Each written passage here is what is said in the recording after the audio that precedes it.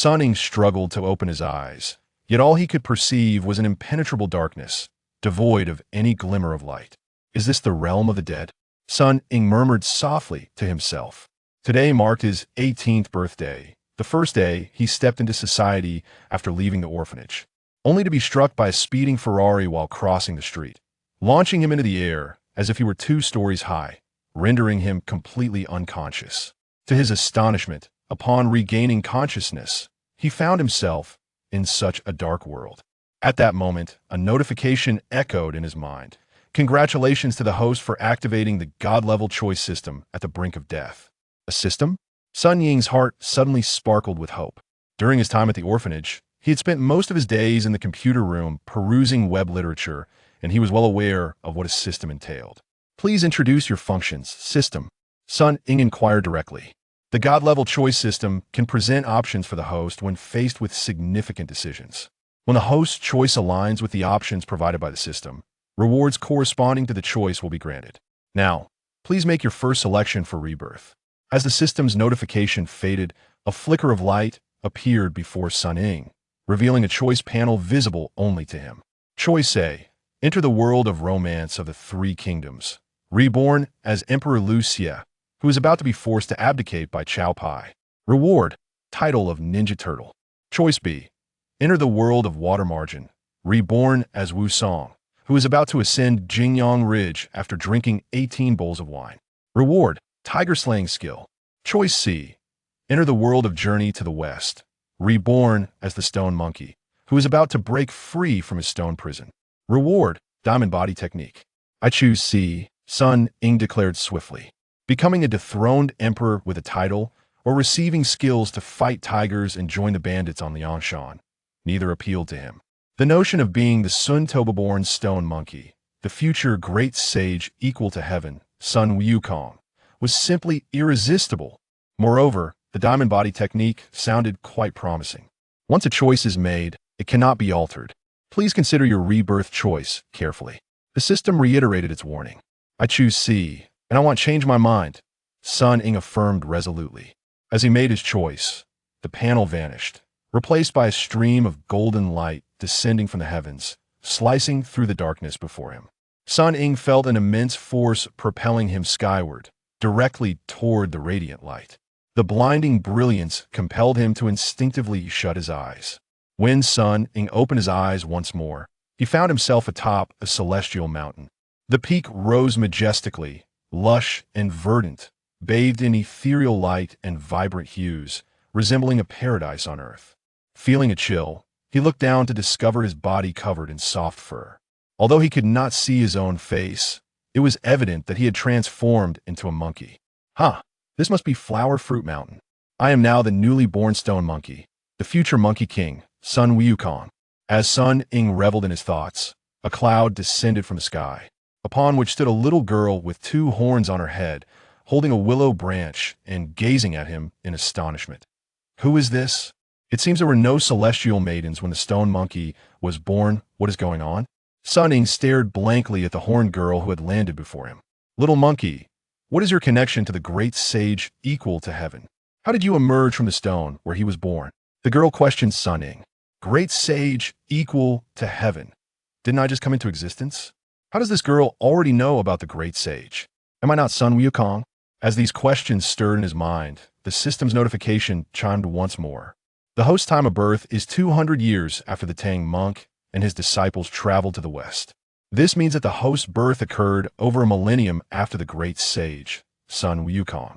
Please do not confuse your identity. Are you kidding me, system? Why didn't you clarify this sooner? I'm not Sun Wukong. Sun Ying fumed in frustration. The system only stated that the host would be reborn as the stone monkey about to break free from the stone and did not mention the identity of Sun Wukong. Furthermore, the system has fulfilled its duty to warn prior to your choice. The system replied in a mechanical tone. Sun Ying was left speechless with anger. What am I supposed to do now? The host has completed rebirth, and the diamond body technique has been awarded. Everything that follows must be explored by the host on their own. The system will only provide options during significant choices. After delivering this response, the system fell silent.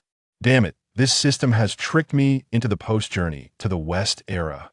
Sun Ying lamented inwardly, cursing incessantly. Yet, this was his own choice, and he could only resign himself to fate, taking one step at a time. Little monkey, do you not understand what I am saying? The horn girl, noticing Sun Ying's dazed expression, inquired once more. I can understand you, but I don't know what you're talking about. Who are you? Sun Ying feigned ignorance, unwilling to reveal his identity as a time traveler. I am the Dragon Maiden, a servant of Guanyin Bodhisattva, tasked with collecting dew from the willow branch to alleviate the plague and save the people, she explained. Unexpectedly, while passing over Flower Fruit Mountain, I encountered the disciple of the great sage, Prince Zhang, who was pursuing an ancient beast. I was struck by him in the clouds, causing the dew to fall upon the stone where the great sage Sun Wukong was born, resulting in the stone cracking, and you emerged. The girl recounted her identity and the events leading up to it in detail. She is a servant of Guanyin Bodhisattva. Since I have just been reborn and possess only the diamond body technique, it would be wise to align myself with her and see if any benefits may arise. With this thought, Sun Ying rushed forward and embraced the Dragon Maiden's leg. So it was you, Dragon Maiden's sister, who granted me life with your dew. Thank you, Dragon Maiden's sister. To the Dragon Maiden, Sun Ying appeared as nothing more than a small monkey not even reaching her waist. His affectionate gesture did not repel her, rather. She found the little monkey endearing and sensible. The Dragon Maiden affectionately patted Sun Ying's head. Little stone monkey, I cannot stay with you. I must return to the South Sea. Hearing that the Dragon Maiden was about to leave, Sun Ying panicked. If you leave, what will I do? The great sage has already become the equal to heaven, and Patriarch Bodhi has withdrawn aside from the diamond body technique. What else can I do? Thus, he clung tightly to the Dragon Maiden's leg, refusing to let go. I won't let you go. I can't bear for you to leave. The Dragon Maiden, exasperated, tried to reason with the little monkey. Little monkey, I too do not wish to part with you, but I am the Dragon Maiden of Guanyin Bodhisattva, and I must return to report back. Yet Sun Ying clung to her leg stubbornly, ultimately bursting into tears.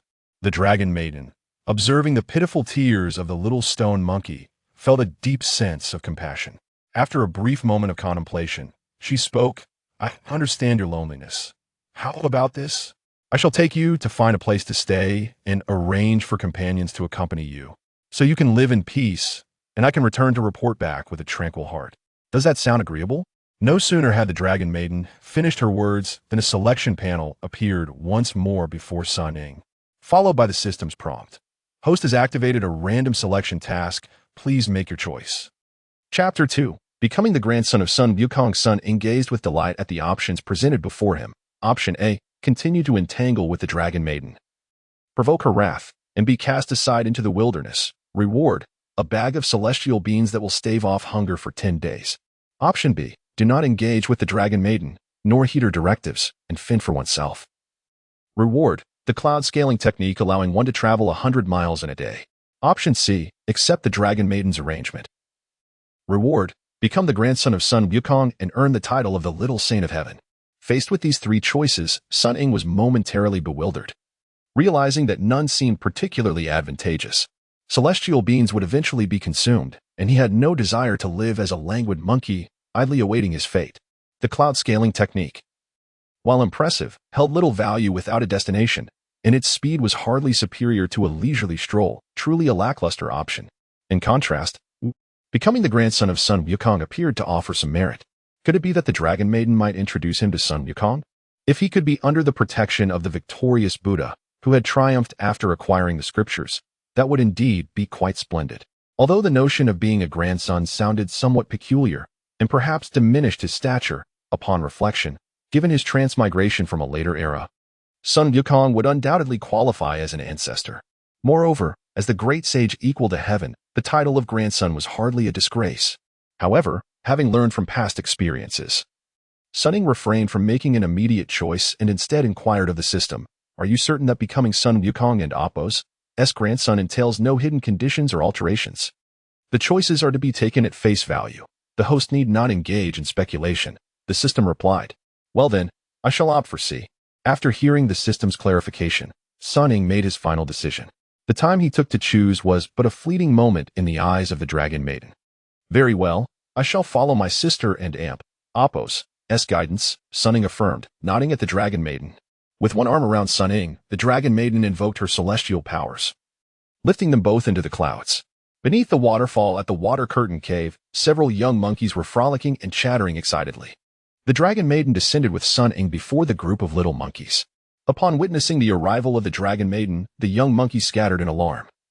Some clever ones dashed through the waterfall, retreating to the cave, soon bringing forth an elderly golden-armed monkey.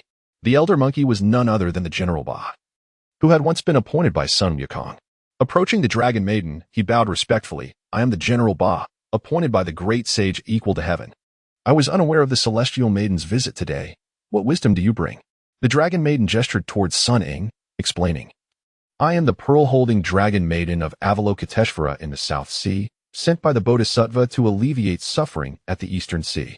On my way back, I passed through Flower Fruit Mountain, where the dew from the willow branches fell upon a celestial stone, causing it to crack and give birth to this little stone monkey. The elder monkey was astonished, scrutinizing Sun Ying closely. As the Celestial Maiden states, this little monkey, born of the celestial stone, is indeed the direct descendant of our great sage, making him his grandson. The Dragon Maiden nodded affirmatively, precisely. I must return to the South Sea to report back. And seeing how clever and understanding he is, I fear he may be preyed upon by tigers and leopards while alone in the mountains. Thus, I have brought him to the Water Curtain Cave to be raised and cared for by you. The elder monkey quickly ascended. Fear not, Celestial Maiden. Since he is the grandson of our great sage, he is indeed the little saint of heaven. We shall take great care of him. After the Dragon Maiden conveyed her instructions to the elder monkey, she embraced Sun Ying, advising him, Little monkey, my sister has arranged everything for you. You shall reside in the Water Curtain Cave, and they will care for you. Just enjoy being the little saint of heaven here. Upon hearing the exchange between the Dragon Maiden and the elder monkey, Sun Ying felt a surge of frustration, muttering inwardly, System, you truly are a trickster. So this is what it means to be the grandson of Sun Wukong? I see now that every seemingly sensible choice is fraught with pitfalls. The title of Little Saint of Heaven merely translates to being a monkey king. Yet, resigned to his fate, Sun Ying could only accept his choice. He approached the Dragon Maiden, tugging gently at her garments, and timidly asked, Sister, after you leave, will you come back to see me? The Dragon Maiden promised. I assure you, should I have another opportunity to fulfill the Bodhisattva's orders, I will certainly visit you again. You must promise to be obedient. Sun Ying nodded vigorously in agreement, his heart heavy. Though reluctant, the Dragon Maiden had no choice. She summoned her celestial powers and ascended into the sky. As Sun Ying gazed skyward, watching the Dragon Maiden vanish from sight, night descended, and a full moon hung high above. Sun Ying and the elder monkey sat by the pool at the Water Curtain Cave. Cautiously, Sun Ying inquired, Grandfather Ba, has the great sage returned after obtaining the scriptures? The elder monkey responded, after acquiring the scriptures, the great sage achieved enlightenment, was bestowed the title of victorious fighting Buddha by Tathagata, and has since resided in the Western Paradise, never to return. Refusing to give up, Sun Ying pressed on. Then how does one reach the Western Paradise? Could you take me to see the great sage? The elder monkey shook his head, exuding a sense of helplessness. The great sage has attained Buddhahood, and such is not a visit easily granted to us. However, you are fortunate to have the Dragon Maiden as your sister.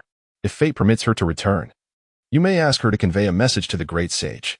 Perhaps knowing he has a direct descendant will inspire him to come back and see you. Sun Ying nodded at the elder monkey, though in his heart, he mused, who knows when the Dragon Maiden will next have the chance to visit. Oh well, I shall make the best of it. At least I am the little saint of heaven, and I shall enjoy good food and drink for now. In the days that followed, Sun Ying lived a leisurely life in the Water Curtain Cave, where sustenance was readily provided. The Dragon Maiden did not return, nor did the system present any further choices. Months passed in the blink of an eye. One day, amidst the lush foliage atop Flower Fruit Mountain, Sun Ying was playing with a group of young monkeys. He leaned against a large tree, counting aloud while the others scattered to hide, engaged in a game of hide-and-seek. 79, 80, 100. He suddenly turned, bursting into laughter. Just wait, I'm coming to catch you now.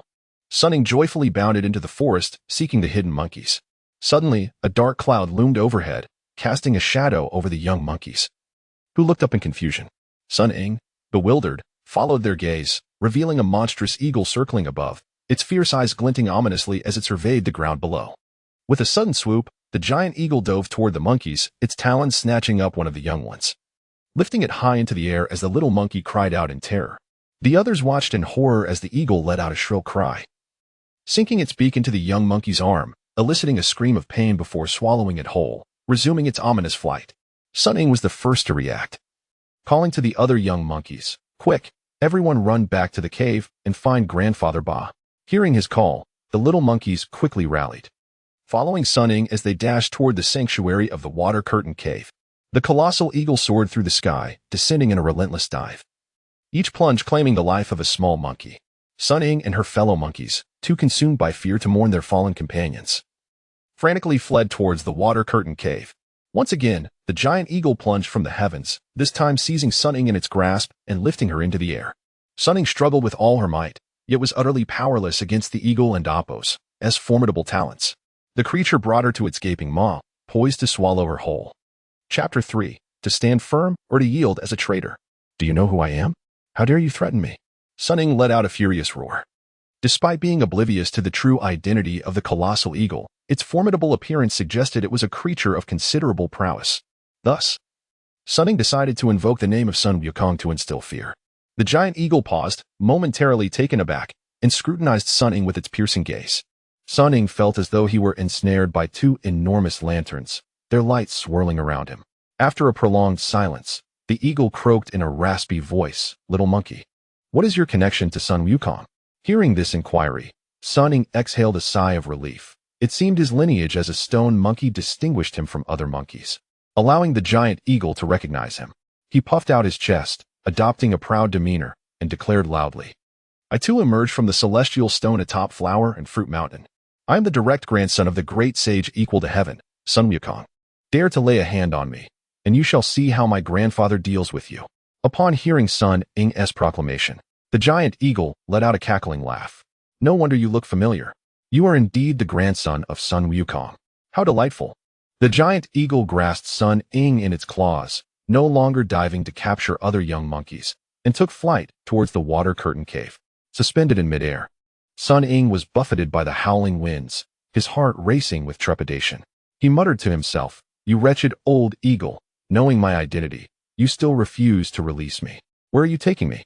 Instinctively, he opened his eyes and glanced downward, only to be struck dumb by the sight below. Numerous colossal beasts, tigers, leopards, wolves, and serpents were scattered throughout Flower and Fruit Mountain, mercilessly devouring and slaughtering the fleeing young monkeys. The little monkeys were powerless to resist or escape, often being torn apart and consumed, their cries echoing through what had now become a hell for monkeys. What on earth is happening? Why are so many monsters here to prey on monkeys? Is it not enough that I suffer as a monkey king? Must they continue to torment me? As Sun Ying witnessed this horrifying scene, his mind was filled with questions. The giant eagle emitted a piercing screech, and upon hearing its call, the horde of beasts ceased their pursuit, raising their heads in response before herding the young monkeys together for protection. The giant eagle landed before the water curtain cave, transforming into a towering humanoid figure while retaining its eagle-like head. Even in this form, it stood several meters tall, effortlessly pinching Sun Ying beneath its arm. The other beasts also morphed into human shapes, driving the young monkeys to the pond outside the water curtain cave, with Sun Ying in tow.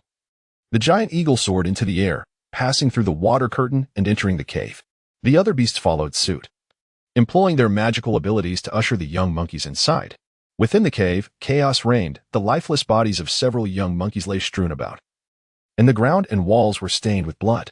At the center, before the throne of the great sage equal to heaven, the old monkey lay sprawled on the ground, his mouth and clothing soaked in blood, clearly suffering from severe internal injuries. Before him stood a bear demon, towering over 3 meters. The giant eagle dropped Sun Ying heavily to the ground. The impact left Sun Ying aching all over, and he cursed the eagle's ancestors under his breath. The old monkey, noticing Sun Ying on the ground, rushed to his side, disregarding his own injuries, and helped him up, expressing concern. "Little sage, are you all right?" Sun Ying grimaced, suppressing his pain, and shook his head before asking, "Grandpa Ba, who are these demons? Why have they come to our Flower and Fruit Mountain to wreak havoc and slaughter our monkey brethren?" In a hushed tone, the old monkey replied, "They are the kings of the 72 caves." The kings of the 72 caves? Sun Ying recognized the name. Before Sun Wukong's rebellion in heaven, he had befriended several powerful demons and had taken the small kings of the 72 caves as his underlings. These demons should have regarded Sun Wukong as their elder brother.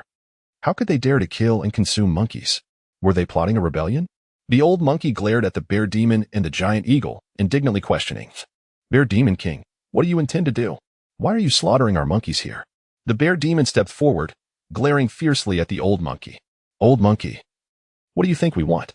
When Sun Wukong caused chaos in heaven and hoarded the peaches of immortality and the heavenly wine without sharing with us, we were captured by the celestial soldiers and forced to revert to our original forms. For 700 years we have labored to regain our powers. And today we seek to reclaim Flower and Fruit Mountain and demand justice from you monkeys. The Eagle Demon King chimed in. Hearing this, Sun Ying finally grasped the situation. These demon kings were seeking revenge for their grievances. The old monkey, looking at the bear demon king, struggled to articulate, "You are truly ungrateful." The great sage did not refuse to share the peaches and wine. He was aware that his actions would provoke the heavenly court, and he did not wish for you to be implicated. The great sage specifically instructed us to inform the 72 cave kings to temporarily leave Flower and Fruit Mountain for safety.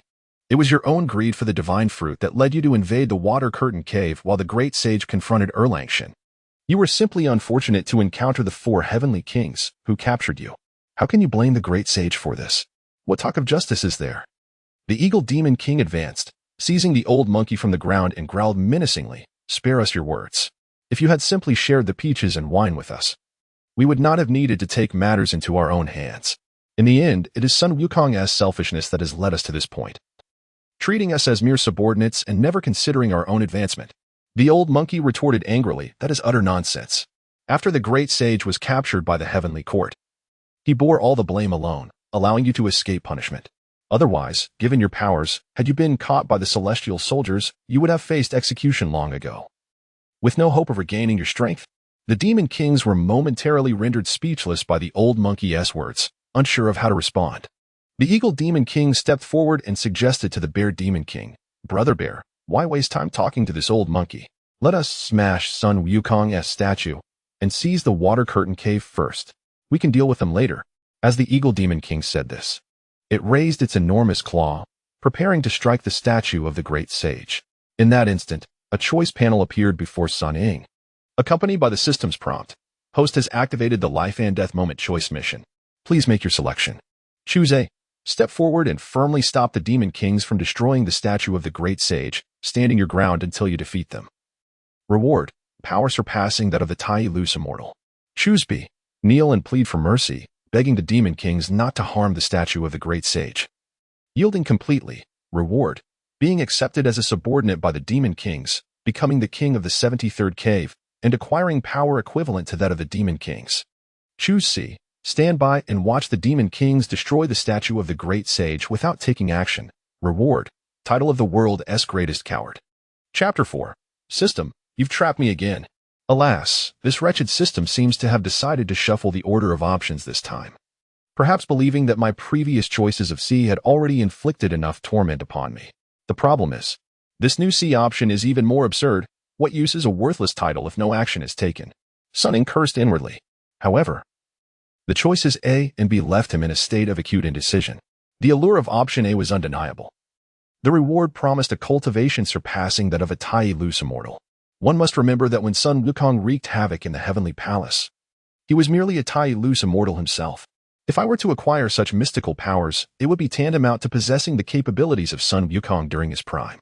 Yet, the conditions to obtain this reward were excessively harsh. One must confront those demon kings directly and vanquish them all. Presently, I am merely a powerless little monkey, armed only with a protective skill that affords me nothing more than survival. Attempting to take down those demon kings would surely spell my demise. In contrast, option B appeared far simpler: to kneel and plead for mercy, to acquiesce and serve the demon kings as a subordinate, thus gaining powers commensurate with theirs. This option seemed far less perilous and even promised a moderate enhancement of my own powers. Yet, a crucial thought struck Sun Ying. If I were to choose this path, it would mean opposing Huawo Mountain. What would become of my prior choice to serve as Sun Wukong's grandson? System, what happens if my subsequent choices contradict those made previously? Sun Ying inquired. The system will revoke any previously granted rewards and will impose penalties based on the severity of the contradiction. The system replied coldly. To have my title revoked is one thing, but a penalty? That is truly severe. If I were to choose to become a lackey to the Demon Kings, it would amount to betraying Huagua Mountain. Who knows if Sun Wukong would sense the plight of Huagua Mountain and return in a rage. If he were to discover that his own grandson had allied with those who slaughtered his kin, would he not seek to punish me with his golden staff? These Demon Kings were once no match for Sun Wukong. Now, even newly cultivated, they would still be nothing but weaklings against the Buddha of combat. My powers are no better than theirs, rendering my efforts utterly futile. Curse you, system. You have dug a pit for me with no escape. Sun Ying silently lamented. The host has exceeded the allotted consideration time without making a choice. The system will initiate a default selection, opting for A on behalf of the host. Just as Sun Ying was caught in his dilemma, the system mechanically announced the outcome. When did I ever say I wouldn't choose? Why do you presume to choose for me? I choose C. I choose C. Sun Ying shouted anxiously. Apologies, while the host's selection time pauses external events. It does not allow for unlimited contemplation. The system will provide a default choice within 5 minutes. Even if it's a default choice. You should have adhered to my previous selections and chosen C. Sun Ying protested in desperation. The system has determined that the host's prior 2 choices relinquished the title options. Thus, this time it has automatically filtered out the title choice and selected A in accordance with the order of options. The system and Oppo's selection is final and cannot be altered. After delivering this cold response, the system vanished, leaving Sun Ying to confront reality once more. Realizing that further cursing the system would yield no benefit, Sun Ying resigned himself to the result. He saw the giant eagle king lunging toward the statue of the great sage equal to heaven and, steeling himself, jumped forward to shield the statue, spreading his arms wide in protection, and shouted fiercely at the giant eagle king, "Do not harm my grandfather, the great sage." Momentarily taken aback, the bear demon king seized the opportunity to leap forward, clamping his massive claws around Sun Ying's neck, lifting him high. "Little monkey. You have quite the audacity." As the bear demon king tightened his grip, Sun Ying felt as though a warm collar enveloped his neck, offering protection without inflicting pain. He realized that this was the effect of his protective skill, and he felt a surge of relief. The long-armed old ape, witnessing this scene, was filled with dread and cried out urgently, "You dare to harm the grandson of the great sage? Aren't you afraid he will come seeking retribution?" The bear demon king, unfazed by this remark, turned to the long-armed old ape. "I have slain countless monkeys, all of whom were Sun Wukong and Oppo's kin. What difference does it make if I kill one more? This little stone monkey is different. He, like the sage, emerged from the celestial stone atop Huagua Mountain. He is a direct descendant of the sage. They may share a psychic connection. If you harm him, the sage will undoubtedly know and return to exact vengeance upon you." The long-armed old ape exclaimed. This statement unnerved the bear demon king, who hesitated and slightly loosened his grip, allowing Sun Ying to descend to the ground. The tiger demon king stepped forward, disregarding the situation, and declared to the bear demon king, "If you lack the courage to strike, allow me to devour him. I do not believe the monkey will return for him." As the tiger demon king reached for Sun Ying, the giant eagle king intervened. "This little monkey is unique. Eating him could indeed summon the monkey king. Besides, it would be too easy to kill him outright. I intend to keep him for my own amusement. To exact our revenge slowly." The bear demon king turned to the giant eagle king, inquiring, "Old eagle brother, what do you propose?" The giant eagle king responded, "We have endured much hardship over the centuries to cultivate our powers. Let us take turns making this little monkey experience our suffering. Moreover, the other monkeys can serve as our lackeys, while the proud descendant of the great sage toils day and night for us. Is that not sufficient for our vengeance?" The fox demon king chimed in, "Brother Eagle's idea is splendid. As long as this little monkey remains alive, we can torment and humiliate him day after day. This method is far more satisfying than simply killing him." The other demon kings nodded in agreement. "This is a splendid idea. It will provide ample satisfaction." Sun Ying, upon hearing the giant eagle king's words, felt a deep sense of resentment, cursing the system inwardly. "You have forced me into this wretched choice, compelling me to confront them head-on. And you, eagle, how dare you concoct such a vile scheme to torment me? System, why don't you present me with new choices?" Yet, the system remained unresponsive, as if this matter was insufficient to activate it for new selections. Whatever thoughts occupied Sun Ying's mind were unknown to the demon kings, who gazed expectantly at the bear demon king, awaiting his command, as he was the most powerful among them. The bear demon king observed the crowd, slowly nodding, and pointed at Sun Ying. "Very well, let us proceed with this plan. Unleash whatever means of vengeance you have upon him." The demon kings, each revealing wicked grins, turned their gazes upon Sun Ying. Realizing that he had unwittingly chosen to confront the demon kings directly, he understood that he must persist until they were vanquished. Unless a life-threatening crisis arose, it seemed the system would not intervene. Thus, he resolved to steel himself and confront the demon kings, glaring defiantly at them. Embodying an unyielding spirit. Chapter 5. A taste of monkey urine in a desolate valley. Rugged stones jutted from the barren landscape, devoid of any verdant foliage. The valley took on the shape of a pouch, with fierce winds swirling at its entrance, lifting countless fragments of rock and sand to create a terrifying dust storm. Sun Ying was bound at the eye of the storm, his body swaying precariously amidst the raging winds, occasionally struck by flying debris. Following the diabolical plan devised by the giant Eagle King and his cohorts to torment him, the 72 demon kings took turns each day, employing various forms of physical torture on Sun Ying. Their intention was to inflict immense suffering upon his body and psyche, an outlet for their resentment towards Sun Wukong. However, they were oblivious to the fact that Sun Ying possessed the indomitable Vajra body protection technique, rendering their so-called torments utterly ineffective against him. Although their methods bore no true threat to his well-being, Sun Ying was acutely aware of the necessity to conceal his abilities from them. At present, they sought merely to inflict superficial pain, refraining from employing excessively brutal tactics. Nevertheless, these were creatures that would devour a monkey without leaving a bone.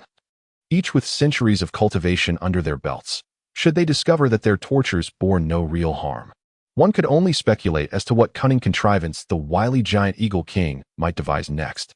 Thus, Sun Ying feigned agony, emitting cries of distress, which only served to delight the demon kings, who escalated their torment with renewed vigor.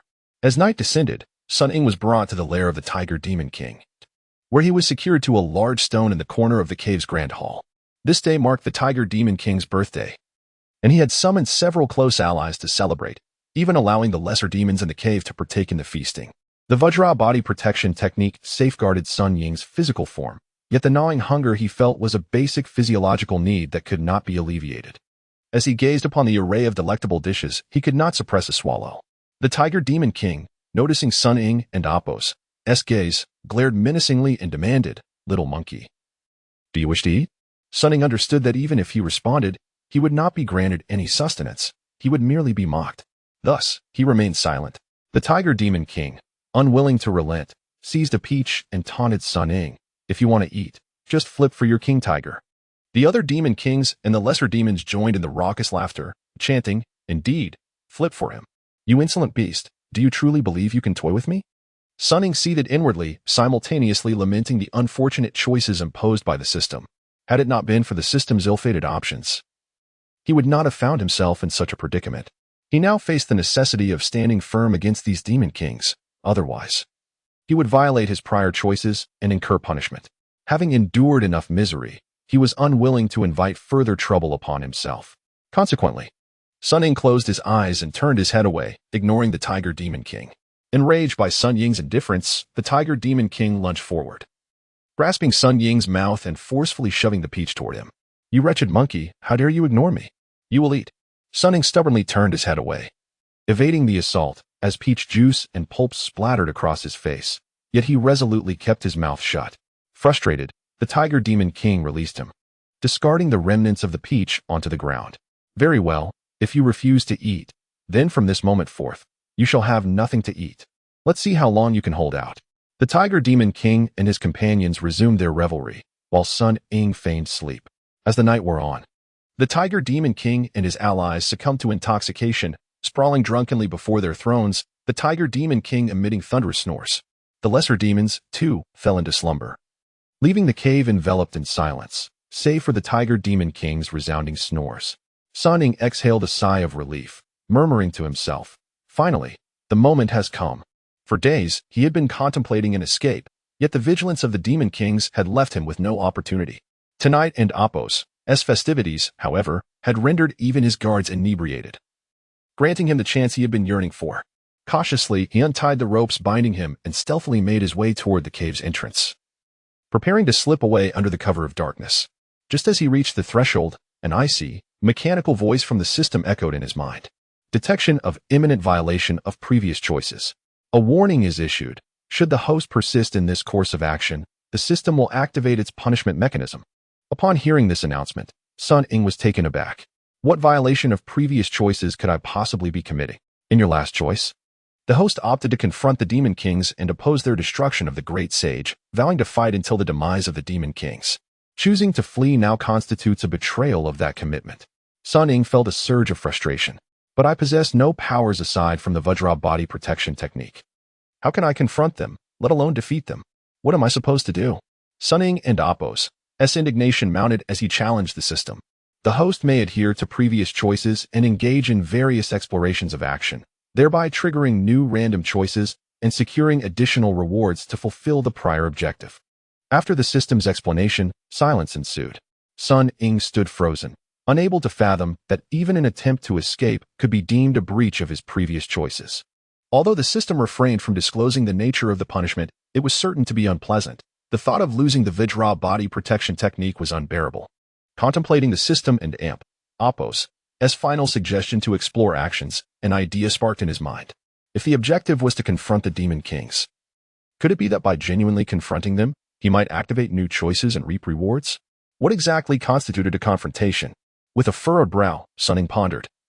The sound of the Tiger Demon King's snores spurring him on. A bold plan began to take shape in his mind. Very well, if they refuse to let me leave, then I shall put this to the test. Determined, Sun Ying stealthily returned to the grand hall of the cave, approaching the slumbering Tiger Demon King. With the Tiger Demon King and Apos' mouth agape, snoring thunderously, he remained blissfully unaware of Sun Ying and Apos' presence. You wretched beast, Arin and Apos, tea you fond of drink? Tonight, let your son grandpa treat you to the finest brew. With a silent curse, Sun Ying aimed directly at the Tiger Demon King and Apos' open mouth and unleashed a stream of monkey urine into it. Chapter 6, A New Hope.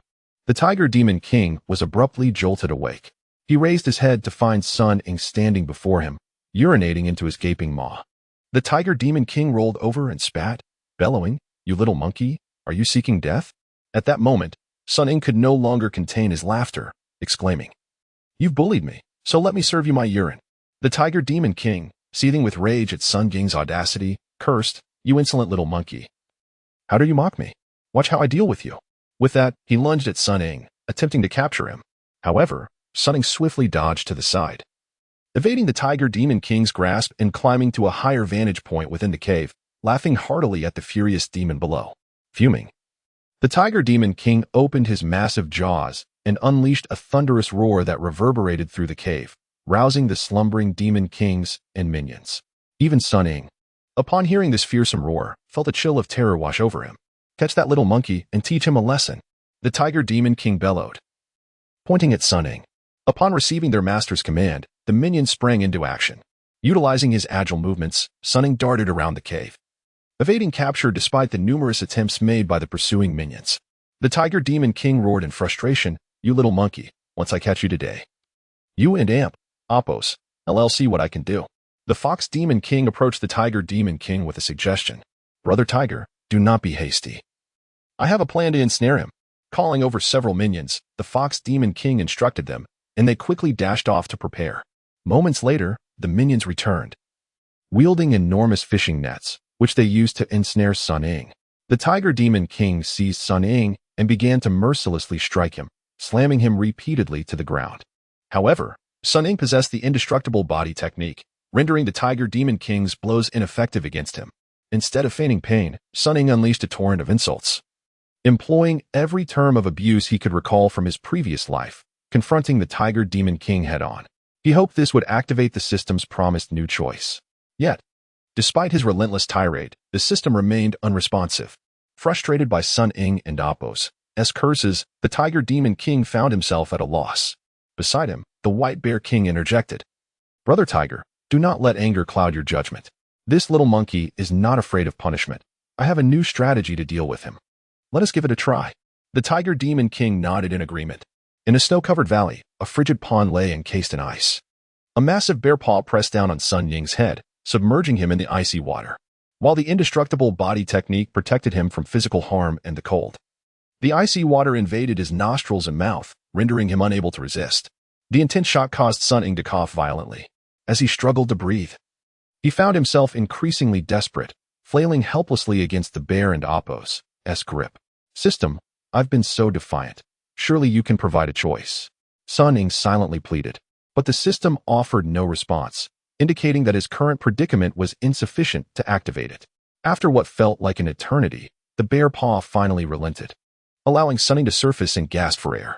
The Tiger Demon King and the White Bear King, observing from the pond's edge, cast malevolent glances at him. Sun Ying, unable to swim, struggled toward the shore, attempting to climb out. The Tiger Demon King lunged forward, swiping Sun Ying back into the frigid waters. Thus, Sun Ying continued to thrash in the pond, icy water pouring into his mouth and nose, until he ultimately succumbed to exhaustion and lost consciousness. When Sun Ying regained consciousness, a skeletal monkey face loomed before him, a monkey paw reaching toward his face. Startled, he instinctively tried to evade. The figure quickly reassured him, "Little saint, do not fear. It is I." Recognizing the voice, Sun Ying squinted, uncertain. "Is that you, Grandpa Ba?" The long-armed old ape nodded. "Indeed it is, my child. At last, I have found you again." Looking at the long-armed old ape, Sun Ying recalled the affection and care he had received from the old ape during his time at Flower Fruit Mountain, having been an orphan in his previous life. Sun Ying had no family. Hence, he instinctively regarded the old ape as kin. Overwhelmed with emotion, he threw himself into the old ape and Appo's embrace, exclaiming, "Grandpa Ba, I am so glad to see you again." Turning to survey his surroundings, he realized he was in a secluded cave, the entrance guarded by several minions on patrol. "What is this place?" Sun Ying inquired. "This is the dungeon of the Tiger Demon King and Appo's lair. I and our kin from the Water Curtain Cave have been scattered and imprisoned by those demon kings," the long-armed old ape explained. "My child, where have you been all this time? I feared I would never see you again." Sun Ying replied with indignation, "Those demon kings have tormented me daily, taking me to various locations to inflict suffering. Yet, I have never begged for mercy. I humiliated the Tiger Demon King by making him drink my urine. And the White Bear King devised a plan to submerge me in the icy pond, causing me to lose consciousness before I arrived here." The long-armed old ape praised him. "Good child, you truly embody the spirit of the great sage, having such courage." Sun Ying looked at the old ape with concern. "Grandpa Ba, what has happened to you? Have you suffered as well?" With a sigh, the long-armed old ape replied, "These demon kings have captured us, forcing us into servitude and grueling labor without providing food. However, that is not the worst. The flesh-eating demon king relishes monkey hearts, and he demands a child be sacrificed daily. In recent days, over 100 little monkeys have fallen victim to his appetite." Sun Ying and Appo's heart ached for the old ape. "Grandpa Ba, must we endure this torment indefinitely?" With no hope for assistance from the system, Sun Ying sought help from the long-armed old ape. The old ape sighed. "The 72 demon kings possess formidable powers and overwhelming numbers. We stand no chance against them. Unless..." Sun Ying pressed eagerly. "Unless what?" The long-armed old ape lamented.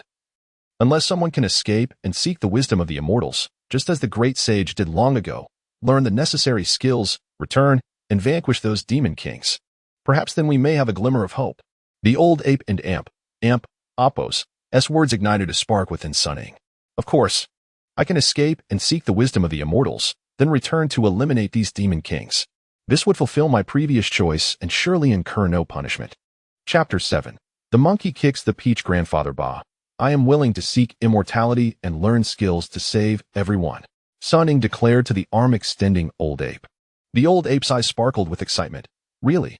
However, he quickly expressed his concern. "Child, venturing out to acquire knowledge is no simple task. The great sage traversed the world for many years before mastering his formidable abilities." Sun Ying pondered. "No matter how long it takes, it must be better than enduring constant torment here. As for the time it takes to learn, surely there are no limitations." With a resolute expression, he replied, "If the great sage can do it, so can I. I will definitely return with the skills." The arm-extending old ape looked at Sun Ying with admiration, exclaiming, "Good child, you have ambition. No wonder you are the true grandson of the great sage. Since you possess such determination, when we go out to work tomorrow, I will strive to take you along and find a way for you to escape." Sun Ying gazed at the old ape with delight. "Really? Grandfather Ba, do you truly have a way for me to break free?" The arm-extending old ape nodded earnestly, advising Sun Ying, "I will do my utmost. But remember my words. No matter what happens, run forward without looking back or stopping. Do you understand?" Hearing this, Sun Ying and Appo's heart sank slightly. As he could already envision the consequences of his escape, the old ape and the other little monkeys would undoubtedly suffer severe punishment. Yet he also understood that prolonging this torment for the monkeys was equally cruel. Only by mastering the art of immortality and vanquishing those demons could he truly liberate them. Sun Ying looked at the arm-extending old ape and nodded vigorously. I remember, Grandfather Ba. The next morning, the little demons summoned the arm-extending old ape and the other young monkeys to work outside the cave. Sun Ying followed the group out and began to toil. Under the watchful eyes of the little demons, Sun Ying, the arm-extending old ape, and the other young monkeys arrived at a peach orchard, where they picked up tools to water and fertilize the peach trees. As Sun Ying worked, he quietly inquired of the old ape, Grandfather Ba, aren't those demons carnivorous? Why must we tend to these peach trees? The old ape responded, these peach trees are grown from the seeds of the peaches of immortality that the great sage stole back in the day. Although the fruit lacks the life-extending properties of the original peaches, consuming them greatly aids in cultivation. They require us to carefully nurture them. Sun Ying nodded in realization. While working, the old ape kept a watchful eye on their surroundings, quietly instructing Sun Ying. Soon, I will create a diversion to draw the little demon's attention. When that happens, make your escape to the back mountain. Remember my words. No matter what occurs, do not stop or look back. Just keep running. Sun Ying nodded fervently. The old ape, noticing the little demons were distracted, gently embraced Sun Ying one last time, urging, Child, from now on, you must forge your own path. Take care and live well. Remember, you are the hope of all the monkeys of Flower and Fruit Mountain. Tears welled in Sun Ying and Appo's eyes, having grown up an orphan. He had never known the warmth of family. Yet here, the arm-extending old ape had truly become a kind elder, making him feel as though he had found kin. Sun Ying managed to suppress his tears and responded, Grandfather Ba, you all must live well too. I will return with the skills to save you. They both nodded, quickly turning away to avoid looking at each other. The arm-extending old ape resumed fertilizing the fruit trees while Sun Ying, glancing around cautiously, gradually edged toward the orchard's edge. Suddenly, the old ape raised his hoe and struck down upon a nearby little demon, catching it off guard and ending its life instantly. The other little demons, witnessing their companion's demise, were struck with shock, brandishing their weapons and charging at the old ape. The old ape fought fiercely, wielding his hoe against the little demons.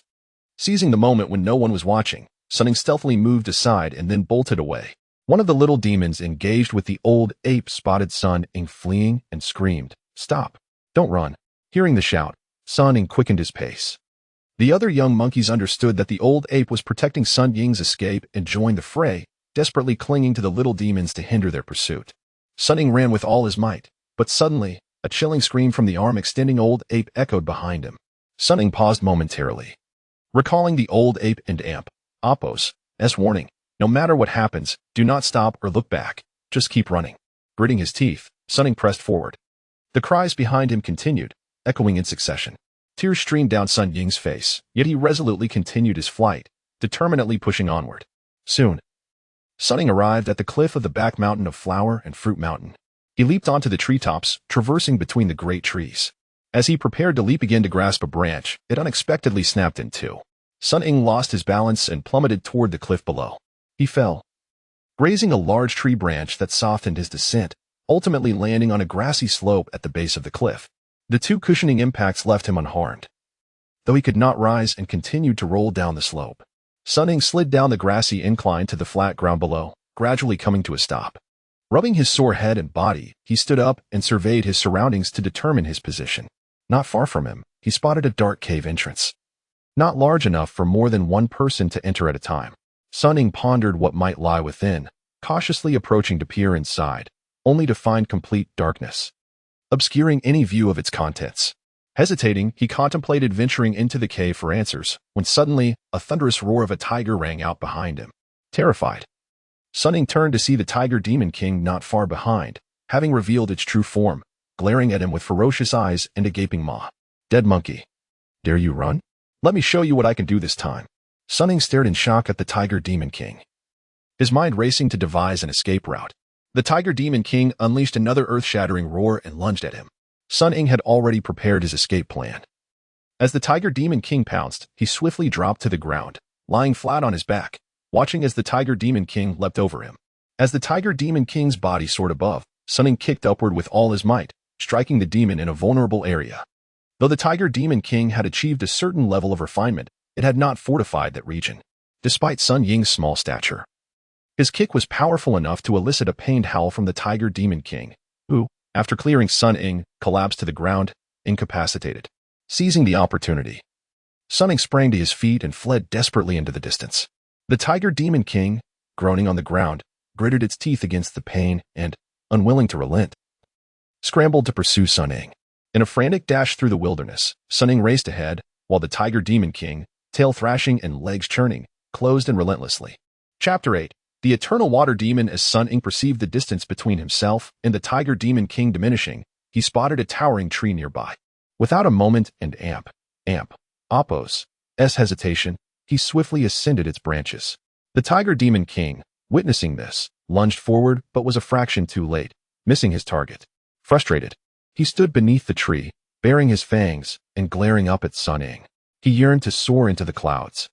Yet a painful kick to his vital points rendered him unable to employ that technique. Perched on a branch, Sun Ying gazed down at the enraged Tiger Demon King, relieved that his earlier kick had been forceful enough to prevent the beast from climbing the tree. Taking a deep breath, he felt a temporary reprieve from danger. The Tiger Demon King glared up at him, bellowing, "You wretched monkey, come down here." Sun Ying, unfazed by the taunts, retorted provocatively, "If you have the ability, then come up. You come down. You come up." Thus began their exchange of barbs. Enraged, the Tiger Demon King let out another ferocious roar and slashed at the tree trunk with his powerful claws, causing it to shake violently. Sun Ying clung desperately to the branch, nearly losing his grip as the tree trembled. Despite the Tiger Demon King's relentless assault, Sun Ying remained steadfast. Still, the tree swayed perilously, threatening to topple at any moment. Sun Ying surveyed his surroundings. While the tree was majestic, there were no neighboring trees to which he could flee. Resigned, he clung tightly, watching the furious Tiger Demon King beneath him, contemplating an escape plan should the tree fall. At the foot of the mountain, a dark cloud drifted lazily out of a cave, settling on the slope of the rear hill. A flash of light illuminated the scene, and the cloud transformed into a stunning young woman. The piercing roar of the Tiger Demon King caught her attention, and she looked up to see the fierce beast and Sun Ying in the distance. Her gaze fixated on Sun Ying, who appeared flustered as he clung to the tree, unaware of the golden glow shimmering just above him. The beautiful woman's eyes widened in astonishment and delight as she observed Sun Ying. With one final blow, the Tiger Demon King shattered the tree, sending it crashing to the side. In that fleeting moment before impact, Sun Ying leapt from the falling trunk, darting away into the distance. The Tiger Demon King, anticipating this, soared into the air, aiming to pounce on him.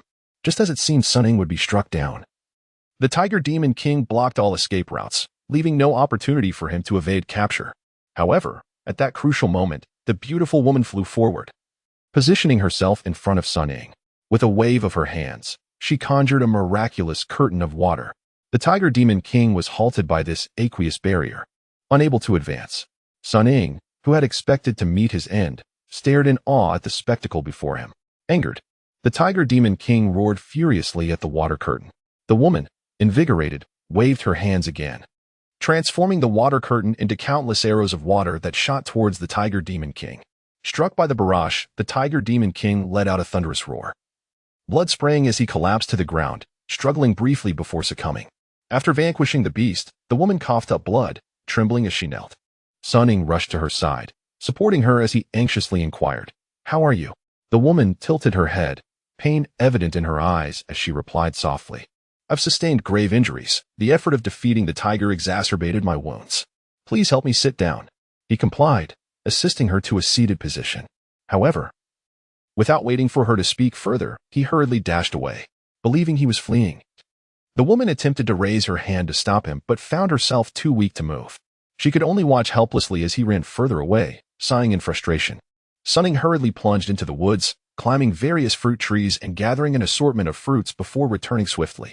Upon reaching her side, he offered the freshly picked fruit, saying, "Eat this. It will give you strength and ease your suffering." The woman, taken aback by his return and thoughtfulness, gazed at him with gratitude. "Why didn't you escape? Why stay to help me?"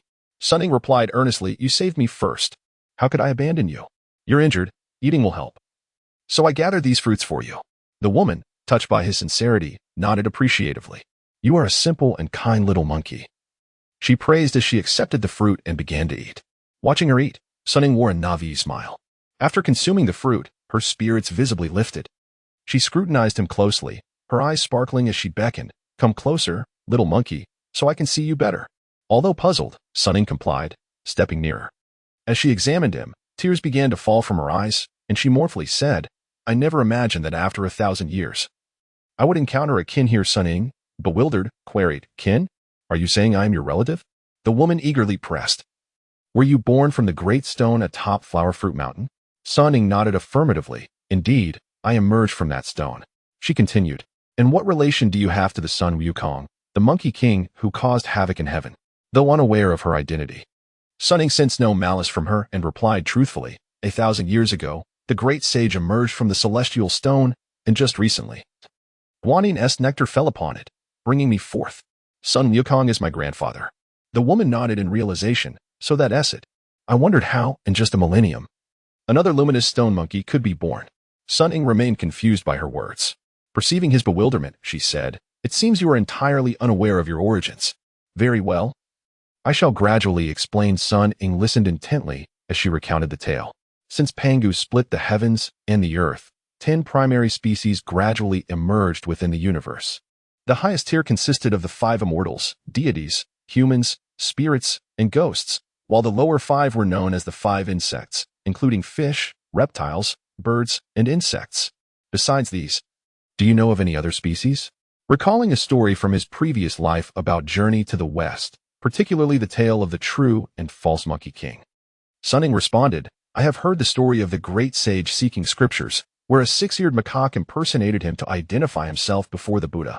The Buddha mentioned that beyond the 10 species, there were also the 4 great spiritual monkeys. The woman affirmed, precisely. The first of the 4 great spiritual monkeys is Sun Wukong, and you, the luminous stone monkey. The 6-eared macaque that was slain long ago is the second.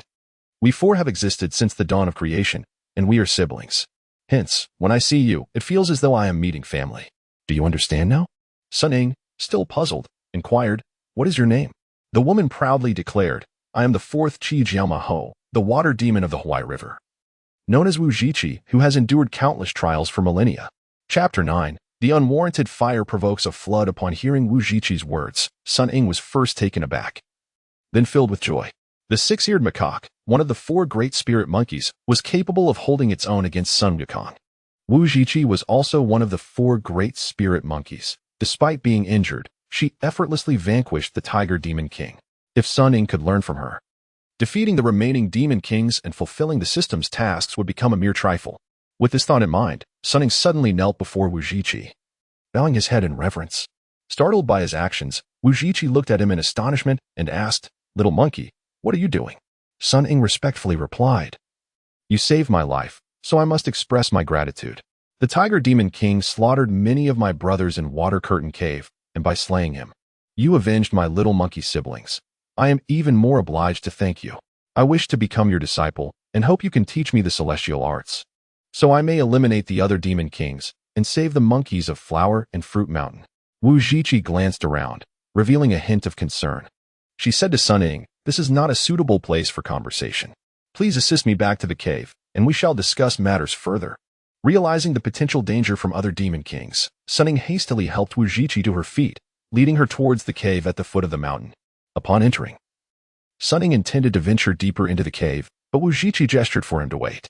With a wave of her hands, she cast a spell, forming a curtain of water at the cave's entrance, sealing it off. Only then did she signal for Sun Ying to assist her further inside. The cave was not particularly deep. They soon reached a spacious chamber about 3 meters square. Sun Ying helped Wuzhiqi sit down, then expressed his concerns. This cave is quite small, with no other exits. If other demon kings come looking, we cannot hide here. Wuzhiqi reassured him, Do not worry. The water curtain I placed at the entrance is a barrier. Even a celestial being would be deceived by it, let alone a few minor demons. Otherwise, I would not have been able to hide here for several days without being found by that little Prince Zhang. Feeling more at ease, Sun Ying attempted to kneel again, pleading, I implore you, dear aunt, teach me the celestial arts. Wuzhiqi and Appo's cheeks flushed crimson at his address, and she hurriedly waved her hands to stop him.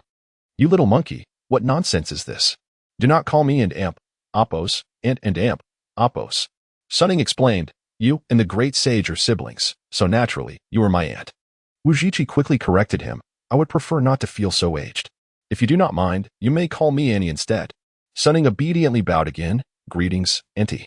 Fearing Wuzhiqi might refuse him, he thought that being overly courteous and sweet-tongued might win her favor, and he endeavored to charm her.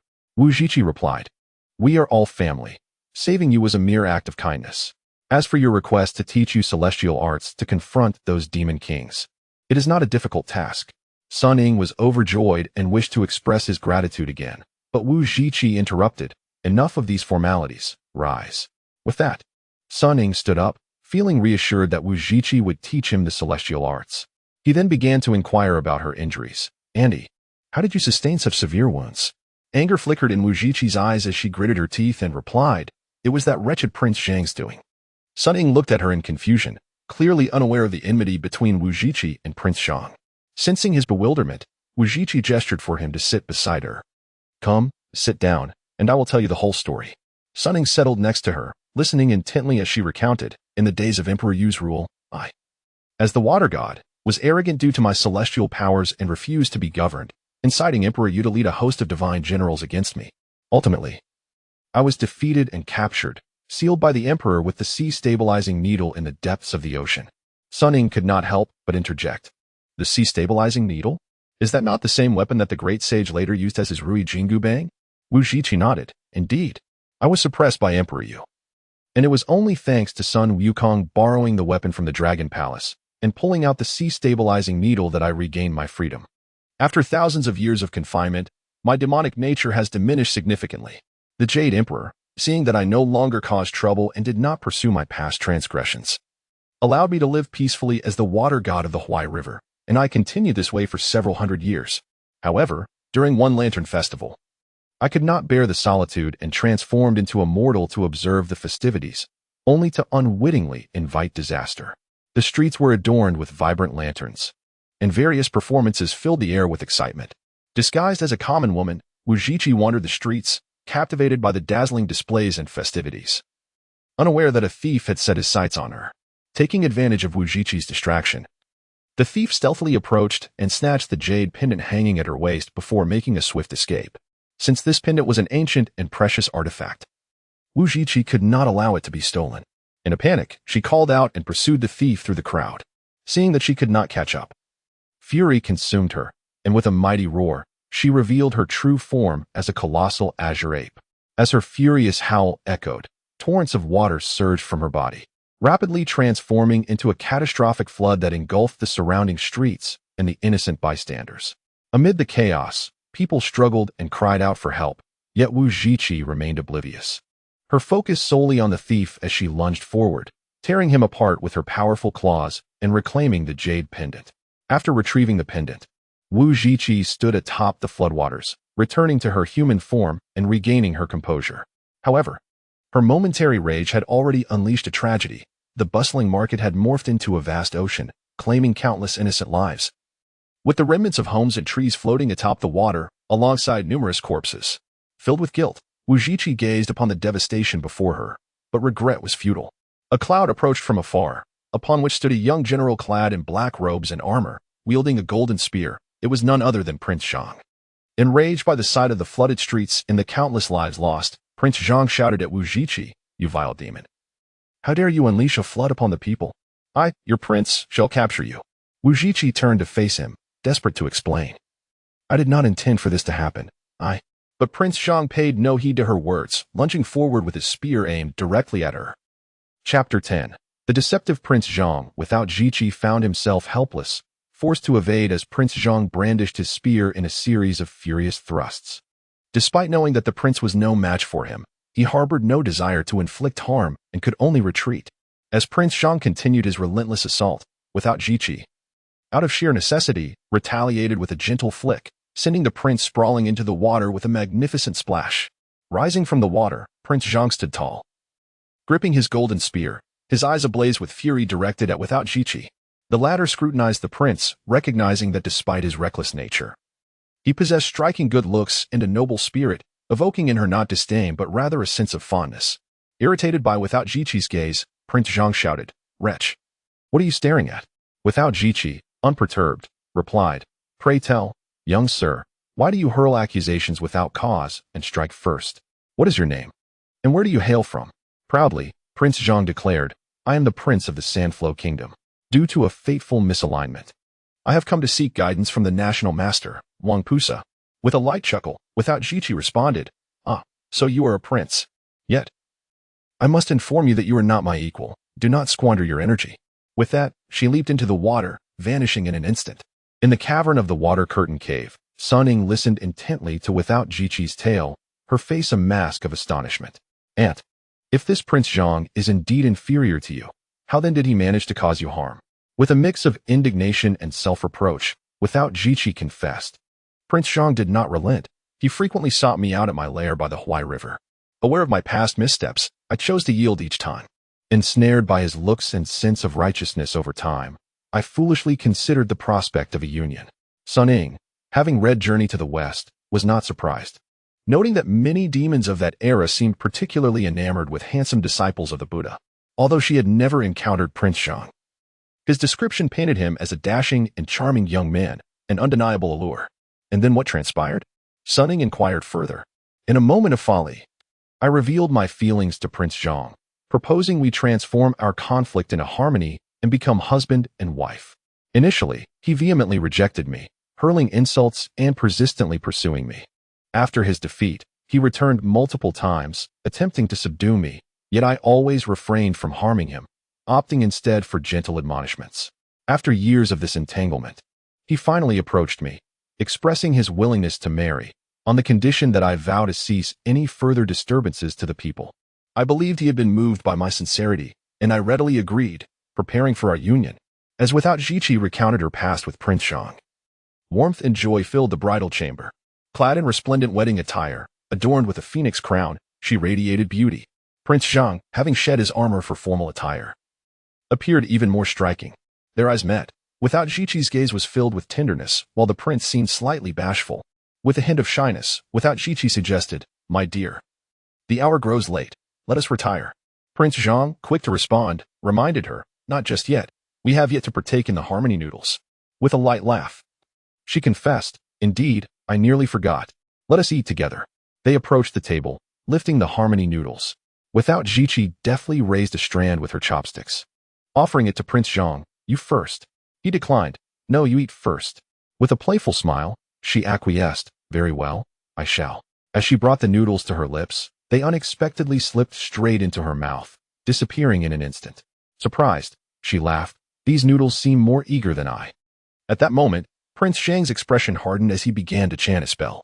Wuzhiqi suddenly felt a sharp pain in her abdomen, writhing in agony, pinning the furniture around her before collapsing to the ground. Moments later, chains emerged from her spine, ensnaring her. Coldly, Prince Zhang glared at the writhing Wuzhiqi, bellowing, "Wretch! Will you not submit to the law this time?" Realizing the prince and Apos' treachery, Wuzhiqi struggled in anguish, directing a furious gaze at him. As she recounted her past, tears streamed down her face, her sorrow palpable. "I treated Prince Zhang with genuine affection, yet he deceived me.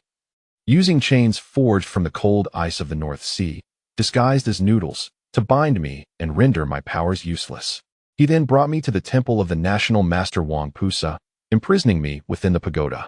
For 2 centuries, I endured excruciating pain from the chains. Tormented by the endless recitations of scriptures by the national master and monks, each day felt like an eternity, living a fate worse than death. Only recently, when the national master and Prince Zhang attended the Longhua assembly, did I find an opportunity to escape. Yet, the chains are embedded in my spine, impossible to break free from, and my powers are diminished. Prince Zhang soon discovered my flight and pursued me, intent on my annihilation. We battled fiercely, and I was left battered and bruised. Had I not summoned my last ounce of strength to plunge into the sea, I would have surely perished by his hand." Sun Ying, moved by Wuzhiqi's account, felt a deep sympathy.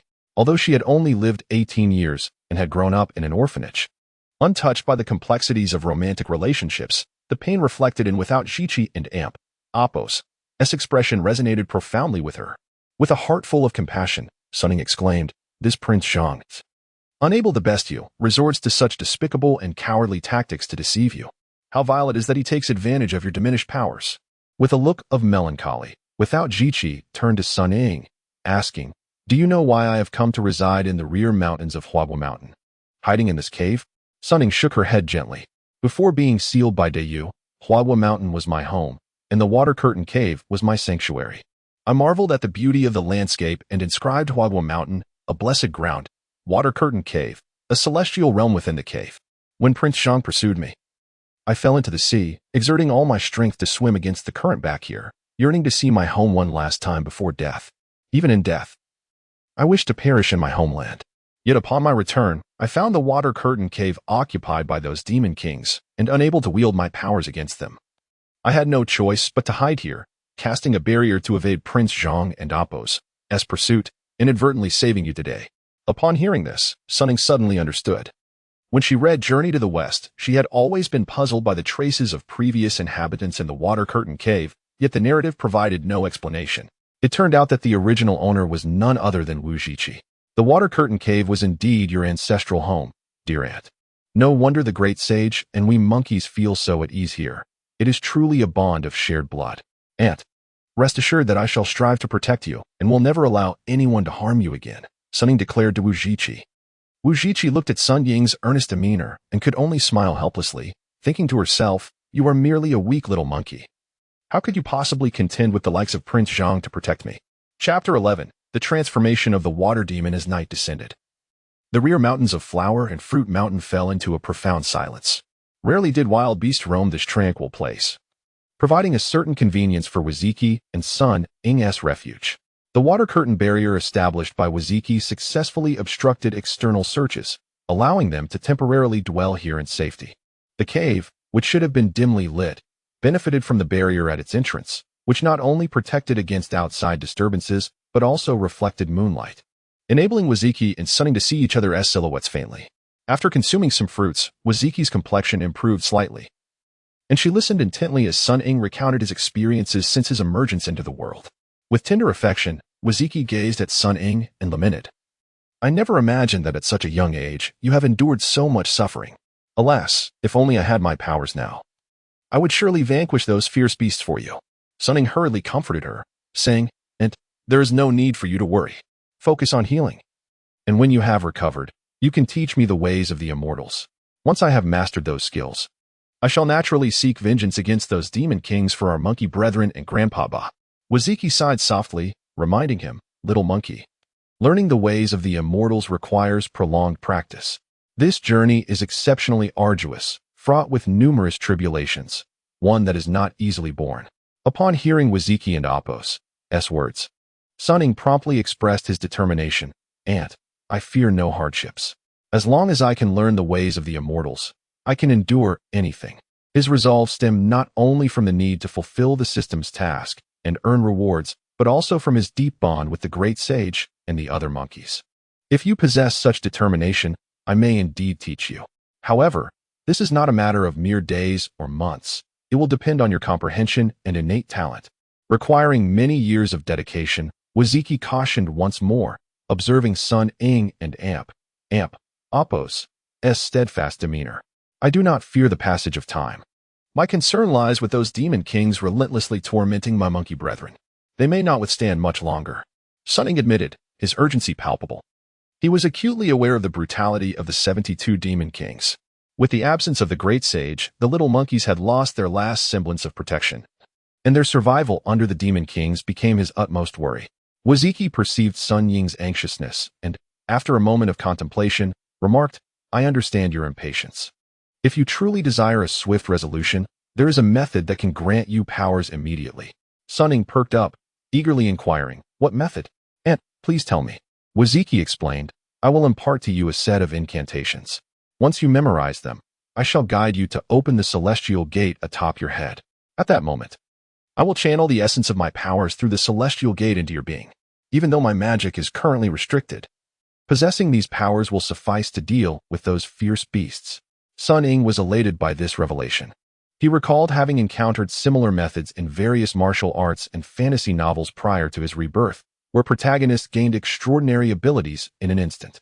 Despite her diminished powers, Wuzhiqi, being a water demon of millennia, would undoubtedly be capable of dealing with the demon kings once he had mastered the skills. Achieving vengeance and fulfilling the system and Appo's task would grant him the magical prowess of a Tai immortal, further enhancing his strength, a most desirable outcome. With excitement, Sun Ying urged, since such a method exists, that is splendid. Aunt, please teach me quickly. Wuzhiqi leaned closer to Sun Ying and Amp, Appo's ear, whispering the incantations. Sun Ying attentively listened and memorized them, quickly reciting them back. Wuzhiqi then asked, "Do you have it memorized clearly?" Sun Ying nodded, responding, "I have it all memorized, Aunt. We can begin."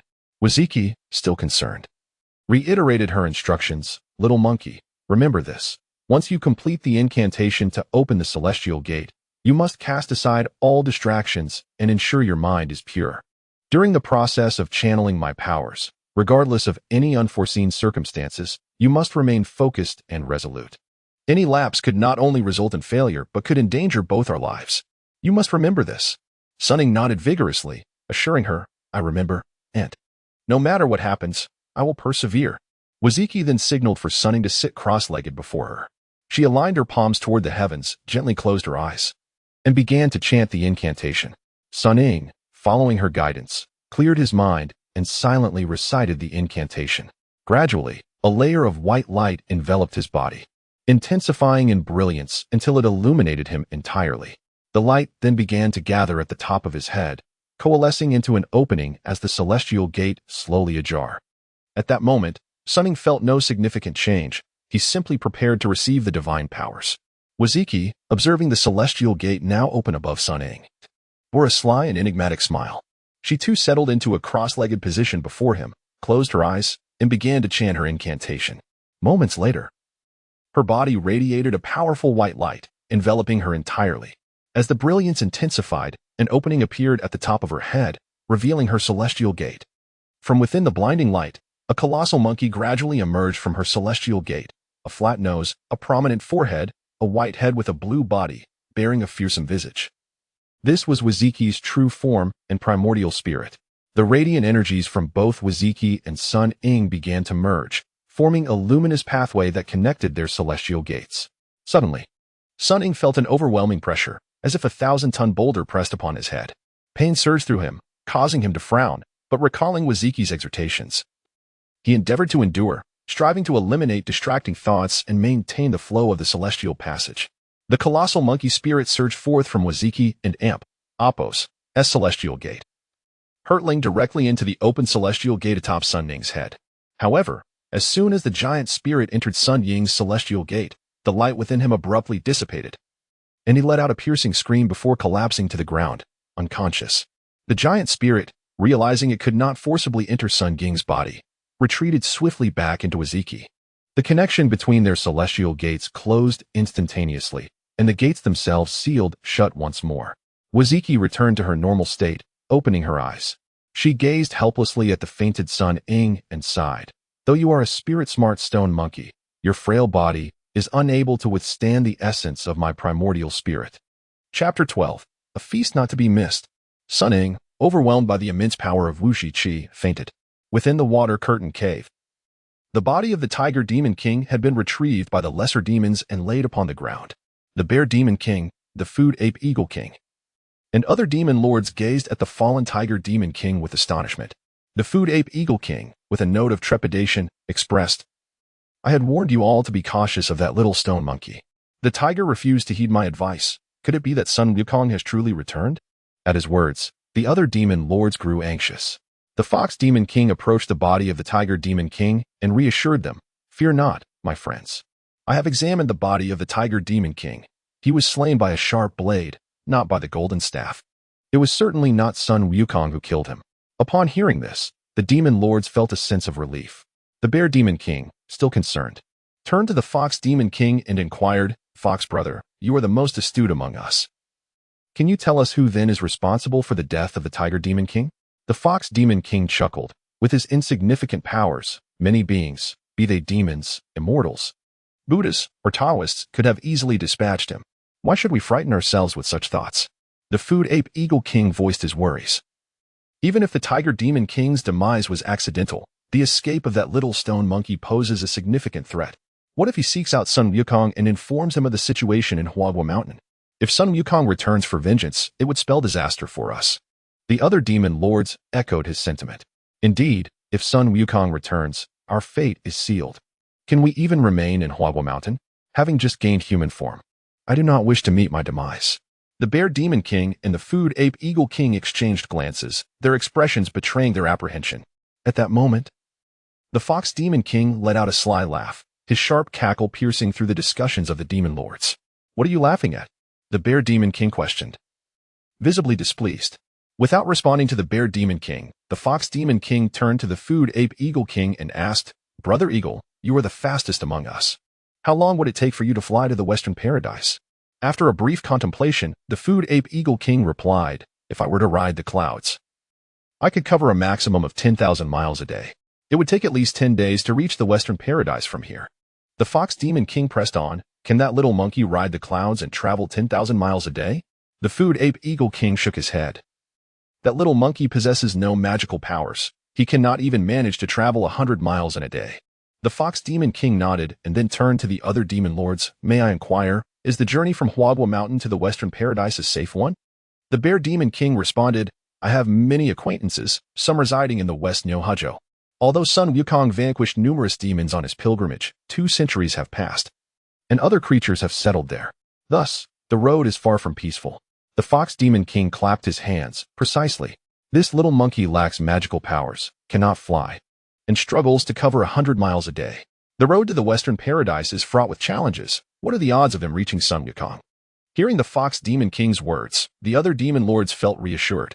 Indeed, that little monkey could never reach the Western Paradise. Yes, he will most likely hide away. We need not frighten ourselves here. Yet, the Fox Demon King cautioned, while we need not frighten ourselves, we must remain vigilant regarding the little monkey's escape. We must keep a close watch on the other monkeys. Additionally, we should arrange for the lesser demons to intensify their patrols, preventing any external demons from encroaching upon our sacred mountain. Eagle Brother, I implore you to diligently patrol the skies in the coming days. See if you can locate the escaped little monkey. If we can capture him, we can eliminate this lingering threat." The Fox Demon King suggested to the Bear Demon King and the Food Ape Eagle King. The Bear Demon King nodded vigorously. "Fox Brother makes a valid point. We shall proceed as he advises." The Food Ape Eagle King readily agreed. "No problem. Starting tomorrow, I will be extra vigilant. The moment that little monkey shows himself, I will surely capture him." One of the Demon Lords approached the Bear Demon King and inquired, "Brother Bear, should I take the tiger's corpse back for burial?" The Fox Demon King chuckled, pointing at the Tiger Demon King's body. "To bury, it would be a waste. My friends, I have heard that the tiger is a treasure, and its body is a source of great nourishment." Upon hearing this, the Demon Lord's eyes gleamed with greed as they gazed upon the Tiger Demon King's corpse. The Bear Demon King comprehended the Fox Demon King's intentions and laughed heartily. "Fox Brother is indeed correct. It would be a shame to bury such a valuable prize. Tonight, let us feast and savor its delights." The Demon Lords erupted into raucous laughter as they gazed at the Tiger Demon King's body. In a small cave on the rear mountain, Sun Ying lay on the ground, gradually awakening. Wuzhiqi sat beside him with concern. "You are awake?" Sun Ying attempted to turn and sit up, but was immediately struck by a splitting headache, forcing him to lie back down. He then asked Wuzhiqi, "Andy, what happened to me? Why does my head hurt so much?" Wuzhiqi, somewhat helpless yet filled with compassion, explained, "Your body is too small to withstand the divine energy I infused into you, leading you to faint. You have been unconscious for 3 days." As Wuzhiqi reminded him, Sun Ying recalled the events that transpired. "Auntie, does this mean I cannot accept your divine energy and will not be able to cultivate my immortal methods swiftly?" Wuzhiqi comforted him, "Child, there is no need to fret. Since we cannot achieve success overnight, we must take a gradual approach. Practice the methods I teach you diligently, and in time, your body will grow stronger. When you can withstand my divine energy, we can attempt to pass on the teachings then." Sun Ying, feeling anxious and worried, responded, "Annie, if we proceed this way, will it not take a long time?" Wuzhiqi nodded, cautioning him, "This path requires not only time but also enduring trials and tribulations. You must consider whether you can bear it." Sun Ying realized he had no path of retreat. To abandon this journey now would make it difficult to find a suitable mentor to impart the immortal methods. He also feared punishment for straying from his choice. So he resolved to persevere. With unwavering determination, Sun Ying declared, "I can do it. Andy, please begin teaching me now. I promise I can endure." Wuzhiqi smiled and shook her head. "It is not a matter of haste. While you were unconscious, I gathered some herbs, some to heal my wounds, and others that will aid in your cultivation. Eat these first," Wuzhiqi said, handing a handful of herbs to Sun Ying. Without hesitation, he took the herbs and began to chew. The bitter taste was overwhelming and difficult to swallow, causing him to grimace, yet he persisted in silence, continuing to chew and swallow. Chapter 13. Let that grandson grow on his own. The sky was shrouded in clouds and mist, illuminated by vibrant hues, while celestial cranes occasionally soared above. Beneath the ethereal veil lay an endless expanse of ocean. Deep within the sea emerged a mountain of 5 colors. Veiled in a mystical haze, the esteemed abode of Guanyin, the Bodhisattva of compassion, known as the Southern Sea and Apos, es Mount Luajia. At this moment, seated upon a lotus throne in the purple bamboo grove of Luajia Mountain, was the female form of Guanyin Bodhisattva, flanked by the sage Huiyan and the dragon maiden. Guanyin, delicately holding a lotus flower, was in deep meditation, her eyes suddenly opening with a serene smile. Do you not see the myriad colors of light in the sky? The auspicious signs? Surely, the Buddhas have arrived. Come, let us welcome them. Upon uttering these words, Guanyin rose and gazed skyward. Huiyan and the dragon maiden bowed in attendance. 2 figures of the Buddhas appeared in the heavens, descending gracefully. These were the Tripitaka master, who had been conferred the title of Sandalwood Meritorious Buddha by the Tathagata after his journey to the west, and the victorious fighting Buddha, the great sage Sun Wukong. Guanyin Bodhisattva bowed respectfully. I humbly welcome the 2 esteemed Buddhas. The Tripitaka master and the victorious fighting Buddha returned the gesture. There is no need for such formalities, Bodhisattva. After Huiyan and the dragon maiden also paid their respects, they returned to Guanyin's side. The Tripitaka master inquired, Might I ask, Bodhisattva, what brings you and Wukong here today? Guanyin explained. A few days ago, the eastern sea was ravaged by floods, and plagues swept through, leaving countless victims without medical aid, perishing in despair. My heart ached for their suffering. And thus I commanded the dragon maiden to take a willow branch and a few drops of nectar from the pure bottle to the eastern sea for relief. The victorious fighting Buddha, with hands clasped, praised, the nectar from the Bodhisattva and Apos, s pure bottle can cure 100 ailments and even revive the dead. In my past, during my tumultuous escapade at Wuzhiqi Temple, it was this nectar that granted me rebirth after I uprooted the ginseng fruit tree of the great immortal Jin Yuan. If the Bodhisattva uses this nectar to combat the plague, it will undoubtedly alleviate the suffering of countless beings. This is indeed a tremendous merit. Amitabha. The Tripitaka master also joined in, hands clasped. I rejoice in the Bodhisattva's supreme virtue. Guanyin Bodhisattva hastily replied, Esteemed Buddhas, I summoned you today because the dragon maiden encountered 2 extraordinary matters during her relief efforts, which I must report. Turning to the dragon maiden, Guanyin urged, Please share the events of that day with the esteemed Buddhas. The dragon maiden stepped forward but hesitated, unsure of how to proceed. Guanyin comforted her, Speak freely. Only then did the dragon maiden begin. Upon arriving at the eastern sea, I witnessed numerous monks masquerading under the guise of the Tripitaka's true teachings, deceiving the populace and extracting offerings, devoid of compassion. The devout were misled, knowing only to give without understanding the purity of devotion or the path of righteous conduct. When I offered the holy water to their lips, they turned a blind eye, instead revering the false monks. I traversed many lands, yet all yielded the same result. Ultimately, I was unable to distribute a single drop of the holy water. The dragon maiden concluded with a look of helplessness and sorrow. The 2 Buddhas, upon hearing her words, exchanged solemn glances, remaining silent. They clearly had not anticipated such occurrences in the eastern lands 200 years hence. It was disheartening to witness disciples of the Buddha exploiting the credulity of the masses for their own gain, disregarding life and death, leading to the Bodhisattva's holy water being ignored while countless beings suffered. Guanyin Bodhisattva spoke with a heavy heart. The Tripitaka and Apos, as true teachings were entrusted to the 2 esteemed Buddhas by the Tathagata and brought to the eastern land of Tang. Yet now they are misused to deceive the people. This is truly disappointing and sorrowful. I dare not make a judgment. Hence my invitation to you both today to hear this matter in person.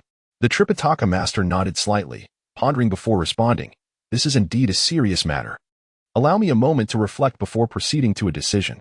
The victorious fighting Buddha then inquired, Bodhisattva, you mentioned 2 extraordinary occurrences. May I ask what the other is? Guanyin gestured for the dragon maiden to continue.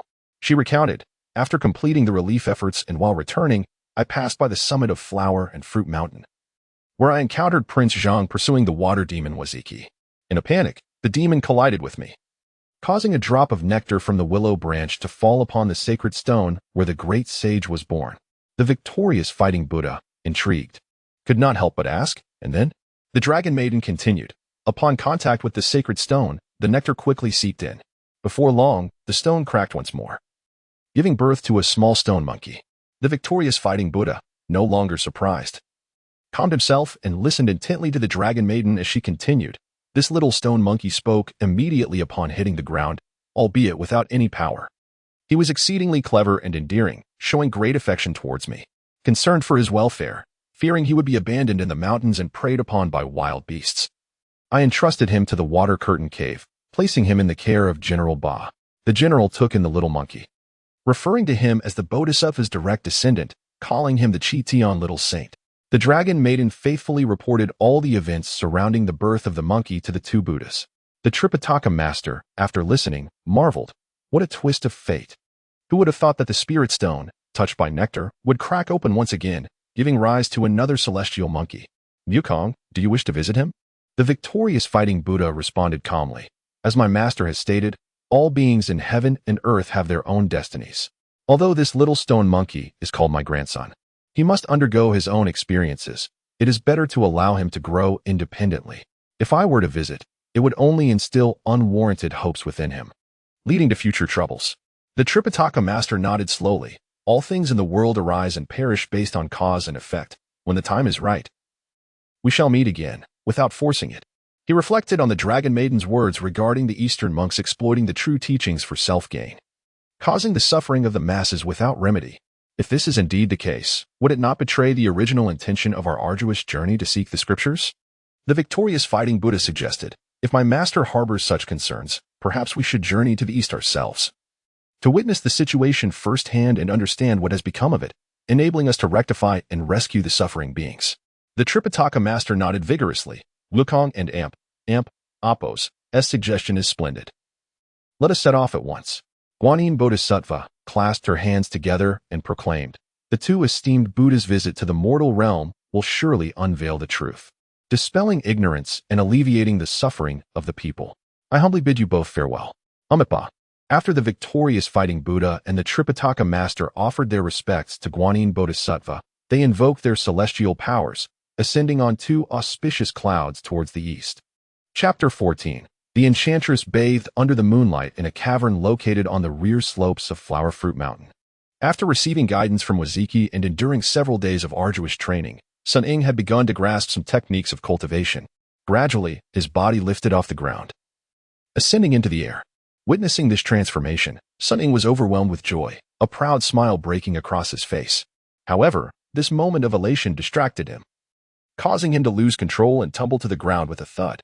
As Sun Ying rubbed his sore rear, he barely had time to rise before Wuzhiqi lunged at him, launching a flurry of attacks. He could only desperately evade and defend himself. Wuzhiqi, while striking, sternly admonished him, do not think of me as your aunt. Strike faster and with malice. Maintain your defense.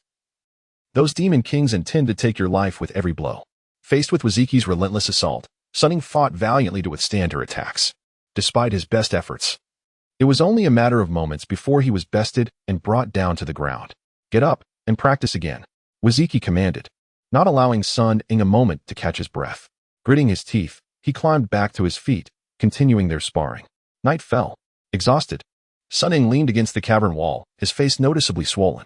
He had expected his indestructible body to withstand Wuzhiqi's strikes without sustaining injury. Yet, he had overlooked the fact that Wuzhiqi, despite her powers being significantly restricted, was an ancient demon capable of inflicting real harm through her celestial techniques. Thus, each training session had inadvertently turned into a brutal beating at her hands. Wuzhiqi showed no mercy, always leaving him battered and weary, collapsing onto the ground. Sun Ying sat there, attempting to soothe the swollen area of his face, but as soon as his hand made contact, pain shot through him, prompting him to withdraw his hand swiftly. Observing his predicament, Wuzhiqi silently invoked her celestial magic, conjuring a water droplet the size of a fist, which gradually solidified into a block of ice. With a flick of her wrist, the ice fell before Sun Ying. Surprised, he looked up at Wuzhiqi, who maintained her impassive demeanor, saying nothing, merely gesturing between the ice and his face. Realizing her intention, Sun Ying took the ice and pressed it against his swelling face, feeling a wave of coolness wash over him, alleviating much of his discomfort. Thank you, Aunt. Sun Ying expressed his gratitude. However, Wuzhiqi and Appo's expression remained unchanged as she inquired, by the way, I have been calling you little monkey. What is your actual name? Taken aback by the sudden question, Sun Ying hesitated before responding. When he was abandoned at the orphanage in his previous life, the small quilt wrapped around him bore the character Sun, thus becoming his surname. He had always been clingy, trailing the orphanage director like a shadow, which led to him being named Sun Ying. My name is Sun Ying, he finally replied. I am the grandson of the great sage equal to heaven. Having the surname Sun is inevitable. I aspire to possess his abilities, much like his shadow. After so many years, this name felt most familiar to him. Not wanting to seem abrupt to Wuzhiqi, he offered an explanation to mask his sentiment. What is the point of being someone else's shadow? Call me whatever you wish, Sun Ying it is. Wuzhiqi murmured quietly, opting for silence thereafter. Sun Ying wished to elaborate further, but felt the pain in his swollen face flare up, causing him to grimace. He quickly resumed applying the ice to his injury. Sun Ying, this cave is too small. I have decided that starting tomorrow, I will take you outside for training, so you can progress more swiftly, Wuzhiqi announced. Sun Ying was taken aback by this decision and voiced his concerns. Aunt, are you going outside? Did you not say that your barrier can only protect this cave, preventing outsiders from discovering us? If we venture out, what if that Prince Zhang comes looking for us? It could be dangerous. Wuzhiqi calmly reassured him. In recent days, I have been consuming herbal medicine to heal my body. My external injuries have largely mended, although my powers are still constrained. I can manage to expand the barrier's range sufficiently to hold for about 2 hours.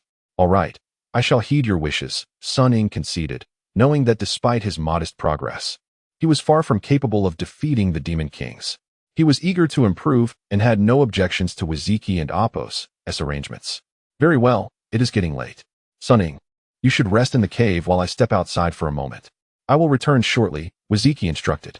Upon hearing that Wuzhiqi intended to leave alone, Sun Ying felt both curiosity and concern.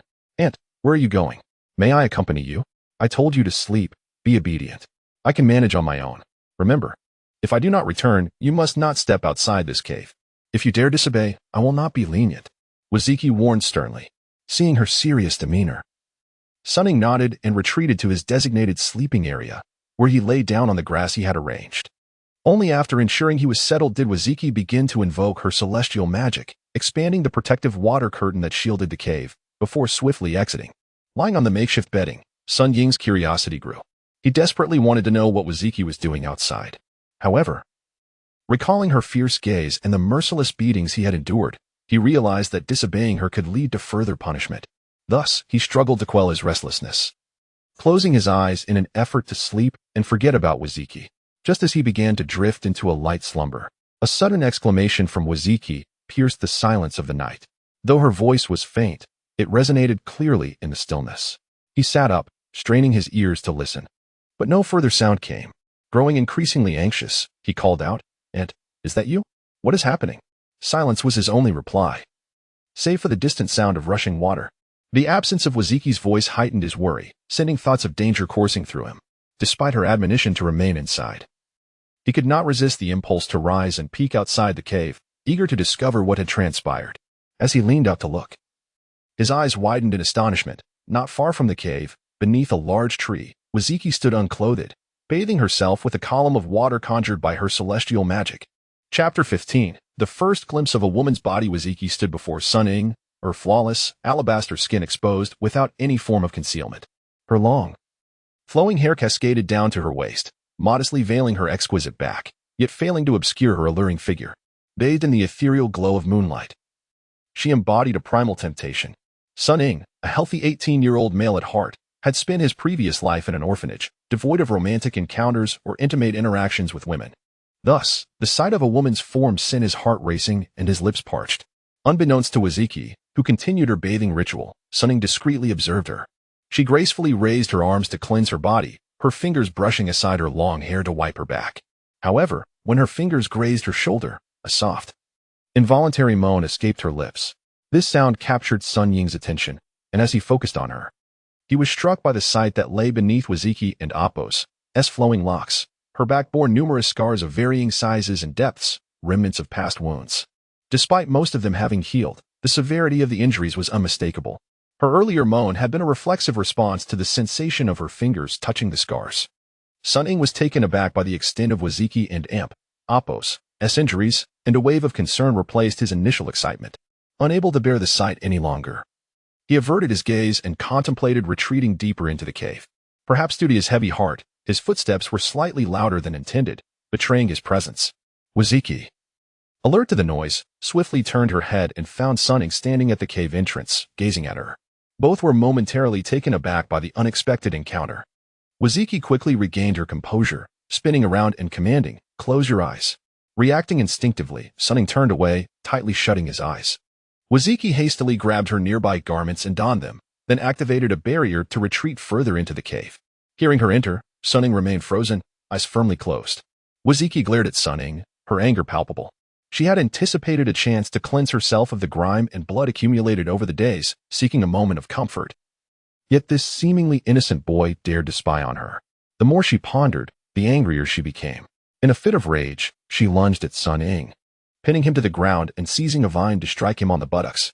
In that moment, her fury unleashed her magical powers, rendering Sun Ying and Appo's protective skills useless. The vine left a mark upon him. Sun Ying gritted his teeth, refusing to cry out or lament. Wuzhiqi, taken aback by his stoic demeanor, struck again.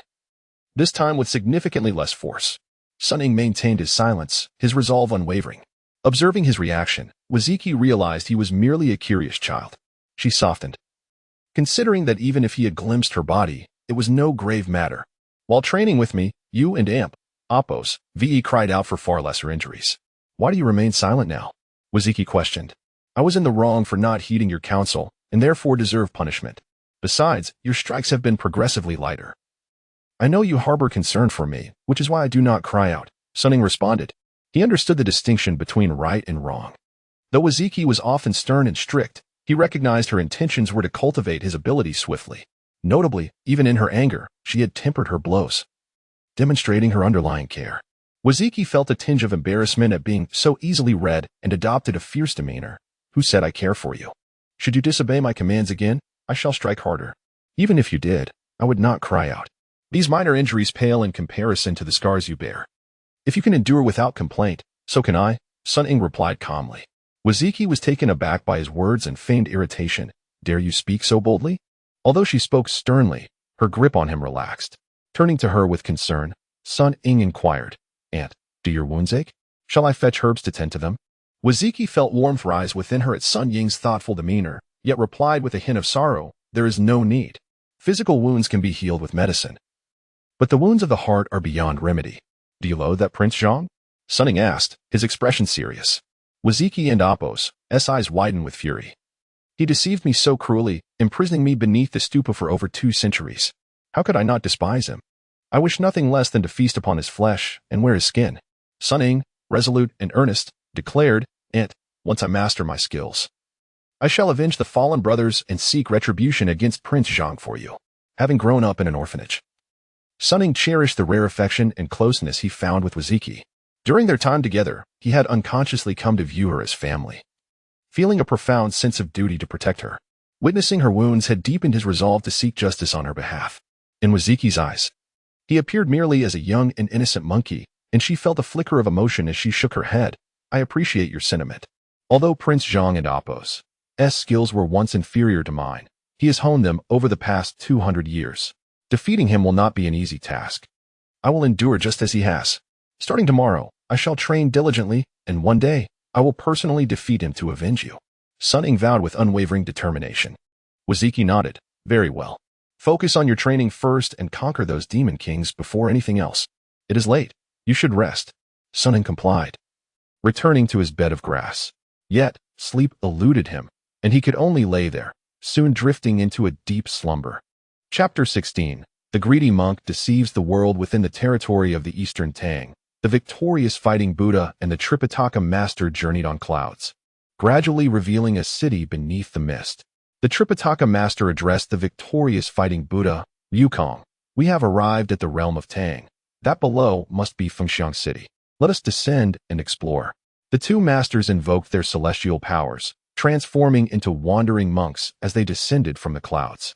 They landed at the entrance of a monastery, where a plaque read Imperially Established Feynman Zen Temple. Peering inside, they observed the grand atmosphere of the temple, bustling with countless devout worshippers entering and exiting, their faces reflecting sincerity. Exchanging glances, they stepped through the mountain gate. Upon reaching the main hall, A knowledgeable monk greeted them, bowing respectfully. "Esteemed brothers, what brings you here?" The victorious fighting Buddha replied, "We are wandering monks, merely passing through." The monk inquired, "Do you seek lodging or alms?" The Tripitaka master responded, "We neither seek alms nor lodging." The monk, puzzled, asked, "If you do not seek alms or lodging, what is your purpose here?" The Tripitaka master explained, "As we traveled, we noticed the flourishing temple and multitude of disciples. We were curious to know which eminent monk presides here, enabling such prosperity, hence we came to inquire." Upon hearing this, the monk's face lit up with pride. "Brother, though you hail from afar, you possess some discernment. The abbot of this temple, Master Xingyu, has a remarkable background and is truly exceptional." The Tripitaka master, intrigued, inquired, "In the Buddhist community, all are equal. What makes this abbot's background so extraordinary?" The monk countered, "Are you aware of Master Xuanzang, who journeyed to the west to seek the scriptures 200 years ago?" The Tripitaka master and the victorious fighting Buddha shared a knowing smile before responding, "We are indeed familiar with him. But what connection does he have with the abbot?" The monk, adopting an air of mystery, replied, "Master Xuanzang, due to his profound merits, attained Buddhahood and later passed away here at Famen Temple, leaving behind sacred relics. These relics are enshrined in a pagoda, which opens every 30 years. When it does, the world experiences harmony and prosperity. This year marks the 30-year cycle. And the current Emperor Xianzong has decreed that officials shall be dispatched to Chang and Apos, and to witness it." The victorious fighting Buddha, astonished, remarked, "I know of Xuanzang. He did not pass away here. Where are the relics? Who spread such falsehoods to deceive the people?" The monk, incensed by his words, retorted, "Master Xuanzang retrieved the true scriptures over 200 years ago. To claim you know him is mere folly. The relics within the pagoda are well documented. How can this be deceit? You, a wandering monk, lack worldly experience and speak nonsense."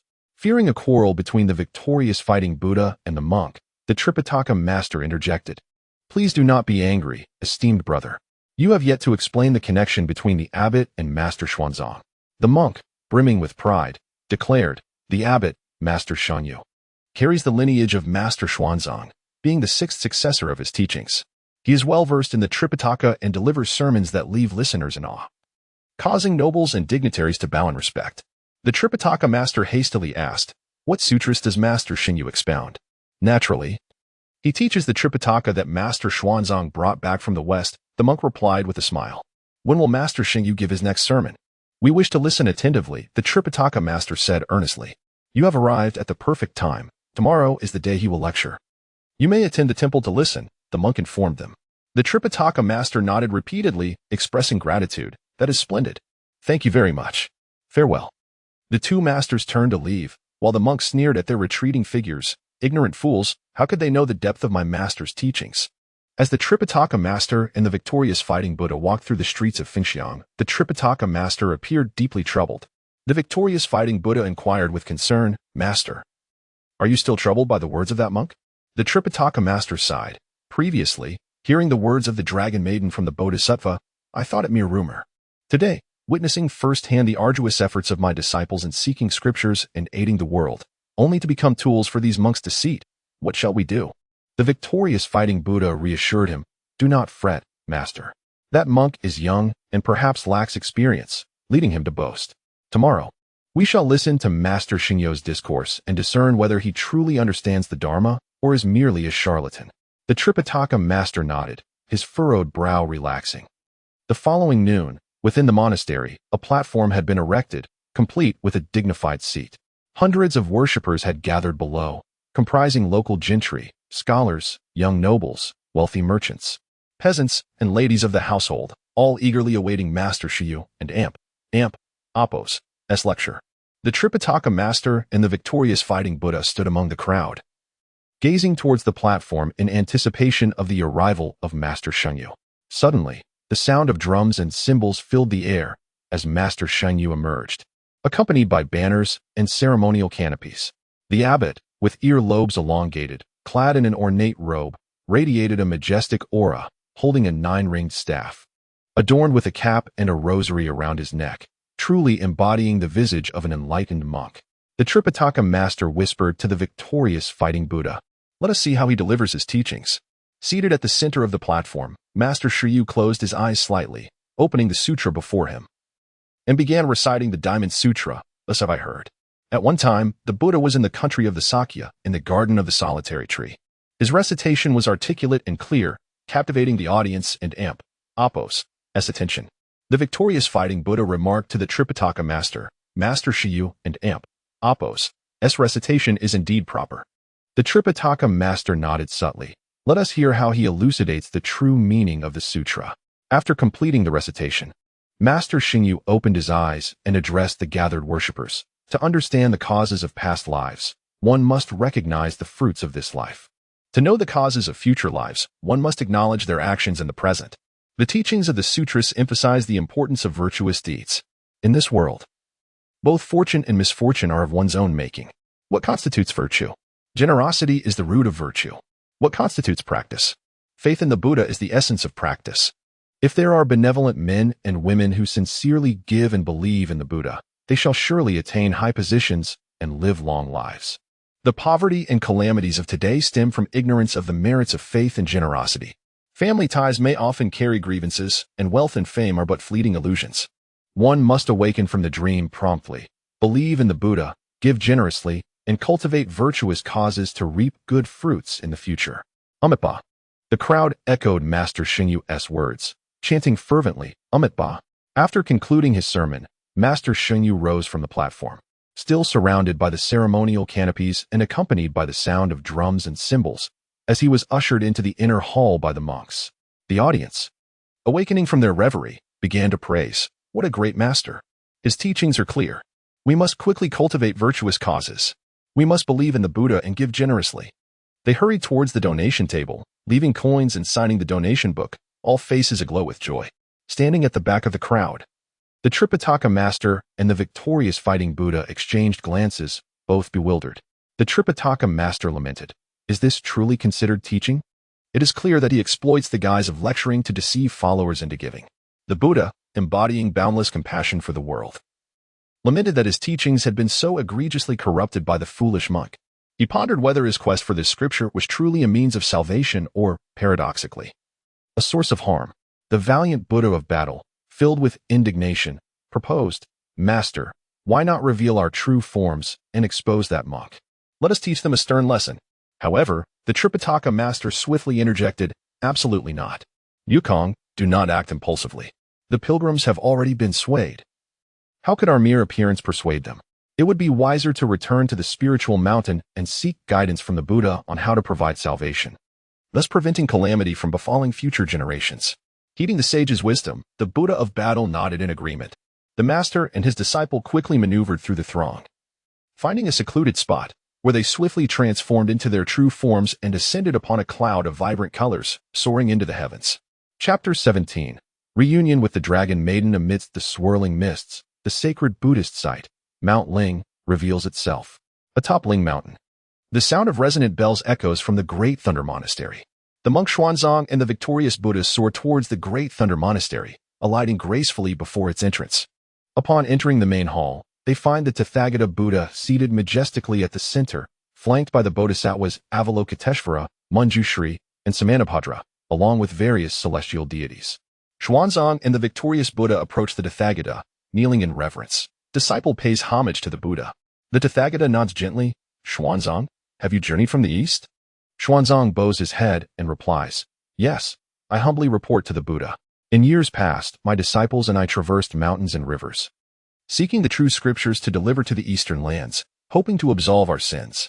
Yet, I did not foresee that the masses, consumed by greed, anger, ignorance, and deceit, would misuse the sacred texts, misleading both the foolish monarchs and the common people, tarnishing the compassion of the Buddha's teachings and the arduous efforts of my quest. How can I save them? I beseech the Buddha for guidance. The Tathagata, with a dignified presence, responds, the essence of my scriptures is profound and subtle. Those who are ignorant cannot grasp its true meaning without genuine understanding. Thus, enlightenment cannot be attained. When the scriptures were transmitted in the past, due to the exigencies of time, the true interpretations were not conveyed to the East. Over 2 centuries, the monks have distorted the original meanings, resulting in the current state of affairs. Upon hearing this, Xuanzang hastily joins his palms in prayer. Since the Buddha possesses the true interpretations, please share them with me. so that I may convey them to Chang'an and disseminate them widely, completing the merit of my previous pilgrimage. The Tathagata shakes his head and explains, the hearts of the Eastern people are filled with doubt and skepticism, easily led astray and difficult to guide. If the true interpretations are sent lightly, they will dismiss them as false and remain unenlightened. You must follow the same path as before, seeking a devout believer who can petition the emperor, enduring great hardships, before returning here to obtain the true interpretations, ensuring the scriptures are understood and the heretical teachings are set right. This fortune is greater than mountains, and this merit is deeper than the sea. In the past, it was Avalokiteshvara who sought you out. Now that you are earnest in seeking the true interpretations to save the world, you must also journey to the east to find a worthy seeker of understanding to fulfill this noble task. Xuanzang promptly replies, this matter naturally arises from my own efforts. It is I who must seek this person in the east.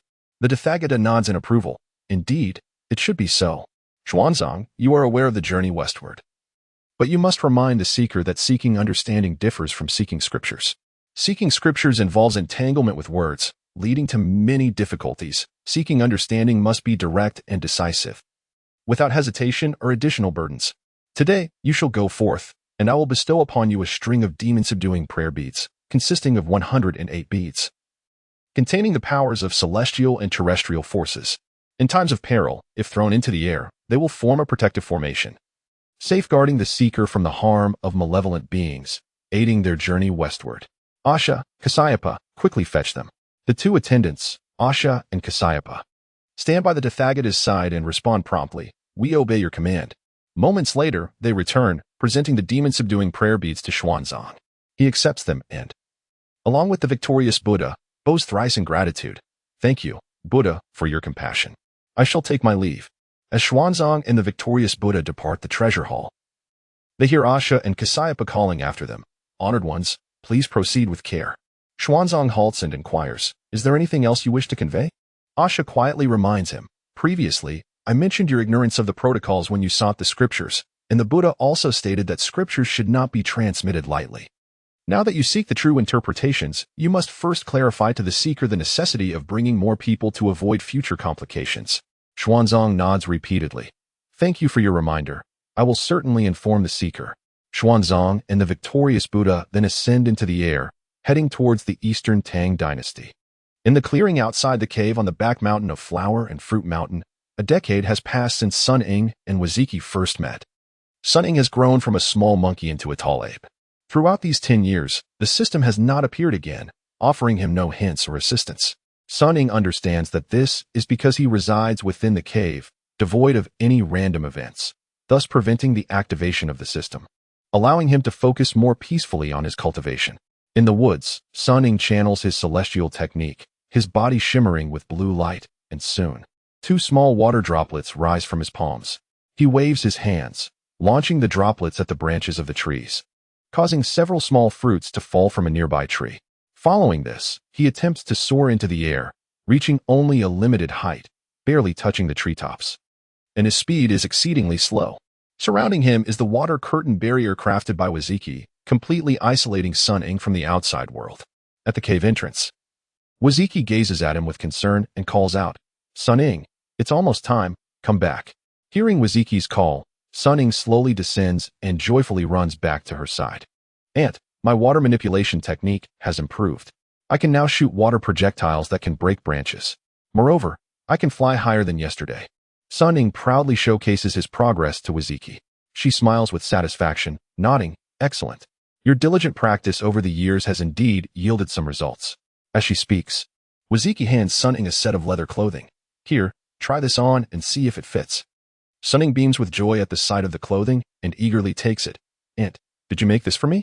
Wuzhiqi laughs, you've grown taller. And your old clothes no longer fit. So, while you practice daily, I hunted some wild beasts and attempted to make you a new outfit. I hope it fits well. But if not, I can adjust it. Sun Ying, filled with excitement, quickly dons the leather attire. Initially, his small form had little issue with a simple leather skirt. But as he grew older, he felt increasingly embarrassed being half-clothed in front of Wuzhiqi. Now that she has crafted him new clothes, he is overjoyed. After putting on the leather outfit, Sun Ying twirls to display it to Wuzhiqi. Aunt, look. It fits perfectly and looks wonderful. Wuzhiqi smiles at Sun Ying and Appos, happiness, feeling content. Unable to contain himself, Sun Ying rushes into the clearing outside the cave, throwing punches and kicks to test the fit of his new attire. The clothing fits snugly, allowing for complete freedom of movement. Sun Ying gleefully performs flips, growing increasingly exhilarated. Suddenly, as he flips and gazes up at the sky, he spots a cloud drifting by. Standing upon the cloud is a figure that instantly fills Sun Ying with excitement. It is none other than the Dragon Maiden, whom he recognizes as his sister. Chapter 18. Should one transform from grandson to son? Is she truly the Dragon Maiden? In the sky, the Dragon Maiden soared slowly, frequently glancing down as if searching for something. Sun Ying rubbed his eyes vigorously to confirm his sight, tears of excitement almost spilling over. For the past decade, apart from diligently honing his skills and enhancing his capabilities, he had longed for a response from the system or for the Dragon Maiden to return to Flower and Fruit Mountain. After all, the Dragon Maiden was a companion of the Bodhisattva Guanyin. If she could be informed of the current plight of Flower and Fruit Mountain, she would surely report it to Guanyin in the Southern Sea. With her compassionate heart, Guanyin would not turn a blind eye to the suffering of the monkeys.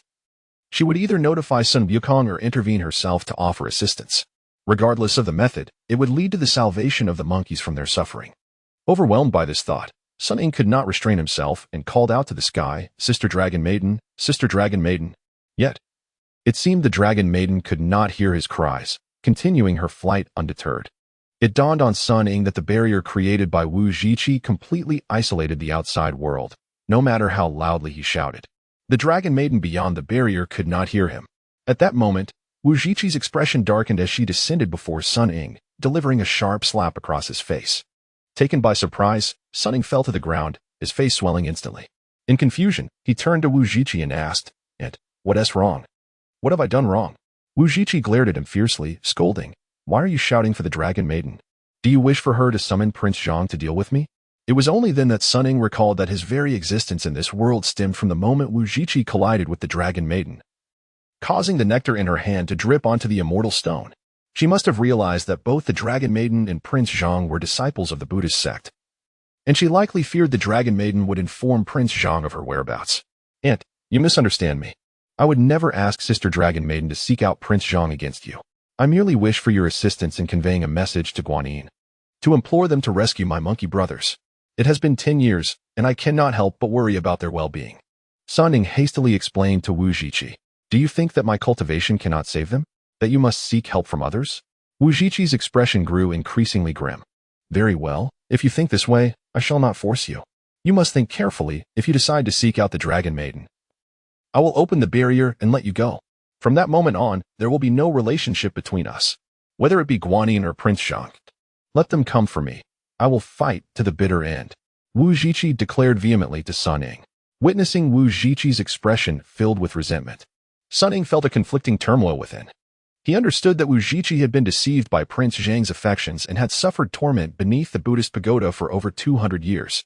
Her psyche had become deeply twisted, bordering on insanity, harboring intense hostility towards the disciples of Buddhism, and would never allow him to approach the Dragon Maiden, thus endangering himself.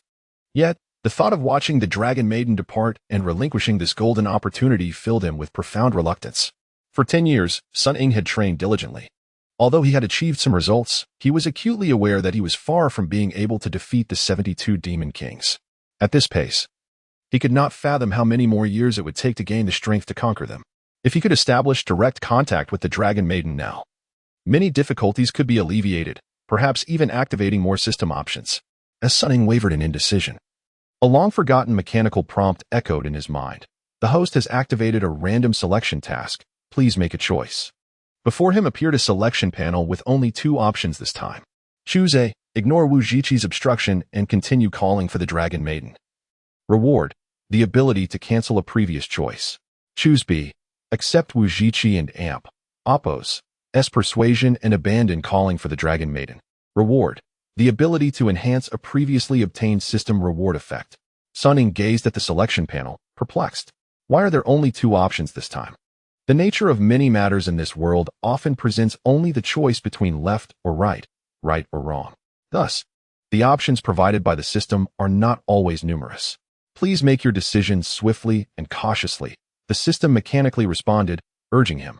Realizing this, Sun Ying comprehended the system's intent and began to ponder, Finding himself yet again confronted with a dilemma, option A appeared pragmatic, not only offering the opportunity for the Dragon Maiden to assist him in resolving the crisis at Flower and Fruit Mountain, but also allowing him to cancel a prior choice. This meant he could choose not to confront the 72 Demon Kings directly or kill them himself. However, recalling the system's previous betrayals, he immediately considered the alternative outcome of such a choice. Canceling a selection would also mean forfeiting the chance to directly acquire the divine powers of the Tai Scattered Immortals. Moreover, if he disregarded Wuzhiqi's warnings and insisted on seeking the Dragon Maiden, it would signify a rupture in their relationship. She would undoubtedly cease to impart her celestial arts to him, and might even become an enemy. Even if the Dragon Maiden were to summon Guanyin or the victorious Fighting Buddha to eliminate the 72 Demon Kings, he would not gain any cultivation, at best. He would revert to his former state as the Monkey King, merely surviving without purpose. Reflecting on this, Sun Ying turned to Wuzhiqi, whose face was filled with anger. After 10 years of companionship, they had forged a profound bond, a familial connection Sun Ying had never experienced during his upbringing in an orphanage. He sensed Wuzhiqi's exterior coldness belied a passionate warmth, appreciating her seriousness and dedication in teaching him, especially the subtle care she demonstrated as a woman. This bond surpassed all else, leaving Sun Ying unable to entertain thoughts of defying Wuzhiqi or causing her any distress. I choose B. Sun Ying decided swiftly, conveying his choice to the system. Aunt, please do not be angry. I will not provoke you or cause you worry. I will not seek the Dragon Maiden or rely on anyone else. I will focus on learning from you, he reassured her after making his choice. Upon hearing Sun Ying's words, Wuzhiqi's expression softened slightly, and she waved her hand, saying, "Return to the cave." She began to head back toward the cave, and Sun Ying, with reluctance, took one last glance at the receding figure of the Dragon Maiden before following Wuzhiqi. Based on the host's choice, a previously obtained system reward effect can be enhanced. Please choose whether to enhance the effectiveness of the Diamond Body Protection technique or to elevate your status from Sun Wukong's grandson to Sun. The system and Amp, Appos, S mechanical prompt resonated in Sun Ying and Amp, Appos, S mind. What a trivial choice. What difference does it make to be a grandson or a son? Enhancing the effectiveness of the Diamond Body Protection technique is far more practical. At least it would alleviate some pain when Wuzhiqi strikes him. I choose to enhance the effectiveness of the Diamond Body Protection technique, Sun Ying proclaimed loudly, solidifying his decision. Chapter 19. The compassionate monk in the skies above the vast lands of the Tang dynasty, the esteemed Tripitaka master and the victorious Fighting Buddha traversed the clouds. The victorious Fighting Buddha, with a furrowed brow, expressed his frustration to the Tripitaka master. Master, we have spent nearly a decade within the borders of the Tang, seeking out reputed enlightened monks. Yet, we have encountered only greedy and foolish monks, mere pretenders to virtue. There is not a single soul sincerely seeking enlightenment. What shall we do? The Tripitaka master, however, remained remarkably composed and counseled him gently. The Buddhist path is vast, although there are many who are misguided.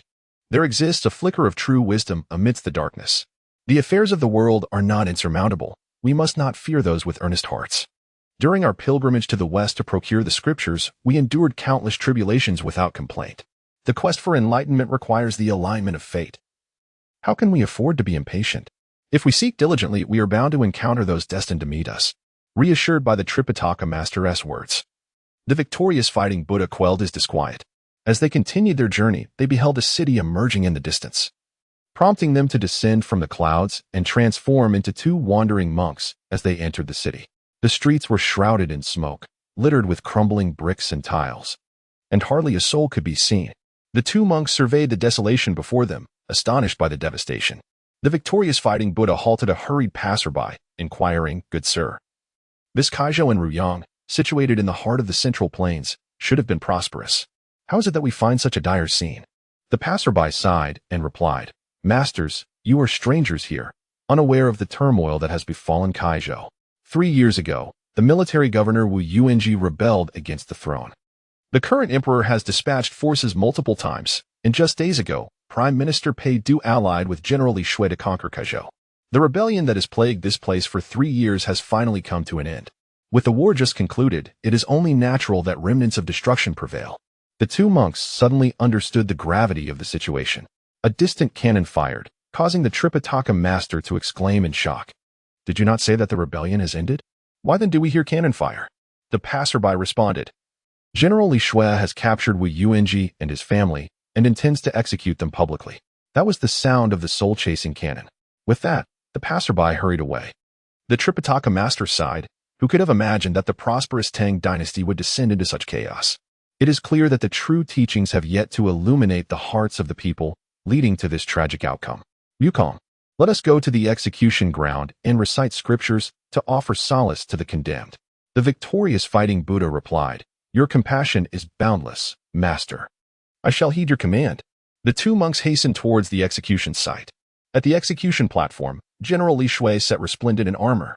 Before him knelt Wu Yuanji and his family, clad in prison garb, their backs pierced by fire stakes, while several executioners brandished gleaming swords behind them.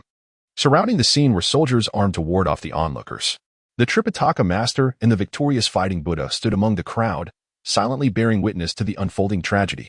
Li Shui lifted the fire stake inscribed with the word execution, eliciting expressions of despair from the condemned. He hurled the stake and commanded, Execute. The executioners raised their swords, their blades glinting ominously in the sunlight. The condemned closed their eyes in fear. Suddenly, a loud voice rang out from the crowd, Spare them. The executioners halted. Turning to gaze at Li Shui, he gestured for them to wait, then looked towards the source of the voice. All eyes were drawn to a middle-aged monk in plain robes who had stepped forward into the execution ground. Li Shui, his voice tinged with irritation, demanded, Monk, who are you? Why do you seek to halt my execution of these traitors? The monk approached Li Shui, hands clasped in prayer, and addressed him. In response to your excellency, I am known as Didian. The Buddha embodies compassion, and heaven cherishes life. I implore you, General, to spare them. Li Shui, incensed, retorted. They have betrayed the court and committed crimes worthy of extermination. Didian persisted, General, while Wu Yuanji and Appo's rebellion is indeed heinous during his governance of Kaizhou. He cared for the people as his own, reducing taxes and benefiting the populace. Thus, I dare to beseech you for leniency and to pardon his death sentence. Li Shui coldly replied, Do you believe mere words can sway me to spare these traitors? If you wish to plead for their lives, you must pay a price. Didian calmly responded, As a humble monk, I possess nothing beyond a heart of compassion. What price do you wish me to pay? Li Shui sneered. I have heard the tale of the Buddha offering his flesh to feed an eagle. If you wish to save them, then today you shall endure the same. There are 172 here. For each cut I make upon you, I shall spare one of them. Are you willing?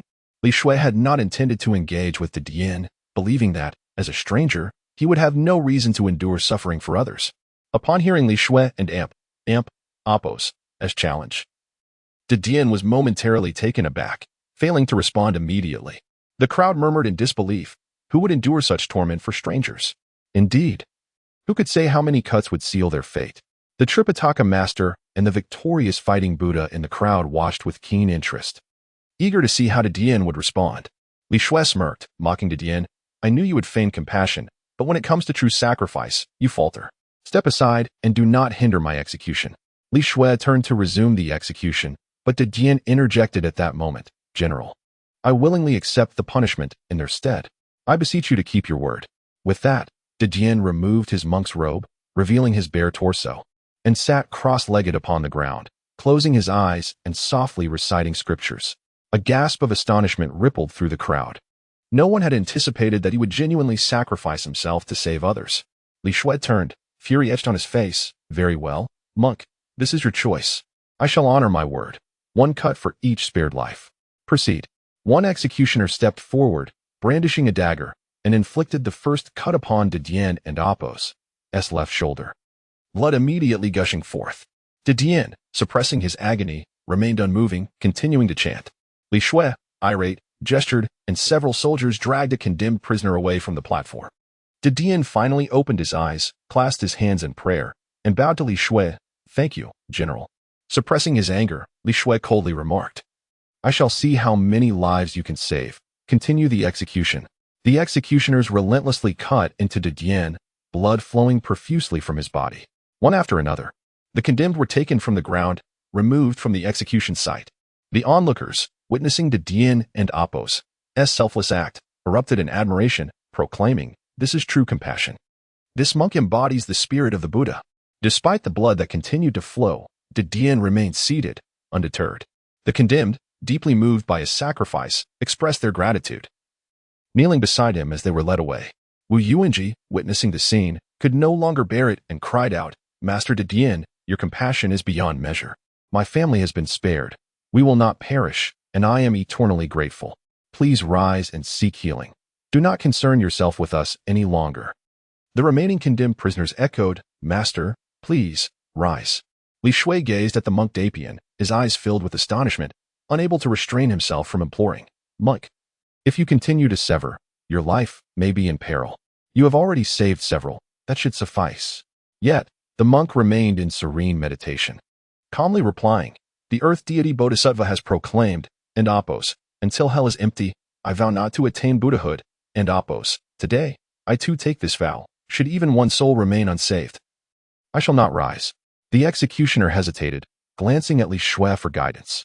With a resigned sigh, Li Shui lamented, "This monk harbors a heart prepared for death, performing acts of compassion. Truly, he is a rare and virtuous being. How could I impede his noble sacrifice?" "Proceed." The executioner, with reluctance, raised his blade once more. The condemned prisoners, including Wu Yuanji, gazed at the monk Dapian, raising a collective wail of despair. The onlookers were moved to kneel, clasping their hands in prayer, chanting fervently. The Tripitaka master and the great sage Chi Tian gazed at monk Dapian, their eyes brimming with admiration. At that moment, the distant sound of galloping hooves echoed, followed by a commanding voice. "Imperial decree arrives. Halt the execution." Chapter 20. A millennium of compassion. Several imperial guards riding swift horses arrived at the execution ground. The leader raised his voice, proclaiming, "By order of His Majesty, execution is to be postponed. We shall await his arrival in the city to make a final decision." Upon hearing the imperial decree, Li Shui was taken aback to learn that the emperor intended to personally visit Kaizhou. He hurriedly knelt, responding, "I obey the command." The executioner, upon receiving Li Shui's order, ceased inflicting punishment on the monk de Dian. Yet, de Dian remained seated in meditation, undisturbed. A moment later, a carriage arrived, accompanied by several imperial guards, and came to a halt at the execution site. The leader of the guards announced loudly, "His Majesty has arrived." Li Shui quickly advanced. Kneeling before the carriage, "I, Li Shui, humbly welcome your Majesty." The officials and common people present also knelt in reverence. Master Sanzong and the victorious Buddha had previously retreated to a concealed spot in the crowd, observing the situation at the execution ground.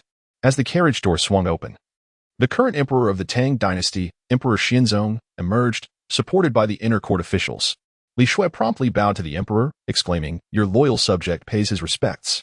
Emperor Xianzong approached swiftly, personally assisting Li Shui. "My dear minister, I have heard of your victorious surprise attack on Kaizhou during the snowy night. Hence my urgent journey to commend you." Li Shui was astonished by the emperor's regard for him and excitedly replied, "I humbly thank your Majesty for your grace." The emperor continued, "I hasten to come not only to reward you, but also for an important matter. I hope to spare Wu Yuanji's life." Li Shui was taken aback, gazing at the emperor in disbelief. "Your Majesty, Wu Yuanji has betrayed the court and committed heinous crimes. He deserves to have his entire clan exterminated. How can he be pardoned?" Emperor Xianzong gently gestured for silence and explained softly, "My dear minister, I have only recently taken the throne and do not wish to impose tyranny upon the people. Moreover, although the Huaishi rebellion has been quelled, other regional powers remain watchful. If we can spare Wu Yuanji and Apos' life, it may instill a sense of benevolence in the vassals, prompting them to willingly submit to the court, thus unifying the realm and restoring the prosperous era of Zhengguan. Would this not be far more beneficial than executing him?" Upon hearing the emperor's words, Li Shui experienced a moment of clarity and responded in admiration, "Your Majesty possesses remarkable foresight. I cannot compare." Emperor Xianzong then turned his gaze towards the bloodied monk de Dian and inquired, "What is the situation with this monk?" Li Shui quickly recounted how de Dian had intervened to prevent him from killing Wu Yuanji, and how he had proposed the idea of offering flesh as a substitute for life to compel Wu Yuanji to withdraw. The emperor listened in astonishment, repeatedly expressing his amazement. "I have always heard that followers of Buddhism embody compassion and seek to save all beings. I had only heard tales of the Buddha sacrificing flesh to feed an eagle, believing it to be mere legend. To witness such a noble act today is truly unexpected." He then remarked to Li Shui, "Fortunately, this monk has intervened today, maintaining the dignity of the law and deterring the vassals from rebelling easily. Moreover, his benevolent deed can propagate the name of my benevolent governance, achieving two objectives simultaneously. However, this means you must bear the burden of being the villain." upon our return to Chang and Apos, and I will ensure you are duly rewarded. Li Shui and Apos, as heart swelled with joy upon hearing the emperor and Apos, as promise of reward. And he quickly adopted a humble demeanor, responding, for the eternal stability of the Tang dynasty, I would willingly sacrifice my life. What is a mere reputation in comparison? Emperor Xianzong nodded in approval. Your loyalty is evident, and heaven bears witness. After speaking, Emperor Xianzong hastened into the execution ground. Ignoring the blood-soaked Didier, he removed his own cloak and draped it over the monk, proclaiming loudly, Didier, the monk of compassion, selflessly sacrifices himself to save others, moving heaven and earth. I grant his request and shall pardon Wu Yuanji and his family of their death sentences, transporting them back to Chang and Apos, and for further judgment. Wu Yuanji and his companions were deeply moved by the emperor's public pardon, immediately kneeling in gratitude. We, the guilty, humbly thank your majesty. The surrounding crowd echoed their gratitude towards Emperor Xianzong, chanting his praises. Li Shui then commanded, bring the prisoners back to the jail to await their fate. The onlookers dispersed, having lost interest in the proceedings. The soldiers promptly escorted Wu Yuanji and the other condemned prisoners away from the execution ground, and the crowd gradually dispersed. Didier, severely weakened, struggled to open his eyes, clasped his hands together, and bowed to Emperor Xianzong. Your Majesty, your compassion is profound. I, a humble monk, express my gratitude. Amitabha. After uttering these words, he could no longer support himself and collapsed backward, losing consciousness. Emperor Xianzong swiftly caught him, calling out urgently, bring help. Quickly take Didier to receive medical attention. Instruct the imperial physicians to do everything possible to save him.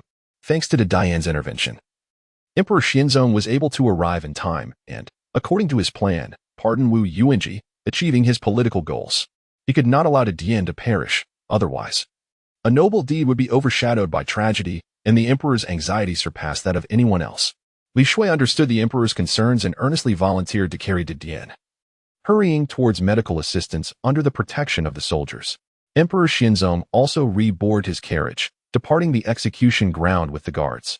Witnessing this scene, the victorious Buddha expressed his worries softly to Master Sanzong. Master, should we intervene to assist Didier?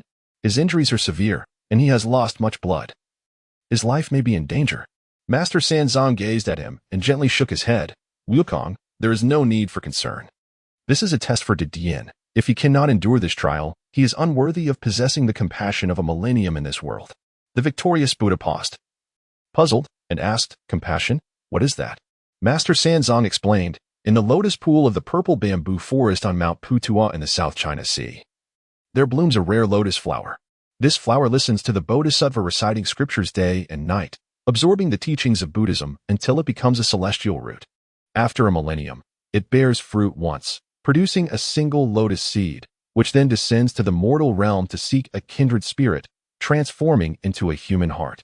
This seed, deeply rooted in Buddha's teachings, aids its reincarnated bearer to lead a virtuous life and achieve great spiritual attainment. Thus it is known as the heart of compassion.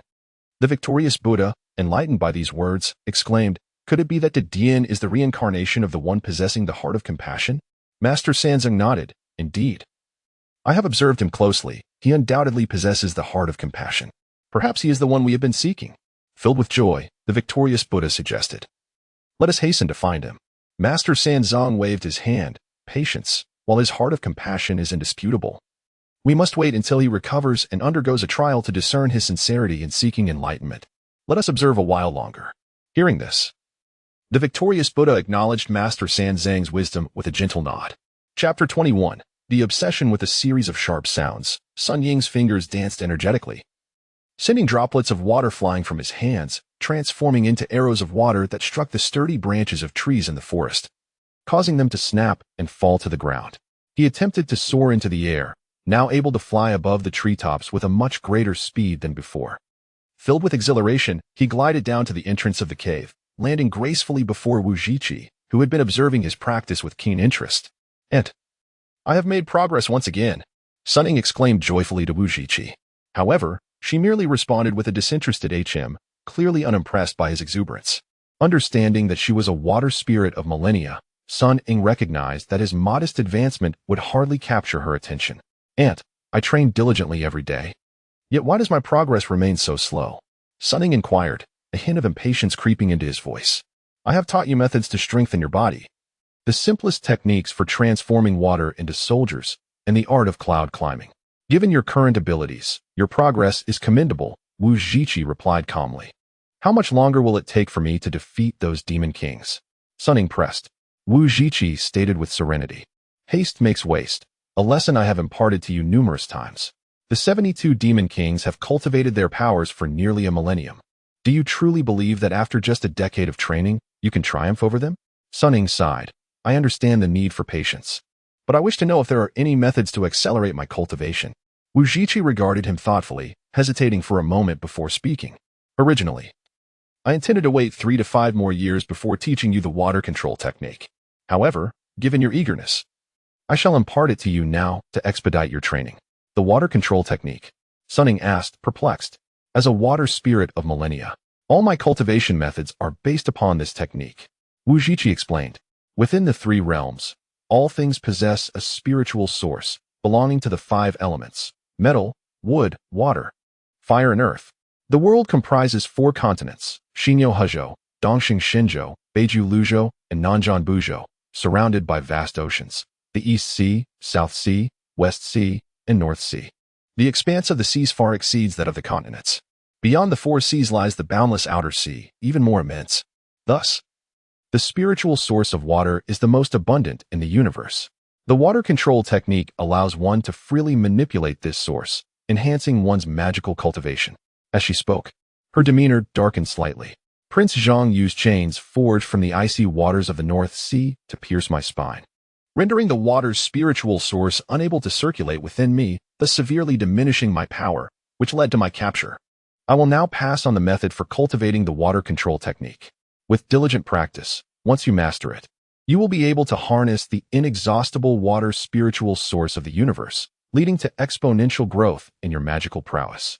After concluding her explanation, Wuzhiqi gestured for Sun Ying to approach her. Overjoyed, Sun Ying hurried to her side, eager to learn the water control technique. He was quick-witted. Despite the complexity of the incantations, after 3 repetitions, he memorized them entirely. Following Wuzhiqi and Appo's guidance, he began his practice. Having previously learned some foundational spells for transforming water into ice, he found the initiation into the water control technique relatively straightforward. Soon, he sensed a refreshing sensation coursing through his meridians, akin to flowing water, indicating the initial effects of the water's spiritual source entering his body. Elated, Sun Ying realized this was the early manifestation of the water control technique. Surprised by the immediate results of his first attempt, he focused his mind and endeavored to increase the speed and volume of the water spiritual source he absorbed from the environment. Streams of water's spiritual source rushed into his meridians like swallows darting into a forest.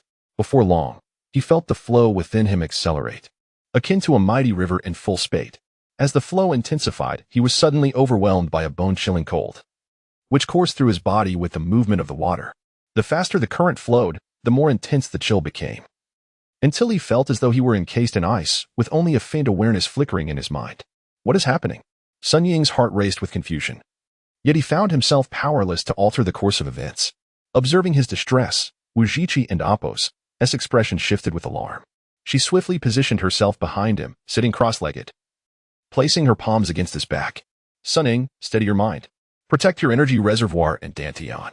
I will help you expel the water spiritual source from your body. In a daze, Sun Ying heard her instruction and concentrated on controlling the flow of the water spiritual source within him, attempting to prevent it from entering his energy reservoir and Dantian. As Wuzhiqi began to channel her energy, the water spiritual source within Sun Ying surged forth, rushing towards her. The exodus of this spiritual energy alleviated the piercing cold, and the flow in his meridians began to slow. Eventually, most of the water spiritual source was redirected by Wuzhiqi, allowing Sun Ying to regain control and halt the influx, calming the turbulent flow within him. Seeing that Sun Ying had returned to a normal state, Wuzhiqi finally withdrew her hands. Just as Sun Ying turned to express his gratitude, he noticed Wuzhiqi sway unsteadily before blood erupted from her mouth, staining her garments crimson. Chapter 22.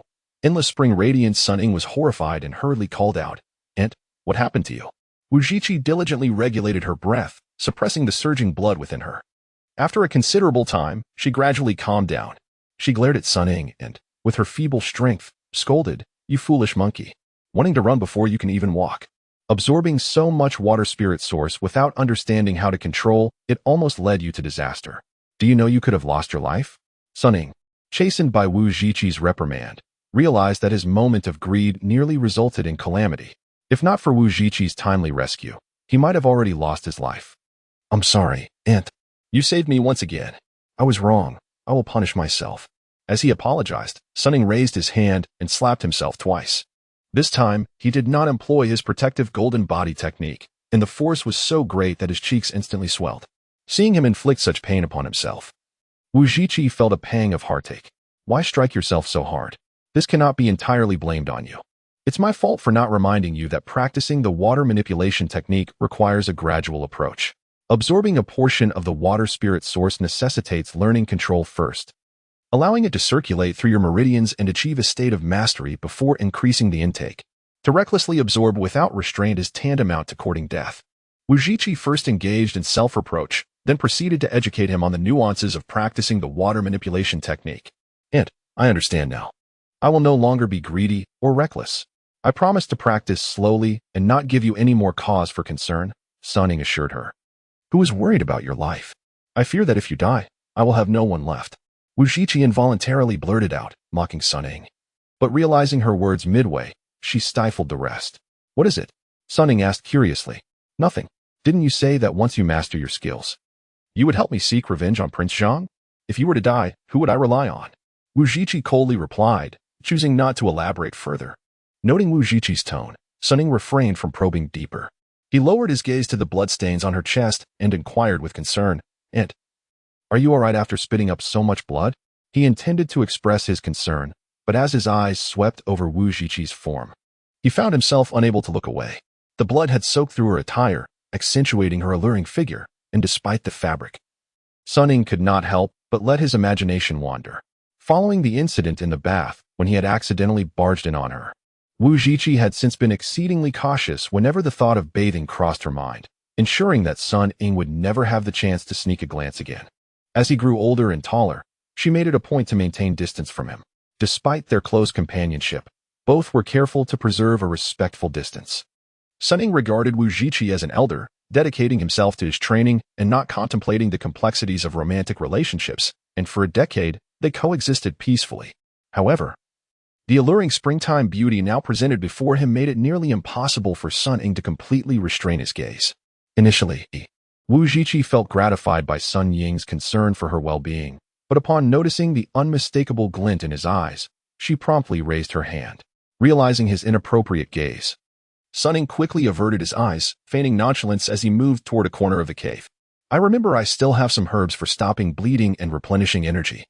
I will go find some for you," he stammered, attempting to mask his embarrassment as he rummaged through the ground. Wuzhiqi had intended to reprimand him, but upon witnessing his feigned composure, she recognized that he had become aware of his misstep. Feeling extremely weak herself, she chose not to pursue the matter further, gently lowering her hand once more. Within the grand and dignified imperial study of the Chang'an Palace, Emperor Tang Xianzong was receiving a report from Prime Minister Pei Du, the governor of Xiqing, Li Shidao, and various local warlords who previously harbored treasonous intentions have all submitted petitions of loyalty to the court. The emperor's benevolent policies have borne fruit. Emperor Tang Xianzong was elated and rose from his seat. "This is splendid. To avoid bloodshed, ensuring peace across the realm, allowing the populace to live and work in harmony, is indeed a blessing for the state. This great victory is undoubtedly due to the protection of the Buddha's grace. I have heard that the 30-year period for the stupa at the Fengxiang Feimin Temple is approaching.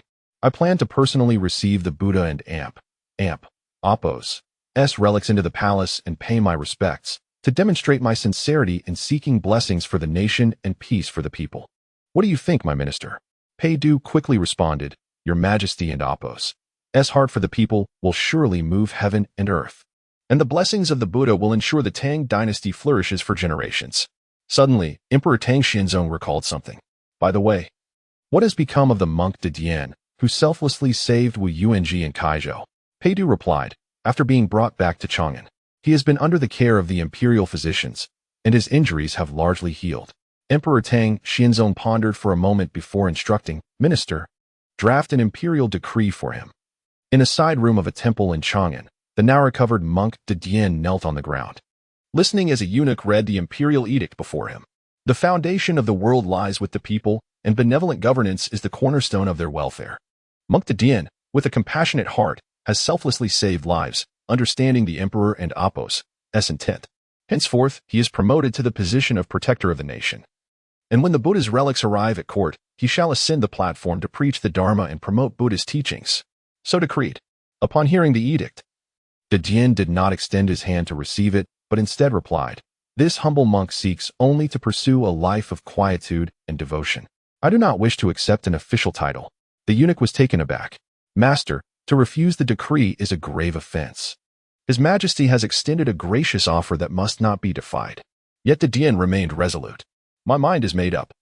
I wish to write a petition to express my intent to the emperor as a gesture of gratitude for his kindness." With that, De Dian rose and approached the table, taking up pen and paper to begin writing. De Dian's petition was soon delivered to Emperor Tang Xianzong. Upon learning that De Dian not only rejected the imperial edict but also submitted a petition, the emperor was greatly astonished. He accepted the document and read it carefully. "Little monk De Dian, submitting this petition to express my sentiments to your Majesty. The teachings of the Buddha are fundamentally rooted in purity, aiming to liberate the world. Your Majesty and Apos' heart is aligned with the Buddha, ever compassionate. Today, welcoming the Buddha and Apos' relics and allowing lectures across the land demonstrates your Majesty and Apos' profound commitment to promoting Buddhism. However, there are many greedy and ignorant monks today who fail to grasp the Buddha's essence. They take to the platform to preach, yet do not comprehend the subtlety of the scriptures, enticing the masses with promises of longevity and fortune. I humbly beseech you to retract this decree. Gradually withdraw from external affairs, allowing the true teachings of the Buddha to shine alongside your Majesty's sacred path. This would be a great fortune for the realm." Respectfully submitted by De Dian. Emperor Tang Xianzong read the petition multiple times, growing increasingly astonished. "I promote Buddhism, and all monks praise my efforts. Why does this monk De Dian advise me to seek purity instead?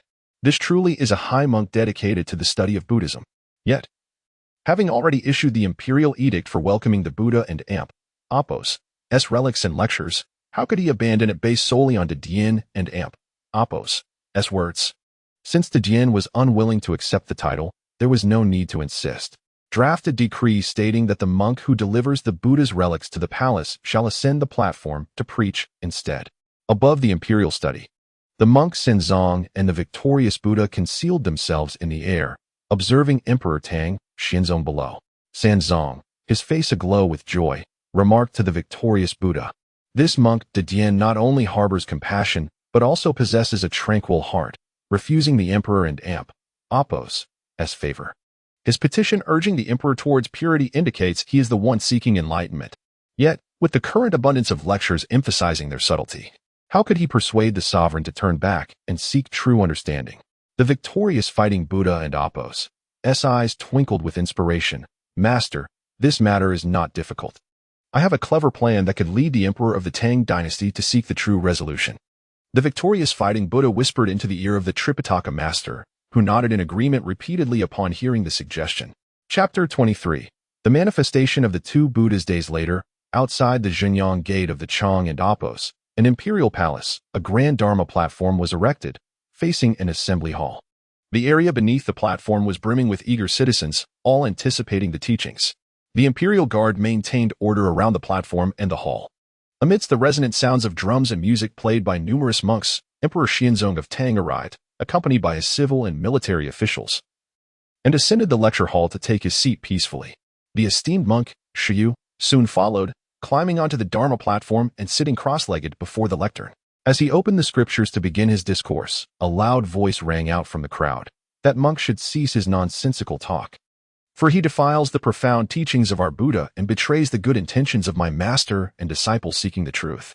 Startled by this interruption, Shiyu looked into the crowd and saw two wandering monks emerging, vocally challenging him. Noting their unremarkable appearance, Shiyu regained his confidence and responded with indignation. "I am here under imperial decree to expound the scriptures. Who are you, audacious monks, to disrupt and slander me?" The Tripitaka master sneered. "If you are indeed here to lecture as commanded, then tell me, what is the essence of these scriptures? Why must they be spoken? She replied, "The scriptures are the divine words of our Buddha. Without proclamation, how can we promote the fruits of goodness?" The Tripitaka master continued to question, "If the fruits of goodness depend on the teachings, what exists before and after the lecture? Where do the scriptures reside, and what are the fruits?" This barrage of inquiries left Shiyu momentarily speechless, unable to respond. The victorious Buddha then thundered, "Ignorant and greedy monk, descend at once."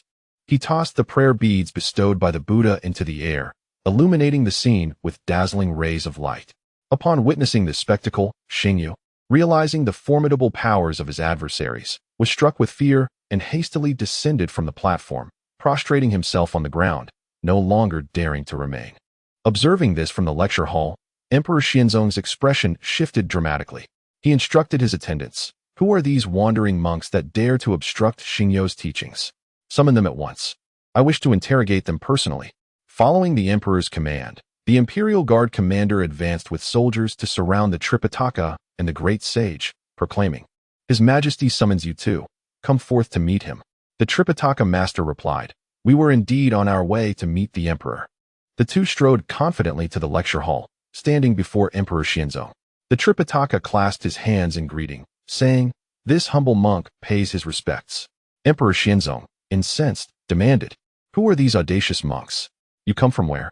"We hail from the great Thunder Sound Temple in the west," they replied. "Those from the western lands should know the proper etiquette. How dare you approach me without bowing?" The emperor reprimanded. The Tripitaka master calmly explained, "Typically, a monk would bow before the emperor. However, I was honored to be named a royal brother by the previous Emperor Taizong and have undertaken the quest for the true scriptures. Thus, I am not obliged to kneel before you in the east." Upon hearing this, Emperor Xianzong laughed. "You speak boldly. The honor of being a royal brother and seeking scriptures pertains to the monk Xuanzang, who has been deceased for over 2 centuries. All that remains are his relics. How dare you two wandering monks claim to be his disciples and deceive me? Besides, the portrait of Xuanzang was commissioned by Emperor Taizong and is stored in the Imperial Garden. I have gazed upon it many times. And you two bear no resemblance to him. How dare you lie before me?" The Tripitaka smiled serenely. "True gold fears no fire. If your Majesty possesses the portrait, let it be brought forth for comparison, and it will be evident that my words ring true." Emperor Xianzong immediately commanded, "Bring forth the portrait of Master Xuanzang at once for public comparison, so that this impudent monk may be silenced." A eunuch dashed down from the hall to retrieve the image from the palace. With an expression of irritation, Emperor Xianzong addressed the Tripitaka master. "Even if the scriptures were indeed sought by you, having a high monk lecture today is to fulfill the benevolent deeds of the past. Why do you disturb this process?" The Tripitaka master clarified, "The scriptures were composed by our Buddha, and Emperor Taizong's quest for truth was for the salvation of the world. However, due to the limited number of scriptures, there is a need to return the imperial decree, which now hinders proper explanation. Thus, only the true scriptures exist. Yet their true meanings remain unrecognized. This has led to foolish monks uttering nonsense, transforming our Buddha's profound teachings into deceptive formulas, misleading the populace into risking their lives for empty rituals. This not only corrupts the original intent of Buddhism, but also undermines the stability of your Majesty's realm. Today, our Buddha, out of compassion, has commanded me to come to the east and seal the Tripitaka scriptures to prevent the gradual decline of the people." Emperor Xianzong, amused, chuckled. "For over 200 years, countless scriptures have been transcribed. How can you seal them all?" The Tripitaka responded, "Once your Majesty verifies my identity, I possess methods to seal them for your inspection." At that moment, several eunuchs rushed to the lecture platform, bearing the portrait of Master Xuanzang. Kneeling before Emperor Xianzong to report, "Your Majesty, we have retrieved the image of Master Xuanzang." Emperor Xianzong commanded, "Quickly, unfurl the portrait for the people to see and compare it with these 2 monks." The eunuchs promptly displayed the portrait from above. The crowd gazed at the image and then at the incarnations of Xuanzang and his disciple, murmuring in disbelief, stating that they bore no resemblance. Emperor Xianzong pointed at the Tripitaka master and queried, "Do you hear the people's discourse?" The Tripitaka smiled gently. "In that case, I invite your Majesty and the populace to observe closely once more." As he spoke, the Tripitaka master and the great sage retracted their celestial forms, revealing their true selves. The Tripitaka master, adorned with a pilla hat and a splendid cassock, stood dignified, though the great sage also wore a cassock. His distinct monkey features and fiery eyes made it unmistakable that he was indeed the famed Sun Wukong of old. The emperor, alongside his court officials and the gathered citizens, was initially taken aback before their expressions transformed into joy. Realizing the truth, Emperor Xianzong hurriedly descended from his throne to kneel in reverence, prompting the ministers and citizens to follow suit in a chorus of kneeling. With hands clasped, Emperor Xianzong devoutly addressed the Tripitaka master. I have devoted my days to honoring the Buddha, yet never did I expect to behold the visage of the Buddha today.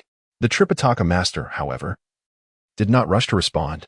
Instead, he retrieved a golden-sealed parchment from his sleeve and handed it to the great sage, instructing Wukong, swiftly seal all the scriptures of the world.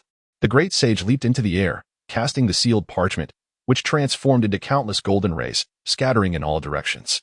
Seeing this phenomenon, Emperor Xianzong urgently pleaded, Buddha, I have recognized my errors. Common monks lecturing do not embody the spirit of transmission, and your sealing of the scriptures may not reflect the true quest for knowledge. I implore you to leave a path open for the people of the Tang to honor the Buddha. The Tripitaka master praised. Your Majesty's devotion to the Buddha is commendable. There is no need for my intervention. Simply send forth another, much like I did in my youth, to traverse mountains and rivers to reach the sacred Ling Shan and seek the true understanding. Only then can the true scriptures be revealed, ensuring the peace and prosperity of your realm. Upon hearing this, Emperor Xianzong's face brightened, kneeling once more. Thank you, Master, for your guidance. I am willing to send someone to seek the true understanding. He quickly instructed his attendants, hurry, summon Sun Ying to meet me. The eunuchs hurriedly rushed down from the lecture hall to the Dharma platform, calling out to the still prostrating Sun Ying, Master, His Majesty summons you. Shi promptly followed the eunuchs up the stairs, kneeling before Emperor Xianzong and the Tripitaka master, proclaiming, I am Shi, here to pay my respects to the emperor and the Buddha. Emperor Xianzong addressed him. Have you heard the earlier discourse regarding the quest for understanding? In times past, Emperor Taizong sought scriptures, thanks to the response of Master Xuanzang, who was honored as a royal brother. Now, I wish to seek the true understanding, and I need someone I can trust to undertake this journey. There is no one more trustworthy than you, Master. If you do not mind the toil of this endeavor, I would be honored to consider you a brother. What is the purpose of the Master if he is unfamiliar with the law? Shang Yu, having heard this, was so taken aback that beads of sweat poured down his body like rain. Trembling with trepidation, he hesitated for a moment before responding, Your servant, favored by the grace of the emperor, would dare not decline the toil. However, as one born and raised in the great Tang, I have never ventured beyond its borders and am wholly ignorant of the paths outside. How could I traverse the myriad mountains and rivers? Emperor Xianzong of Tang, displeased, rebuked. If the master is unfamiliar with the way, how can he lead others astray? Shang Yu replied, Everyone possesses their own strengths and limitations. Though I may not seek profound truths from afar, if it is to burn incense and offer prayers before the Buddha for the eternal safety of the emperor, then I shall not dare to refuse. With a cold laugh, Emperor Xianzong retorted, If the master can pray, it would surpass the quest for answers. He then rose and approached the edge of the building, addressing the assembly of monks below the Buddhist altar. Are there any among you, distinguished and undeterred by hardship, willing to journey to the Western paradise to seek enlightenment on my behalf? The monks stood silent, akin to statues of clay and wood, none daring to respond. Witnessing this, Emperor Xianzong grew furious, exclaiming, Is it truly impossible for the great Tang to find even one person to alleviate my worries? From the distant crowd, a voice emerged. Your Majesty need not fret. This humble monk is willing to journey to the Western paradise to seek enlightenment. The crowd turned to see a monk clad in simple robes stepping forth, none other than the Venerable De Dian. Chapter 24. The Great Monk's Journey Westward. Upon seeing the great monk De Dian approach, Emperor Xianzong of Tang was visibly elated. I nearly forgot this compassionate monk who sincerely venerates the Buddha. Quickly, summon him upstairs to meet me. When Master Xuanzang noticed De Dian's arrival, he exchanged a knowing smile with the great sage. Both understood that the matter of seeking enlightenment was finally taking shape. De Dian was guided upstairs and knelt before Emperor Xianzong, proclaiming, Your Majesty, I pay my respects. Subsequently, he bowed to Master Xuanzang and the victorious fighting Buddha, saying, I greet the Buddhist masters. Emperor Xianzong addressed De Dian, Please rise, Master. Once De Dian stood, the emperor continued, Recently, when Master Xuanzang requested a formal declaration of the Buddha's teachings, I was profoundly moved. Today, in a display of compassion, The Buddha has manifested the true essence of the Dharma through Xuanzang, who articulated the earnest quest for scriptures. It has become clear to me that you possess a deep understanding of the Buddha's teachings. The journey to the West is fraught with perils. Yet your willingness to undertake this endeavor demonstrates the difference between true practitioners and those entangled in worldly pursuits. It is a rare fortune for our Tang dynasty and a blessing for all people to have such a pure and devoted monk like you. Didier calmly replied. As a disciple of the Buddha, it is my duty to uphold the teachings. My previous request for validation and my current plea for action are solely for the sake of returning to the essence of the Buddha's teachings. Concerned, Emperor Xuanzang inquired, Master, your heart is aligned with the Buddha, and you do not shy away from hardship. However, the journey is long and fraught with danger. What do you rely on to remain fearless? Didier declared with conviction, the Dharma knows no bounds, and circumstances are governed by fate. I possess nothing but my own humility, and that is my true reliance. Master Xuanzang nodded in approval. Didier, your clarity of thought makes you a fitting candidate for this quest. Please come closer. As Didier approached, Master Xuanzang presented him with a strand of prayer beads gifted by the Buddha, explaining, these are the demon-subduing beads, imbued with protective powers. In times of peril, when cast into the air, they will form a protective array to shield you from harm and assist you on your journey westward. Didier knelt and received the beads with gratitude, exclaiming, I thank the Buddha for this blessing. Master Xuanzang gestured for him to rise and turn back to Emperor Xuanzang, adding, there is one more matter I must remind your majesty. During my previous journey for scriptures, I left in haste and neglected to bring sufficient provisions, which caused some troubles. I hope that today you will arrange proper supplies for this quest to prevent any unforeseen complications. Emperor Xuanzang nodded earnestly. I shall remember your words. Master, I will promptly arrange for the production of colorful lotus lamps embedded with precious jewels to present as offerings to the Buddha. Master Xuanzang joined his hands in reverence, softly chanting, Amitabha, well done, well done. With that said, your majesty, take care. I must now attend to my duties. With that, Master Xuanzang and the victorious fighting Buddha ascended into the sky upon clouds. Emperor Xuanzang and Didier once again knelt in reverence as the two celestial figures departed. After they had completely vanished from sight, the emperor rose and grasped Diane's hand, saying, your profound insights shall not disappoint my expectations. I have publicly vowed that should anyone be willing to journey westward in pursuit of enlightenment, I would honor them as a brother. Now that you have accepted this mission, I shall choose a day to formalize our bond before the Buddha. Didier hurriedly knelt, pleading, your majesty's grace overwhelms me, but though your honor is grand, it remains a worldly title. I wish to keep my six senses pure and refrain from worldly accolades. I beseech you to rescind your command. I wish only to proceed as a humble disciple of the Buddha on my quest. Emperor Xuanzang, impressed, exclaimed, your dedication to purity and practice is truly admirable. How could I disregard your wishes? I invite you to stay at Hongfu Temple while I arrange the colorful lamps for your journey, and we shall select a day to set forth westward. Didier promptly shook his head, reiterating, the Buddhist path is rooted in purity. I wish to uphold this principle and avoid attracting attention by residing in a grand temple. I humbly request permission to remain at the modest half-first temple in the western part of the city, where I can await the moment to depart in peace. Emperor Xuanzang once again expressed admiration. To choose a humble temple over a grand one is to embody the spirit of renunciation. Henceforth, I shall bestow upon you the title of half-first master. Didier knelt in gratitude. Thank you for the honor, your majesty. I shall return to my small temple to prepare for my journey westward. With that, he donned the prayer beads gifted by Master Xuanzang and slowly departed under the gaze of the gathered crowd. Emperor Xuanzang watched the departing half-first master with immense admiration. Days later, on a bright morning, the sun rose slowly, casting its golden rays across the western gate of Chang'an. Outside the city, the imperial guards stood vigilant, forbidding any commoners from passing. Accompanied by his officials, Emperor Xuanzang arrived to bid farewell to half-first master. Now dressed for travel, half-first master awaited his departure. Upon seeing the emperor approach, he hurried forward, bowing, I pay my respects to your majesty. Emperor Xuanzang stepped closer, supporting half-first master, saying, there is no need for such formality. Master, I have come specifically to see you off today. Half-first master joined his hands in gratitude. Thank you for your grace. Your majesty. The emperor gestured to a eunuch, who promptly presented a beautifully wrapped box. Emperor Xuanzang explained, inside is a colorful Buddha lamp crafted by skilled artisans on my orders, adorned with 108 rare jewels. The transmission of the Dharma is a solemn matter, and Master Xuanzang has emphasized the importance of propriety. Please offer this lamp to the Buddha as a tribute, to exchange for true enlightenment in return. And take care of it well. Half-First Master accepted the box with both hands.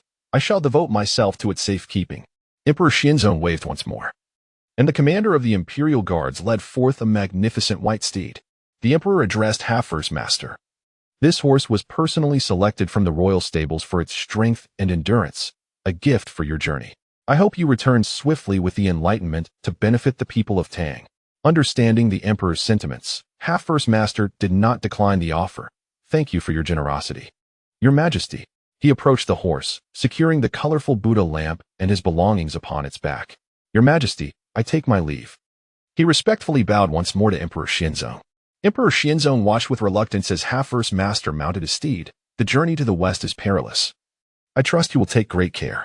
I await your return with good news. Half-First Master bowed deeply. I shall hasten to retrieve true enlightenment.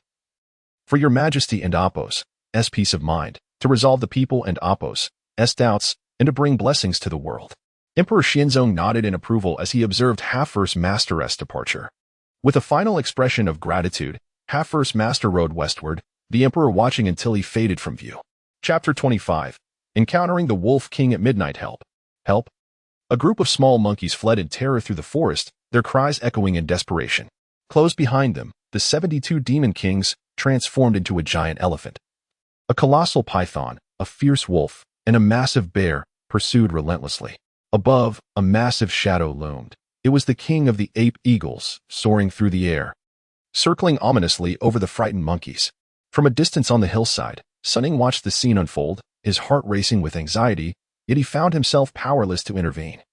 Only able to shout in vain, "Run! Hurry!" However, his cries were of no assistance to the little monkeys.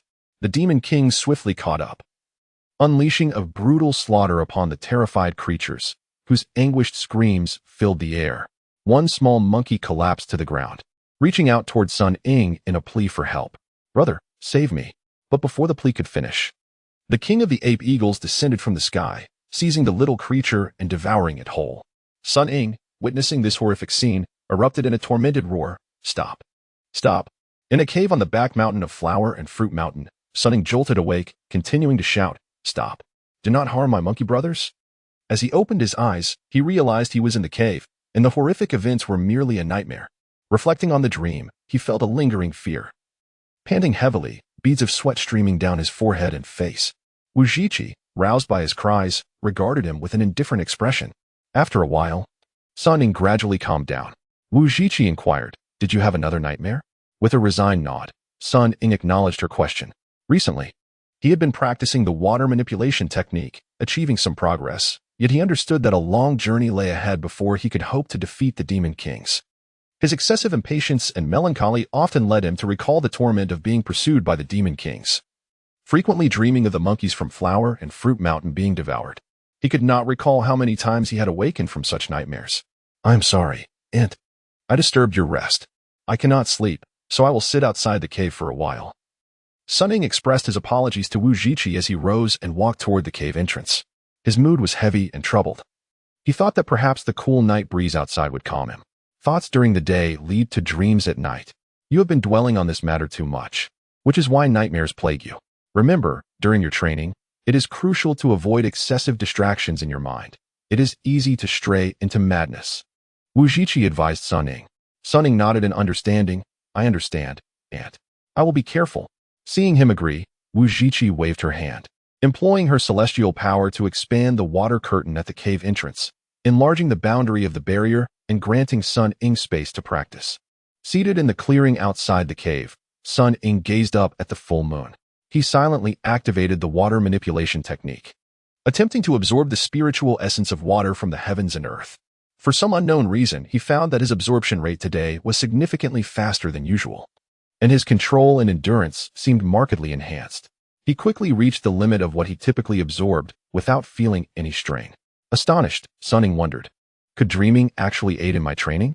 He continued to absorb the spiritual essence, consciously striving to eliminate distractions from his mind, deliberately slowing his absorption rate to ensure that the energy flowed smoothly through his meridians, transforming into his own magical power, all while remaining within his control.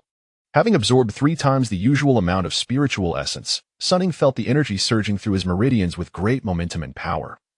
Yet his body remained free of chills, feeling completely under control. Unsure of what was happening, he hesitated to continue and halted his absorption. He then employed the technique to transform water into ice, forming several large droplets in his palm. These droplets were far larger than he typically conjured. He attempted to shape the droplets into water arrows and launched them toward a nearby large tree. To his amazement, the arrows pierced through the trunks of several trees and encased them in a layer of frost, as if frozen in time, before crashing down to the ground.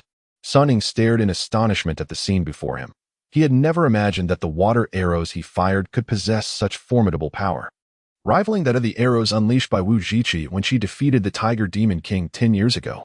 Excited, he raised his hands in wonder, pondering the reason behind the remarkable progress in his water manipulation technique.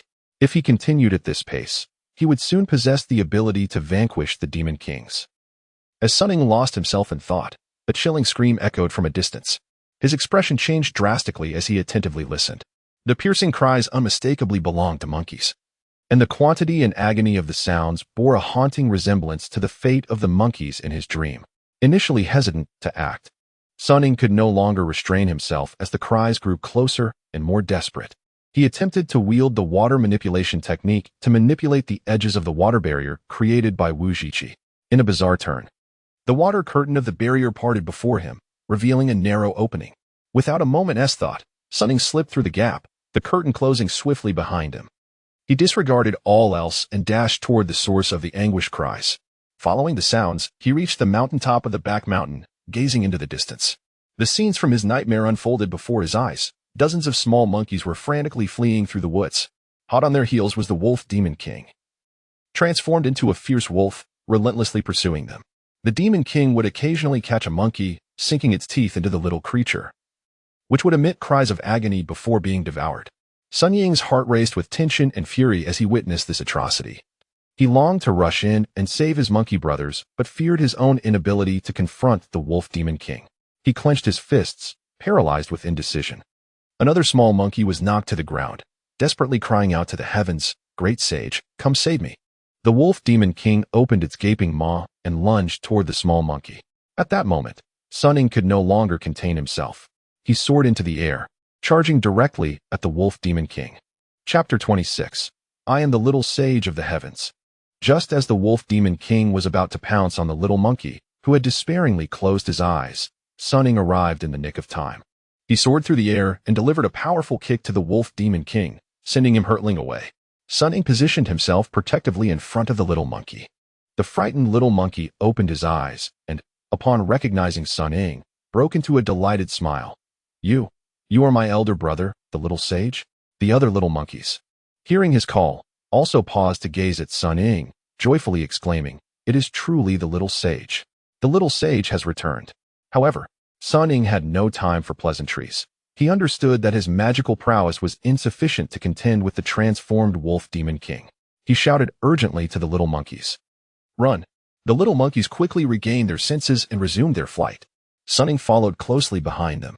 After rolling to his feet, the Wolf Demon King, enraged at the sight of the fleeing monkeys, howled mournfully at the full moon above, his cry echoed by a chorus of wolf howls in the valley.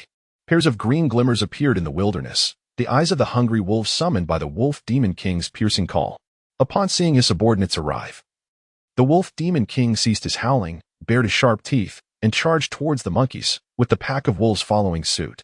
The monkeys raced ahead, the pack of wolves hot on their heels. Sun Ying deliberately lagged behind, continually urging the little monkeys to hasten, while frequently glancing back to monitor the wolves' and Oppo's proximity. As the wolves drew nearer, Sun Ying noticed that the monkeys had come to an abrupt halt. "Why have you stopped? Run!" he urged loudly. The monkeys looked ahead with expressions of terror. Sun Ying, puzzled, turned to see that they had reached the edge of a cliff. A precipice hundreds of feet high lay before them.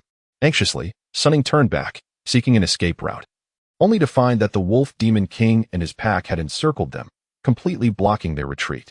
The little monkeys cowered behind Sun Ying, fear evident in their eyes. The Wolf Demon King scrutinized Sun Ying and recognized him, a malevolent glint flashing in his eyes. "It has been 10 years, little stone monkey. We thought you had fled." Yet you remain in Flower and Fruit Mountain. Today, you seek your own demise, and I shall consume you to avenge the Tiger Demon King." The Wolf Demon King howled again, and the pack responded with their own chilling cries, launching themselves at Sun Ying. The little monkeys, believing their fate was sealed, closed their eyes in fear. Sun Ying, witnessing the oncoming wolves, had no choice but to invoke his water manipulation technique, mimicking Wuzhiqi's gestures, his hands moving rhythmically. Miraculously, countless droplets of water coalesced before him, forming a massive curtain of water that shielded them. The ravenous wolves, undeterred by this barrier, charged forward. When the wolves collided with the water curtain, they were rebuffed, tumbling helplessly to the ground while emitting pained howls. The little monkeys, witnessing this turn of events, transitioned from fear to elation, clapping and cheering. Sun Ying gazed in disbelief at the water curtain and the wolves beyond, astonished that his magical powers had reached such formidable heights. Was it divine providence that had hastened his cultivation? Or perhaps a glitch in the system had bestowed him with unexpected prowess? Fuming, the Wolf Demon King berated his pack. "You useless lot. A mere water curtain has stymied you. Watch me." He leapt into the air, crashing against the water curtain, only to be repelled violently. As he landed, he rolled and barely managed to regain his footing. The force of the impact had left him disoriented and reeling. Sun Ying, observing the fallen Wolf Demon King and the unscathed water curtain, felt a surge of exhilaration. He was now certain that his magical abilities had significantly improved, rendering the Wolf Demon King powerless against him. The little monkeys, seeing this, relaxed completely, cheering in unison. "The little sage is incredible." Glaring at the Wolf Demon King and his pack, Sun Ying resolved not to remain on the defensive any longer. He would launch an offensive. He executed the ice formation technique, and with a sweeping motion of his hands, the water curtain transformed into countless water arrows, poised in the air, aimed at the Wolf Demon King and his pack. The Wolf Demon King and his wolves stared in horror at the astonishing spectacle, their eyes wide with fear. Sensing imminent danger, the Wolf Demon King emitted a shrill cry and attempted to flee. Yet, Sun Ying was unwilling to grant him an escape. Swiftly commanding the floating water arrows to rain down upon the Wolf Demon King and his pack. Bloody flowers danced in the moonlight as the arrows pierced through the unprepared wolves, who fell to the ground, howling in agony. Although the Wolf Demon King managed to evade some of the attack, he was not spared from the onslaught, sustaining numerous wounds and collapsing in a weakened state. As the Wolf Demon King lay on the ground, gasping for breath, he turned to Sun Ying, his face twisted with disbelief. "Little stone monkey, how could you possess such formidable magic?" Sun Ying stepped forward, a triumphant smirk on his face as he placed a foot upon the Wolf Demon King and Apos' head, declaring, "What little stone monkey? Remember this. I am the master of Flower and Fruit Mountain. I am the little sage of the heavens, Sun Ying." The little monkeys echoed his proclamation, raising their arms in unison. "Little sage of the heavens. Little sage of the heavens." The defeated Wolf Demon King, beneath Sun Ying's foot, struggled to lift his head for one last word, but his strength failed him, and he slumped lifelessly.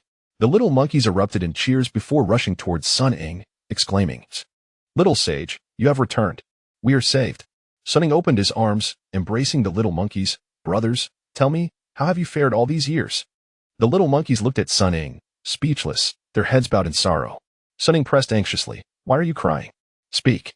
He pointed at one little monkey and demanded, "Chio, tell me." Chio looked up at Sun Ying, his voice thick with tears. "Little sage, Grandpa Ba died protecting you. The demon kings, unable to find you, have tormented us in various ways, beating and scolding us daily, even devouring some of us. Over the years, our brothers have dwindled in number. Today is the birthday of the Food Apes King, who is hosting a feast to consume many of our brothers. We barely escaped, only to be pursued by the Wolf Demon King, resulting in more deaths among us. Now, aside from us, only a few hundred monkeys remain on Flower and Fruit Mountain." Listening to Chio and Apos' account, Sun Ying recalled the joyful days spent playing with the monkeys in the mountains, his eyes blazing with fury. "These despicable demons dare to treat our brothers this way." The little monkeys clung to Sun Ying's legs, pleading, "Little sage, please return to the water curtain cave and save them. Otherwise, they will all be devoured."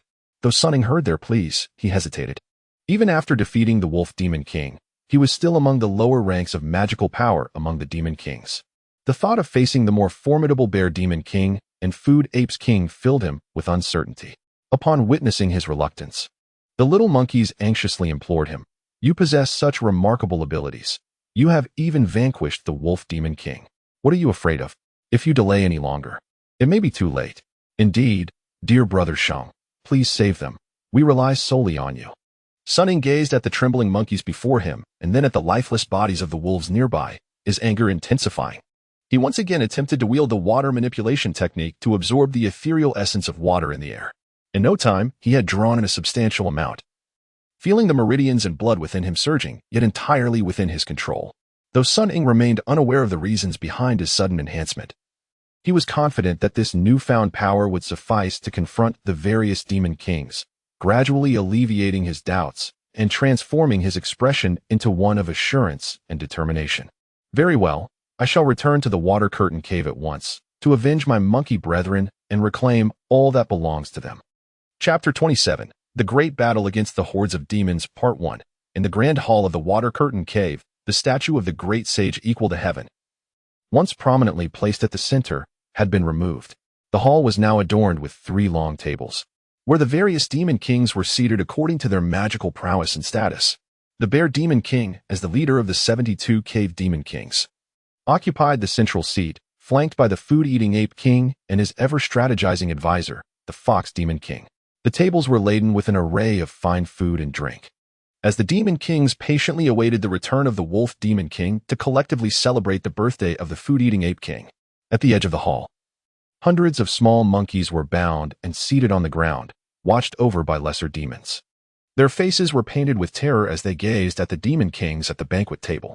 The Food-Eating Ape King cast a greedy glance at the bound monkeys and, dissatisfied, complained about the inefficacy of the Wolf Demon King. This blue wolf is utterly useless. It takes him so long to chase down a few fleeing little monkeys. I shall not wait any longer. The feast must commence. The Bear Demon King, eyeing the sumptuous spread, could barely contain his excitement and vocally concurred. Indeed, it is quite inappropriate for so many brothers to wait for one. Let us begin the feast. Upon hearing the Bear Demon King and Apos, as proclamation, the Food-Eating Ape King immediately turned his gaze to the small monkeys, selecting one with a slightly plump physique. A smug smile spread across his face as he pointed. Ah, you shall be the first course. With wings sprouting from his back, the Food-Eating Ape King lunged towards the chosen monkey. At that moment, a colossal shadow swept through the water curtain at the cave's entrance, hurtling directly towards the Food-Eating Ape King. Startled, he swiftly swiped at the shadow with his claws, sending it crashing to the ground. The demon kings instinctively turned to see what had fallen, their eyes widening in shock as they recognized the form of the Wolf Demon King and Apos' lifeless body. In astonishment, the demon kings turned their attention to the cave entrance, where Sun Ying, clad in a beast skin attire, strode through the water curtain with an air of authority, surveying the assembly of demons with disdain. One demon king, mistaking Sun Ying for the legendary Sun Wukong, cried out in terror, "The Great Sage Equal to Heaven?" The collective gasp rippled through the assembly, causing the demon kings to rise in alarm, ready to flee. However, the Food-Eating Ape King remained relatively composed, scrutinizing Sun Ying and discerning the difference between him and Sun Wukong. He called out loudly to halt the panicked escape. "Calm yourselves. Look closely. He is not Sun Wukong." His commanding voice restored a semblance of order, and the demon kings paused to carefully observe Sun Ying, recognizing the stark contrast from the legendary Monkey King. The Bear Demon King rose, brimming with fury, and demanded, "You wretched monkey, from whence do you come, daring to slay our brother, the Wolf Demon King?" With a proud demeanor, Sun Ying replied, "You fail to recognize me? I am the little stone monkey you once tormented, now the Great Sage Equal to Heaven, Sun Ying." The small monkeys, upon hearing Sun Ying's declaration, eagerly recognized him, their faces lighting up with joy. "It is truly our elder brother, the little sage. He has returned to save us." Yet, instead of fear, the demon kings erupted in uproarious laughter, clearly dismissing him as a threat. The Fox Demon King sneered, "Little monkey, do you think that after a few years of growing taller and bestowing upon yourself the title of the Great Sage, you can intimidate us?" The Food-Eating Ape King cackled. "I thought you had perished or hidden away. Yet here you are, presenting yourself as the main course for my birthday feast. How delightful." In the face of their scornful laughter, Sun Ying merely chuckled coldly. "Then let us see whether you can devour me, or if I shall vanquish you demons in vengeance for the fallen Ba Grandpa and my monkey brethren." With that, he raised his hands and summoned the water manipulation technique, transforming the cascading water curtain behind him into a massive water dragon that coiled around him. The demon kings were momentarily taken aback, astonished at Sun Ying's formidable power. The water dragon, swirling around him, suddenly lifted its head, aimed at the demon kings, and unleashed a barrage of sharp water arrows. Caught off guard by the dragon's ferocity, the demon kings scrambled to evade the incoming onslaught. Yet the sheer volume of arrows proved overwhelming. Several demon kings were unable to escape and were pierced mercilessly, meeting the same grim fate as the wolf demon king. While many managed to evade death, they bore wounds from the relentless assault. Only the bear demon king and a few powerful demon kings successfully evaded the attack unscathed. The small monkeys, witnessing the unfolding chaos, erupted into cheers, chanting, "The great sage equal to heaven! The great sage equal to heaven!" The bear demon king, now filled with rage and astonishment at Sun King's prowess, bellowed, "Brothers, charge at him!" Responding to the bear demon king's call, the food-eating ape king transformed into a gigantic eagle, brandishing his sharp claws and teeth as he soared towards Sun Ying. The bear demon king also revealed his true form, a towering bear, and lunged alongside him. Behind them, the elephant king, python king, and others followed suit, all transforming and charging at Sun Ying. The python king, the swiftest of them all, opened his massive jaws and lunged, intending to swallow Sun Ying whole. As the python king devoured Sun Ying, the cheers of the small monkeys abruptly ceased, replaced by expressions of shock and disbelief. Unable to comprehend how swiftly the tide had turned. What a foolhardy end. Just a boon for our brother the python. The bear demon king relaxed, a smirk of contempt on his face. However, before his laughter could fade, he noticed something amiss with the python king, whose upper body stood rigid in the air, seemingly paralyzed. With a series of explosive sounds, countless water arrows erupted from within the python king's body, tearing him apart and splattering blood across the nearby demon kings. Amidst the chaos, Sun Ying stood triumphantly, completely unharmed. Chapter 28. The Great Battle Against the Horde of Demons, Part 2. The sight of the Serpent King being obliterated into fragments by Sun Ying left the demon kings utterly astonished. After all, the Serpent King was among the stronger beings, ranking within the top 10 of the demon hierarchy.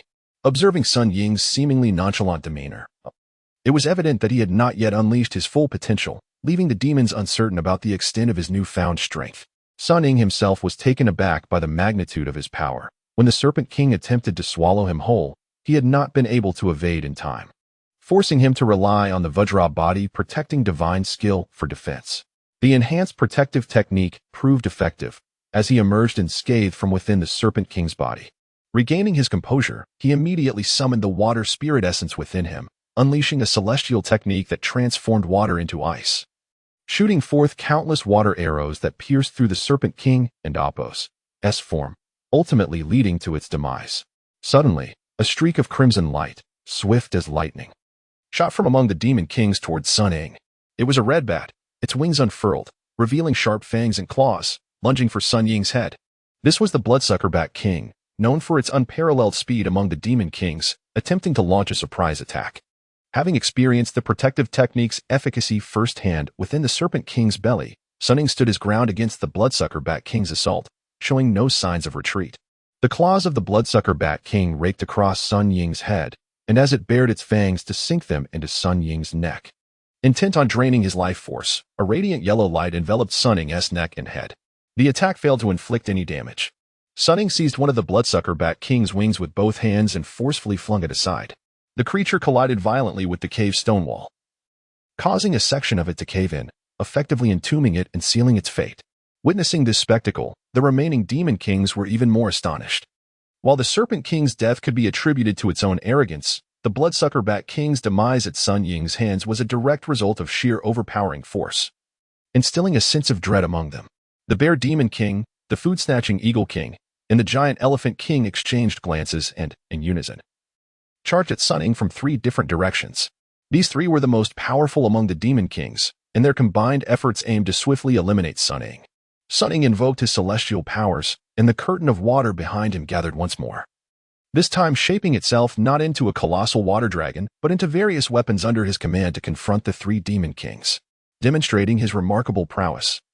The water dragon morphed continuously. At times it became a sweeping staff, at others a piercing spear, a cleaving blade, or a sharp axe, its transformations bewildering the trio, who could only manage to defend themselves. In the midst of the fray, the giant elephant king seized upon a fleeting opportunity.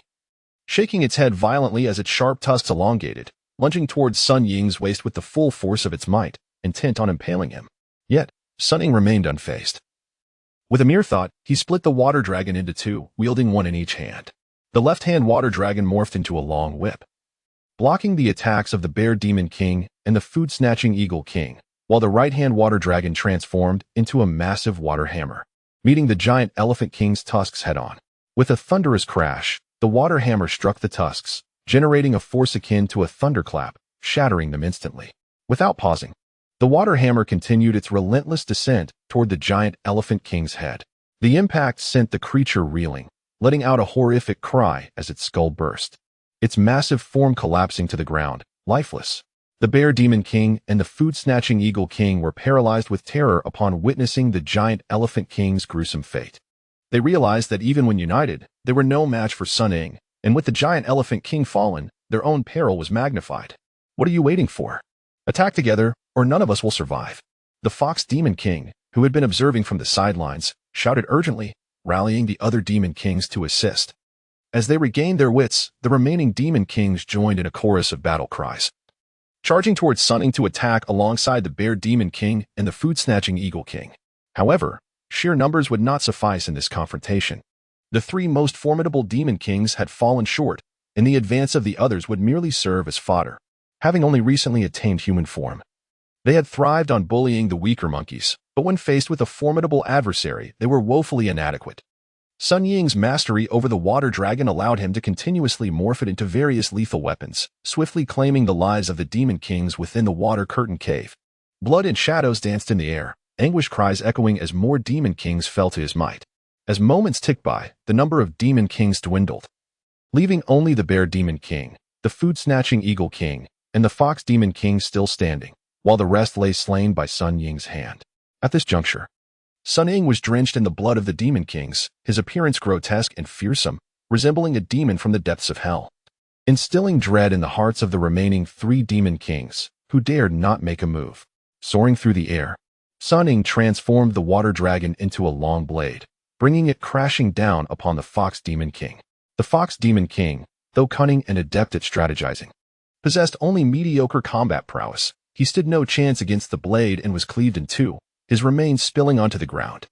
The Bear Demon King and the food-snatching Eagle King stood before Sun Ying, their eyes filled with sheer terror. They comprehended that Sun Ying was an adversary far beyond their capacity to confront, and they instinctively began to retreat, seeking an opportunity to flee. With a piercing gaze, Sun Ying advanced step by step. The water curtain cave had transformed into a veritable hellscape.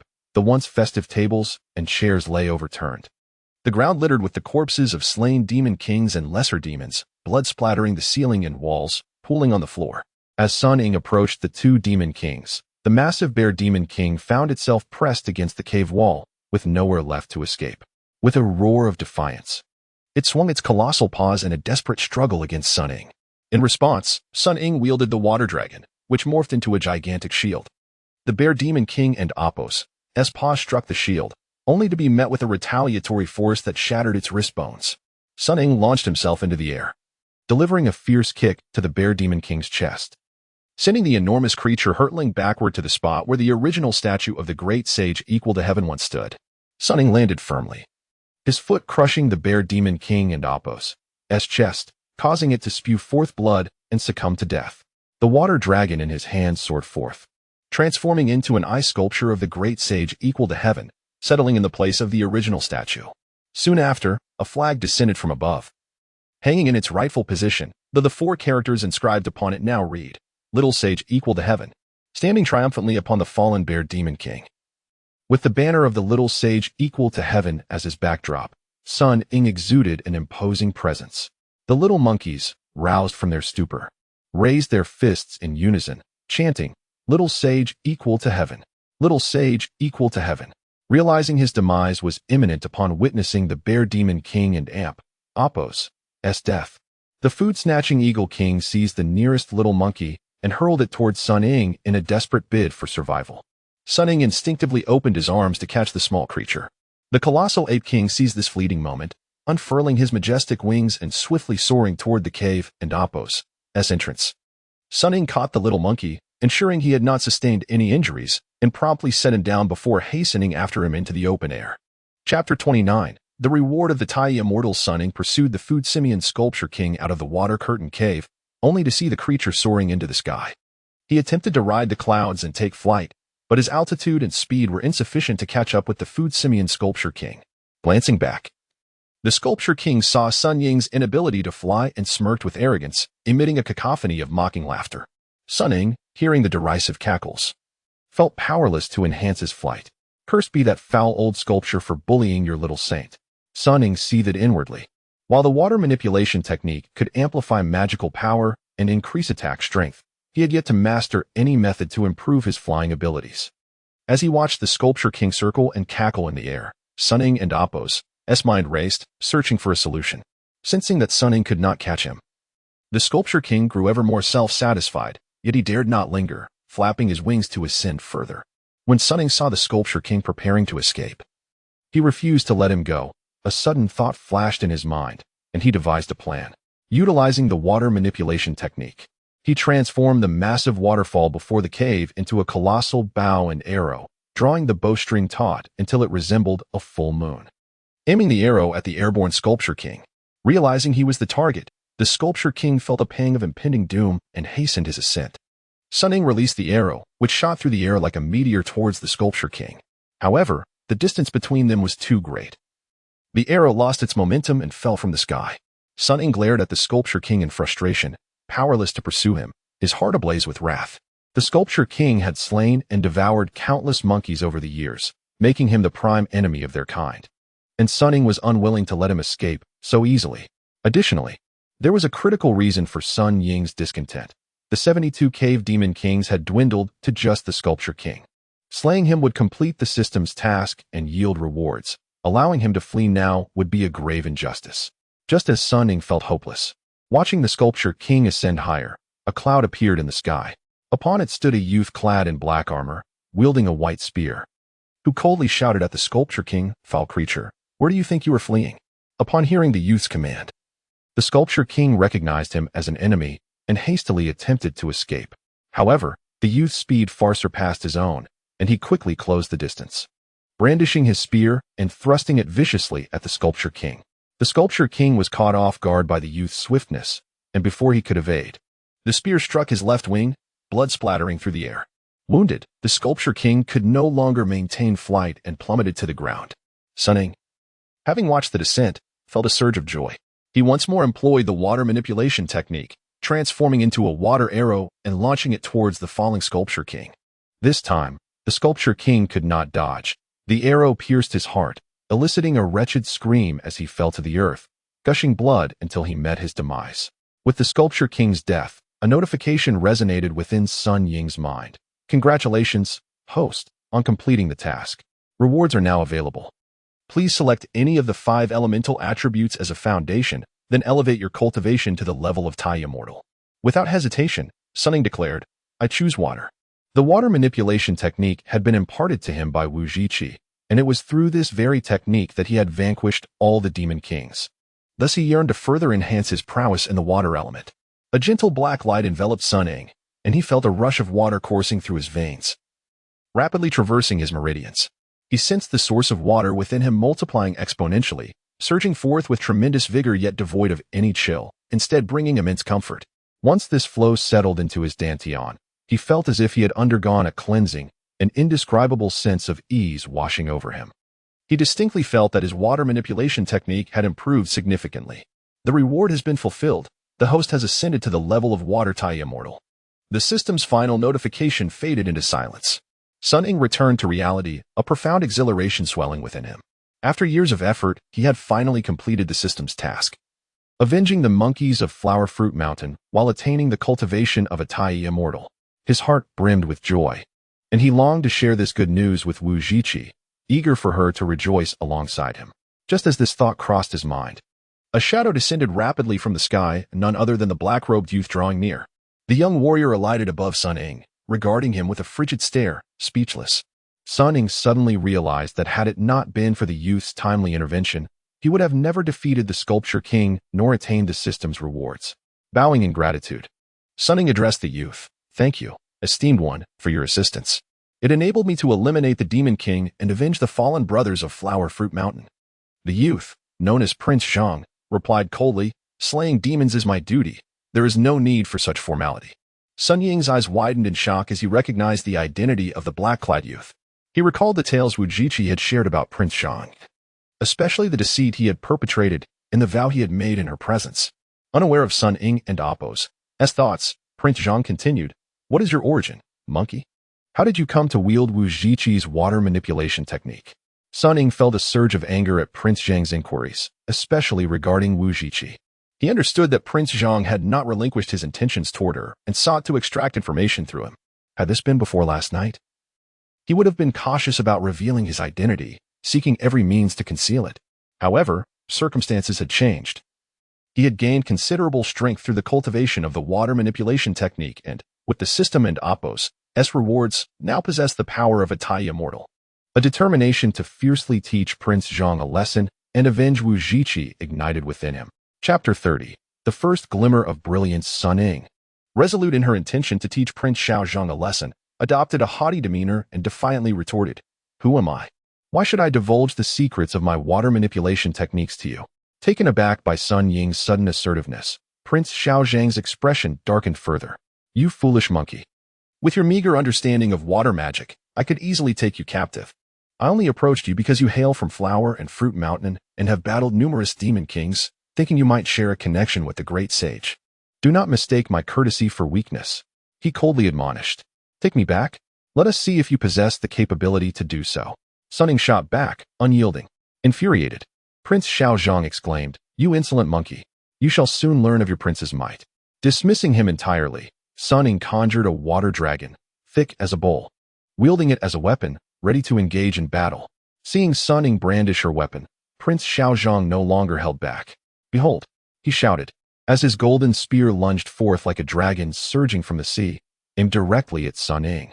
Sun Ying swung her water dragon in a vigorous defense, and with a resounding clash, their weapons met, producing a thunderous sound. While Sun Ying felt no impact, Prince Zhang was forced to step back, revealing the disparity in their strength. To his astonishment, the monkey who had previously struggled to traverse the clouds now displayed such formidable power. Little did he realize that in that brief moment, Sun Ying's prowess had significantly escalated, transforming her into a vastly different opponent. Retreating to regain his stance, Prince Zhang intensified his assault, his spear transforming into a torrential downpour of strikes, like a tempest unleashed upon Sun Ying. Aware of Prince Zhang's serious intent, Sun Ying opted for a defensive posture, diligently maneuvering her water shield to withstand the onslaught, waiting for an opening in his relentless barrage. The water shield soared and danced, effectively blocking every thrust from the prince and Appo's spear, leaving no room for penetration. Frustrated by his inability to breach her defenses, Prince Zhang bellowed, a storm of sand and dust. As he spoke, the speed of his spear diminished, transforming into a concentrated thrust that stirred the air with a tempestuous gale, coupled with swirling sands. In an instant, a blinding sandstorm engulfed the arena, the fierce winds assaulting Sun Ying's water shield. As the prince, heir to the Sand Kingdom, unleashed his signature technique, he reserved it for exceptional circumstances, only deploying it against Sun Ying and Appo's evident mastery of magic. Sun Ying felt an ominous chill, sensing an overwhelming force accompanying the spear's advance, a cascading wave of pressure that surged from all directions, battering her water shield. With deft footwork, Prince Zhang circled Sun Ying, launching a spiraling assault amidst the flurry of sand. As he confronted the prince's relentless attack, Sun Ying's mind raced, seeking weaknesses in his offensive. In this decisive moment, she became extraordinarily composed, her eyes gleaming with determination, scrutinizing the spear's every movement and trajectory. When the prince's spear, like a viper striking, bore down upon her water shield, Sun Ying recognized the moment for her counterattack had arrived. Resolute, she unleashed the water spirit energy she had meticulously gathered, manifesting countless water arrows that spiraled outward with explosive force. The tempest of arrows shattered the sandstorm, surging forth like a tidal wave towards Prince Zhang. Caught off guard by Sun Ying and Appo's extraordinary control over her water spirit, the prince, a seasoned fighter with years of experience, remained unflustered. He rapidly spun his spear, deflecting the incoming arrows like a whirlwind, but as the last arrow fell, He sensed an undeniable killing intent lurking behind the assault. The threat was palpable, the murderous energy of water. Sun Ying, aware that the arrows alone would not suffice to harm Prince Xiaozhong, simultaneously transformed her water shield into a long blade, striking towards him with lethal intent. The chilling aura pierced the air, yet the prince, undeterred, swiftly assessed the situation, needing to adapt in the blink of an eye. Fortunately, he had one final technique at his disposal, a defensive maneuver unlike his previous offensive strikes, erecting a barrier that shielded him from harm. The clash of spear and blade resonated, sending both combatants stumbling back as the storm of sand and water abruptly ceased. Prince Xiaozhong stared in shock at Sun Ying, utterly unprepared for the immense strength she had exhibited. Had he not retained a defensive strategy, he likely would have been severely injured by her strike. Sun Ying, however, wore a triumphant smile, her heart brimming with exhilaration. Although her blade had not struck true, the prince's disarray exceeded her expectations. Realizing that she had achieved such an outcome without fully exerting herself, her confidence soared. She resolved to take the initiative, intent on delivering a harsh lesson to Prince Xiaozhong, avenging her fallen comrade, Wuzhiqi. Chapter 31. Venting anger for Wuzhiqi with a resounding clash. Sun Ying's water blade collided with the reserve spear of Prince Xiaozhong. From the moment Sun Ying launched his attack, the two engaged in a fierce exchange, trading blows for over a dozen rounds in the blink of an eye. Sun Ying increasingly recognized the strength of Prince Xiaozhong. Although his own magical prowess clearly surpassed that of his opponent, Xiaozhang's extensive combat experience and adept spear techniques made him a formidable adversary. Sun Ying and Appo's attempts to strike with his water blade were effortlessly countered by Xiaozhong, who deftly neutralized each attack. Continuing in this manner, it seemed unlikely that Sun Ying would gain the upper hand. Prince Xiaozhong, too, was taken aback by the formidable power of Sun Ying's water blade, especially the intense chill that accompanied each strike. He found it necessary to exert all his effort merely to maintain his position without faltering. However, Sun Ying was unwilling to remain engaged in a prolonged struggle. He yearned to bring Xiaozhong down swiftly and began strategizing in his mind on how to achieve victory. When they momentarily separated, Sun Ying altered his mode of attack. The long blade in his hand transformed into a meteoric hammer, measuring 3 or 4 zhong in length, with each end resembling the size of an infant's head. Having trained under Wuzhiqi for a decade, Sun Ying not only mastered the arts of turning water into ice and manipulating water, but also learned various martial skills and weaponry techniques. His desire for vengeance fueled his rigorous training, allowing him to wield an array of weapons with remarkable proficiency. Initially, Sun Ying intended to use the brute force of his water blade to strike down Prince Xiaozhong, but found it ineffective. He resolved to change his strategy and employ softness to overcome hardness. He hurled the meteoric hammer directly at Xiaozhang's face with tremendous speed and proximity. Prince Xiaozhang, sensing the imminent danger, hastily raised his spear to defend himself. With a resounding clang, the hammer struck the spear, but contrary to Xiaozhang's expectations, it did not rebound. Instead, it curved around and ensnared the spear with its chain. As Xiaozhang stood bewildered, Sun Ying deftly flicked his wrist, exerting force to pull the reserve spear towards himself. This unexpected move caught Xiaozhang off guard. He had not anticipated that Sun Ying aimed to seize his weapon. Though Sun Ying was not particularly tall, he possessed considerable strength. The chain snapped taut, nearly wrenching the spear from Xiaozhang and Appo's grasp. Only by gripping it with all his might did he prevent it from flying away. Sun Ying continued to apply pressure, tugging on Xiaozhang's weapon, which began slipping from his control. In a moment of desperation, Xiaozhang devised a plan and suddenly exerted force, launching the spear outward. With the momentum from Sun Ying and Appo's pull combined with his own throwing strength, the spear hurtled towards Sun Ying with great ferocity. Anticipating this maneuver, Sun Ying deftly shook his right hand, causing the meteoric chain to shift and weaken the spear's thrust before flinging it aside in a sweeping motion. He then redirected the meteoric hammer, transforming the end that had ensnared the spear into a point of leverage, while the end he held swiftly struck toward Prince Xiaozhang. The distance between them was minimal, and Sun Ying showed no mercy in his assault. The meteoric hammer raced toward Xiaozhang's face. Unarmed, Xiaozhang had no option to defend himself and could only attempt to evade. However, he was a moment too late and was struck on the shoulder by the hammer, letting out a cry as he fell backward. Seizing the opportunity, Sun Ying would not let Xiaozhang escape unscathed. He swiftly launched another attack with the meteoric hammer. Xiaozhang, having endured one blow, felt the pain acutely and, seeing the hammer come at him again, retreated rapidly to avoid Sun Ying's subsequent strike. Now weaponless and injured, Xiao Zhang dared not continue the fight. He quickly summoned a cloud and soared into the sky, fleeing at great speed. Sun Ying, unwilling to let him escape, pursued with renewed vigor, his cultivation having significantly heightened his speed and altitude. Seeing Sun Ying gain on him, Xiao Zhang had no choice but to employ his celestial techniques, transforming himself into a swirling sandstorm to conceal his presence from Sun Ying. Countless grains of sand swept through the air, making it impossible for Sun Ying to open his eyes, let alone pursue Xiao Zhang. Summoning his water manipulation technique, Sun Ying conjured a massive fan from the water spirit, gripping its handle and furiously fanning to disperse the sandstorm before him. At long last, after much effort, he cleared the obscuring sand, only to find that Xiao Zhang had vanished without a trace. Though reluctant to concede, Sun Ying could do nothing but mutter in frustration. "You run fast." Regardless, he had managed to land a blow on Xiao Zhang, who appeared to have sustained significant injury while fleeing, thereby avenging Wuzhiqi to some extent. After a night of fierce battles, dawn broke, illuminating Huagua Mountain. Knowing that his absence would surely cause Wuzhiqi great concern, Sun Ying abandoned his search for her, opting instead to return and report his success in avenging the Monkey Brothers and injuring Prince Xiao Zhang. The back mountain remained as serene and deserted as ever. Sun Ying descended from the clouds and approached the entrance of a small cave, employing his water manipulation technique to part the barrier before rushing inside. Within the cave, Wuzhiqi was seated in meditation. Sun Ying joyfully exclaimed, "And I have returned." Wuzhiqi opened her eyes slightly, her voice tinged with irritation as she scolded. "You know how to come back? I thought you had been captured and devoured by those demon kings. At least I can breathe easier now." Sun Ying recognized her sarcasm. In truth, she had been deeply worried about him. He hurriedly replied with contrition, "I'm sorry, Aunt. I shouldn't have stayed out all night and caused you concern."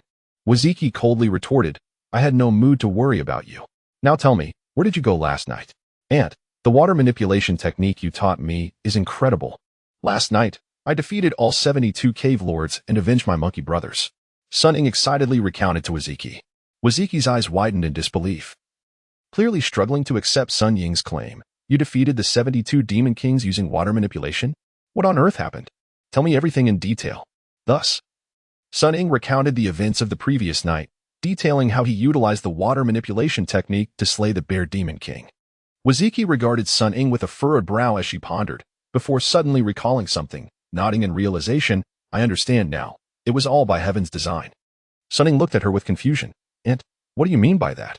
Wuzhiqi explained, "Yesterday was the night of Zhongyuan, the most Yin time of the year. Water, being inherently Yin, allows for the cultivation of the water manipulation technique to reach its peak effectiveness during this time, amplifying your abilities manyfold. In this enhanced state, you were able to unleash greater power. Additionally, your battle took place at the Water Curtain Cave, allowing you to directly summon the Water Curtain as a weapon, negating the need to draw energy from the spirit of water in the environment, thus reducing your magical expenditure. This was a crucial reason for your victory over them." Upon hearing Wuzhiqi's explanation, Sun Ying nodded in understanding. "So that's how it is. This was all a fortunate coincidence. Do not become complacent, and do not harbor any illusions of luck. You may not always be so fortunate. After Zhongyuan, your magical power will gradually wane, and you must continue to cultivate to maintain and enhance your abilities," Wuzhiqi cautioned Sun Ying. Upon hearing Wuzhiqi's words, Sun Ying couldn't help but chuckle inwardly. He had indeed received the system's reward, genuinely possessing the abilities of a Tai immortal, which would undoubtedly remain undiminished. With a smug and slightly arrogant demeanor, Sun Ying looked at Wuzhiqi and replied with a smile, "Aunt, you have erred this time. My magical powers not only remain intact, but have also significantly increased. To be frank, I just gave Prince Zhang a thorough lesson." Wuzhiqi's expression changed dramatically at the mention of Prince Zhang, as she exclaimed, "Prince Zhang? Have you encountered him?" Chapter 32. The schemes of Prince Zhang. Sun Ying nodded in response. "When I ultimately pursued the Beastmaster, the little Prince Zhang appeared and lent me a hand. Then he began to inquire about my identity and from whom I had learned the water manipulation technique." Wuzhiqi, upon hearing this, grew increasingly anxious and pressed. "What did you say?" Observing Wuzhiqi and Appos' tense demeanor, Sun Ying decided to tease her and said playfully, "Of course. I spoke the truth. I told him I am the little sage of the heavens and that I learned the water manipulation technique from you." Wuzhiqi became even more flustered. You actually told him the truth?" Feigning innocence, Sun Ying replied, "He is so formidable, and I couldn't possibly defeat him. If I didn't speak the truth, he would have surely overpowered me. I had no choice. Wuzhiqi suddenly stood up, exclaiming, "You ungrateful monkey. Have you brought him here to confront me?" Realizing Wuzhiqi was genuinely upset, Sun Ying quickly reassured her with a smile. "All right, Aunt, I was just joking. I would never betray you.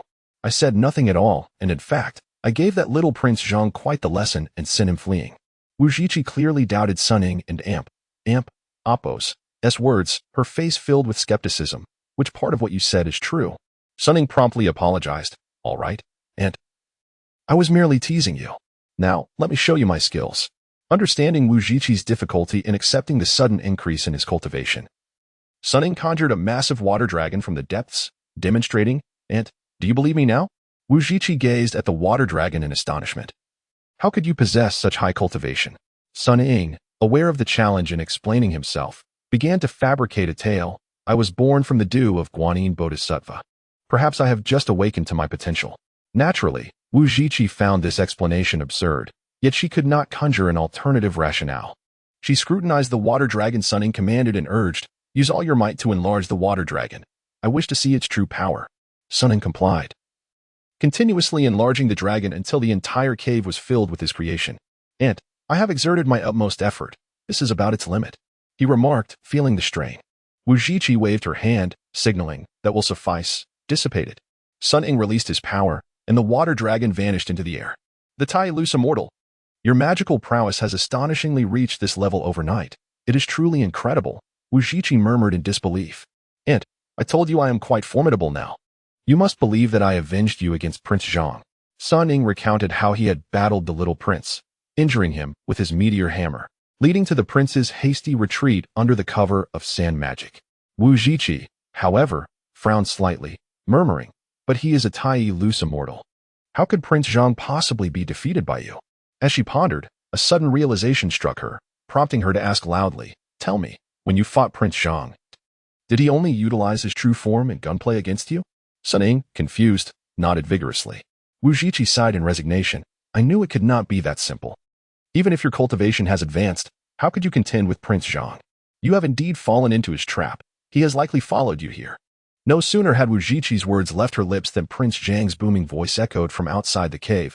"After all these years, you still know yourself well. Since you are aware of my arrival, why not emerge and face your fate?" Sun Ying's expression turned to one of shock. It was evident he had not anticipated such a turn of events. "And what is happening?" Sun Ying urgently inquired of Wuzhiqi. "Prince Zhang has been cultivating Buddhist teachings for years, having reached the level of a Tai Golden Immortal. How could your nascent powers possibly triumph against him? He feigned weakness before you to deceive you, following you stealthily to find me." Wuzhiqi explained helplessly. "That scoundrel has deceived me," Sun Ying exclaimed in frustration. He then regretted his naivety, realizing that his recent success had led to complacency, causing him to fall into Prince Zhang and Appo's scheme. Wuzhiqi sighed. "I never imagined that after hiding for over a decade, he would still discover my whereabouts. Very well, I shall confront him now." "No, Aunt, you stay here. I will face him and drive him away," Sun Ying insisted. Wuzhiqi chuckled softly. "You foolish child. Do you truly believe yourself invincible? You are no match for him at all. Even if I cannot defeat him, I can at least delay him, allowing you a chance to escape," Sun Ying proposed. "You do not understand Prince Zhang and Appo's true capabilities. This is a matter I must confront alone." Wuzhiqi firmly rejected Sun Ying and Appo's pleas, determined to face Prince Zhang herself. Reluctantly, Sun Ying followed Wuzhiqi out of the cave. In the open air, clad in a dark robe, Prince Zhang descended upon their emergence, glaring at Wuzhiqi with fury. "You wretched beast. You have hidden for a decade. I see you have nowhere left to run." Wuzhiqi gazed at Prince Zhang with anguish and pleaded, "Your Highness, we were once wed. I have endured much suffering these years. I implore you, spare me." Prince Zhang coldly scoffed. "A demon is a demon and must face due retribution. To think you would beg for mercy is sheer folly." Sun Ying, unable to contain himself, stepped forward to shield Wuzhiqi, rebuking Prince Zhang. "As a disciple of the Buddhist faith, you deceived my aunt and imprisoned her beneath the pagoda for over 200 years. She has suffered immensely. Do you seek to annihilate her completely? Monkey, I am aware of your ties to the great sage, equal to heaven. Out of respect for him, I shall not lower myself to your level. Do not linger with this water demon, step aside, or do not blame me for punishing you as well." Prince Zhang disregarded Sun Ying's admonitions, commanding him to withdraw. Filled with doubt regarding Prince Zhang's true power, Sun Ying resolved that since words had failed, it was time to act. If action is possible, let us not waste words. Sun Ying swiftly summoned the water manipulation technique, transforming once more into a meteor hammer, and struck directly at Prince Zhang. Chapter 33. The heavily wounded Wuzhiqi Prince Xiao Zhang stood resolutely against the oncoming meteor hammer, unflinching. With a swift motion of his right hand, the treasured spear reappeared in his grasp. He raised the long spear and thrust it fiercely towards the hammer's head. Remarkably, before the spear tip even made contact, the hammer rebounded with tremendous force, propelled by a powerful gust of wind towards Sun Ying. Sun Ying, taken by surprise at how effortlessly Prince Xiao Zhang had sent the hammer flying back, hastily employed a spell to disperse the meteor hammer, narrowly avoiding being struck by the returning head. Although the hammer dissipated, the force of Xiao Zhang's spear, infused with a relentless wind, continued its assault on Sun Ying. The sheer momentum sent him soaring, crashing heavily to the ground several yards away. Despite immediately activating his Vajra body protection technique for defense, he still felt intense pain coursing through him. In astonishment, Sun Ying raised his head to gaze at Prince Xiao Zhang, realizing the true extent of his formidable power. It dawned on him that Xiao Zhang had concealed his strength during their previous encounters, revealing a depth of cunning that was truly formidable. System. Have I not ascended to the level of Tai Sanxian? How can I be so utterly overpowered? The system and Apos' mechanical voice responded to Sun Ying and Apos' query. The opponent you face has reached the Tai Golden Immortal level. It is perfectly normal for you to be unable to defeat him. Is there any way for me to enhance my abilities further? This is a life or death crisis. Sun Ying implored desperately. The system will evaluate the circumstances you encounter and determine whether to activate a random task, offering you rewards. After 10 years, you should be well aware of the system's functions. With that, the system fell silent once more. Sun Ying understood that the system was utterly unreliable, a mix of unpredictability and misfortune. Wuzhiqi, witnessing Sun Ying's defeat at the hands of Prince Xiao Zhang, called out in concern, "Sun Ying, are you all right?" Struggling to rise from the ground, Sun Ying quickly reassured her, "Aunt, I'm fine." Wuzhiqi's eyes glinted with fury as she glared at Prince Xiao Zhang. "Since you hold no regard for our past, I shall fight you to the bitter end." With a fierce determination, Wuzhiqi transformed into her true form, a colossal ape. She surged forward, brandishing her massive claws as she charged at Prince Xiao Zhang. In contrast, he appeared diminutive before her imposing figure. Prince Xiao Zhang regarded Wuzhiqi with a cold smile, his right hand holding the spear behind him while his left pressed together at his chest, chanting fervently. As he recited his incantation, a formidable bodhisattva gradually materialized behind him. This bodhisattva, dark blue in hue, exuded an aura of wrath, with fierce brows and glaring eyes. In its right hand, it wielded a sword, while the left grasped a chain, surrounded by rising flames, exuding an air of majesty. With closed eyes, the bodhisattva intoned, "Those who see my form awaken the Bodhi mind. Those who hear my name abandon evil and cultivate goodness. Those who understand my teachings gain profound wisdom. Those who know my heart shall become Buddhas in this very body." Wuzhiqi's expression shifted to one of terror upon witnessing this divine manifestation. You have actually mastered such divine powers, able to summon the bodhisattva of the unmoving. The unmoving bodhisattva, also known as the unmoving king, holds the highest rank among the 8 great kings of Buddhism, wielding immense power. Having practiced Buddhist teachings for many years, Prince Xiao Zhang summoned his avatar to the battlefield, clearly wary of Wuzhiqi's formidable magic.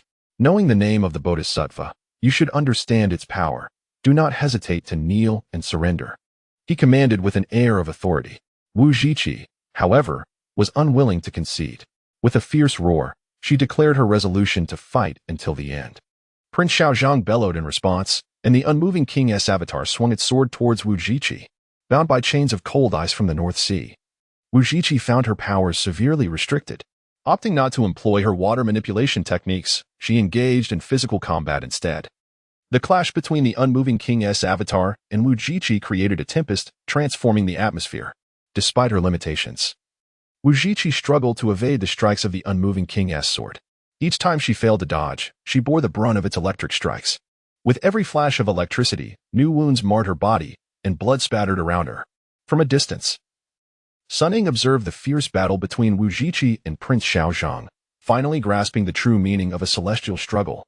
Witnessing Wuzhiqi's injuries filled him with anguish, and without a moment's hesitation, He unleashed his water manipulation technique, transforming into a water dragon as a weapon, joining her in the fight against Prince Xiaozhang. Despite his efforts, Sun Ying was still outmatched by the true power of Prince Xiaozhang, frequently struck by the chains wielded by the unmoving King's avatar, leaving him with numerous wounds. Had it not been for the protection of the Vidra body technique, he might have already lost his life. Seeing Sun Ying's injuries and bloodied form filled Wuzhiqi with sorrow. While continuing her battle with Prince Xiaozhang, she shouted at Sun Ying, "You are no match for him. Do not worry about me. Flee for your life." Having spent a decade in close companionship with Wuzhiqi, Sun Ying regarded her as family and could not abandon her to escape alone. "No, Aunt, I will not leave. I promise to protect you. And I will see it through." With determination, Sun Ying launched another attack against Prince Xiaozhang, but each effort was effortlessly thwarted by the unmoving King's avatar. Prince Xiaozhang, commanding the avatar, disregarded Sun Ying entirely and relentlessly pressed his attack against Wuzhiqi. At long last, the avatar's sword struck forth, and Wuzhiqi, unable to evade in time, was pierced directly through her left shoulder. A painful scream escaped her lips as blood erupted from the wound. Sun Ying, witnessing this, cried out in agony, and Prince Xiaozhang, taken aback by the severity of his own strike, halted his offensive momentarily, surprised by the injury he had inflicted. In the wake of her injury, Wuzhiqi erupted with rage, her claws slashing as countless water arrows shot forth, raining down upon Prince Xiaozhang and Appos' true form. Continuing to chant, Prince Xiaozhang commanded the unmoving King's avatar to conjure a golden Buddhist light, shielding both the avatar and himself. As the water arrows struck the light, they shattered upon impact, but each fragment quickly transformed into new water arrows, perpetually assaulting the protective barrier. Prince Xiaozhang found himself preoccupied, reciting incantations to maintain the shield. Seizing the opportunity while he was distracted, Wuzhiqi turned and swiftly scooped up Sun Ying, lifting him under her arm and racing towards the front hills of Huagua Mountain. Upon witnessing Wuzhiqi's escape with Sun Ying, Prince Xiaozhang swiftly commanded the avatar to unleash its protective light outward, obliterating the now minuscule water arrows. He retracted the avatar and propelled himself forward on a cloud, pursuing the fleeing duo with haste. Chapter 34. Accept my fate and avenge me. Wuzhiqi, accompanied by Sun Ying, flew to the front of Flower Fruit Mountain and rushed into the water curtain cave. At that moment, her injuries had rendered her unable to bear any longer, and she collapsed heavily onto the ground. The little monkeys inside the cave, busy with their tasks, were startled by this scene. Sun Ying hurriedly scrambled to his feet, employing his water manipulation technique to transform the waterfall at the cave entrance into a barrier, temporarily preventing Prince Xiaozhang from intruding. An enemy approaches. Everyone, hide quickly and do not come out. Sun Ying shouted urgently to the little monkeys, although they were unaware of the unfolding events. Seeing Sun Ying's anxious demeanor made them realize the gravity of the situation, prompting them to scatter in panic to conceal themselves. Prince Xiaozhang arrived outside the water curtain cave, brandishing his spear to charge in, but was halted by the waterfall barrier. With a disdainful huff, he disregarded the barrier, swinging his spear whose tip ignited with flames, intending to use this method to breach the barrier. Hearing the crackling flames scorching the waterfall outside, Sun Ying assisted the fallen Wuzhiqi, urgently calling out, "Aunt, wake up. Prince Xiaozhang is about to break in." Blood continued to flow from Wuzhiqi's wounds, rendering her exceedingly weak. She could only feebly open her eyes to look at Sun Ying, murmuring, "It seems this time I cannot escape my fate." Sun Ying, heartbroken at the sight of Wuzhiqi, wept, "Aunt, I cannot bear to lose you. I do not want you to die." Wuzhiqi, in pain and resignation, shook her head. "For the past 200 years, I have endured relentless suffering. My existence has become worse than death." Sun Ying, "Do you remember the technique I taught you to open the heaven and Appos' gate? Come, open it immediately, and I shall bestow all my fate upon you." At that moment, Sun Ying was too distraught to accept Wuzhiqi's fate. He shook his head vigorously, pressing his hands against her wounds in a futile attempt to staunch the bleeding. Outside the cave, Prince Xiaozhang wielded his spear with one hand while reciting incantations with the other. The flames intensified, and the waterfall barrier was on the verge of being breached. Sun Ying had been preoccupied for quite some time, his hands stained with blood, yet he could not halt the relentless flow from Wuzhiqi and Appos' wounds. He realized the truth in her words. Her injuries had reached a point beyond healing. "System, I implore you, present me with options to save my aunt," Sun Ying silently pleaded. But the system remained unresponsive. Wuzhiqi turned her gaze to the entrance of the cave, a look of sorrowful resignation on her face as she addressed Sun Ying. Sun Ying, do not waste your efforts. I can no longer live. Do you wish to witness my demise without seeking vengeance for me by accepting my fate? Sun Ying understood that there was no way to save Wuzhiqi now, and hesitantly inquired, "And, if I accept your fate, will I be able to defeat Prince Zhang and avenge you?" A proud expression crossed Wuzhiqi's face. If it were not for the chains of the North Sea and Apos' icy grip embedded in my spine, my power would be unleashed to its full extent. Do not underestimate me. Even if the Bodhisattva of the immovable king, or any celestial being, were to arrive, I would not fear them. Do you think I have held the title of a water demon for millennia in vain? After speaking, Wuzhiqi's wounds began to bleed profusely again. She urged Sun Ying, "Will you accept my fate to avenge me? I cannot hold on much longer." At this point, Sun Ying found no reason to refuse any longer. He nodded vigorously.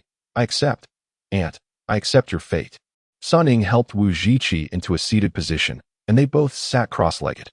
Sun Ying began to silently recite the incantation for opening the heaven's gate, and a golden light enveloped his body, gathering above his head. Wuzhiqi observed Sun Ying with joy, quickly assuming a cross-legged position herself as she chanted, her form shrouded in a black glow. The shadow of a giant ape emerged from the black light, merging with Sun Ying. Sun Ying's body trembled violently as if struck by lightning, before he fell backward, enveloped in the black glow. Hearing the tremendous noise from within the cave and witnessing the black light emanating from it, Prince Zhang furrowed his brow and hastened his incantations to intensify the flames against the waterfall barrier. Lying on the ground, Sun Ying felt the black glow gradually dissipating, returning him to his normal state. Wuzhiqi sat motionless, her eyes glazed over. Suddenly, Sun Ying opened his eyes wide, rising from the ground. His gaze filled with vibrant brilliance. He attempted to employ his water manipulation technique to absorb the elemental water essence from the surroundings. To his astonishment, his energy center felt as if it had transformed into an expansive ocean, no matter how much elemental water essence flowed into him. It was instantaneously absorbed and transmuted into his own magical power, continually enhancing. Sun Ying joyously turned to Wuzhiqi, exclaiming, "Aunt, look, my fate has truly transformed me. My cultivation has increased immensely." However, before he could finish, he noticed Wuzhiqi's sudden stillness, causing his words to falter. Wuzhiqi's form began to fade, becoming increasingly transparent, indicating her impending disappearance. In panic, Sun Ying called out, Aunt, what is happening to you?" Yet, Wuzhiqi remained silent, still seated. As her form continued to vanish at an alarming rate, Sun Ying lunged forward, attempting to embrace Wuzhiqi, but grasped only air, crashing to the ground. Rising, he turned to the spot where Wuzhiqi had been seated, now left with only a faint outline before she completely vanished. Stunned, Sun Ying's comprehension dawned upon him. After transferring all her fate to him, Wuzhiqi's life had come to a definitive end, dissipating completely. Tears streamed down his face as he knelt in despair, murmuring, "Aunt." At that moment, the waterfall barrier was shattered by Prince Zhang, who charged into the cave, brandishing his spear. Upon entering, he spotted Sun Ying kneeling on the ground and quickly scanned for Wuzhiqi, finding no trace of her. He bellowed angrily, "Wuzhiqi, come out!" Sun Ying, still on his knees, slowly turned to glare at Prince Zhang, gritting his teeth as he declared, "You caused my aunt's death. How dare you raise your voice here?" Prince Zhang, taken aback by Sun Ying's words, widened his eyes in disbelief. You say Wuzhiqi is dead? How is that possible?" Chapter 35. The enraged little saint, you have slain her, and yet you speak of possibilities. Sun Ying suddenly erupted, transforming into a visage of ferocity. His hair stood on end, his entire being radiated with a dark luminescence, exuding an overwhelming aura that forced Prince Xiaozhang to retreat several paces. Sun Ying glared at Prince Xiaozhang, his eyes ablaze with fury, faced with Sun Ying's menacing demeanor. The prince felt an unexpected tremor of fear and instinctively took a step back. Sun Ying advanced upon him, each step igniting memories of the past decade spent with Wuzhiqi. The initial rescue from the tiger and Apos' mom marked the inception of their bond. The first attempt at healing with herbs revealed her inner warmth beneath her icy exterior. The first glimpse of her scarred body under the moonlight allowed Sun Ying to truly grasp her suffering. Over the years, Wuzhiqi devoted herself to nurturing Sun Ying and Apos' cultivation, attending to him with meticulous care, stitching his garments, enveloping him in familial warmth. She guided him through his first attempts at water manipulation, displaying genuine concern when he faltered, sustaining injuries in the process. Even moments ago, outside the cave on the back mountain, Wuzhiqi had fiercely defended Sun Ying, fearing for his safety against Prince Xiaozhang. Recalling all these moments filled Sun Ying's eyes with tears. If he had been more vigilant, had seen through Prince Xiaozhang's treachery and not let him hear, Wuzhiqi would not have been harmed, nor would she have vanished into thin air. His heart swelled with rage and self-reproach. I will slay you to avenge my aunt, Sun Ying bellowed, launching himself toward Prince Xiaozhang with a powerful punch. Prince Xiaozhang hesitated, choosing not to counter with his stored energy spear, instead raising his left arm to block Sun Ying's fist. The force of Sun Ying's blow landed heavily on the prince's forearm. Crack! The sound echoed as his arm broke under the impact, sending him crashing against the cave wall. Prince Xiaozhang could scarcely comprehend the rapid enhancement of Sun Ying's power in such a brief span. Struggling to rise with his right hand propping himself against the ground, he stared at Sun Ying in disbelief. You, how could you? Ignoring him, Sun Ying unleashed his water manipulation technique once more, transforming the waterfall before the cave into a colossal water dragon.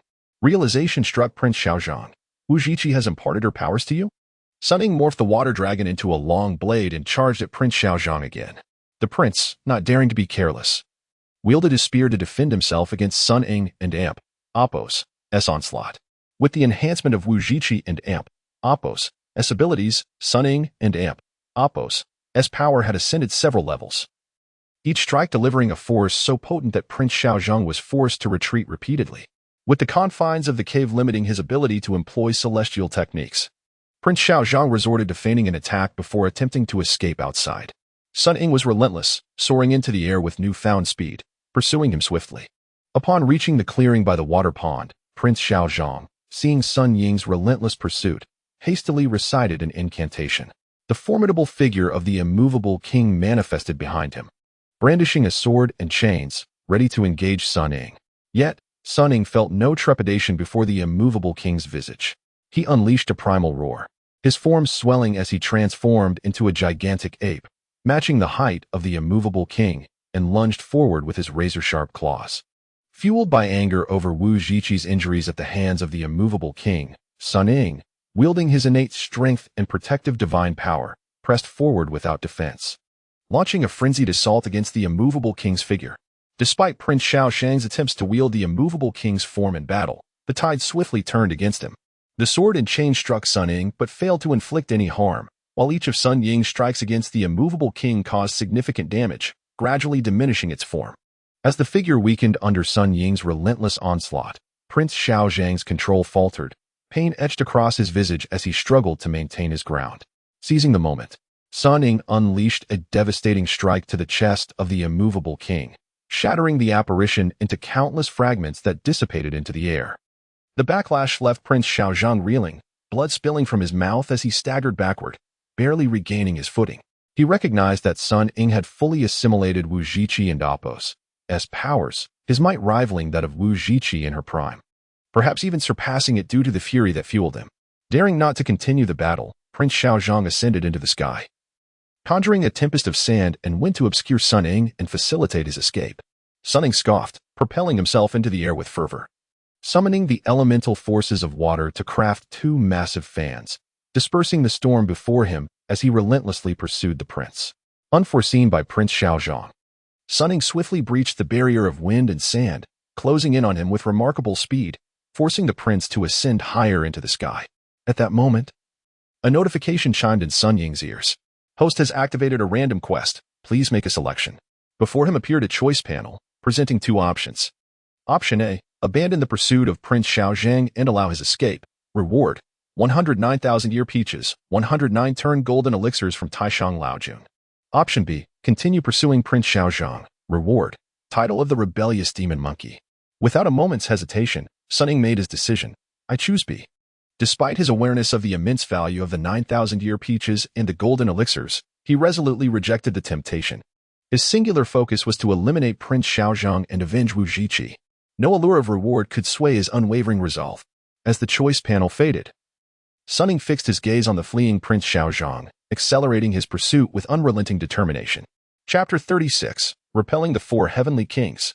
Prince Xiang, noticing that Sun Ying was relentlessly pursuing him, realized that escaping back to the southern land was no longer feasible. Thus, he ascended towards the southern heavenly gate, hoping to receive aid from the divine generals guarding it. Sun Ying, however, was oblivious to the path to the heavens, and continued his fervent chase. The southern heavenly gate towered majestically amidst the swirling clouds. The four heavenly kings, each wielding their respective divine artifacts and accompanied by several heavenly soldiers, stood guard at the entrance, protecting the celestial realm. Prince Zhang covered his wounded arm as he fled, and from a distance, he spotted the four heavenly kings, calling out for help. "For kings, please save me." Recognizing Prince Zhang and Apos' voice, the four heavenly kings promptly raised their divine artifacts, shielding him behind them. Sun Ying, arriving shortly after, furrowed his brow at the sight of the four kings blocking his path. Their formidable presence was indelibly etched in his memory, and he could not feign ignorance. It dawned on him that in pursuing Prince Zhang, he had inadvertently arrived at the gates of the celestial realm. The Growth King, brandishing his sword, pointed menacingly at Sun Ying and bellowed, "You, monkey demon, halt at once. How dare you pursue a celestial being to the southern heavenly gate? You are truly ignorant of your own limits." The earthly guardian king echoed his sentiments sternly. "Monkey demon, the heavens have a benevolent nature. Withdraw now to avoid punishment, or do not blame us for our ruthlessness." Though aware of their identities, Sun Ying was consumed by a singular thought. He must exact vengeance on Prince Zhang, and anyone who dared to obstruct him would face dire consequences. Ignoring the warnings of the four kings, he roared defiantly, "I will kill him to avenge my aunt. Do not stand in my way, move aside."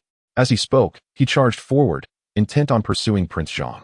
The Growth King, enraged by Sun Ying's defiance, shouted, "The demon monkey seeks death. Let him witness the might of the four heavenly kings." With that, he swung his sword down upon Sun Ying. Prince Zhang, aware of Sun Ying's formidable power and indomitable protective skills, cried out in alarm, "Beware, my king." Unfortunately, his warning came too late. Sun Ying faced the descending sword without flinching, merely raising his arm to block the strike. The sword clanged against him as if striking stone, sending a shockwave that numbed the Growth King's arm, and the sword shattered into two pieces from the force of Sun Ying's divine power. The other three kings were taken aback, astonished by Sun Ying's effortless deflection of the Growth King's weapon, questioning his origins with a mixture of fear and intrigue. "Monkey, who are you?" the earthly guardian king demanded. "I am Sun Ying, the great sage equal to heaven from the water-curtained cave of Flower and Fruit Mountain." At this point, with the mask of anonymity stripped away, Sun Ying boldly declared his name. The great sage equal to heaven? The four heavenly kings were both shocked and bewildered by the emergence of this new figure. "I seek only to slay Prince Zhang. You must step aside, for I wish no conflict with you." With newfound confidence, Sun Ying, having shattered the Growth King and Apos' sword, declared coldly to the other three, "Monkey, Prince Zhang is a celestial being of the Buddhist realm. You cannot kill him at will. Moreover, this is the southern heavenly gate, the entrance to the celestial realm. You cannot act recklessly here. Today, I must kill him. Whether gods or Buddhas stand in my way, I will not relent." Consumed by rage, Sun Ying let out a furious roar and charged forth once more. This monkey possesses the essence of the primordial chaos, his divine power is extraordinary, and he wields the indomitable protective skills. "Be cautious, my king," Prince Zhang hastily warned. With this alert, coupled with the earlier incident of the Growth King's sword being cast aside, the three kings prepared themselves. The listening king unfurled his primordial umbrella, spinning it to unleash thunder and lightning. The earthly guardian king swiftly lifted his pipa, plucking its strings to release a torrent of fire and wind directed at Sun Ying. Unfazed, Sun Ying invoked his water manipulation technique, conjuring a massive water shield that absorbed the elements. He then rotated the shield, transforming it into two powerful water arrows aimed at the two kings. The listening king and the earthly guardian king, startled by the incoming arrows, hurriedly raised their divine artifacts to defend themselves. However, the arrows struck with tremendous force, shattering the pipa and Apos' strings and piercing the primordial umbrella, leaving both artifacts in ruins. Seeing this, the final guardian king hastily unleashed a long serpent from his grasp, attempting to subdue Sun Ying. The serpent grew larger, rearing its head and lunging at Sun Ying with its gaping maw. Unperturbed, Sun Ying wielded his water knife, swiftly slicing through the serpent with a flurry of strikes, reducing it to mere pieces in an instant. In mere moments, the divine artifacts of the four kings lay destroyed. Realizing the dire situation as the four kings were now disarmed, Prince Zhang turned and dashed toward the southern heavenly gate. Sun Ying, unwilling to let him escape, leaped into the air, aiming to bypass the four kings in pursuit of Prince Zhang. Yet, the four kings could not allow Sun Ying to pass, even without weapons. They were bound by their duty to guard the southern heavenly gate. Standing shoulder to shoulder, they formed a barrier before him. Seeing the four of them entangled and fearing Prince Zhang's escape, Sun Ying unleashed his fury without reservation. He waved his arms, sending forth 4 water arrows that struck the 4 heavenly kings with relentless speed. Caught off guard, they could not evade the onslaught and were sent flying. Fortunately, Sun Ying had no intention of taking their lives. The arrows' tips were blunted. Nonetheless, the 4 kings each sustained significant blows, collapsing to the ground, struggling to rise again. With the 4 kings incapacitated, the remaining heavenly soldiers were no match for Sun Ying, who dispatched them all with his water arrows. Rising into the clouds, he soared over the fallen divine generals, relentlessly pursuing Prince Zhang, and together they breached the southern heavenly gate. Chapter 37. The defeat of the celestial general Sun Ying pursued the fleeing Prince Zhang through the southern heavenly gate. Observing from a distance as the young prince fled in haste, he immediately invoked the technique of water control, conjuring a colossal water dragon. The dragon unfurled its claws and lunged at Prince Zhang.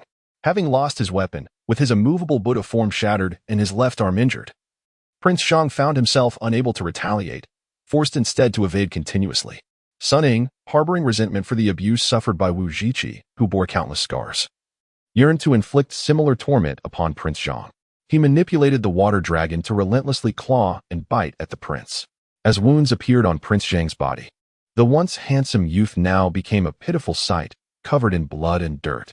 Seeing that the torment of Prince Zhang had reached its climax, Sun Ying soared into the air, retracting the water dragon and transforming it into a massive water blade, which he brought down fiercely upon the prince's head.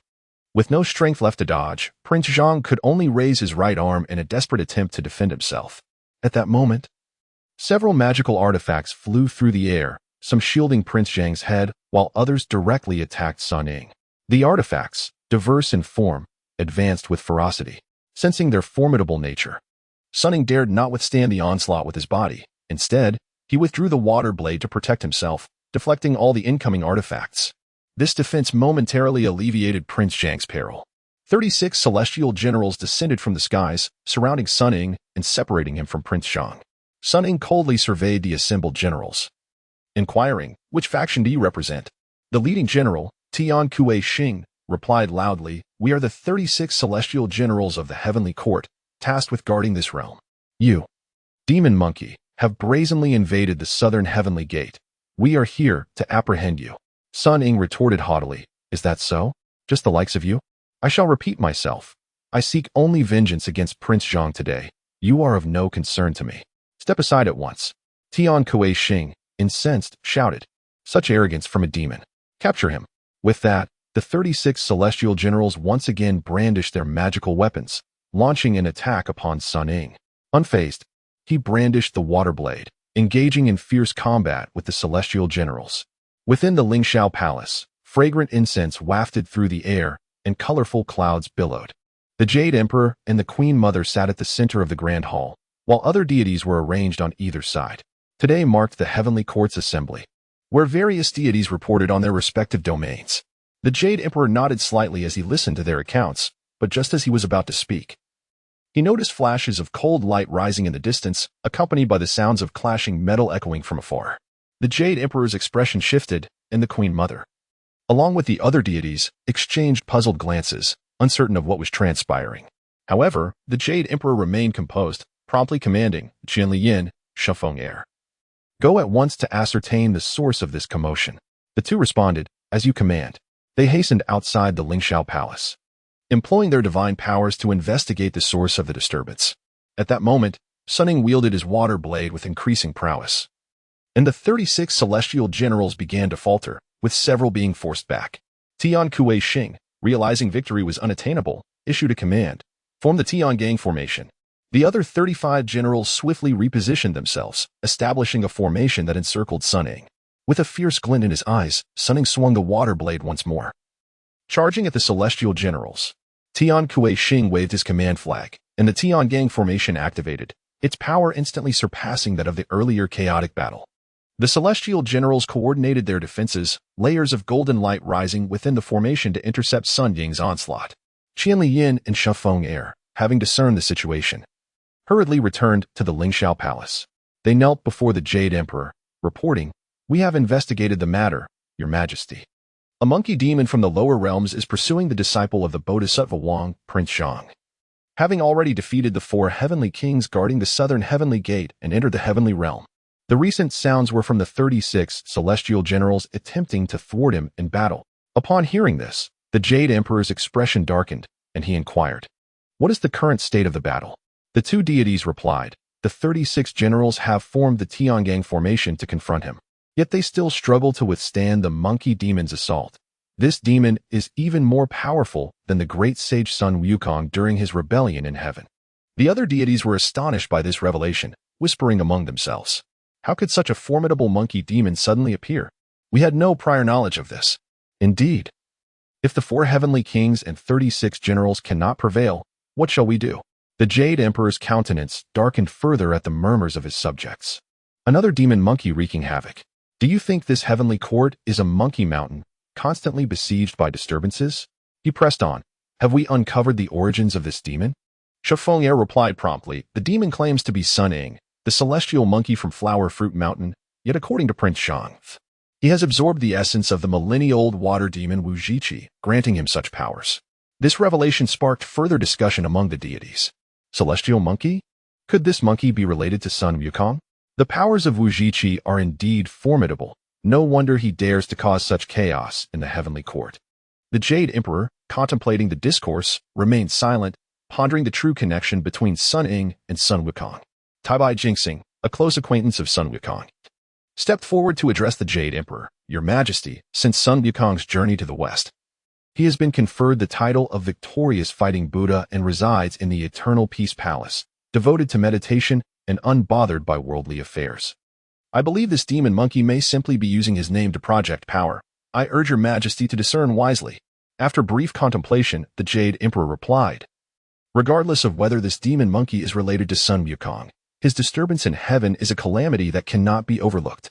"Li Jing, Neza," the Jade Emperor called out. The heavenly king Li Jing and Prince Neza promptly stepped forward. "At your service," the Jade Emperor commanded. "I order you both to swiftly capture the demon monkey and bring him before the throne for questioning." Upon receiving their orders, Li Jing and Neza hastened out. The Jade Emperor, the Queen Mother, and the other deities awaited news of their endeavor to subdue the demon. Meanwhile, at the entrance of the heavenly court, Sun Ying continued his fierce battle against the 36 celestial generals. He had gradually discerned the patterns of the Tiangang formation. With renewed vigor, he transformed his water blade into several water dragons, launching an assault that disrupted the generals and Appo's coordinated defense, ultimately breaching the formation. The celestial generals, unable to withstand the overwhelming force of the water dragons, were toppled to the ground. Sun Ying disregarded the fallen generals, turning his furious gaze towards the trembling Prince Zhang, who, witnessing the defeat of the celestial generals, felt compelled to flee. With no protection remaining, he hastily summoned his cloud to escape deeper into the heavenly realm. Sun Ying, unwilling to let him escape, pursued relentlessly. Chapter 38. Battling the giant spirit god. Sun Ying pursued Prince Zhang, racing through the celestial realm. Ahead, the sound of rushing water signaled the presence of the heavenly river, obstructing their escape. With nowhere left to flee, Prince Zhang turned to face the advancing Sun Ying. Suddenly, a towering celestial general descended from the heavens, brandishing a pair of ornate battle axes, positioning himself between Sun Ying and Prince Zhang. Sun Ying scrutinized the formidable figure before him, recognizing him instantly, the giant spirit god, the first general to confront Sun Wukong in his initial battle against the heavenly troops. Surprisingly, after several centuries, the celestial realm still boasted the same old faces, even maintaining their original order of appearance. The giant spirit god, wielding his axes, attempted to introduce himself. "Demon monkey, I am a great general of the heavenly court." However, Sun Ying had no interest in his ramblings. He swiftly brandished his water blade, launching an attack against the giant spirit god. Seeing the water blade approach, the giant spirit god quickly raised his axes to defend. Although endowed with innate divine strength, he felt a slight numbness in his hands from Sun Ying's strike. Realizing that Sun Ying's powers surpassed his own, he recalled that his task was to delay time, awaiting reinforcements from Li Jing and Neza. After his defeat by Sun Wukong, the giant spirit god had diligently trained, improving not only his skills, but also his intellect. Faced with an opponent stronger than himself, he refrained from aggression, instead positioning his axes defensively to guard against Sun Ying and Appo's onslaught, aiming to conserve energy and prolong the encounter. His strategy was sound. Sun Ying wielded a long weapon, which would exhaust him more quickly, while the giant spirit god, despite his heavy axes, could maneuver with greater efficiency. Clang! The giant spirit god managed to block Sun Ying's water blade once more. Seizing the opportunity, he swiftly maneuvered his right axe down the shaft of Sun Ying's weapon, targeting his wrist. Having been on the defensive for so long, this sudden counterattack took Sun Ying by surprise. The giant spirit god's intent was simple. He did not aim to inflict harm, but rather to force Sun Ying to relinquish his weapon.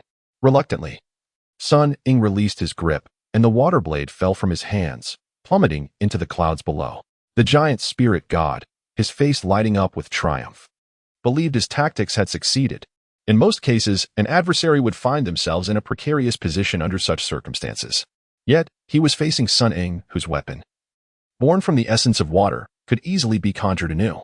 Sun Ying summoned another weapon with a flick of his wrist, transforming it into a spear, which he quickly thrust towards the giant spirit god and Apos' throat. With celestial generals like the 4 heavenly kings and the 36 celestial marshals, Sun Ying realized he could no longer hesitate. He had to defeat his opponent swiftly to eliminate Prince Xiaozhang. Delays could invite stronger adversaries, complicating his quest for vengeance. The giant spirit god was unprepared for Sun Ying's sudden transformation of his weapon into a spear. Fortunately, his enhanced skills and extensive combat experience allowed him to execute a backward arch, narrowly avoiding the thrust. He swiftly sidestepped, despite his hefty frame, regaining distance and raising his axes once more, ready to face Sun Ying's continued assault.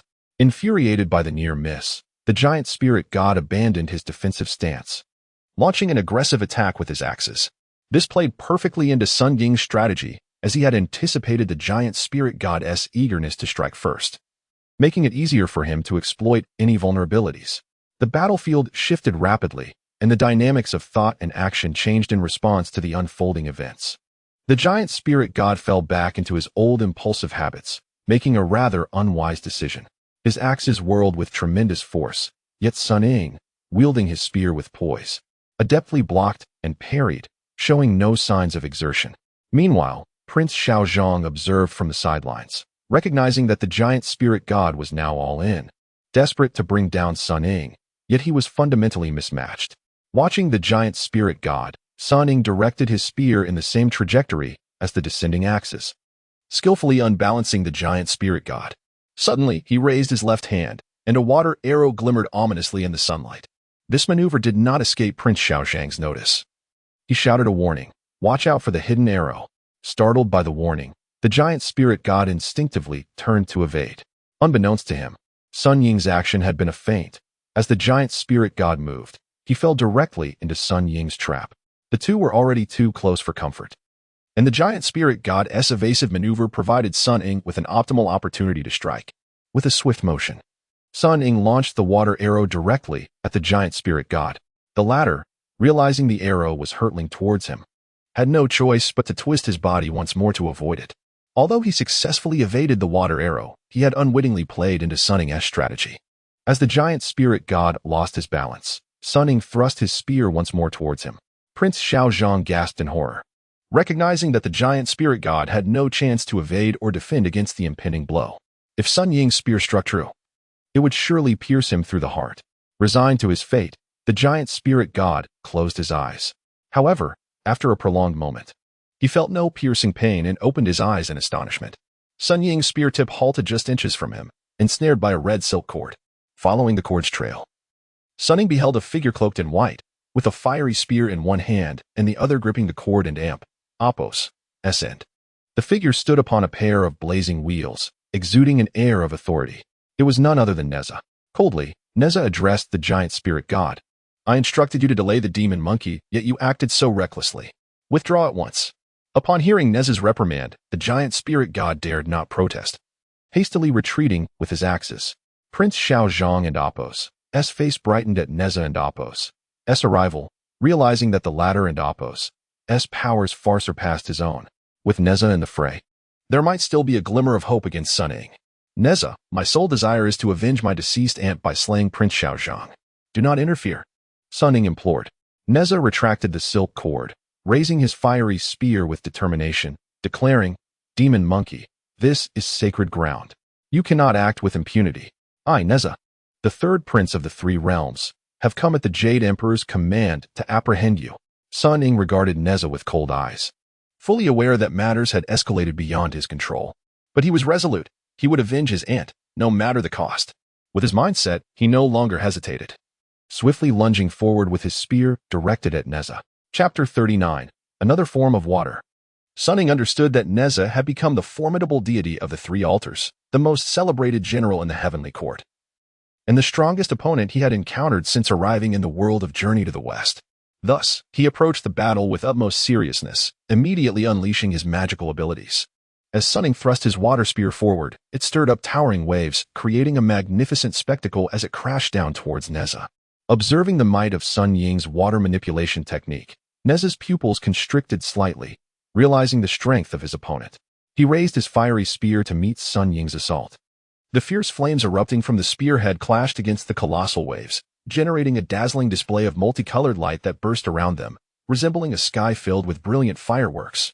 At this juncture, both combatants had gained a measure of insight into each other's capabilities, and they resumed their duel with renewed vigor. Sun Ying employed his water manipulation once more, summoning the waters of the Milky Way, which coalesced in midair to form a massive water sword, descending upon Neza. Rather than evade, Neza called out, "Come on," and once again raised his fiery spear to confront the water sword. The spear and sword collided, resulting in another explosive dispersal of energy that altered the very colors of the heavens, showering them in a rain of sparks. Realizing that even the gigantic sword could not harm Neza, Sun Ying's expression shifted slightly. He chanted an incantation, once again gathering the waters of the Milky Way, but this time transforming them into countless droplets suspended in the air. "Go," Sun Ying commanded with a fierce shout.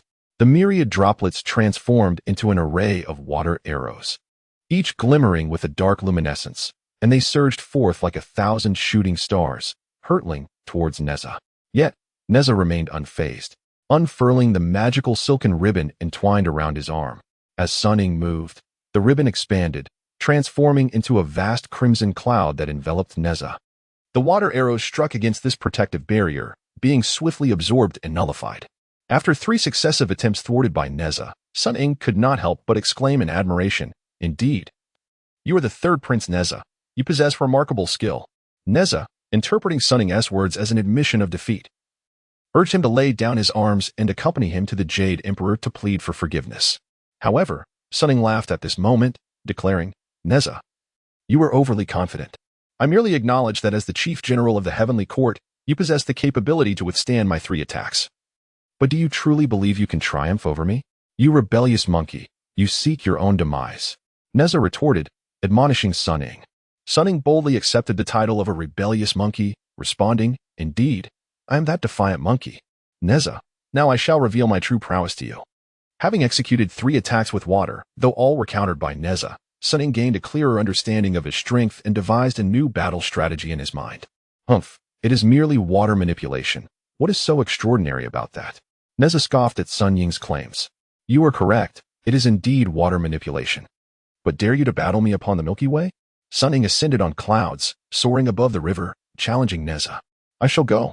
The third Prince Neza's fiery essence will not falter before you." Though Neza had trained for millennia, he still possessed the spirit of a youth, and his competitive nature was piqued, leading him to readily accept Sun Ying and Appos as challenge.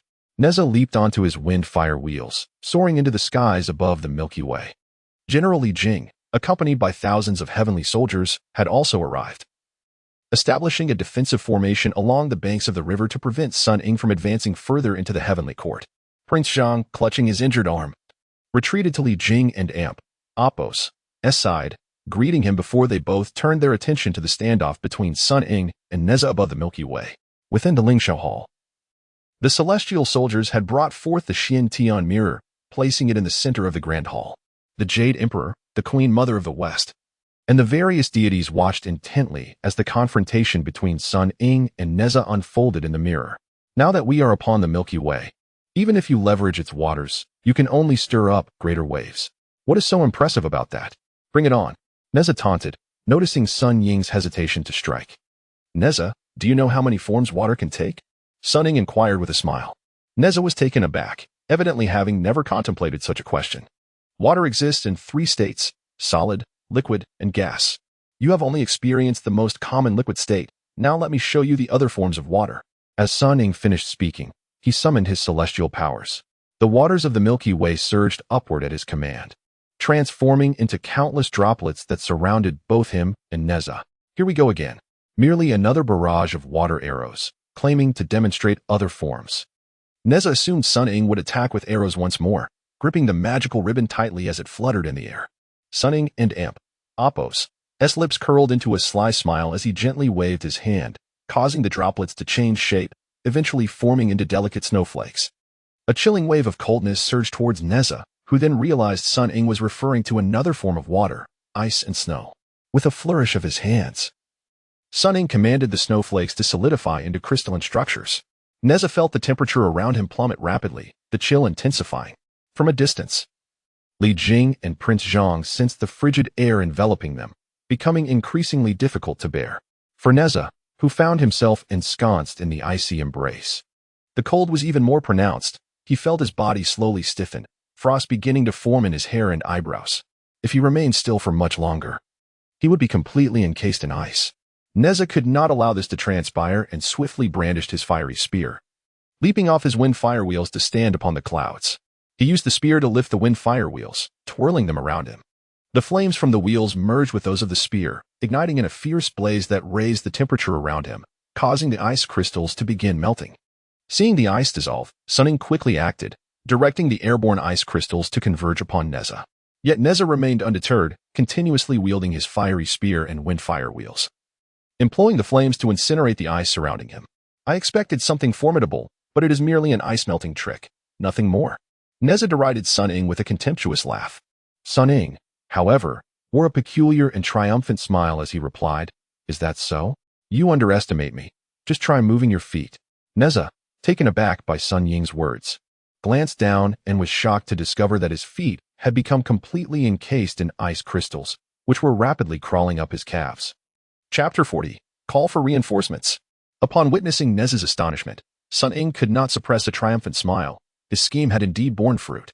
After mastering the art of water manipulation, Sun Ying discovered that he could not only transform the essence of water into weapons of aquatic form, but also transmute snow, ice, mist, rain, and even hail into various derivative states. Thus, a new combat strategy rapidly took shape in his mind. Luring Neza to hover above the heavenly river, he commenced the gradual execution of his plan. Sun Ying first conjured a flurry of crystalline snow and ice as bait to captivate Neza's attention. As anticipated, Neza fell into the trap, leaping from his wind fire dragon, wielding the wind fire wheels in conjunction with his fire spear to unleash flames that would melt the encroaching ice crystals and maintain his body warmth. Sun Ying deftly continued to manipulate the shimmering ice crystals, further enticing Neza to incinerate them. In this manner, Neza's focus became entirely consumed by the flames he used to melt the relentless barrage of ice and snow, leaving him oblivious to the peril beneath his feet.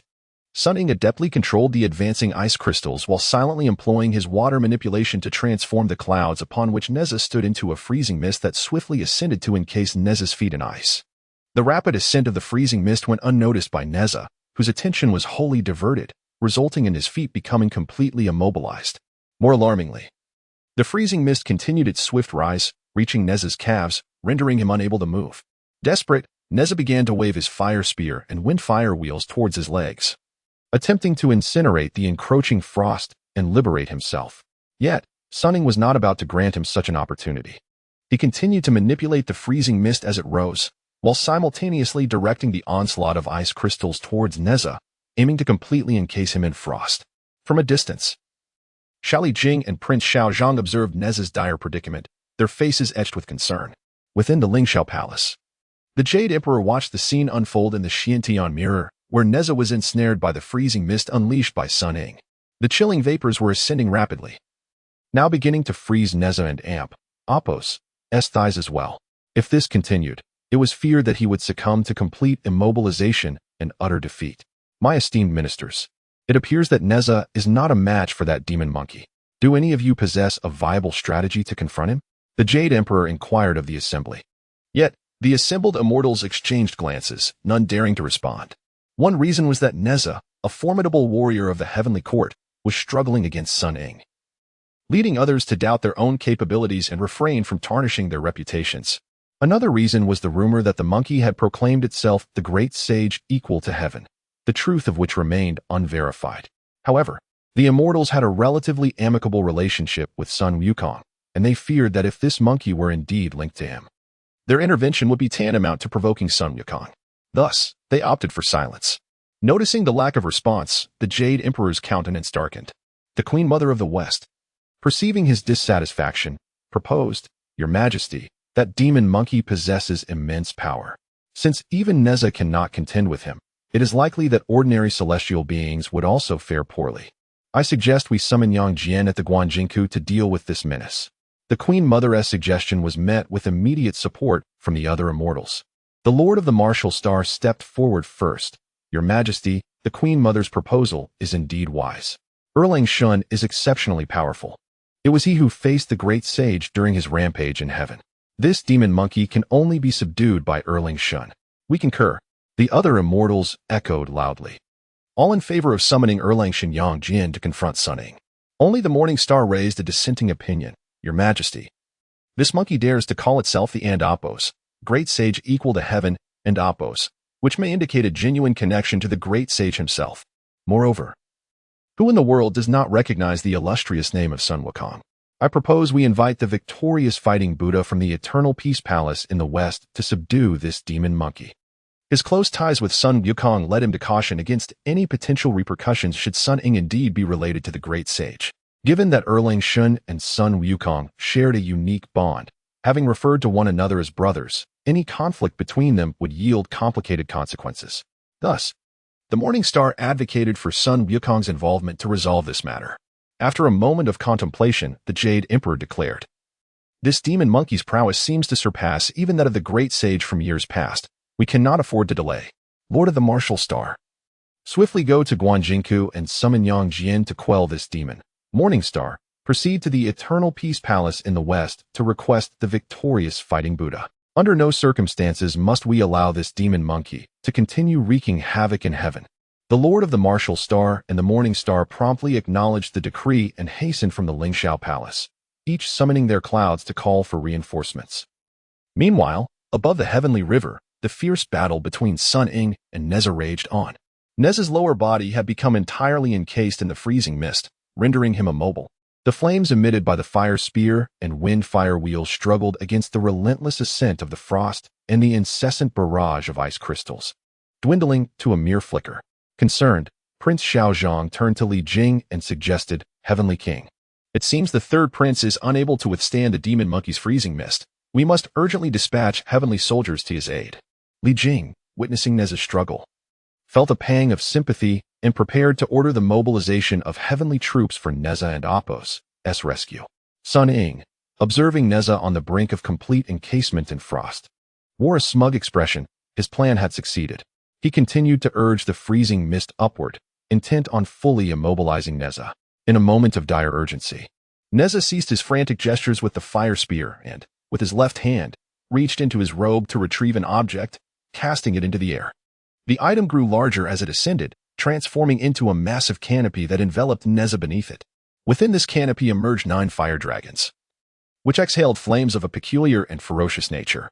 The ice crystals surrounding Neza melted instantaneously upon contact with the flames, and his previously frozen lower body began to thaw rapidly. Sun Ying, taken aback by this unexpected turn of events, soon recognized the artifact, the 9-dragon divine fire. This was a treasure bestowed upon Neza by his master, Taizhenren, capable of unleashing the 3 flavors of true fire, far surpassing the power of the fire spear and wind fire wheels.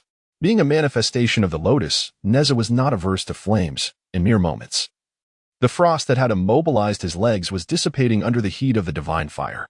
Filled with frustration, Sun Ying watched as his meticulously crafted strategy unraveled at the last moment, thwarted by Neza's artifact. Once Neza regained his senses, he commanded the 9 fire dragons within the canopy to continue their fiery assault, further melting the encroaching ice crystals. Realizing that ordinary ice crystals stood no chance against the 3 flavors of true fire, Sun Ying ceased his release of freezing mist and ice crystals, withdrawing his powers entirely. As Neza observed Sun Ying's retreat, his form shimmered, and 6 additional arms sprouted from his sides, while 2 more heads emerged above his neck, revealing another of his divine transformations, the 3-headed, 8-armed form. Chapter 41. The Battle of Water and Fire. Neza brandished 8 arms, each grasping a distinct weapon. His foremost hands firmly held the fire-tipped spear, while the remaining 6 arms wielded the Qinkuan circle, the Mengtian silk, the Yin-Yang twin swords, the 9 dragons' divine fire shield, and the Tai golden brick, with the wind and fire wheels once again resting at his feet. Clearly, a recent clash had nearly led to Neza's defeat, igniting his fighting spirit. At this moment, he unveiled his most formidable form, fully unleashing his battle prowess. Though Sun Ying felt a twinge of regret for not defeating Neza in one fell swoop, he was not entirely astonished. After all, Neza was a renowned general across the 3 realms, not easily vanquished. Now that Neza had revealed his full strength, it signified not only his anger but also his acknowledgement of Sun Ying's might, thus committing to an all-out battle, a testament to Sun Ying's formidable capabilities. It is worth noting that Sun Ying had yet to reveal his complete power. He still held a trump card. Kill! Neza roared, his 8 arms moving in unison to launch an assault on Sun Ying. This was the true Neza, the battle god feared throughout the 3 realms. The fire-tipped spear sliced through the air, its tip exuding flames, while the 9 fire dragons within the 9 dragons' divine fire shield breathed forth the authentic fire of the 3 flavors. The surrounding air temperature surged dramatically as Neza's spear, adorned with fierce tongues of fire, lunged violently towards Sun Ying. Witnessing Neza's onslaught, Sun Ying silently marveled at him. It was no surprise that Neza remained an idol for many and later generations. His exceptional combat experience and skills had reached a transcendent level. This thrust embodied not only formidable martial prowess but also a masterful integration of fire-based magic. Achieving a harmonious unity of martial and magical capabilities, its divine fire potent enough to obliterate heaven and earth. Previously, Neza had momentarily faltered, nearly falling prey to Sun Ying's ploy. Now, his heart brimmed with wrath, spurring him to channel all his strength to bring Sun Ying down. As the tip of Neza and Apos' spear approached Sun Ying, its speed appeared to slow. The sounds of exploding flames resonated continuously, and the air around became intensely heated, as if the very space were under pressure, making even the slightest movement exceedingly arduous. He understood that this was the effect of Neza's magical power, creating spatial oppression to thwart his evasion. Neza was resolute in his intent to defeat him. Since you want to allow me to dodge, then I shall not evade. Sun Ying raised his arm, revealing a long black spear formed from condensed water vapor. Gripping the spear with both hands, he directed its tip towards Neza and Apos' fire-tipped spear. The black spear emanated a swirling mist, resembling a surging black wave, advancing towards Neza's authentic fire. Upon the clash of the 2 spears, the searing sensation in the air gradually diminished, and the might of the fire-tipped spear was significantly suppressed. Where the spear had once moved forward slowly, it now seemed to halt entirely, suspended in the void, unable to advance further. Neza's eyes blazed with fury as he exerted more force. The fire dragons within the 9 dragons' divine fire shield intensifying their flames, while the Mengtian silk billowed in the wind, generating a divine gale that amplified the flames, further pressuring the spear's tip towards Sun Ying. As Neza's fiery intensity escalated, Sun Ying too adapted, the torrents of black water surging in response to meet the scorching flames. Within the eternal peace palace of the western heavens, the Buddha boy guided the platinum star into the grand hall, reporting to the seated monkey king, the victorious fighting Buddha's son Wukong, who was meditating on a lotus platform. I report to you, Buddha, the esteemed platinum star has arrived. The victorious fighting Buddha slightly opened his eyes, gesturing gently to the Buddha boy. Understood. You may leave. After receiving his command, the Buddha boy exited the hall. Now left alone with the platinum star, the victorious fighting Buddha ceased to maintain his formal demeanor, leaping down from the lotus platform, revealing his true monkey nature. Playfully scratching the platinum star, he jested, "Old friend, it has been quite a while. What brings you to visit me today?" The platinum star, dodging the monkey king's antics, replied, "A monkey will always be a monkey. Even after over 200 years of enlightenment, you cannot shed your mischievous nature." The victorious fighting Buddha sighed, "Alas. In front of my master and these Buddha boys, I must uphold a dignified appearance. It is utterly stifling. Given our relationship, if you do not allow me to relax, I shall truly be suffocated." The platinum star chuckled. "It seems I have indeed come at the right time. Today, I have something that can lift your spirits." "What is it? Speak quickly," the victorious fighting Buddha urged with delight. "Today marks the day when the Jade Emperor summons the ministers to hear reports from the celestial beings. The Platinum Star began to explain. The Jade Emperor's summons is the most tedious affair. As a monk, I have little to report to him. Why mention this to me? It is dull, the victorious fighting Buddha retorted. The Platinum Star, exasperated, remarked, You impatient monkey, can you not allow me to finish my sentence? Let me ask you, if someone were to cause a ruckus in the heavenly palace and I came to request your aid in subduing the demon, would you go or not? A ruckus in the heavenly palace? Who would dare be so audacious? The victorious fighting Buddha was taken aback. The Platinum Star continued. Do you recall Prince Zhang? The one from the South Zhanbu and Apos, Great Saint Kingdom, a disciple of Wang Bodhisattva? The victorious fighting Buddha pondered for a moment, recollecting, Prince Zhang. He assisted me in battling the yellow eyebrow demon at the Little Thunder Sound Temple. He is indeed an old acquaintance. What of him? It seems this Prince Zhang has unknowingly offended a monkey demon, which pursued him all the way to the southern heavenly gate. Even the 4 heavenly kings and the 36 heavenly generals could not stop it, the Platinum Star elaborated. Even Prince Zhang, a master among the Tai Golden Immortals, could not withstand a mere monkey demon? The victorious fighting Buddha inquired, astonished. Do not underestimate him. Not even Neza would fare well against this monkey. The demon is adamant about avenging his aunt by killing Prince Zhang. The Platinum Star explained further. Aunt? What aunt? What is the origin of this monkey to wield such power? The victorious fighting Buddha grew increasingly curious. This is precisely why I sought you.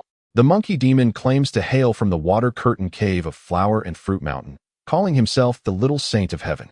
Initially, the Star Lords proposed summoning Yang Jian to subdue this monkey demon, but I feared there might be some connection between the two.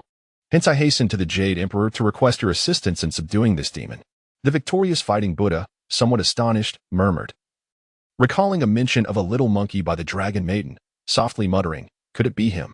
The Platinum Star noticed the change in his expression. Do you truly know this monkey? The victorious fighting Buddha, unable to elaborate further, responded, let us go and see for ourselves. I will explain on the way. In haste, the victorious fighting Buddha made to depart. But the Platinum Star quickly intervened. Slow down. We must go together. If you leap on your cloud somersault, how could I possibly keep up? Besides, you are now a Buddha. You must maintain your composure. Reluctantly, the victorious fighting Buddha acquiesced. Very well, composure it is. Let us walk together. He resumed his dignified demeanor, stepping alongside the Platinum Star as they exited the Grand Hall. Chapter 42. The True Water of Xianming by the River of Heaven. The battle between Sun Ying and Neza raged on. The tips of their weapons finally collided, producing a thunderous sound that echoed across the heavens and the earth. However, much to the astonishment of Neza, Li Jing, Prince Zhang, and the celestial soldiers, the two weapons did not repel each other but instead remained firmly adhered together. Subsequently, the colossal waves from the black water spear began to voraciously consume the flames emitted by the fire-tip spear. The rate of absorption was astonishingly swift. The true fire from the fire-tip spear and the 9 dragons' divine fire shield began to dissolve and vanish. The 9 fire dragons within the divine fire shield sensed the ominous black energy emanating from the black water spear, and in terror, they retreated, instinctively seeking to evade the onslaught. Neza, too, felt an unsettling sensation. Not only were his true fires being devoured, but it seemed as if his very essence was also being siphoned away. He could not allow this situation to persist. With a furious roar, he intensified his magical power, urging his flames to surge. In an instant, the fire blazed forth. Another resounding boom echoed as the black water spear was momentarily shaken free, allowing the fire-tip spear to thrust forward once more. Neza felt a significant portion of his magical energy being consumed. Yet breaking free and continuing his assault was worth the sacrifice. With destructive flames trailing behind, the fire-tip spear lunged towards Sun Ying. However, Sun Ying appeared to have anticipated Neza and Apos' reaction. Swiftly channeling his energy, the waves of black water surged to counteract the fire-tip spear and Apos' advance. The flames, which had flared momentarily, were soon engulfed by the black water at an even greater speed. The 9 fire dragons, recognizing the formidable power of the black water, shrieked in panic and retreated directly back into the divine fire shield, refusing to engage further regardless of Neza's fervent encouragement.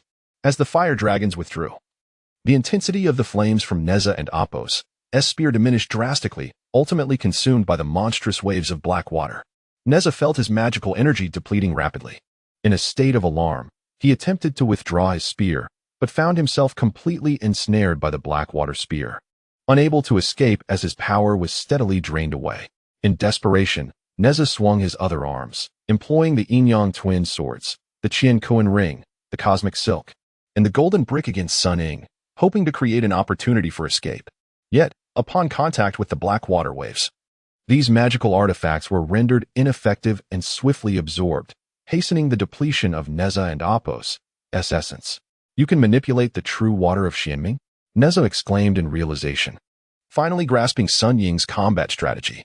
The true water of Xianming, said to be the life essence of the ancient water deity Gong Gong, was formed from the fusion of the water's fundamental principles and the chaotic energies of the earth.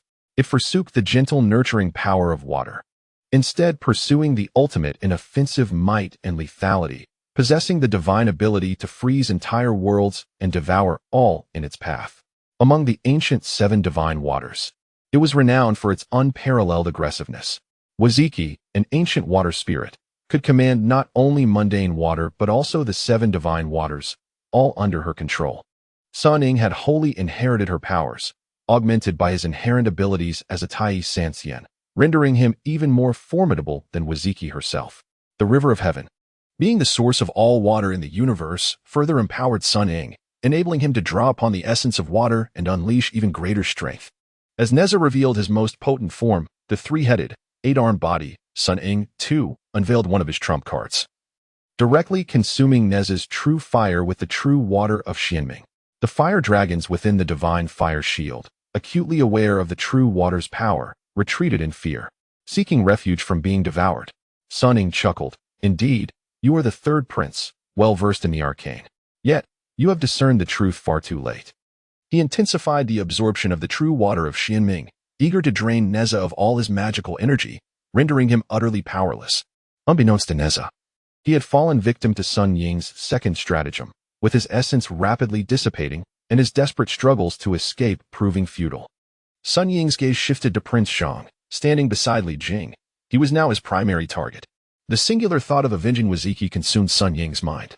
Prince Zhang sensed the murderous intent radiating from Sun Ying and the terrifying power he wielded. Realizing Neza was on the verge of collapse and contemplating fleeing, he hesitated, feeling that such an act would be dishonorable. Li Jing, however, had already perceived Neza's peril. With the command flag clutched tightly in hand, he swung it with authority, issuing the order, "Attack! Capture the demon monkey!" At his command, the celestial soldiers, poised for action, surged forward, brandishing their weapons in an attempt to overwhelm Sun Ying with their numbers and rescue Neza. Neza, witnessing the celestial soldiers charging forth, understood that confronting the might of the true water of Xianming would be futile. Their advance would only lead to further consumption. He expended his final reserves of strength to shout, "Don't come closer." Yet, his warning did nothing to deter the celestial soldiers from their assault. Their various divine weapons struck out at Sun Ying. Sun Ying scoffed, and the colossal waves of the true water rapidly expanded outward, enveloping the soldiers' divine artifacts entirely. The soldiers and Apos' magical energy paled in comparison to Neza's, and in mere moments, they were utterly depleted. Sun Ying had no intention of slaying these celestial soldiers. He quickly retracted the black waves, redirecting them outward.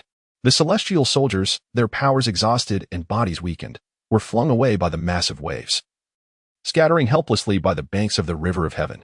With Neza's magical energy nearly consumed, Sun Ying withdrew the true water of Xianming, causing the black waves to dissipate swiftly, and the black water spear released its grip on Neza's fire-tip spear.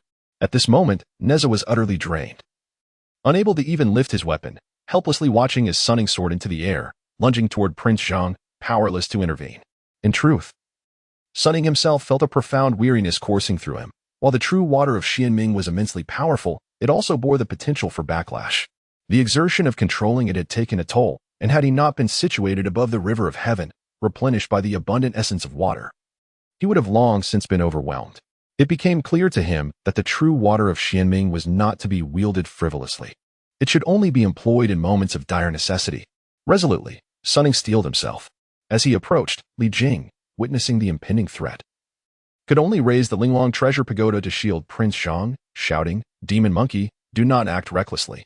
Sun Ying regarded Li Jing with disdain, fully aware that his magical prowess paled in comparison to Neza's, regarding him as insignificant. His gaze, filled with venomous hatred, remained fixed on Prince Zhang, preparing to strike and claim his life in an instant. Just then, Sun Ying heard the slicing sound of a blade cutting through the air, followed by a chilling wave of murderous intent surging toward him. Chapter 43. The Scheming Erling Shun. Sun Ying sensed an imminent threat of death and swiftly evaded to the side, conjuring a water gun in his right hand to parry the blade that had stealthily attacked him. This water gun was merely a simple condensation of water, serving the sole purpose of providing a shield for his defense.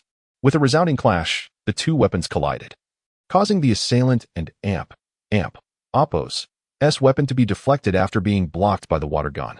Sun Ying felt a tremendous force transmit through the weapon, leaving his arms slightly numb. Despite his remarkable divine power, even when facing the colossal deity, Neza had held a slight advantage over him.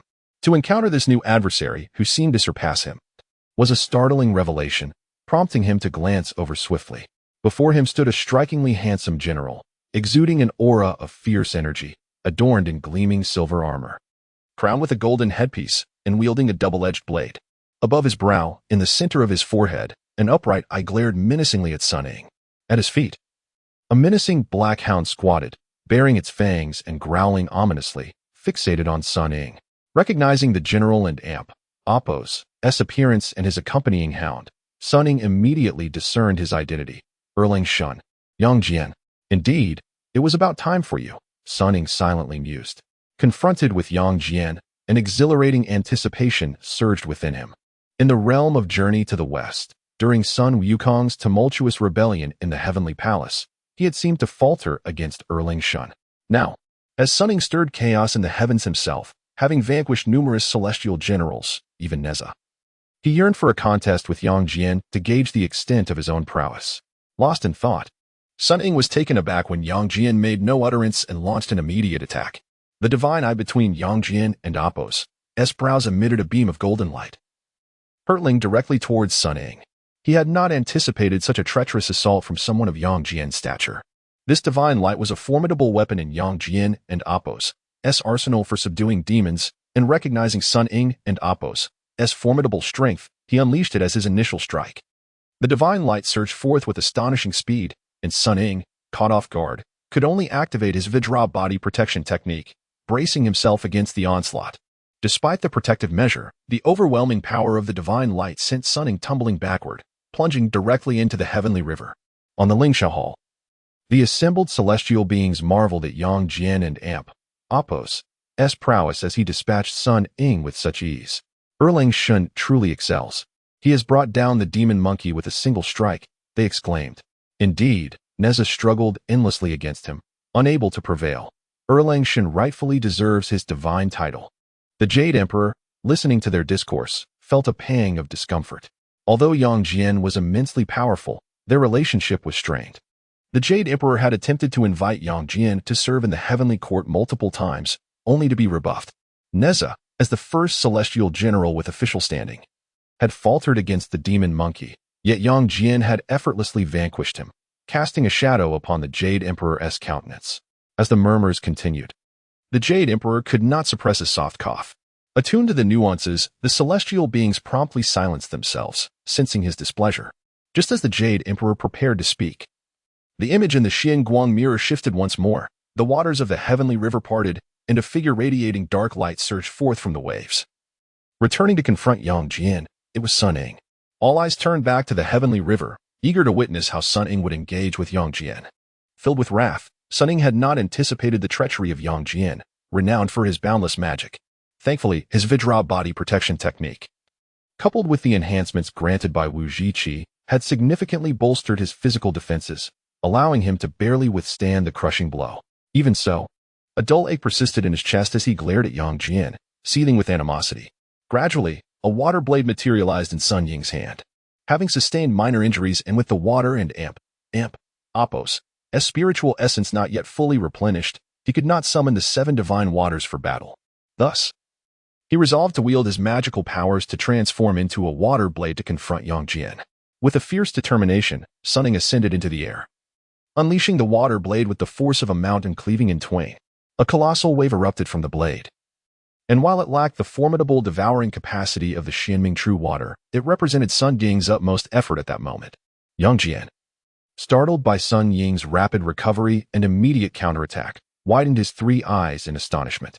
With a furrowed brow, he raised his double-edged blade overhead, bracing himself to meet Sun Ying and Appo's strike. Thus commenced their fierce duel, with Sun Ying and Appo's water blade dancing through the air, accompanied by roaring waves. While Yang Jian's weapon crackled with electric light, neither party yielding an inch. Their clash was a true testament of skill, each a worthy adversary to the other. This fierce battle surpassed even the previous encounter between Sun Ying and Neza in intensity and brutality.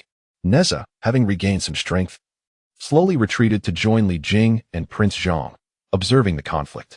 He sensed that had Sun Ying not engaged with multiple celestial warriors, particularly himself, exhausting much of his water essence, the struggle against Erlang Shun would have been even more thrilling. Nevertheless, the fact that Sun Ying could stand toe-to-toe with Erlang Shun was a testament to his formidable strength. High above, a cloud drifted lazily. Standing upon it were the victorious fighting Buddha and the Venus Star. The Venus Star gestured, "Great sage, behold, this is the little sage of equal to heaven." The victorious fighting Buddha scrutinized the clash between Sun Ying and Yang Jian.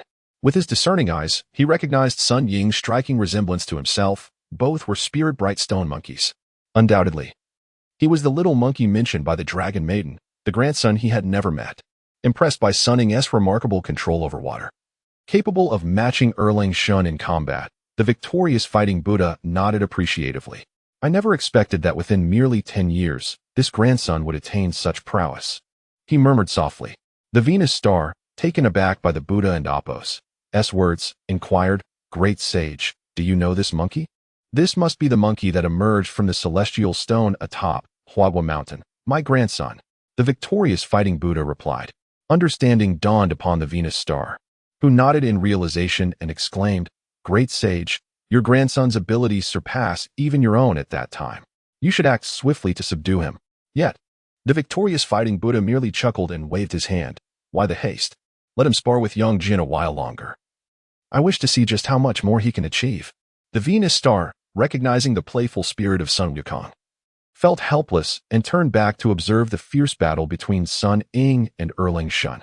Chapter 44. Do not strike the dog without regard for its master. Sun Ying and Yang Jin continued their fierce duel. Although neither had unleashed an array of spells, their techniques underwent constant refinement, each strike becoming increasingly exquisite. The celestial soldiers who had been knocked down by Sun Ying slowly rose, joining Li Jing, Neza, and Prince Xiaozhang in observing the combat, all filled with admiration. After a prolonged battle, Sun Ying found himself growing anxious, realizing that victory remained elusive. After all, he was in the heart of the heavenly palace. Who could predict whether vanquishing Yang Jian would summon yet more deities to the fray? His greatest concern lingered on whether the Jade Emperor would resort to his old ploy of summoning the Buddha to intervene. Sun Ying was acutely aware of the Buddha's unfathomable strength. If he could not defeat Yang Jian, encountering the Buddha would surely spell his doom. The thought of being trapped beneath the Five-Finger Mountain for 500 years was utterly unbearable. Yet, with the situation having escalated to this degree, seeking a peaceful resolution seemed increasingly unrealistic. His continual challenges to high-ranking celestial generals like Neza and Erlang Shun were intended to reactivate the system's random missions, hoping to gain rewards for enhancement. Yet, the system remained unresponsive, akin to being lifeless, leaving him with no choice but to press on. Now, Sun Ying resolved to devise a strategy to swiftly eliminate Prince Xiaozhang. If he could avenge Wuzhiqi and Appo's demise by slaying him, any ensuing punishment from the Buddha or the heavenly court would be a price worth paying, for he would have achieved his goal of causing chaos in the heavenly palace. While battling Erlang Shun, Sun Ying continually employed the water manipulation technique, absorbing the essence of the water to replenish the energy expended in his earlier confrontation with Neza. As time passed, he felt nearly restored and began to formulate a new combat strategy in his mind. With a powerful surge of intent, Sun Ying and Appo's body radiated a formidable black light, and the waters of the celestial river erupted into the air, transforming into countless massive water arrows that rained down upon Erlang Shun. Throughout their clash, both fighters had relied solely on martial prowess, refraining from casting spells. Upon witnessing Sun Ying suddenly unleash the water manipulation technique, conjuring gigantic waves, Erlang Shun displayed no signs of alarm, only a slight smirk. This display of impatience from Sun Ying indicated a crack in his composure, a perilous sign in a duel where even the slightest misstep could alter the outcome. Erlang Shun anticipated this vulnerability, eager for Sun Ying to reveal a flaw. With deft movements, Shun wielded his trident, effortlessly deflecting the incoming water arrows. The giant spirit beside Neza inquired, "Third Prince, the monkey demon has begun launching water arrows again, but their power seems diminished. Could he be nearing exhaustion?" Neza scrutinized Sun Ying closely, his brow furrowing slightly. This monkey demon has engaged in combat for an extended period yet has refrained from employing celestial magic, relying solely on martial skills. The current water arrows do exhibit signs of waning strength. Could it be that his earlier use of the profound dark water drained too much of his energy? If so, we may have a chance to subdue him. Li Jing's expression brightened at this revelation. However, just as his words hung in the air, the battle between Sun Ying and Yang Jian took a sudden turn. After Sun Ying's water arrows were struck down by Yang Jian, they scattered around him, transforming into myriad droplets that did not dissipate. In an explosive moment, Sun Ying bellowed, causing the droplets to collide and weave together, forming an immense water net that ensnared Yang Jian. Yang Jian, startled by the sight of Sun Ying conjuring a fishing net to ensnare him, swiftly swung his trident, channeling lightning in an attempt to cleave the water net apart. Yet, the net was vast and extraordinarily supple. The lightning and blade met the surface with no effect, and the water net enveloped Yang Jian, binding him tightly. Neza suddenly realized the peril and urgently warned, "Your Honor, be cautious. The monkey demon is unleashing the profound dark water." Having fallen victim to Sun Ying's earlier ruse, which had devoured his true fire and drained his magic, Neza rushed to alert Shan. Upon hearing Neza's warning, Shan swiftly employed his transformation technique, morphing into a tiny hummingbird in an attempt to escape through the openings of the water net. Observing this, Sun Ying focused his intent, causing the openings of the net to constrict rapidly, keeping Yang Jian ensnared while dark mist began to rise from the net as the profound dark water emerged, commencing its feast upon Shun's magic. At that moment, Sun Ying felt a sharp pain in his left leg. Glancing down, he found the celestial hound, Xiaotian, had rushed to his side, biting into his calf. Though Sun Ying's Vajra body technique prevented him from bleeding, the sharp teeth still caused him discomfort. This moment of distraction allowed Shun to transform into an even smaller insect, slipping through the water net and fleeing, narrowly avoiding the grasp of the profound dark water.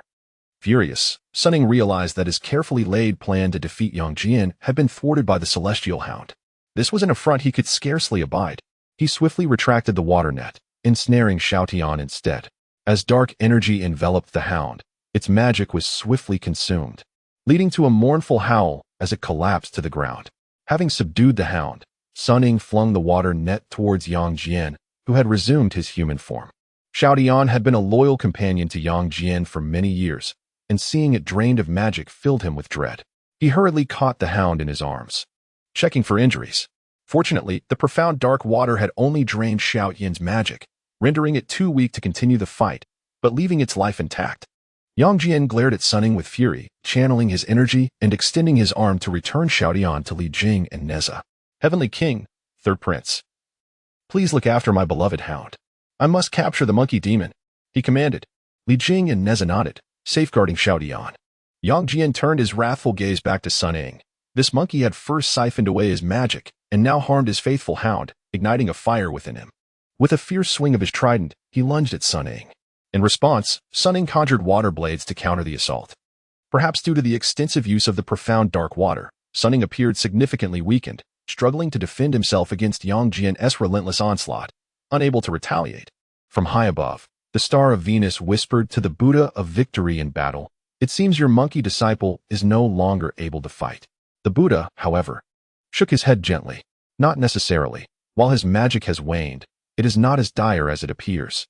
I suspect he may have another scheme in mind." Before the Buddha could finish his thought, a sudden scream erupted from the vicinity of Neza and Li Jing, startling all present. Chapter 45, The Waters of Oblivion. Li Jing and Neza were suddenly startled by the anguished cries of Prince Zhang. They quickly turned to look at him, only to see that his feet had inexplicably transformed into a deep black, as if a viscous liquid was coursing and spreading up his calves. Initially, they believed it to be the malevolent Xianming true water that had contaminated him, but upon closer inspection, they discerned a stark difference between the black liquid and the Xianming true water. Within the dark water, countless vengeful spirits and malevolent apparitions seemed to writhe and howl in agony, gnawing at Prince Zhang's legs. Yes, it was the waters of oblivion. As he struggled in torment, Prince Zhang uttered the name of the black liquid. Both Li Jing and Neza were taken aback upon hearing it.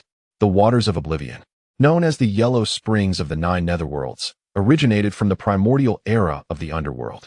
It is the most abundant primordial divine water in existence, laden with the grievances and karma of countless souls. This water serves as a ferry, bridging the realms of life and death, flowing through infinite worlds, existing wherever sentient beings dwell. The waters of oblivion are the most murky waters in the world. Upon death, souls plunge into the Yellow Springs, entering the Netherrealm. Those who have done good may ascend to reincarnate, while wrongdoers remain trapped, struggling until their sins are purged, allowing them to finally attain liberation. The waters of oblivion amalgamate the joys, sorrows, desires, and delusions of all beings, embodying a vast array of grievances and enmities, representing the karmic essence of the mortal realm.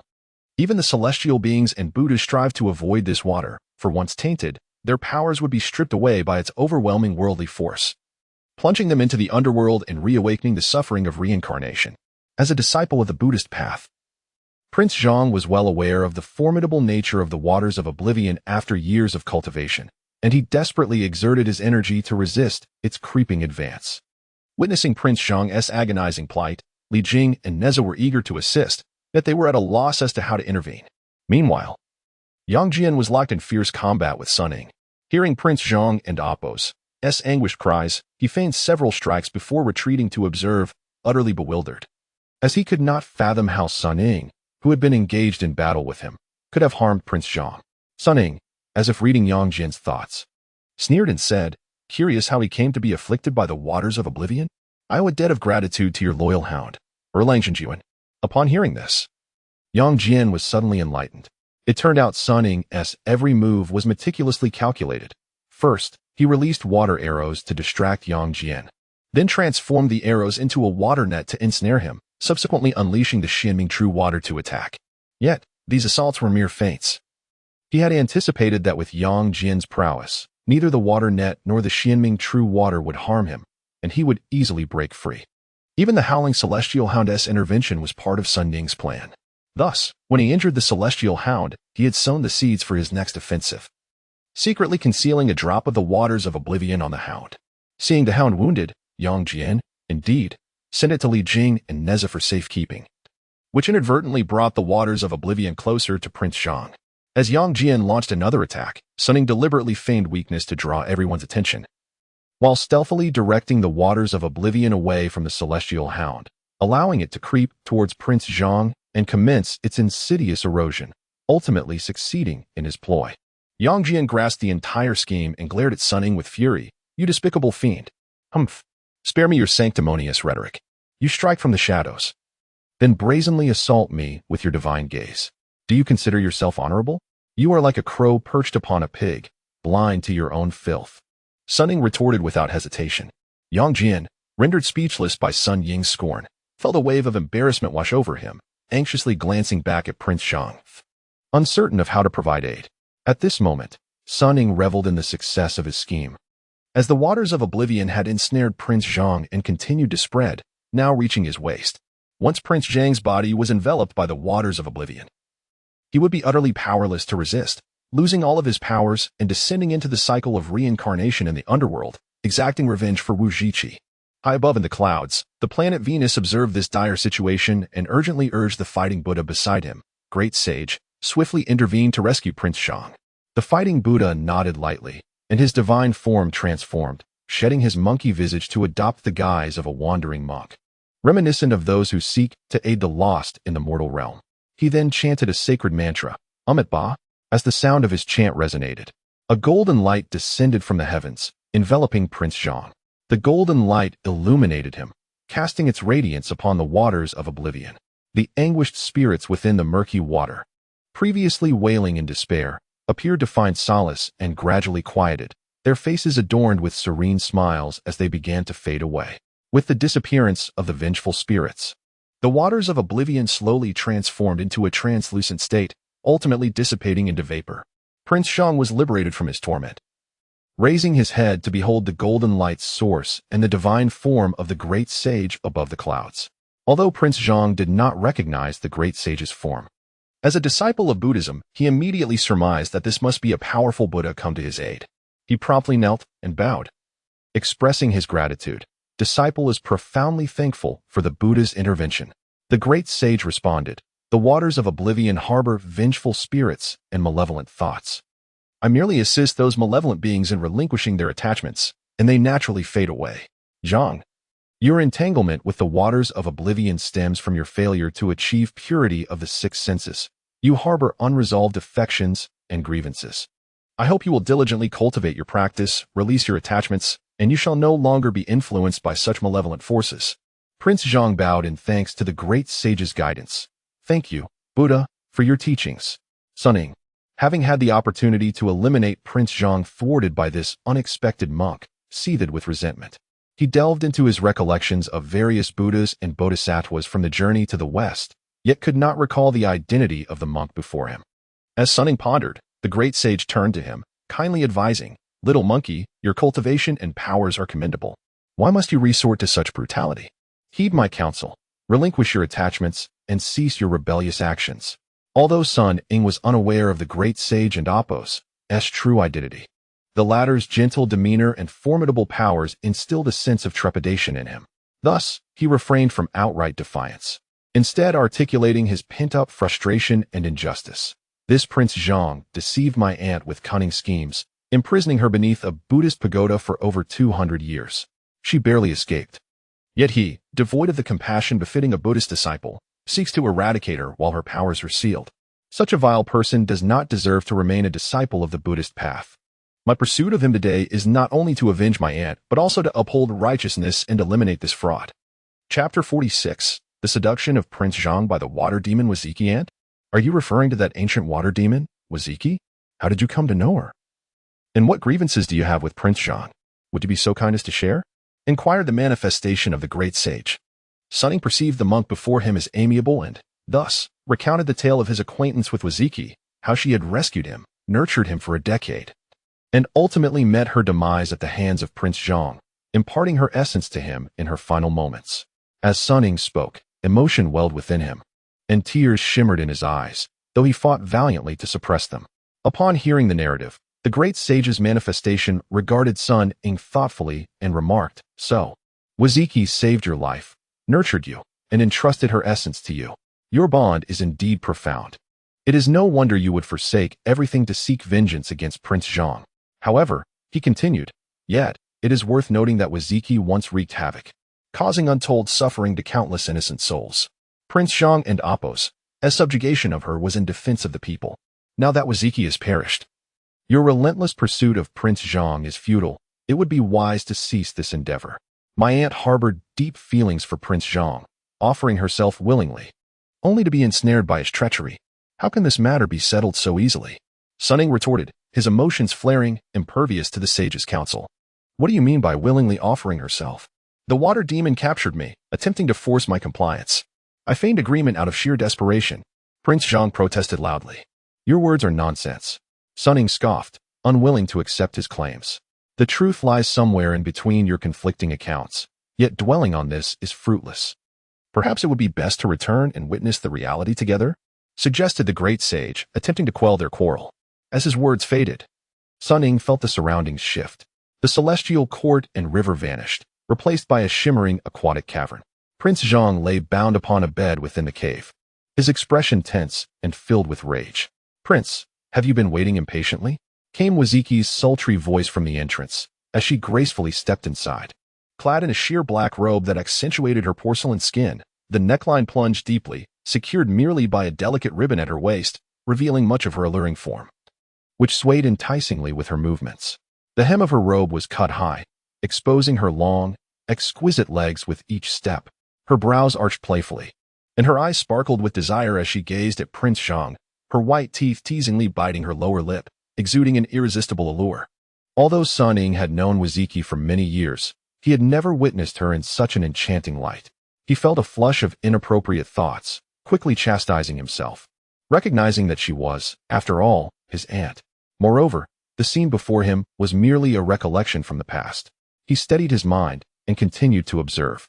Wuzhiqi approached Prince Zhang's side, her gaze tender. He, in turn, appeared flustered, hastily averting his eyes. Leaning closer, Wuzhiqi whispered softly into his ear, Prince, the night is fleeting. Let us not waste this moment. As she spoke, she gently untied the ribbon at her waist, allowing her robe to cascade to the floor, revealing her flawless, snowy figure. Raising her arms, she elegantly arranged her hair, enhancing her seductive charm. From Sun Ying's perspective, he could only see Wuzhiqi's back. Yet he could vividly imagine the springtime glow in Prince Zhang's eyes. Despite having seen Wuzhiqi's beauty before and striving to suppress his desires, he felt a surge of primal excitement. Prince Zhang's breath quickened, and he squeezed his eyes shut, unwilling to continue gazing. Wuzhiqi climbed onto the bed, her delicate hands caressing his face, her warm, moist lips pressing against his cheek as she teased, "Even with your eyes closed, you cannot deny my presence." Though Sun Ying observed from afar, the soft laughter and breathy whispers stirred his heart. Yet, Prince Zhang, a disciple of the Buddhist path, remained composed despite the intoxicating proximity of Wuzhiqi. Seeing no reaction to her caresses, Wuzhiqi's fingers began to explore the ties of Prince Zhang's belt. At that moment, he uttered, "My lady." This call sent a thrill through Wuzhiqi, who replied softly, "What did you just call me?" "I refer to you as my lady. For we have shared intimate moments," Prince Zhang asserted.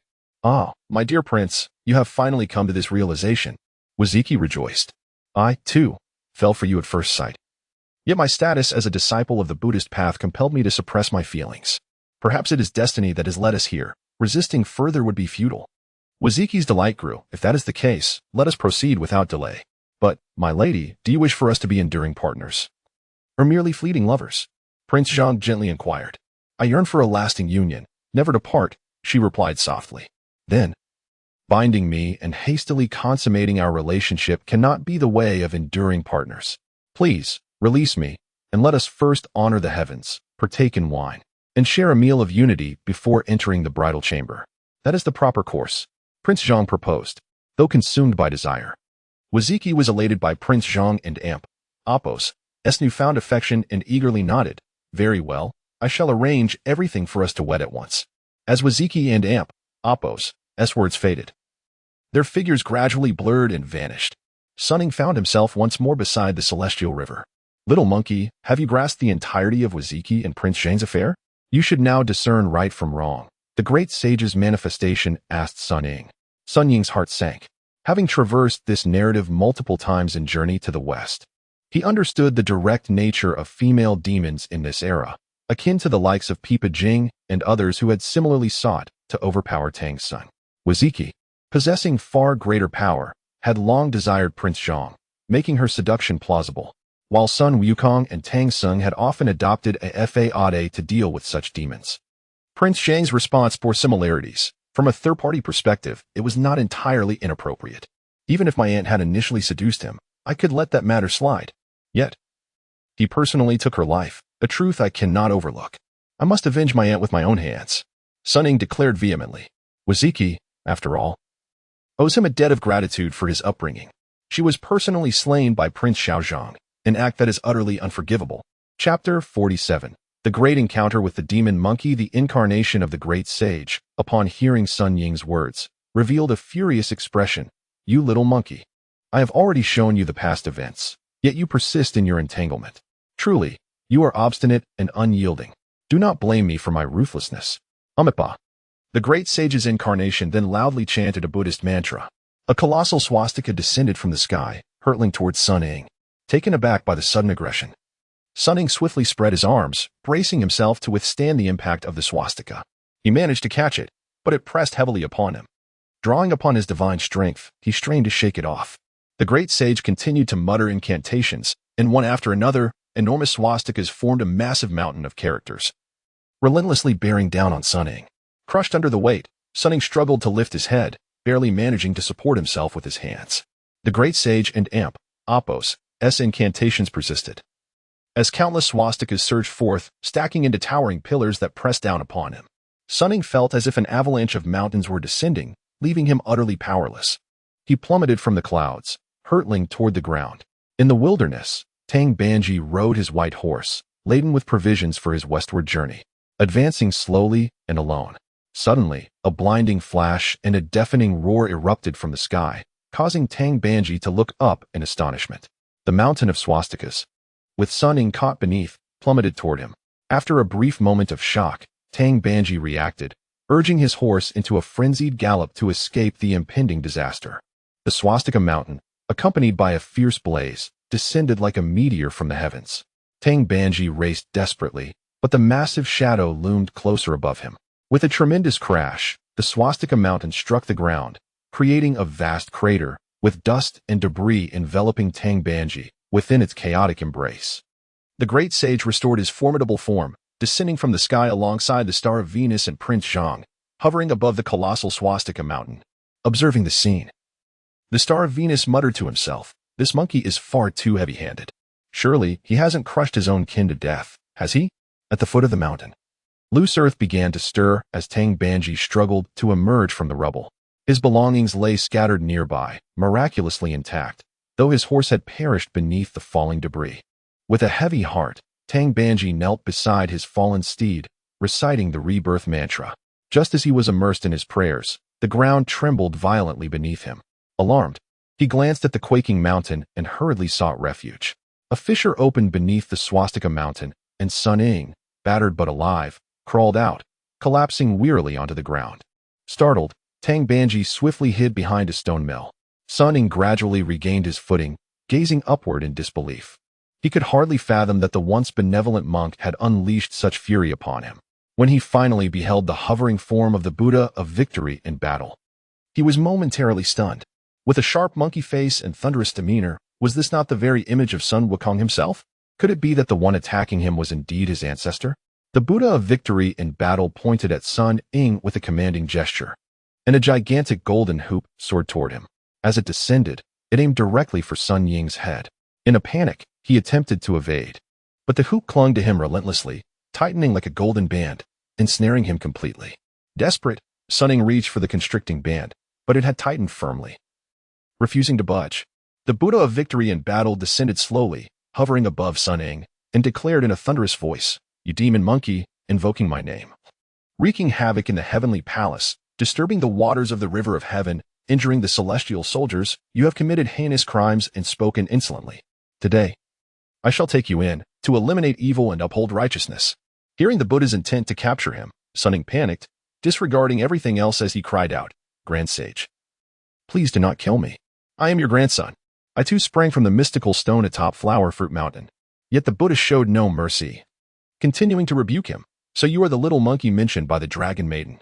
Instead of living peacefully on Flower Fruit Mountain, you have learned demonic arts from unknown sources and caused chaos in the heavenly palace for personal grievances, without a shred of remorse. Even if you are my descendant, I cannot let you off. Today, I shall enact justice and vanquish evil." With hands clasped, the Buddha began to chant. The golden hoop tightened further around Sun Ying's head, causing him immense pain. He collapsed to the ground, writhing in agony. The Buddha remained unmoved, his incantations unwavering. The pressure mounted, and Sun Ying's suffering intensified, his veins bulging, his eyes bulging, as he rolled and roared in torment. Sun Ying struggled desperately, his mind racing. This Sun Wukong is nothing like the one from the journey to the west. How could he be so ruthless towards his own grandson? "System, I am on the verge of being choked to death. Where are you? Come out and save me." However, no matter how he called out within his mind, the system remained unresponsive. Peering from behind the stones, Tang Banji observed the unfolding chaos, recognizing the Buddha of victory in battle. He gasped in disbelief, murmuring, "The great sage Buddha?" Turning his gaze to the suffering Sun Ying, compassion welled within him, prompting him to rush forward and shout, "Great sage Buddha, spare him."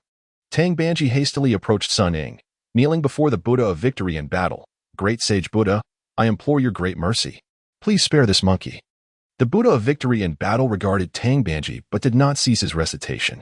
Seeing no response, Tang Banji grew frantic, pleading, "Great sage Buddha, I am on a quest for enlightenment, sent by the Tang Emperor. As I pass through here, witnessing the Buddha's righteous punishment of this monkey, I cannot bear to see him suffer. I dare to intervene and plead for his life." The Buddha of victory in battle remained indifferent, continuing with his incantation. Sun Ying's pain deepened, his consciousness beginning to fade, the intensity of his struggles diminishing. Tang Banji, increasingly desperate, cried out, "The Buddha is inherently compassionate.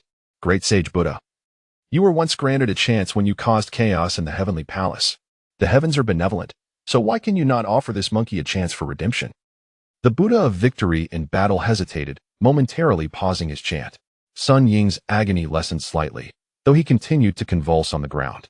The Buddha firmly stated to Tang Banji, "This monkey has caused great turmoil in the heavenly palace, injuring countless celestial soldiers.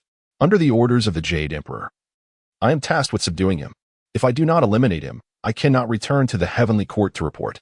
Tang Banji, hearing this, urgently exclaimed, "Great sage Buddha, if that is the case, I am willing to exchange my life for his, only asking that you spare this monkey." Chapter 48. The ultimate task. Upon hearing Tang Banji's words, the victorious fighting Buddha was slightly incensed. "Didier, are you truly willing to exchange your life for this monkey?" Tang Banji calmly replied, "Great sage, if my life can save this monkey and lead him to a profound awakening, then even death holds no value." The victorious fighting Buddha couldn't contain his anger as he chided Tang Banji. "Didier, you are truly misguided. You are the seeker of enlightenment. If you sacrifice yourself, how will you accomplish this noble quest?" With unwavering resolve, Tang Banji responded, "I dare to assert that while seeking enlightenment is a grand endeavor, saving a life is a smaller yet significant task. If one cannot attend to the small matters, how can the great be achieved? Without the capacity for compassion, how can one hope to liberate all beings?" Master Xuanzang endured countless tribulations over 10 lifetimes to acquire the true scriptures. The disciples of Buddhism are numerous. I am but one among many who fervently practice. Even if I were to perish, others will undoubtedly rise to fulfill this quest. At that moment, Sun Ying and Appo's head pain had gradually subsided. Although he lay unable to move, he could clearly hear the dialogue between Tang Banji and the victorious fighting Buddha. He was baffled by Didian's desire to save him. Yet, his intrinsic stubbornness compelled him to shout, "Old monk, we are strangers. There is no need for you to risk your life for me. I will bear the consequences of my actions alone, so please leave." Since entering the southern heavenly gate and encountering various celestial generals, especially after battling Neza and Erlang Shun, he had foreseen his fate and Appo's conclusion. However, at that time, he was blinded by hatred, fixated solely on avenging Prince Zhang and exacting retribution for Wuzhiqi. What he never anticipated was that the one sent to subdue him would be the legendary Monkey King, Sun Wukong, whom he had never met, and that this encounter would almost lead to his demise. Tang Banji turned to Sun Ying, gently advising, "Monkey, temper your rage, cultivate a tranquil heart, and sincerely repent. The great sage will surely forgive you." Then he turned back to the victorious fighting Buddha, stating, "My resolve is unwavering. I beseech the Buddha to grant me this." After uttering these words, Tang Banji sat cross-legged beside Sun Ying, closed his eyes, and began to chant scriptures. The victorious fighting Buddha silently observed Tang Banji and Sun Ying, refraining from interference. As Tang Banji recited, the scriptures materialized, transforming into countless Sanskrit characters that surrounded his form, emanating a gentle yellow radiance. The Sanskrit characters gradually flew towards Sun Ying, enveloping him as well. Sun Ying felt a warm current enveloping him, inducing an indescribable comfort. He gradually calmed down, the dark aura of hostility dissipating, restoring his usual demeanor, while his body radiated with a yellow Buddhist light. The victorious fighting Buddha observed Sun Ying and Appo's transformation, a smile of approval gracing his face. He addressed Sun Ying, "Monkey, Didier has sacrificed himself to save you. I now offer you a chance. If you are willing to bow your head in repentance and escort Didier to the Western Paradise for enlightenment, I shall spare your life and intercede with the Jade Emperor on your behalf to absolve you of your transgressions in the Heavenly Palace. Should you remain obstinate, I shall have no choice but to eradicate you through the laws of Buddhism, ridding the world of your menace." Upon hearing this, Sun Ying couldn't help but inwardly curse. "Is this what you call an opportunity? You, Sun Wukong, are truly more treacherous than that unscrupulous system, targeting your own kind. First, you place a tightening spell upon me, nearly driving me to death, and now you compel me to seek enlightenment. What torment did you endure that you wish for me to suffer likewise? If I refuse to seek enlightenment, am I doomed? Better to endure life than to face death." As Sun Ying fumed internally, preparing to respond, the malevolent system emitted a mechanical prompt, presenting him with a choice panel. "Congratulations to the host for activating the ultimate selection task. Please choose wisely. Option A, confront directly, infuriate the victorious fighting Buddha, leading to your demise and reincarnation. Completing this task grants a life of ease in your subsequent 100 reincarnations, free from toil. Option B, admit fault to the victorious fighting Buddha, become Tang Banji's disciple, and escort him to complete the task of seeking enlightenment in the West. Completing this task grants either the host or a designated individual a chance for rebirth. Faced with such choices, Sun Ying and Appo's indecision resurfaced. Option A seemed appealing, offering a future of comfort without worries of survival. However, reincarnation did not guarantee a continuation as a human or celestial being, given the system's notorious penchant for trickery. There was surely a hidden snare. What if it transformed me into a pig or a dog? That would be an easy life. Yet living such a fate for 100 lifetimes would be worse than pursuing true enlightenment. Moreover, if the task of seeking enlightenment was accomplished, it might even afford him a chance to resurrect Wuzhiqi. System, clarify for me. Does reincarnation imply randomness in which realm one may be reborn? And if I accomplish the task in the West, could I bring back my deceased aunt, Wuzhiqi? Sun Ying inquired anxiously.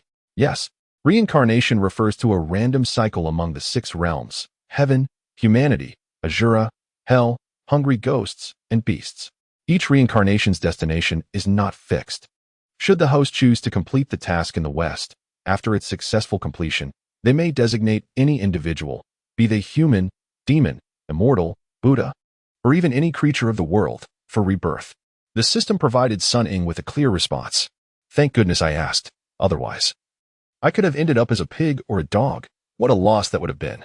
Very well, since this is the case, there is no reason to hesitate. I must seek enlightenment in the West. I choose B, to admit my fault, become the old monk and Appo's disciple, and escort him to the West for enlightenment. Sun Ying declared to the system. The choice panel slowly faded away, and Sun Ying returned to the realm of reality. He gradually rose to his feet. Kneeling before the victorious fighting Buddha, great sage, I acknowledge my mistakes. I am willing to take Didier as my master and escort him to the West for enlightenment. Then, he turned and knelt before Tang Banji, bowing deeply. Master, I thank you for risking your life to save me. I, Sun Ying, sincerely wish to be your disciple, committed to escorting you to the West to seek enlightenment, with no ulterior motives. Tang Banji opened his eyes in delight, gazing at Sun Ying and exclaiming, Amit Ba? Well done. Well done. The victorious fighting Buddha, observing the two, couldn't help but burst into hearty laughter. Didier, you truly possess a compassionate heart. Having once offered your flesh to save a life, and now sacrificing yourself to rescue a demon, this quest for enlightenment is indeed destined for you. You have passed yet another trial. Tang Banji looked at the victorious fighting Buddha in confusion, clearly not fully comprehending his meaning. However, Sun Ying began to grasp the implication behind the Buddha's words and softly explained to Tang Banji, Master. Just as Xuanzang endured countless trials over 81 tribulations to retrieve the true scriptures, your journey to the West for enlightenment will also require you to face various challenges and tests. Otherwise, why would the great sage strike everywhere? Only to bring me before you? It is a test of your compassion. Tang Banji then understood. The victorious fighting Buddha nodded slightly, turning to Sun Ying with a look of affection, gesturing, Sun Ying, you are indeed my grandson, born with a Buddha nature that is readily apparent. Everything that has transpired was not only a test for Didier but also for you. Now that you have both passed, it is time for me to bestow upon you your reward. Chapter 49, An Unexpected Reward. Another reward? This is a delightful surprise. Sun Ying felt a surge of joy within, yet maintained an impassive demeanor, kneeling in place as he quietly listened to the fighting Buddha continue. The fighting Buddha gazed at Sun Ying and continued, You are loyal and righteous, knowing how to repay kindness, truly deserving of the title Little Sage. As my direct descendant, it would be unbecoming for you to introduce yourself while employing the techniques of others, leading people to think that I, your grandfather, am too stingy to impart true skills to my grandchild. Come closer and lend me your ear. I shall impart upon you the 72 transformations and the cloud somersault technique. Upon hearing that Sun Wukong would teach him magic, Sun Ying was overjoyed. If he were to learn these skills, he would undoubtedly become even more formidable. He quickly rose and approached, kneeling before the fighting Buddha. The fighting Buddha whispered the teachings into his ear, and Sun Ying attentively committed them to memory. After a brief moment, the fighting Buddha concluded his instruction and said, Have you memorized the techniques I just taught you? Demonstrate them for me. Sun Ying soared into the air, showcasing his transformations, sometimes becoming a flying bird, sometimes a terrestrial beast, and at other times conjuring countless duplicates. Exuding an aura reminiscent of the great sage equal to heaven, the fighting Buddha, the star of Venus, little Prince Zhang, and Tang Banji, who was on the ground, all marveled at Sun Ying's display of prowess. Sun Ying retracted his magical form and once again knelt before the great sage. Thank you, grandfather, for imparting your magic." The fighting Buddha looked at Sun Ying and gestured. A set of traveler and Apos' garb enveloped him. The fighting Buddha affectionately remarked, "Sun Ying, seeing you today, I perceive a resemblance to my younger self. I shall bestow upon you a nickname, Little Traveler. I hope you remain grounded, dedicated to safeguarding the journey to the west." Sun Ying bowed once more. "Thank you, grandfather." The fighting Buddha continued, "After our journey for scriptures, the Rui Jingu Bang lost its purpose. Now that you are to protect the journey to the west, you will inevitably encounter demons obstructing your path. It is essential that you possess a suitable weapon. Thus, I shall gift you one. With the Rui Jingu Bang in hand, the myriad gods will recognize you as my descendant, and should you find yourself in peril, they will surely come to your aid." After speaking, the fighting Buddha waved his hand, and a needle flew from his ear, gradually enlarging as it flew towards Sun Ying. Sun Ying raised both hands above his head to receive the Rui Jingu Bang and bowed in gratitude. "Thank you, grandfather, for the magical weapon." Sun Ying's heart swelled with joy, reflecting, "So, you first strike and then offer a sweet treat. After imparting so many skills and bestowing a treasure upon me, this grandfather truly embodies the essence of a grandfather." The fighting Buddha turned to the hovering little Prince Zhang. "Prince, come here." Little Prince Zhang, not daring to disobey, quickly descended to his side and bowed respectfully. Disciples humbly listened to the Buddha's teachings. "Sun Ying, with Wuzhiqi now deceased, and you having taken refuge in Buddhism, you and little Prince Zhang may be considered kin. Henceforth, do not seek vengeance. Are you willing to comply?" The fighting Buddha inquired of Sun Ying. Sun Ying, somewhat reluctant, replied, "Does this mean my aunt was killed without consequence?" The fighting Buddha addressed little Prince Zhang. "Today's calamity arose from your misstep in slaying Wuzhiqi. Though Wuzhiqi was at fault, the punishment was excessive. As a disciple of Buddhism, one should always harbor compassion. Little Prince, you shared a marital bond with Wuzhiqi. Hence the connection. Now that she has passed and the calamity of the East Sea remains unresolved, I shall assign you the task of pacifying the waters. This serves to atone for the wrongs wrought by Wuzhiqi, to resolve your enmity, and to alleviate the suffering of the people. Are you willing to accept this?" Little Prince Zhang bowed. "I acknowledge my error and sincerely accept the Buddha's punishment." The fighting Buddha turned to Sun Ying. "Sun Ying, are you satisfied with this arrangement?" Seeing the fighting Buddha uphold justice for Wuzhiqi and punish little Prince Zhang brought Sun Ying comfort. Moreover, there was now a chance for Wuzhiqi's rebirth, greatly alleviating his resentment. He nodded. "Thank you, grandfather, for restoring justice for my aunt." The great sage turned to the star of Venus in the heavens. "Old friend, my grandson has sincerely acknowledged his faults. From this day forth, he will protect the journey to the west and will no longer stir up trouble. You may return to the heavenly court to report this to the Jade Emperor." The star of Venus bowed in gratitude. "Thank you, great sage. I shall take my leave." The fighting Buddha nodded to little Prince Zhang, who also bowed before departing alongside the star of Venus. The fighting Buddha then turned to Sun Ying. "Are you not eager to perform the vow of apprenticeship?" Reminded. Sun Ying promptly descended from the clouds and approached Tangban Jie, sincerely performing the vow of apprenticeship. "Master, I thank you for saving my life and am willing to take refuge in Buddhism to protect you on your journey to the west." Tangban Jie, witnessing Sun Ying and Apos' gesture, quickly extended his hand to assist him. "Disciple, rise quickly." The fighting Buddha addressed Tangban Jie. "Great sage, my grandson and Apos' origins are extraordinary. Like myself, he emerged from the celestial stone of Huahua Mountain. By coincidence, the nectar from Guanyin Bodhisattva's pure vase fell upon the celestial stone, allowing him to come into existence. That nectar is a manifestation of the Bodhisattva's compassionate dharma, capable of dispelling the troubles of all beings. Thus, this monkey inherently possesses Buddha nature, though previously uneducated and plagued by demonic influences. Today, with your compassionate guidance, he has awakened and sincerely embraced Buddhism. The road to the West is long and fraught with challenges. Having this monkey by your side will ensure your safety." Tangban Jie sincerely knelt in gratitude to the fighting Buddha. "I thank the great sage Buddha." The great sage waved to Tangban Jie. "Come forward. I shall teach you a set of incantations for the tightening spell. Should this monkey prove unruly, simply recite the spell, and the golden hoop upon his head will constrict, causing him excruciating pain, rendering him unwilling to misbehave." Sun Ying knelt. "Grandfather, I have sincerely acknowledged my mistakes, and my master has saved my life, so I." Tangban Jie quickly interjected.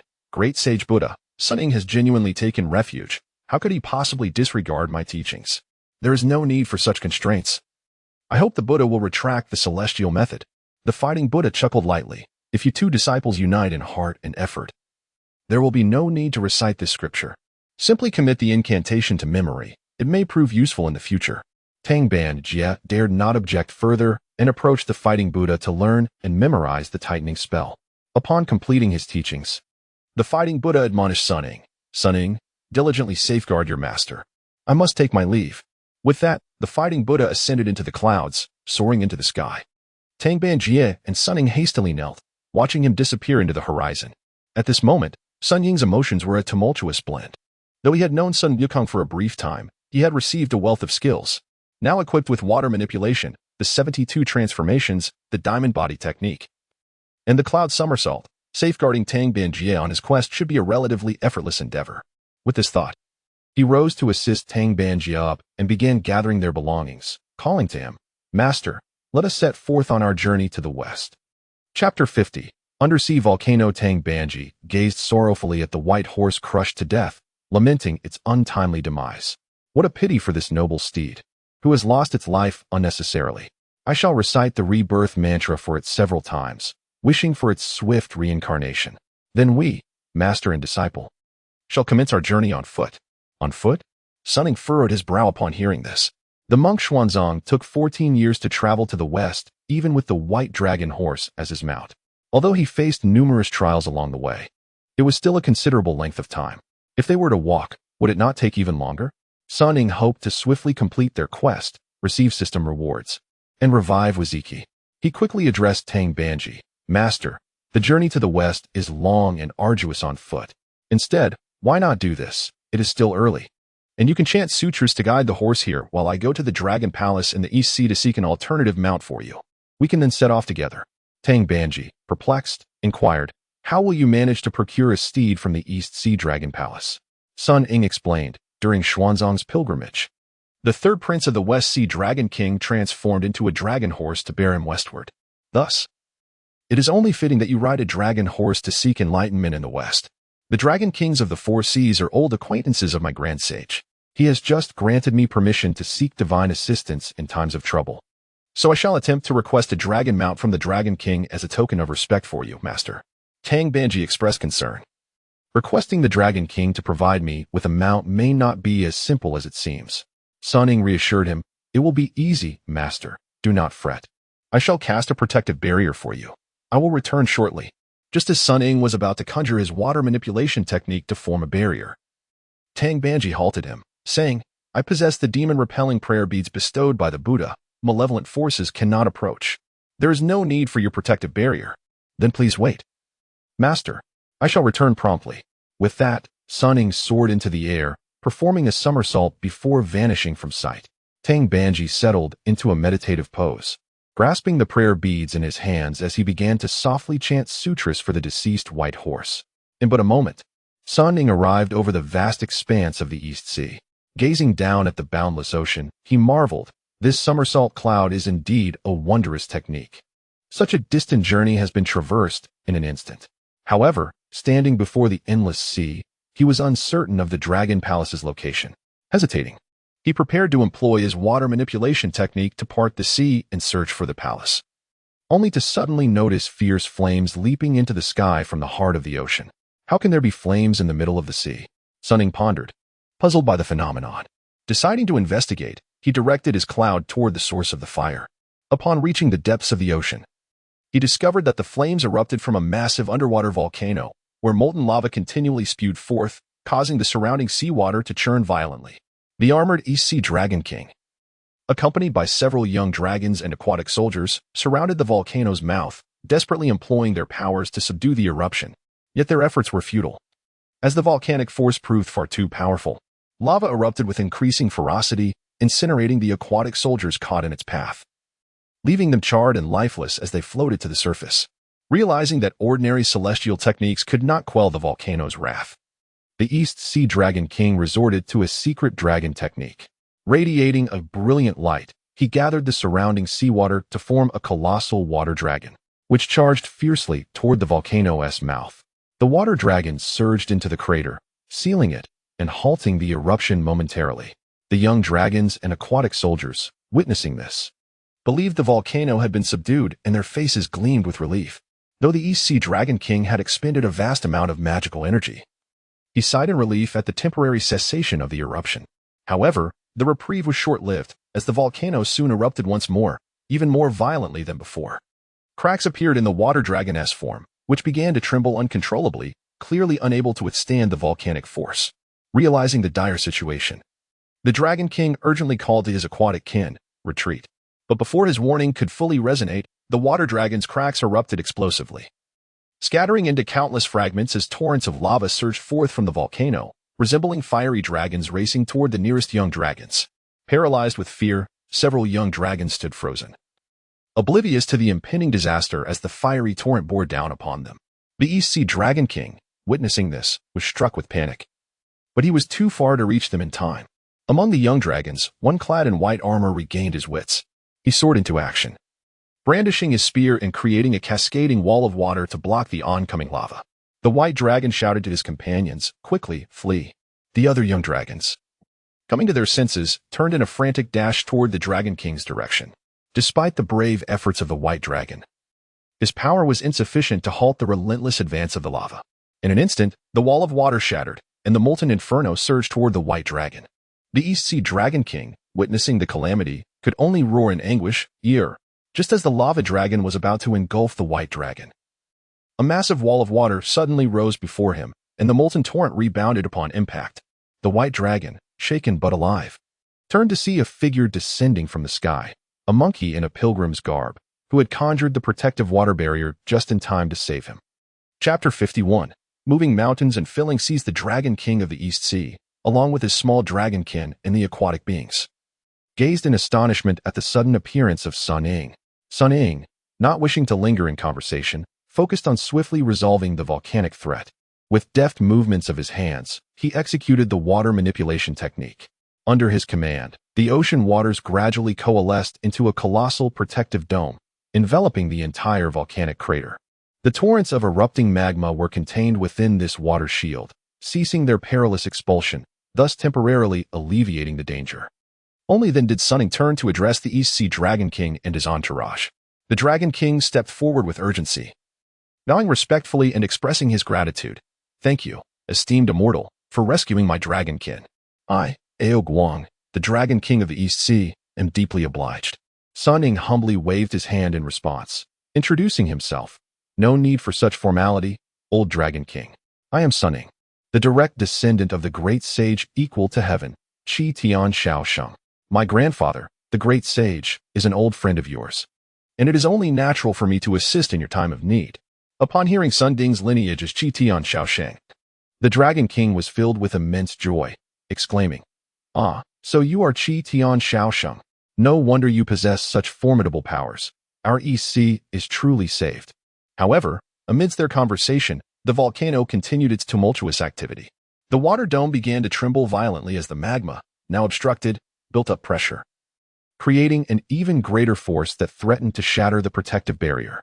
Observing this dire situation, Sun Ying refrained from further dialogue with the Dragon King and promptly reinforced the water dome to withstand the magma's onslaught. As the dome grew thicker and larger, the accumulating magma became increasingly overwhelming, and Sun Ying began to feel the strain. The East Sea Dragon King, recognizing the impending peril, urgently called out to Sun Ying, "Little sage, the volcanic eruption is far too ferocious. Relying solely on the water dome may not suffice unless..." Sun Ying, while maintaining control over the water dome, anxiously inquired, "Unless what, old Dragon King? Is there another solution? Please, share it." The Dragon King bellowed, "Unless we can procure the Rui Jingu Bang of the great sage. It is the divine iron used by Diyu to tame the waters. Only it can permanently subdue this volcano and prevent any future eruptions." Realizing the implications, Sun Ying exclaimed, "Ah, I see. In that case, old Dragon King, step aside and witness my power." With the Rui Jingu Bang in his possession, which he had yet to unleash, he seized the opportunity to test its might. The Dragon King, understanding Sun Ying's intent, swiftly led the small dragons and aquatic beings to safety, observing from a distance. Sun Ying took several steps back, retrieving the Rui Jingu Bang, which was no larger than a needle, and hurled it into the air, exclaiming, "Enlarge, enlarge, enlarge." The staff hovered above the volcanic crater, rapidly growing in size until it transformed into a massive pillar, exceeding the diameter of the volcano itself. The East Sea Dragon King and his companions were filled with joy at the sight of Sun Ying wielding the Rui Jingu Bang to quell the volcano. Rising into the air, Sun Ying's form expanded into an enormous giant as he landed atop the staff, raising his arms and exerting all his strength to press it down into the volcanic mouth. With divine might, Sun Ying drove the colossal staff into the volcano, compelling the previously spewing magma to retreat back into the depths. As the Rui Jingu Bang descended, the magma beneath began to rage violently, causing the seabed to tremble ominously. Sun Ying remained undeterred, persistently applying pressure as he pressed the staff down, gradually forcing the volcano back beneath the ocean floor. As the volcano was subdued, the tremors of the seabed intensified, resembling the prelude to a cataclysmic eruption. The Dragon King, small dragons, and aquatic beings watched in trepidation, fearing that one misstep from Sun Ying could undo all his efforts. Yet, he continued to exert his strength, driving the Rui Jingu Bang deeper into the abyss until the quaking finally began to subside, restoring tranquility and completely suppressing the underwater volcano. Only then did Sun Ying leap down, employing his celestial arts to extract the Rui Jingu Bang, revealing a vast pit where the volcano once stood. Concerned about the possibility of future eruptions, Sun Ying sought a permanent solution to seal the volcano. Scanning his surroundings, he spotted a nearby underwater mountain and an idea sparked within him. He soared towards the mountain, bending down to harness his divine strength, attempting to lift it. The mountain trembled under his force, gradually detaching from the seabed. The East Sea Dragon King and his kin were awestruck by Sun Ying's formidable power, their eyes wide with disbelief. Feeling the strain, Sun Ying gritted his teeth and let out a fierce roar, finally lifting the mountain from its foundation. He hoisted it onto his shoulder and, with great effort, trudged back to the pit, forcefully filling it with the mountain. With a thunderous crash, the seabed shook violently once more as the mountain settled into the pit, leveling it and restoring complete calm to the ocean floor. Sun Ying then returned to his original size, landing before the Dragon King and his companions. The East Sea Dragon King and his kin approached him rapidly, kneeling in gratitude. "Thank you, little sage." Sun Ying promptly assisted the Dragon King to his feet. "Old Dragon King, there is no need for such gestures. Please rise." The Dragon King, filled with appreciation, remarked, "Today, it is thanks to your intervention that the raging volcano, which has plagued the East Sea for a century, has been completely subdued, sparing our aquatic kin from the perils of fiery magma. I, as the representative of all aquatic beings in the East Sea, express our profound gratitude." Sun Ying helped the Dragon King rise. "Old Dragon King, it was but a simple task. Do not be so formal." With that, the Dragon King stood, and the other dragons followed suit. He then grasped Sun Ying's hand. "Little sage, this is not a place for idle talk. Please accompany me back to the Crystal Palace. I wish to host a banquet in your honor to express my gratitude once more." Having his own request of the East Sea Dragon King, Sun Ying graciously accepted the invitation and accompanied him back to the Crystal Palace. Chapter 52. The transformation of the Dragon Prince into a steed for the journey west. Within the Crystal Palace, the East Sea Dragon King sat majestically upon his throne, while Sun Ying occupied the guest seat. The other young dragons were gathered across from him, their small tables laden with a variety of delicacies and fruits. The East Sea Dragon King once again clasped his hands in reverence towards Sun Ying and earnestly declared, "The little sage has rendered an immense favor to our dragon clan. Henceforth, should you require assistance, do not hesitate to command, and Ao Guang shall ensure the full support of our entire dragon lineage." Upon hearing the Dragon King's words, Sun Ying felt a surge of joy. This was precisely what he had been waiting for, and he intended to take full advantage of it. With delight, he responded, "Really? That is splendid. I have indeed come to the East Sea with a request for the venerable Dragon King." The East Sea Dragon King promptly replied, "Sage, please do not hold back. I shall surely lend my utmost assistance." Sun Ying elaborated, "It is because my revered grandfather, the great sage, and the Tripitaka master sought the authentic Tripitaka scriptures, which have been misappropriated by greedy monks as tools for deception. The Tripitaka master and my grandfather, under the command of the Buddha, traveled to the Eastern Tang dynasty to reveal their true forms and seal the scriptures. To elucidate the true meaning of the scriptures, they informed the emperor of the Tang dynasty that the genuine interpretation still resided in the Western Thunder Sound Temple, and that a messenger must be sent to procure the true, in order to unravel the scriptures and benefit the world. In response, the emperor dispatched the compassionate and enlightened half-first master to the west to seek the due to disturbances in the heavenly palace. I have been punished and have now taken the half-first master as my teacher, accompanying him to the west in search of. The East Sea Dragon King marveled. Seeking in the west is indeed a noble endeavor, one that will benefit countless souls. Has the little sage come to the East Sea for assistance in this matter? Sun Ying nodded. You are correct, Venerable Dragon King. The journey to Lingshan is long and arduous, and a land steed cannot bear my master westward. I hope you might lend me a dragon steed to escort my master on this quest. The Dragon King, somewhat helpless, replied, A horse is a creature of the land. How could one be found in my waters? Sun Ying countered, Land steeds are inadequate, after all. Did not the Tripitaka master ride the white dragon horse to complete his great undertaking? The Dragon King explained that was a consequence of the West Sea Dragon King's son. Aolai, committing a grave error and being punished to serve as the Tang monk's mount. My dragon kin now abide by the law. How could we serve as steeds for others? I truly cannot assist you, little sage. Perhaps seek elsewhere. Seeing the Dragon King's reluctance, Sun Ying continued to plead. Venerable Dragon King, this quest for is a monumental task that will benefit all. I implore you to assist. The East Sea Dragon King displayed a troubled expression, remaining silent in contemplation.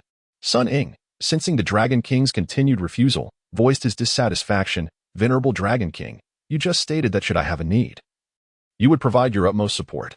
I now request a dragon steed to escort my master in search of, yet you persist in refusal. Is this not a lack of loyalty? The Dragon King found himself at a loss for words, feeling increasingly awkward. At this moment, one of the young dragons stepped forward and proclaimed, Father, I am willing to accompany the little sage, transforming into a white horse to escort the half-first master to the west in search of. Both Sun Ying and the East Sea Dragon King turned to see that the dragon who volunteered was none other than the white dragon, who had previously bravely rescued his companions and had been saved by Sun Ying. Sun Ying, upon hearing the young dragon's offer, beamed with joy. You truly wish to accompany me on this journey west? The white dragon approached Sun Ying, affirming, I do. The East Sea Dragon King, however, rose in agitation, waving his hands. You are my youngest son, and your mother dotes on you the most. If you were to go to the west, would not your mother be heartbroken? This cannot be allowed. Yet Aoi remained steadfast. Father, had it not been for the little sage and Appos, as timely intervention, I would have perished in the magma, and our East Sea clan would be in perpetual turmoil. This is a manifestation of the Buddha's divine will, sparing us from calamity, demonstrating my connection to the Buddha. My mind is made up. Please do not obstruct me. Seeing his son's resolute attitude, the Dragon King sighed in resignation. Alas. Since you are so determined, very well. Sun Ying stepped forward, addressing Aoi, Prince, I thank you for your profound sense of righteousness. Aoi hurriedly returned the gesture. Little sage, please do not be overly courteous. In the future, as we escort the master westward, I shall require your guidance. Sun Ying replied. Now that we have entered the Buddhist path together, we shall be like brothers. There is no need for such formality. Upon hearing Sun Ying and Appos' words, Aoi quickly bowed again. I greet my elder brother. Sun Ying, filled with joy, patted Aoi on the shoulder. Good brother. We have already delayed far too long. Our master awaits alone. Let us hasten to find him. Aoi nodded, and together they bowed to the East Sea Dragon King before swiftly departing the Crystal Palace. After leaving, Sun Ying made a quick detour to the Water Curtain Cave, informing the little monkeys inside that he would be journeying to the west in search of, and urged them to take care of themselves. Though the little monkeys felt reluctant, they had to bid farewell as Sun Ying and Appos' decision was resolute. Subsequently, Sun Ying arrived at the rear mountains of Flower Fruit Mountain, reaching the cave where he had spent countless days with Wuzhiqi. Entering the cave, he surveyed the familiar surroundings, which remained unchanged. Silently, Sun Ying erected a wooden plaque within the cave, inscribing the name of his aunt Wuzhiqi upon it. He knelt before the plaque, offering a quiet prayer. With each bow, memories of his time with Wuzhiqi flooded his mind. When he finally rose after his last bow, tears streamed down his face. Gently wiping away his tears, he murmured to the plaque, Aunt, may you rest in peace. I am accompanying my master to seek. I shall fulfill my task and bring you back to life. In the wilderness, Tang Banjie remained seated beside the corpse of the white horse, reciting scriptures with closed eyes. Suddenly, he heard Sun Ying's voice calling, Master, Master. Tang Banjie opened his eyes and looked up, seeing Sun Ying and Aoi descending from the sky. Aoi approached Tang Banjie and knelt in greeting. I greet you, Master. Tang Banjie quickly assisted him, Please rise. He then turned to Sun Ying with curiosity. Sun Ying, who is this? Why does he address me as master? Sun Ying explained, Master. This is the youngest prince of the East Sea Dragon King, AOE. He willingly embraces the Buddhist path, transforming into a dragon steed to carry you to the Lingshan to meet the Buddha. Tang Banjia expressed astonishment as an ordinary monk. How could I trouble the prince of the Dragon King to transform for such a purpose? Sun Ying urged, Master. The journey to Lingshan in search of the true is long and arduous. A land steed cannot suffice. Only a dragon steed can meet the demands. AOE, as your steed, will earn great merit. Do not refuse him. AOE nodded vigorously. Elder brother is correct, Master. Let us not delay any longer. We must set forth. With that, AOE swayed and instantly transformed into a magnificent white horse. Tang Banjia then nodded in agreement. If that is the case, I shall no longer decline. Let us embark on our journey westward. Sun Ying led the dragon steed, as Tang Banjia sat comfortably upon it, and together, the master and disciple strode towards the distant horizon, where the sun sank slowly in the west. Chapter 53. Staying at the Feynman Zen temple, the setting sun cast a warm glow upon the ground. Tang Banji sat upon the white horse, while Sun Ying led the steed, as the master and disciple journeyed westward, catching sight of Fengxiang City from afar. Tang Banji spoke to Sun Ying. Sun Ying, we should be nearing Fengxiang. Unable to contain his curiosity, Sun Ying turned with a smile, asking, Master, how is it that you are so familiar with this western route? Tang Banji explained, in my youth, I traveled extensively and passed through this place, so it remains in my memory. As night approaches, let us hasten into the city to find lodging, and continue our journey tomorrow. Sun Ying nodded in agreement, leading the horse onward. As they reached the city gates, two young monks had been waiting and approached them. One monk scrutinized Tang Banji on the horse, cautiously bowing deeply before inquiring. May I ask if you are the esteemed Halfjia master, sent to the west in search of enlightenment? Tang Banji quickly dismounted and returned the greeting. I am indeed the humble monk, Dazhuan. May I ask who you are? The young monk replied, I am Sun Ying, a monk of the Feynman Zen temple. This is my senior brother, Hui Yin. We have been instructed by Master Xingyu to await your arrival. Tang Banji, taken aback, asked, I have never met Master Xingyu. Why has he sent you to await me? Hui Yin responded, the Buddhist community is one of shared kinship. You, as a revered figure, are journeying to the west to benefit all beings. Upon your arrival in Fengxiang, Master Xingyu wishes to extend his hospitality. Hearing this, Sun Ying interjected excitedly, Master, we were seeking a place to stay anyway. Since they have kindly invited us, let us accept. After a moment of contemplation, Tang Banji nodded in acquiescence. Then I thank you both. I shall not impose further. Sun Ying promptly said to Hui Yin, you accompany the master. I shall return to inform our master. Sun Ying then hurriedly made his way back towards the Feynman Zen temple. Hui Yin gestured for Tang Banji and Sun Ying to follow, saying, Please, master. As Sun Ying led the dragon horse, they entered Fengxiang City with Hui Yin. Upon arriving at the entrance of the Feynman Zen temple, it was a stark contrast to the bustling scene of months prior, now eerily quiet with only a few monks idly sweeping the courtyard. Master Xingyu sat alone in his quarters, surrounded by several scriptures. A young monk entered, carrying a tray with tea. He placed it before Master Xingyu, saying, Abbot, please enjoy some tea. Master Xingyu took a sip, then slammed the cup down in frustration, exclaiming, What kind of tea is this? Its flavor is utterly dreadful. The young monk sheepishly explained, Abbot, due to the recent scarcity of visitors, the fine tea we usually receive has been exhausted. This is all we have for now. Master Xingyu waved his hand dismissively. Take it away, quickly. The young monk, not daring to linger, hurriedly collected the tray and left. Master Xingyu glared at the scriptures sealed before him, muttering in anger, The scriptures are sealed. There is nothing to discuss. With no visitors, what purpose do you serve? He angrily tossed a scripture towards the door just as a young monk entered. Seeing the flying scripture, he quickly reached out to catch it. The young monk approached Master Xingyu, gently urging, Master, why are you so enraged? Master Xingyu grumbled, Guangxi, do you not see why I am upset? Since the scriptures are sealed, no one comes to worship or offer alms. Soon, we will run out of rice and oil and be left to starve. Guangxi quickly smiled and reassured, Master, do not fret. Just moments ago, Sun Ying reported that the esteemed Dazhuan monk has arrived in Fengxiang and is on his way to the temple, since he is on a mission to the west. Once he arrives, he may possess the means to unseal the scriptures. Even if he cannot, his status alone could draw countless visitors seeking to listen to his teachings. Surely, this would restore our temple's former glory. I implore you to go and welcome him. Master Shengyu grumbled in discontent. He is merely an unknown monk, fortuitously regarded as a saint.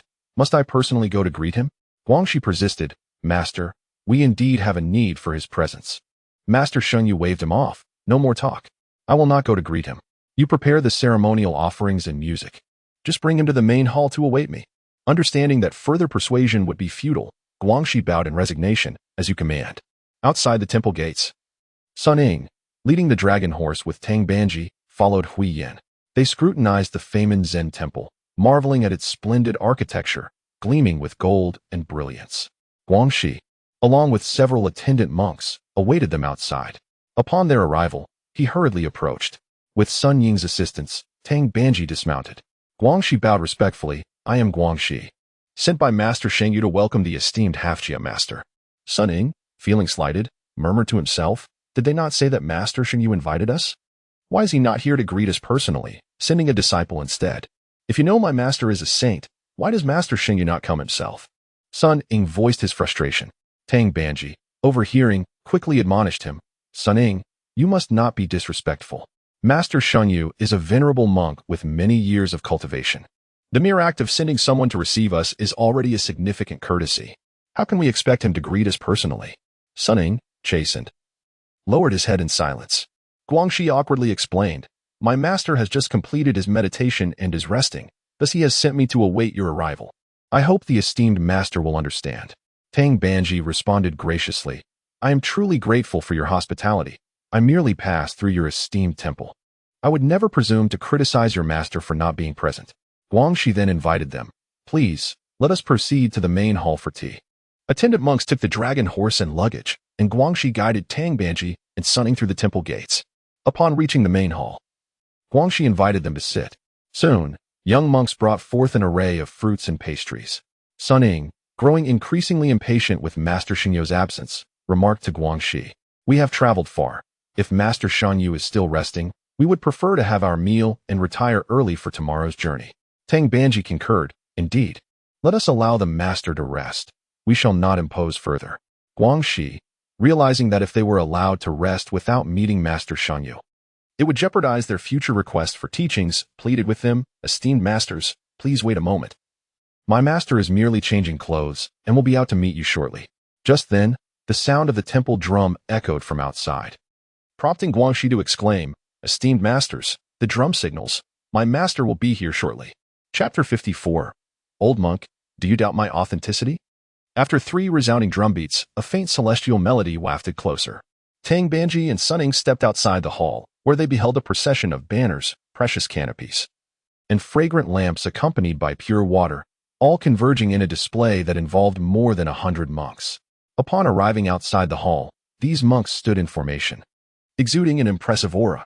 Sun Ying, observing the spectacle, found it amusing. After all, it was merely a monk's appearance, yet one might mistakenly think a monarch had arrived.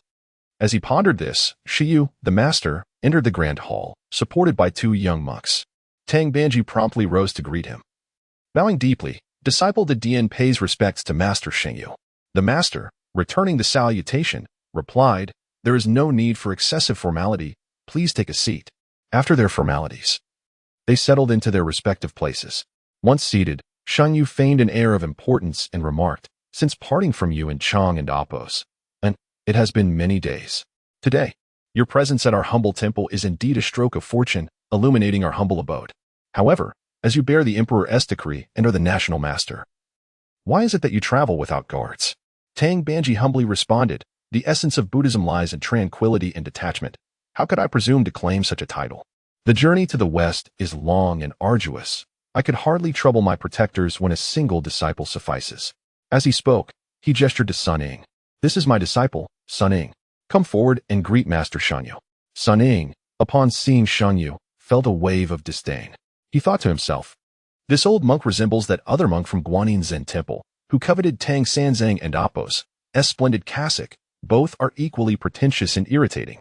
Reluctantly, he stepped forward at Tang Banji and Apos' urging and saluted, Master Shengyu, I pay my respects. To Shengyu and Apos' astonishment, Sun Ying bore a striking resemblance to the victorious Buddha from their previous encounter in Chang'an. He stared at Sun Ying, bewildered. You You are the victorious Buddha? He instinctively attempted to bow in reverence. Sun Ying, finding the situation amusing, quickly supported him, laughing, "Old master, no need for such formality. The victorious Buddha is my illustrious ancestor. I am his direct descendant, the little sage of the heavens." Tang Banji hastened to clarify, "Master, this is not the great sage himself, but my disciple Sun Ying, appointed by the great Buddha to accompany me on my journey to the West." Only then did Shi relax, unable to suppress his admiration. Master Banji is favored by the great Buddha, with his own grandson as a protector, and additionally bears the Emperor and Appos as holy command to seek enlightenment in the West. Truly, this is a momentous undertaking worthy of great reverence. It should be widely proclaimed so that all virtuous men and women may know, thereby elevating the honor of our Buddha.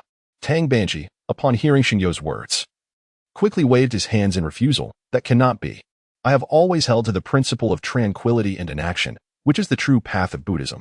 Excessive ostentation and indulgence in offerings are mere manifestations of inner demons.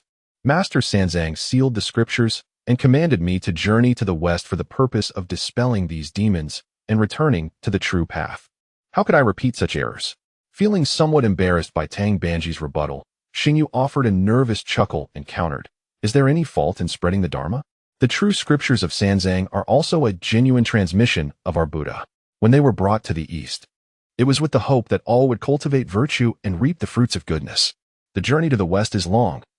Who knows how long it will take to return? Should East Earth monks cease their teachings and transmissions? Would that not betray Master Sanzang's original intention in seeking the scriptures?" Tang Banji replied, "Although the scriptures have been retrieved by Master Sanzang for over 200 years, they are indeed our Buddha's ultimate path, a great compassion to guide the world toward virtue and understanding of life and death. However, during their transmission, they have been misinterpreted as mere cause and effect, leading people to believe that wealth could absolve their sins, which entirely contradicts the true purpose of the scriptures. Such teachings would be better left untaught."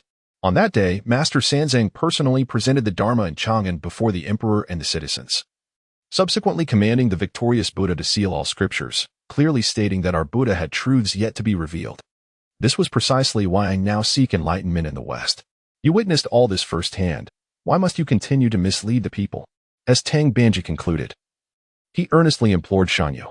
However, Shanyu shook his head repeatedly. "Master, you misunderstand.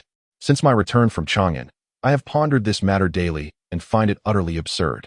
I have intended to petition the emperor, and your arrival here provides the perfect opportunity for discussion. How is this matter absurd?" Tang Banji inquired, perplexed. Shiyu asserted with conviction, "If you claim that the scriptures are false and that there is another truth, one could understand that. However, the scriptures are genuine, having been passed down for 2 centuries, spreading the Dharma and gaining the esteem of the Tang court and the populace. This is a tremendous good. Now, to assert that the teachings have been misrepresented and to seek out another truth would squander the hard-won achievements of 200 years. How could the Buddha possibly enact such self-destructive behavior? Is that not absurd? The sealing of scriptures was an act witnessed by thousands when Master Sanzang manifested his Dharma body. How could it be false?" Though Tang Banji maintained a calm demeanor, a hint of displeasure surfaced. Master Sanzang had been in repose at the Dharma Gate Temple for 2 centuries, with the Buddha's relics still preserved in the stupa. How could he manifest to seal the scriptures? Might it not be that malevolent forces, seeing our flourishing Buddhism, deliberately employed illusions to deceive the emperor and the people? To seal the scriptures and lure the master westward? In the years that we could not teach the Dharma, they could propagate their own doctrines, undermining Buddhism and Appos as position in the Tang dynasty. I find this scenario highly probable. It would be better for you, master, to accompany me back to Chang and Appos and reveal the truth to the emperor, reinstating the teachings that our Buddhism may thrive, rather than embarking on a distant journey to the West. Shunyu, presenting his fabricated rationale, sought to sway Tang Banji. Sun Ying, eavesdropping, discerned Xingyu's true intention, to persuade Tang Banji to abandon his quest, reopening the scriptures so he could take the stage to preach, deceiving the masses for profit. The crux was that if Tang did not pursue the scriptures, he could not complete his task, and his aunt would remain in peril, with his own punishment awaiting him. How could he allow this old monk to succeed? With this in mind, Sun Ying stepped forward, feigning a smile. "Old monk, you just claimed that the Sanzang master and the great sage in Chang'an were fakes. Does this imply that you doubt my identity as the little sage of the heavens?" With that, he produced a needle from his ear, and with a flick, It transformed into the Rui Jingu Bang. He struck it against the ground, causing the entire hall to tremble violently. Chapter 55. The greedy monk schemed to force open the scriptures as Sun Ying made his move. Sheng Yu was so frightened that he collapsed onto the ground, pleading for mercy. I dare not doubt. Please retract your powers. Tang Banji hastily intervened, admonishing. Sun Ying, you must not be disrespectful. Master Sheng Yu is merely offering a kind reminder and engaging in discussion with me. How can you frighten him with your abilities? Only then did Sun Ying snort and retract his golden staff. Tang Banji approached Sheng Yu to assist him in standing. Esteemed master, my unruly disciple has been offensive. I hope you can forgive him.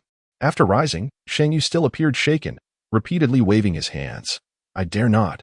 Tang Banji wished to avoid further entanglement with Sheng Yu and said, Esteemed master, we have all witnessed the powers of the Tripitaka Master and the great sage Buddha. We should not remain skeptical. My desire for understanding is steadfast, and there is no turning back. Please rest, esteemed master, as I take my leave. Guangxi, eager to retain Tang Banji, hurriedly stepped forward to advise. Master, there is no need to rush on your journey. The path to Lingshan is long and arduous.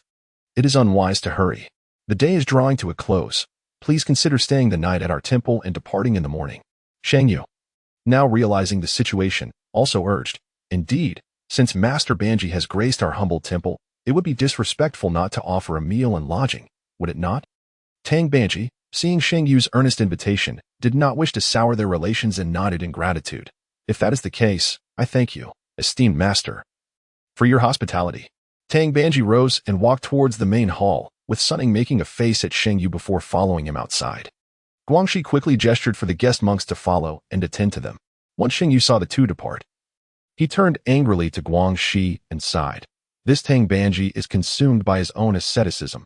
If we allow him to leave for the West like this, we will have no scriptures to teach for years, and our Buddhist disciples will starve.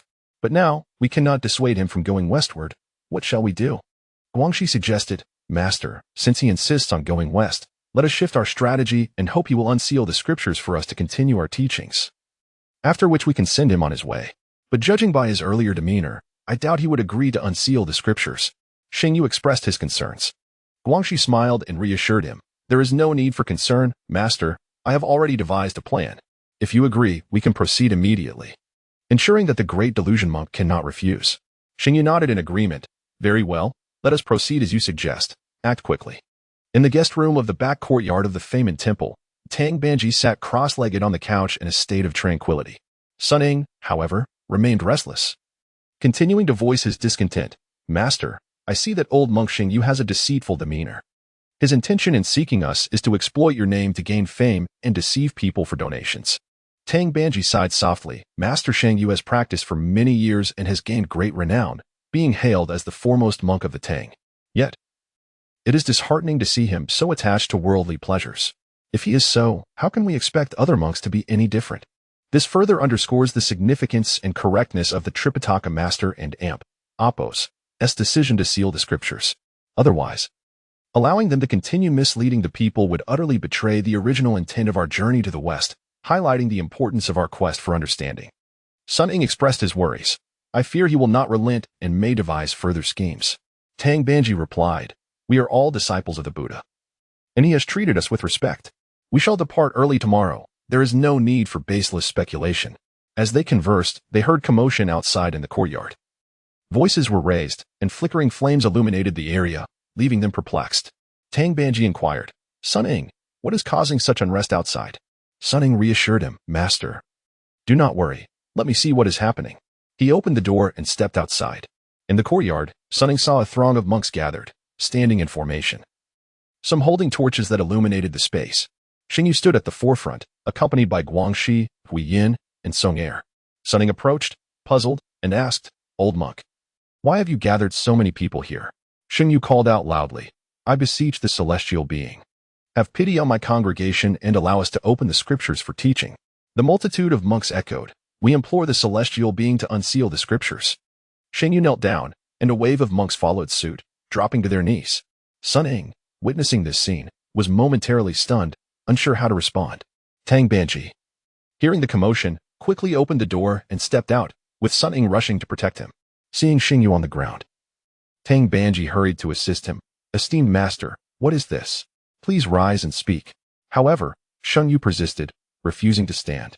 Pleading with Tang Banji, if the celestial being does not agree to unseal the scriptures, I shall not rise. The monks cried out in unison. We implore the celestial being to open the scriptures. Tang Banji, feeling helpless, asked, Esteemed master, with so many disciples gathered, what do you expect me to unseal? Shun Yu tearfully explained, the celestial being may not know. In Fengxiang, officials, wealthy merchants, and ordinary folk all sincerely worship the Buddha and eagerly listen to the old monk's teachings. My 300 to 400 disciples rely on scripture teaching for sustenance. Now that the great sage Buddha has sealed all scriptures, our means of livelihood is severed. The temple's grain stock has nearly been exhausted. If we cannot resume teaching, all the monks will starve. The old monk, unable to bear the thought of his disciples facing such calamity, humbly beseeched the celestial being, hoping for mercy to unseal the scriptures, allowing the monks to continue their teachings. He added that once the celestial being had sought true understanding, they could re-examine the scriptures according to the truth, ensuring no conflict. By the end of his plea, tears streamed down Shun Yu's face, presenting a pitiful sight. The monks echoed his sorrow, some beating their chests and others bowing repeatedly, creating a scene of utter chaos. Tang Banji, observing the turmoil, felt exasperated and said to Shang Yu, Esteemed master, the scriptures are sealed by the great sage Buddha. How can I unseal them without authority? Shang Yu lamented, the celestial being saved a treasonous family from execution. This clearly demonstrates your compassion. How can you save that vile person yet bear to see us, the disciples of the Buddha, starve? Shang Yu continued to plead.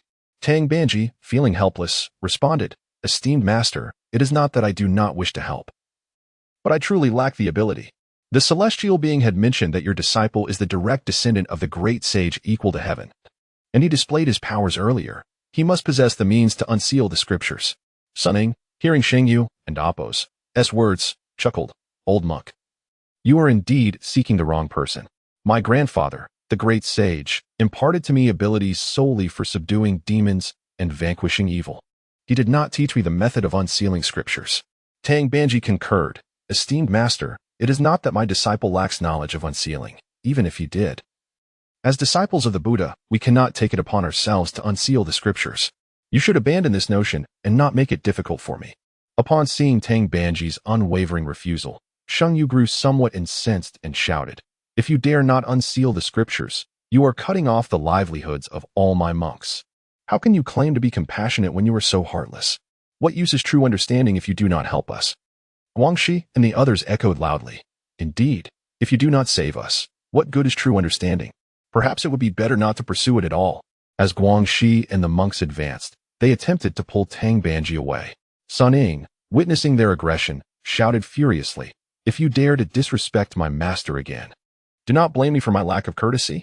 Tang Banji hastily intervened, exclaiming, Sun Ying, this is unacceptable. As disciples of the Buddha, we must never resort to violence to harm others. Guangxi had long anticipated that Tang Banji, with his compassionate heart, would devise such a strategy. Now, witnessing Tang Banji and Appo's attempt to restrain Sun Ying, he grew even more audacious and stepped forward to grasp Sun Ying and Appo's arm, pleading, Angel, I implore you to swiftly recite the scriptures. Other monks joined in, tugging at Sun Ying, chanting, We beseech the angel to recite the scriptures. Sun Ying glared furiously at the assembly of monks, yet bound by Tang Banji's earlier command, he refrained from retaliating and could only endure their relentless pulling. As Tang Banji observed this helpless scene, the demon subduing prayer beads around his neck suddenly radiated a brilliant golden light. Chapter 56. The monk with malicious intent. The crowd gazed in astonishment at the golden light emanating from Tang Banji's chest. Guangxi reacted swiftly, shouting loudly in an attempt to lift Tang Banji. The angel has cast a spell. They are about to open the scriptures for us. The assembled monks echoed in unison. Thank you, angel, for casting the spell and opening the scriptures. Sun Ying, noticing the gleaming Buddhist beads, reminded Tang Banji, Master, did you not say that these beads were bestowed by the Buddha and have the power to subdue demons? We must refrain from violence. Let us use the Dharma to intimidate these greedy monks instead. Awakened by the reminder, Tang Banji took the beads and raised them high. Monks, cease your impudence. Behold the manifestation of my Buddhist treasure. The beads in his hand shimmered with golden light, radiating outward and illuminating Shang Yu and the other monks. Bathed in the Buddha's light, They felt as though their bodies were being scorched by flames, causing them to kneel in agony. No longer daring to entangle themselves with the master and disciple, Sheng Yu and his companions pleaded for mercy. Angel, please retract your divine powers. Tang Banji, casting a stern gaze upon Sheng Yu, questioned, Sheng Yu, you have taken refuge in the Buddhist faith for many years yet failed to uphold its precepts. Consumed by greed and indulgence, do you not recognize your errors? With a face full of trepidation, Sheng Yu raised his head and repeatedly responded, Angel, please quell your anger. This humble monk acknowledges his mistakes and is willing to heed your teachings. Seeing Sheng Yu's sincere submission, Tang Banji finally pocketed the beads, and the Buddha's light vanished. He approached Sheng Yu and assisted him to his feet. A single thought of greed and anger leads one astray. A heart filled with remorse can elevate one to the status of a virtuous monk. What teachings can I impart? As long as the old master can guide the congregation to return to diligent practice, forsaking extravagance and embracing purity, that alone suffices. With a resigned sigh, Sheng Yu lamented, Angel, your insistence on purity does not necessitate the abolition of our scripture recitations, nor does it condemn us to a life of labor. Tang Banji replied earnestly, 2 centuries ago, when the true scriptures were not disseminated in the East, did disciples of the Buddha perish from hunger? The old master has hundreds of disciples. If they are willing to toil and cultivate the land, they need not worry about matters of sustenance. Sheng Yu nodded repeatedly. You speak the truth, Angel. I, the humble monk, have been short-sighted, enamored with luxury, and have neglected my spiritual duties. Henceforth, I shall repent and lead my fellow monks in pure practice, earning our keep. Tang Banji nodded. May the master remember today's words. That will be a blessing for the monks of Famen Temple. Sheng Yu nodded fervently. Thank you, Angel, for your guidance. He then instructed, Guangxi, quickly prepare vegetarian meals for the 2 angels, so they may rest early. Guangxi complied eagerly, seeing that Sheng Yu and the other monks no longer persisted. Tang Banji joined his palms in gratitude and returned with Sun Ying to their guest room. Sheng Yu left, supported by Hui Yin and Song Ying. Upon returning to his meditation chamber, he collapsed onto the couch, tears streaming down his face as he wept uncontrollably. Hui Yin and Song Ying could only offer comforting words, but to no avail, as Sheng Yu cried even harder. Guangxi entered and, upon witnessing Sheng Yu's distress, approached him. Master, do not grieve so deeply.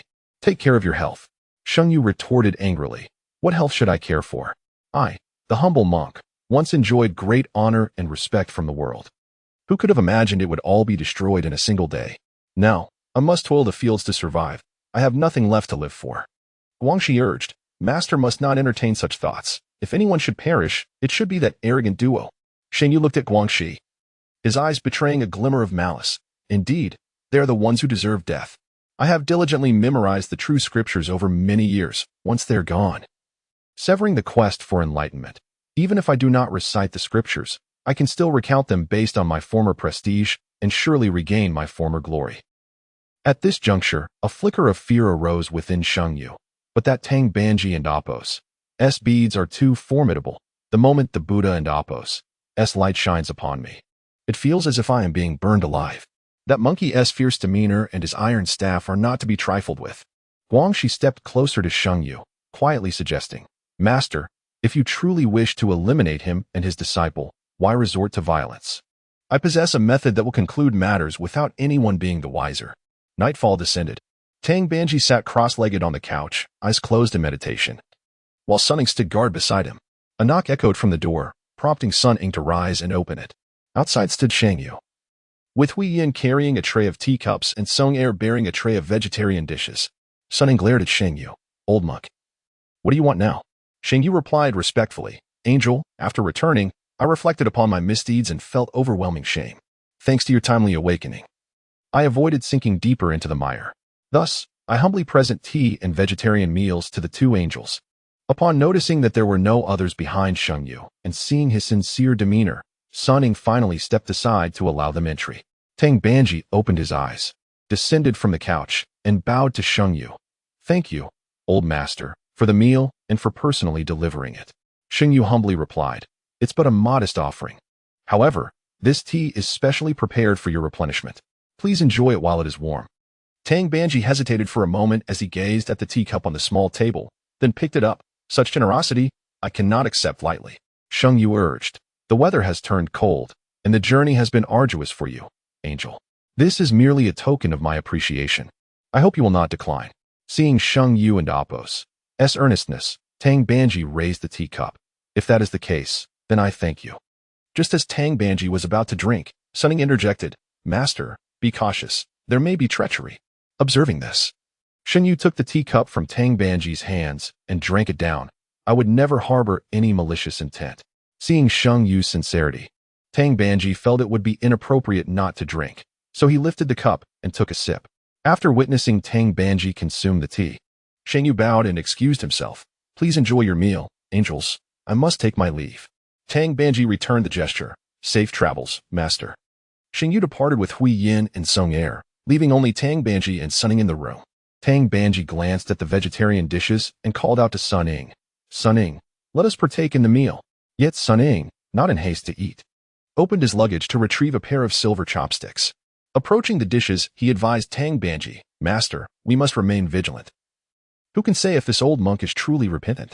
Let us first test these silver chopsticks gifted by the Tang Emperor before we eat." Understanding Sun Ying's caution and finding some merit in his words, Tang Banji accepted the silver chopsticks and inspected the food, ensuring its safety before beckoning Sun Ying. "All is well. Let us eat." Thus, the two began their meal. Halfway through, however, Tang Banji suddenly clutched his stomach, a look of anguish crossing his face. "Disciple, why is my stomach suddenly in such pain?" Noticing no discomfort of his own, Sun Ying quickly inquired, "Master, what kind of pain are you experiencing?" Tang Banji attempted to rise and explain but fell back down, clutching his stomach, white foam escaping from the corners of his mouth. Chapter 57. The call for help from the medicine Buddha. Upon witnessing the alarming situation, Sun Ying was taken aback and immediately called out, "Someone, come quickly." Guangxi and Hui Yin rushed in, asking in haste, "What is your command, my lord?" Anxiously, Sun Ying replied, "My master is suffering from severe abdominal pain." "Are there no medical monks in your temple?" Guangxi, looking troubled, responded, "We have no physicians in our temple, but I can send someone to fetch a doctor immediately." With a fierce glare, Sun Ying snapped, "Then hurry. If you tarry, I shall not spare you." Guangxi quickly gestured, and Hui Yin and Song Er hastened out. Tang Banji could no longer bear it, collapsing onto the couch, his complexion paling as his condition worsened. In a fit of rage, Sun Ying confronted Guangxi, exclaiming, "My master was perfectly well just moments ago. How could he fall after consuming your meal?" Tang Banji, a benevolent man who once risked his life to save Sun Ying, had developed a bond of master and disciple during their days of travel westward. Now, seeing his master in peril, Sun Ying could hardly contain himself. Suddenly, he withdrew the golden hoop from his ear, seizing Guangxi by the collar, demanding, "Speak. Did you poison the food? If you do not speak the truth, I shall end you with a single blow." Terrified, Guangxi fell to his knees, pleading, "My lord, spare my life. I would never dare to poison you. It is a grave injustice." Tang Banji, summoning his strength, reached out a hand and whispered, "Disciple, we have examined the food. It is indeed free of poison. Do not wrong them, lest we harm the innocent." Reluctantly, Sun Ying released Guangxi, grumbling in frustration. "Why is it taking so long to fetch the doctor? Hurry and urge him." Guangxi, frightened, promised to rush out. "Yes, I shall go at once." Sun Ying anxiously approached Tang Banji, inquiring with concern, "Master, have you had any previous ailments?" Growing ever weaker, Tang Banji could only shake his head faintly, responding, "I have generally been in good health, with no chronic conditions." Sun Ying's worry intensified. If there are no previous ailments and it is not poison, what could be the cause of such a sudden and severe illness? He absolutely did not wish for Tang Banji to suffer. The master had shown him kindness, and he felt a heavy burden of guilt for failing to protect him. Moreover, should anything happen to his master, the ultimate task assigned by the system would fail, leading not only to punishment but also the loss of hope for saving Wuzhiqi. However, Sun Ying had no knowledge of medicine, and the present predicament was clearly beyond the reach of his magical transformations or water manipulation. In desperation, he struck the ground heavily with his golden hoop. At the moment of impact, a plume of azure smoke ascended from the earth, and an old man with a white beard emerged from the soil, repeatedly saying, I'm here, little sage, do not fret." Recognizing the old man and Apos' attire, Sun Ying immediately identified him as the frequently appearing earth god from Journey to the West, realizing his earlier strike had summoned the earth god. Thinking Sun Ying was in distress, "Earth god, Please, examine my master and discern the cause of his sudden illness. Sun Ying implored urgently. The earth god approached the couch to assess Tang Banjie's condition, then turned to Sun Ying, stating, "Little sage, this is clearly a sign of poisoning." Alarmed, Sun Ying exclaimed, "We have inspected all the food here and found no poison. How could my master be poisoned? Do you have any remedies?" The earth god responded awkwardly. "Little sage, I lack the ability to detoxify. If it is healing and antidotes you seek, you ought to go to the luminous world to seek the medicine Buddha." Understanding dawned upon Sun Ying, and he instructed the earth god, "Very well, I shall immediately pay my respects to the medicine Buddha to plead for my master's salvation. Please, guard my master and ensure no one approaches." Tang Banjie, clutching his prayer beads, reassured him, "Disciple, I have my beads for protection. Go without worry." Sun Ying nodded and swiftly exited the room, performing a somersault and leaping into the air. His speed was remarkable, and he soon reached the eastern luminous world, the abode of the medicine Buddha. Before him lay a radiant temple, aglow with lights. Sun Ying quickly descended towards the temple and hastened into the grand hall of the medicine Buddha. Seated upon a lotus platform, the medicine Buddha was flanked by 12 divine generals. As Sun Ying entered hurriedly, the 12 generals rose simultaneously, demanding, "Who dares to intrude upon the sacred land of the luminous Buddha?" Sun Ying bowed deeply, introducing himself, "I am Sun Ying, descendant of the great sage equal to heaven, here to protect my master, the monk Banjie, on his quest to the west for remedies. We passed through the Dharma Gate Zen Temple, where my master was poisoned, and his condition is dire. I have come to implore the medicine Buddha for aid." The medicine Buddha opened his eyes slightly and gestured to the 12 generals to stand down. They retreated to the sides. Sun Ying rushed forward to bow before the medicine Buddha, imploring, "Buddha, I beseech you, please save my master." The medicine Buddha nodded gently and replied, "Rise. I possess an antidote pill. Take it back to your master, and he shall be restored." Concerned, Sun Ying inquired, "Buddha, I have examined all the food my master consumed, and I ate the same. How could he have been poisoned while I remain unharmed?" The medicine Buddha explained, "All things in the world possess the principle of mutual generation and restraint. Some substances that are harmless alone may become toxic when consumed together. The Shinong Benchao Jing records 18 counteractions. Your master has likely been poisoned by the interaction of the Li Lu and ginseng." As Sun Ying listened to the medicine Buddha, he recalled Tang Banjie's consumption of ginseng tea and the dish made with Li Lu in their meal. A sudden realization struck him, and he seethed. So it was that monk who deliberately used this 18 counteraction method to harm my master. Truly despicable. The medicine Buddha extended his hand, cradling a pill within his palm, and lengthened his arm to present it to Sun Ying. "Hurry and save your master." Sun Ying accepted the pill, then bowed deeply to the medicine Buddha. "Thank you, medicine Buddha. I take my leave." Rising, he executed a somersault and transformed into a beam of light, soaring back. The dawn was breaking, and Sun Ying descended into the courtyard of the Dharma Gate Temple, where Guangxi and the monks stood vigil. Inside, golden Buddhist light flickered, and they dared not enter the chamber. Paying them no heed, Sun Ying rushed into the room. At that moment, Tang Banjie had lost consciousness, his face ashen, with the earth god guarding him closely. Sun Ying hurried in, urgently asking the earth god, "How is my master?" The earth god replied anxiously, "The holy monk has been unconscious for a long time. If this continues, he may not survive." Without delay, Sun Ying approached, prying open Tang Banjie's mouth and placing the antidote pill inside. As Tang Banjie swallowed the pill, a golden light enveloped his body, and gradually, his complexion began to improve as he slowly opened his eyes, awakening. Chapter 58. The Missing Scriptures upon witnessing the awakening of Tang Banjie. The earth deity joyfully exclaimed, "Little sage, the holy monk has regained consciousness." Tang Banjie attempted to rise, and Sun Ying hurriedly stepped forward to assist him. Supporting Tang Banjie as he slowly settled, Sun Ying inquired with concern, "Master, how do you feel?" With renewed vitality, Tang Banjie replied, "I am well now, Sun Ying. Your timely intervention has saved me." Sun Ying sincerely responded, "It is my duty as a disciple to aid my master in times of trouble. Your well-being is of utmost importance." The earth deity approached Sun Ying to take his leave, saying, "Little sage, the holy monk is unharmed. I shall take my leave now." Sun Ying expressed his gratitude repeatedly. "Thank you, thank you." The earth deity retreated to an open space, utilizing his mystical powers to vanish into the ground. Turning to Sun Ying, Tang Banjie asked with a furrowed brow, "Disciple, what ailment has befallen me?" Why did it manifest so peculiarly? Have you discerned the cause? Sun Ying pointed to the uneaten vegetarian dishes on the table, particularly the quinoa, and spoke with a hint of anger. Master, this is no mere illness. It was that old monk who, through the use of quinoa in his deceitful concoction, tricked you into drinking ginseng tea before consuming the quinoa, which resulted in a potent poison. That old monk is truly malevolent. I shall not let him go unpunished. As Sun Ying spoke, he drew his golden staff and prepared to rush out. Tang Banji quickly restrained him, saying, Sun Ying, refrain. Even if he is at fault, we must not resort to indiscriminate violence.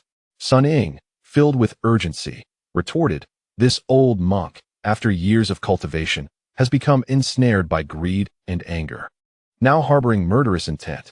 If we do not punish him, he will continue to harm others. Turning a blind eye is tantamount to enabling his wickedness. Tang Banji replied, Sun Ying, if we simply eliminate every wrongdoer we encounter, what value do the true scriptures hold? If we wish to reform the world, we must retrieve the scriptures swiftly. The sun has risen, and we should not delay. Let us embark on our journey westward immediately. Sun Ying, unwilling to relent, insisted, Master, even if we do not kill him, we must teach him a lesson to ensure he never dares to harm anyone again. After a moment's contemplation, Tang Banji responded, First, let us prepare our belongings. Before we depart, I shall attempt to reason with him. You may also issue a warning to deter him from further misdeeds. Sun Ying agreed. Very well. As Sun Ying moved aside to organize their luggage, he noticed that the bundles were disheveled and their contents had spilled out. While tidying up, Sun Ying remarked, Yesterday, after I took out the silver chopsticks, I packed everything neatly. Master, did you touch anything? Tang Banji gently shook his head and approached to examine the scene. Anxious as he exclaimed, Sun Ying, where have my scriptures gone? Realizing that the old monk might have orchestrated the theft, Sun Ying seethed. It must be that old monk's treachery. He seeks to steal your scriptures as a unique artifact to continue deceiving others. We must find him and reclaim them. Without hesitation, Sun Ying strode toward the exit, and Tang Banji anxiously followed. Sun Ying burst into the courtyard, brandishing his iron staff, and shouted at the gathered monks. You lot of insufferable monks! How dare you harm my master? Let us see how well you fare against my teachings. The monks, frightened, fell to their knees, pleading for mercy. One monk, Guangsha, implored, Little sage, spare us. We merely prepared food for the holy monk at the behest of the old monk. We had no part in this. Sun Ying growled, Spare you? You shall receive a lesson to ensure you never dare harm anyone again. With a leap, he swung his staff, demolishing a portion of the wall, and shouted, Is your head harder than this wall? The monks shook their heads fervently. No, our heads are not hard. Sun Ying scolded, If you dare assist that old monk in wrongdoing again, I shall make your heads as fragile as this wall. Now, tell me, where have our scriptures been taken? The monks exchanged anxious glances, and Guangsha replied, After delivering the food, we retreated and did not dare enter the room again. How could we have stolen the scriptures of the celestial being? In unison, the monks echoed, Indeed, we did not steal anything. Furious, Sun Ying retorted, If none of you stole it, did the scriptures sprout wings and fly away? It appears that without punishment, you remain unrepentant. The monks, trembling, pleaded, We swear, little sage. We truly do not know. Perhaps it was my master who instructed someone else to steal them. Why not inquire with him? Sun Ying, with a fierce tone, commanded, Quickly. Lead me to him. Guangsha, not daring to delay, hurriedly guided Sun Ying toward the abbot's quarters. Sun Ying kicked open the door to the abbot's meditation room, storming inside as he shouted, Old monk, come out here. However, before he could finish, he halted abruptly, for he beheld the old monk hanging lifelessly from the rafters. Guangsha and the other monks followed closely behind, and, upon seeing the grim sight, fell to the ground, weeping. Master Tang Banji soon arrived, observing the old monk's lifeless form, and shook his head in resignation, joining his hands in prayer. Amitabha, how unfortunate. Sun Ying noticed a piece of paper on the nearby tea table, picked it up, and after reading it, handed it to Tang Banji, saying, Master, it seems this old monk, fearing our retribution for his misdeeds, took his own life in shame. Tang Banji responded with a heavy heart, It is lamentable that this old monk, after a lifetime of cultivation, has met such an end due to greed. Sun Ying replied, Master, there is often a contemptible side to those who elicit pity. Do not waste your sympathy on him. We must focus on locating the scriptures. Sun Ying began to search for the scriptures within the room. Tang Banji, feeling pity, turned to Guangsha and the others, instructing, Quickly lower your master and arrange for a proper burial. The monks complied, moving to carry the old monk away. Sun Ying returned to Tang Banji after searching, reporting, "Master, there are no scriptures to be found here." Tang Banji pondered, "Since the old monk is passed, it is possible he did not take the scriptures." Sun Ying furiously demanded of Guangsha and the others, "Speak. Who among you has stolen our scriptures?" The monks once again knelt in desperation, "Little sage, we truly do not know." Tang Banji stepped forward to calm Sun Ying. "Do not press them further. They do not seem to have taken the scriptures." Sun Ying, feeling defeated, turned to Guangsha and questioned, "Tell me, aside from the monks in your temple, are there any outsiders residing here? Are there demons or spirits in the vicinity?" Guangsha replied, "Our Fengxiang is thriving. The temple is usually bustling with visitors. No demons would dare dwell nearby. Many pilgrims used to stay here. But since the scriptures were sealed, the number of visitors has significantly decreased, and no outsiders remain in the temple." Anger flared on Sun Ying's face. "Even if no one stays here, does that mean no one has visited?" Suddenly, a young monk recalled something and quickly responded, "Yes, someone came last night." Sun Ying stepped forward, pressing for details. "What happened? Speak." Chapter 59. The ailing young master. The young monk responded, "In our monastery, during times of great prosperity, there was a wealthy merchant with the surname Li, who frequently made generous donations and was regarded as a benefactor of the temple. Last night, a concubine of the young master Li visited, claiming she sought blessings for him. At that moment, we were preoccupied with receiving two divine beings, and thus could not permit her entry. However, later, while I was tidying up the courtyard, I caught a glimpse of her.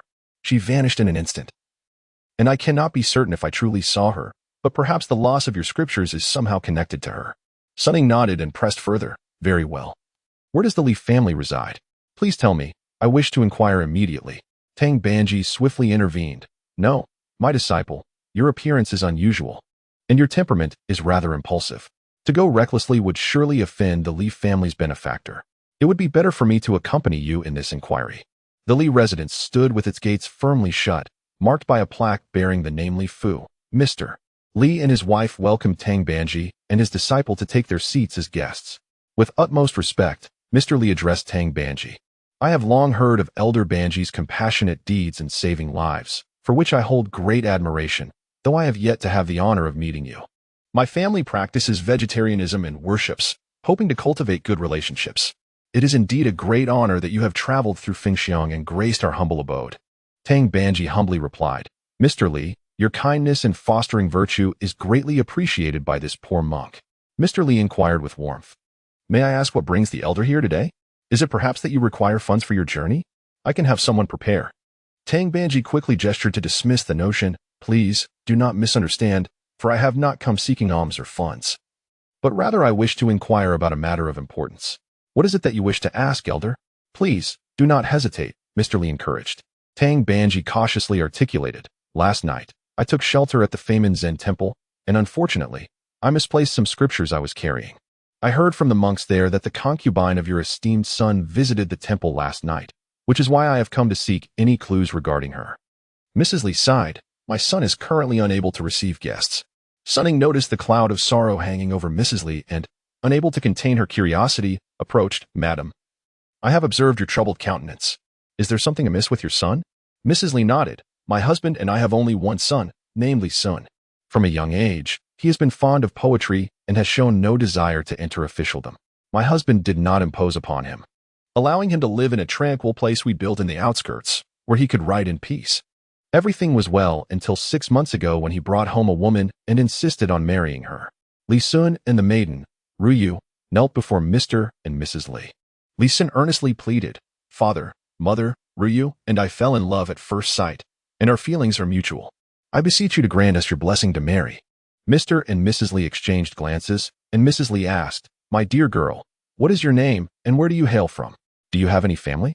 Ruyu raised her head slightly. "Madam, my family name is Jin, and I am known as Ruyu. I reside in the outskirts of Fengxiang. My parents passed away, and there is no one else in my family." Mr. Li frowned slightly and responded directly, "Though my family is not of noble lineage, we are of scholarly descent.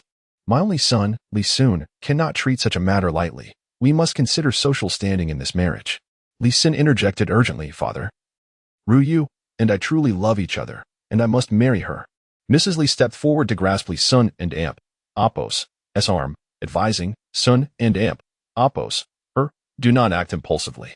Ryu calmly stated. Sir, I understand your concerns. Though my background is humble, my love for your son is genuine.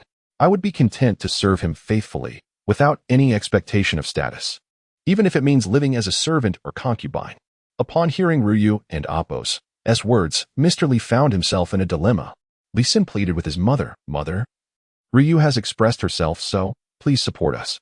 Mrs. Lee's heart softened as she looked at Ryu and turned to Mr. Lee. My lord, since they are truly in love, perhaps we should consider. After a moment of contemplation, Mr. Lee finally nodded. Very well, if you both are sincere in your affection, and Ryu does not seek status, I shall not oppose your union. We will arrange your marriage on an auspicious day. Lee Sin and Ryu exchanged joyful glances, their faces radiant with smiles as they bowed in gratitude to Mr. and Mrs. Lee. Mrs. Lee continued to share with Tang Banji and Sun Ying.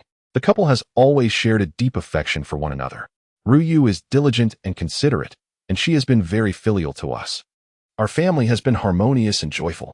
At this point, Mrs. Lee could not suppress a fresh wave of sorrow, yet fate can be cruel. Who would have imagined that just half a month ago, my son fell gravely ill and has been bedridden ever since? In just a few days, he became pale and weak. We consulted many renowned physicians, but none could diagnose his ailment. Ryu has remained by his side day and night. Yet his condition shows no signs of improvement. Tears welled in her eyes as she lamented, he is our only child. If anything were to happen to him, how could we endure such a loss? Mr. Lee quickly stepped forward to console her. My dear, do not despair. Let us not trouble Elder Tang with such sadness. Tang Banji also encouraged her. Madam, do not lose hope. With your hearts inclined toward goodness, you shall receive the blessings of the Buddha. Your son will surely overcome this calamity and remain safe. Mrs. Lee wiped her tears and expressed her gratitude to Tang Banji. Thank you, Elder, for your kind words.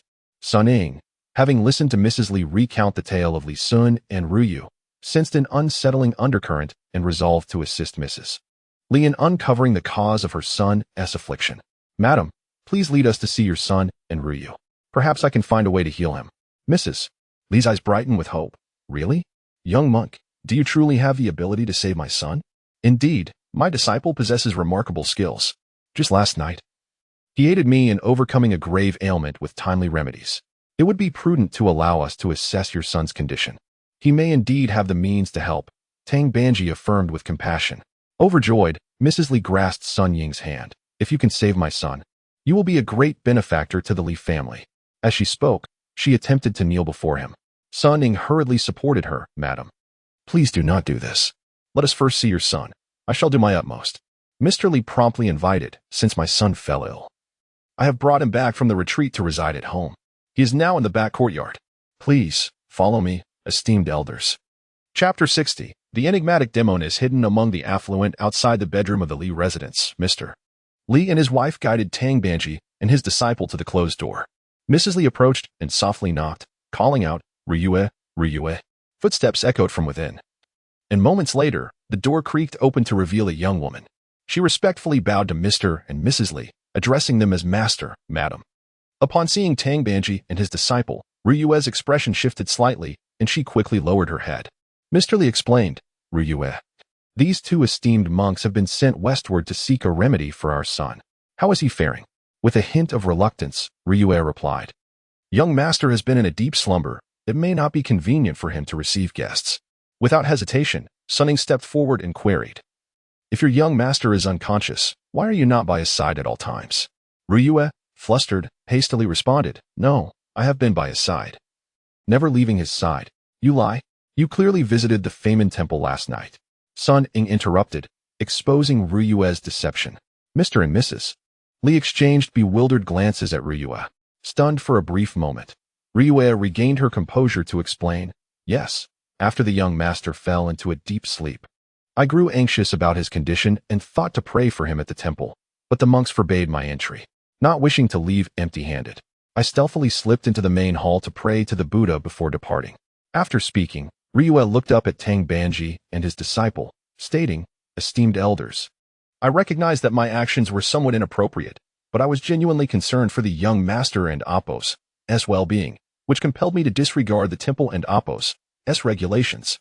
Tang Banji bowed respectfully to Ryue, saying, Your sincere intentions are acknowledged. But I must inquire, having visited the Famen temple last night, did you happen to see the scriptures I lost? Ryue calmly replied. As I mentioned, I hurriedly entered the main hall to pray, fearing the monks would discover me and chastise me, so I did not linger and did not encounter your scriptures. Slightly disappointed, Tang Banji bowed in gratitude. Thank you for your candor. Sun Ying scrutinized Ryue closely, finding her highly suspicious, and declared, in that case, let us examine the young master as condition. After a moment and Appos, as hesitation, Ryue nodded and stepped aside, allowing them entry. Elders, please go in. As Sun Ying entered the dimly lit and oppressive room, he found Li Sun lying on the bed, eyes closed, his complexion ghostly pale. Carefully inspecting Li Sun, he turned to Ryue, who appeared increasingly anxious and avoided his gaze. Sensing something amiss, Sun Ying refrained from speaking outright and exited the room. Seeing Sun Ying emerge, Mrs. Li rushed forward, grasping his arm. Little monk, is there a remedy for my son's ailment? Sun Ying maintained his composure as he replied, Madam, let us discuss this in the front hall. Mr. Li promptly led Tang Banji and the disciple forward. Standing at the door, Ryue watched with concern as they departed, quickly shutting the door behind them. As Sun Ying and the others traversed the corridor towards the front hall, Sun Ying, noticing the absence of onlookers, called out to Tang Banji, Master, I have something to discuss with you. Tang Banji slightly inclined his head to Mr. Li and stepped aside with Sun Ying, inquiring, Sun Ying, having seen the young master, what is your assessment of his condition? Is there a remedy? Sun Ying whispered, Master, I have carefully observed the room. It is permeated with demonic energy, particularly surrounding Ryue, who exudes an aura unlike that of an ordinary person. I suspect she is a demon. Tang Banji was taken aback and cautioned, Disciple, this remains your conjecture. One must not hastily accuse an innocent. Sun Ying clarified, Master, though I lack the divine sight of the great sage, my childhood experiences of being imprisoned and tormented by the 72 demon kings have rendered me exceptionally sensitive to demonic presence. The aura emanating from Ryue is undoubtedly malevolent. It is conceivable that her presence is the cause of the young master's affliction. Please, allow me to confront this demon to save him. After a moment's contemplation, Tang Banji, concerned, advised, Sun Ying, although you possess the ability to detect demons, Ryue currently presents as human, and the Li couple maintains a harmonious relationship with her. Without evidence, how can you persuade them of her true nature? Given her proximity to the young master, to act rashly may prove ill-advised. Confidently, Sun Ying assured Tang Banji, Master, rest assured, I have a plan to unveil her true form. Once the Li family recognizes her, I shall act to apprehend her. Upon finishing his words, Sun Ying soared into the air, plucking a strand of hair and reciting an incantation, casting it into the sky. In an instant, the hair transformed into a multitude of birds, mountain quails, pheasants, and orioles, flitting and soaring towards the back courtyard. In the back courtyard, within Li Sun and Appos' bedroom, Ryue sat beside the bed, gently wiping Li Sun's body with a towel. Suddenly, a cacophony of bird calls erupted outside, causing Ryue to gasp in surprise. After a brief hesitation, she hurriedly exited the room. As the swirling birds spotted Ryue and Appos' emergence, they dove towards her, pecking and flapping their wings. Ryue deftly dodged their advances. But overwhelmed by their numbers, she found herself unable to escape. Witnessing the relentless onslaught, she resorted to magic, revealing her true form, a golden-armored insect, radiating a blinding golden light. Ryue momentarily blinded Sun Ying. Seizing the opportunity, she dashed back into the room, scooped up Li Sun, and burst through the roof, soaring away on a cloud. Not so fast, demon, Sun Ying bellowed, unwilling to let her escape. He swung his iron staff and pursued her through the skies. Chapter 61. The Little Saint and the Demon Insect. As Ryu carried Li Sun through the air, they swiftly arrived at the Li family and Appos' villa on the outskirts. She descended gracefully into the courtyard, transforming back into her human form, and urgently called out for help. My lord, please, come quickly and save my husband. In response to Ryu's cries, a hideous demon emerged from the house, glaring coldly at Ryu and Li Sun. Why have you brought him here? Was it not agreed that this place was for my secluded meditation? Ryu knelt before the demon, pleading, Great King, I beseech you to use your celestial powers and save my husband. He is on the verge of collapse. The demon remained unmoved, retorting harshly, I have told you before. If you steal the Great Sutra from the temple for me, I will ensure Li Sun's safety. Desperate, Ryu hastily produced the stolen scripture from her bosom and presented it to the demon. Great King, I have brought the scripture. Please, save my husband. The demon examined the scripture, a flicker of delight crossing its features, only to be swiftly replaced by indifference. This mere scripture will only prolong his life for 7 days. Unless you continue to bring me more scriptures, I cannot fully restore him. Ruyu, in deep distress, implored, Great King, the temple's sacred teachings are profound. My skills are insufficient. And I barely escaped with this one. I cannot steal more. My identity has been revealed. And I can no longer stay at the Li household to care for my husband. Therefore, I have come to beg you. Please have mercy and save him. The demon's face twisted into an ugly smirk as it replied, since you can no longer remain at the Li household, it means you cannot accompany Li's son anymore. Why should you care if he lives or dies? I could simply consume his essence. Ryu frantically shook her head. No, Great King. My husband saved my life and has deep feelings for me. I cannot bear to see him perish. I implore you, spare him. Spare him? You can no longer fetch scriptures for me, nor let me consume his essence. How can I survive? The demon snarled angrily, looking back at the unconscious Li's son. Ryu made a resolute decision. Gritting her teeth, she declared, Great King, I am willing to sacrifice my own powers for you, if you would only spare my husband. The demon burst into a triumphant laugh. You foolish little insect, willing to give your life for this scholar? It seems you are destined to be devoured. Very well. I shall grant your wish. After I consume you, I will let Li Sun live. With that, the demon transformed, revealing itself as a massive, grotesque insect. It had no wings, but 2 long antennae and 6 legs, resembling a monstrous fish. It opened its gaping maw and lunged at Ryu, kneeling on the ground. Ryu gazed affectionately at Li's son, unperturbed by the approaching demon. Just as the demon was about to engulf her, a golden light flashed through the air.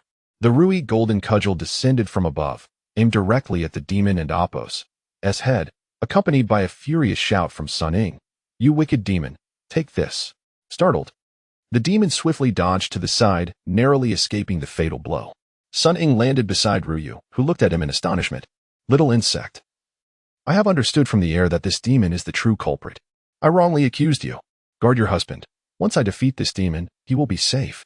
Ryu cried out in panic, trying to stop Sun Ying. Elder, no. You cannot kill it.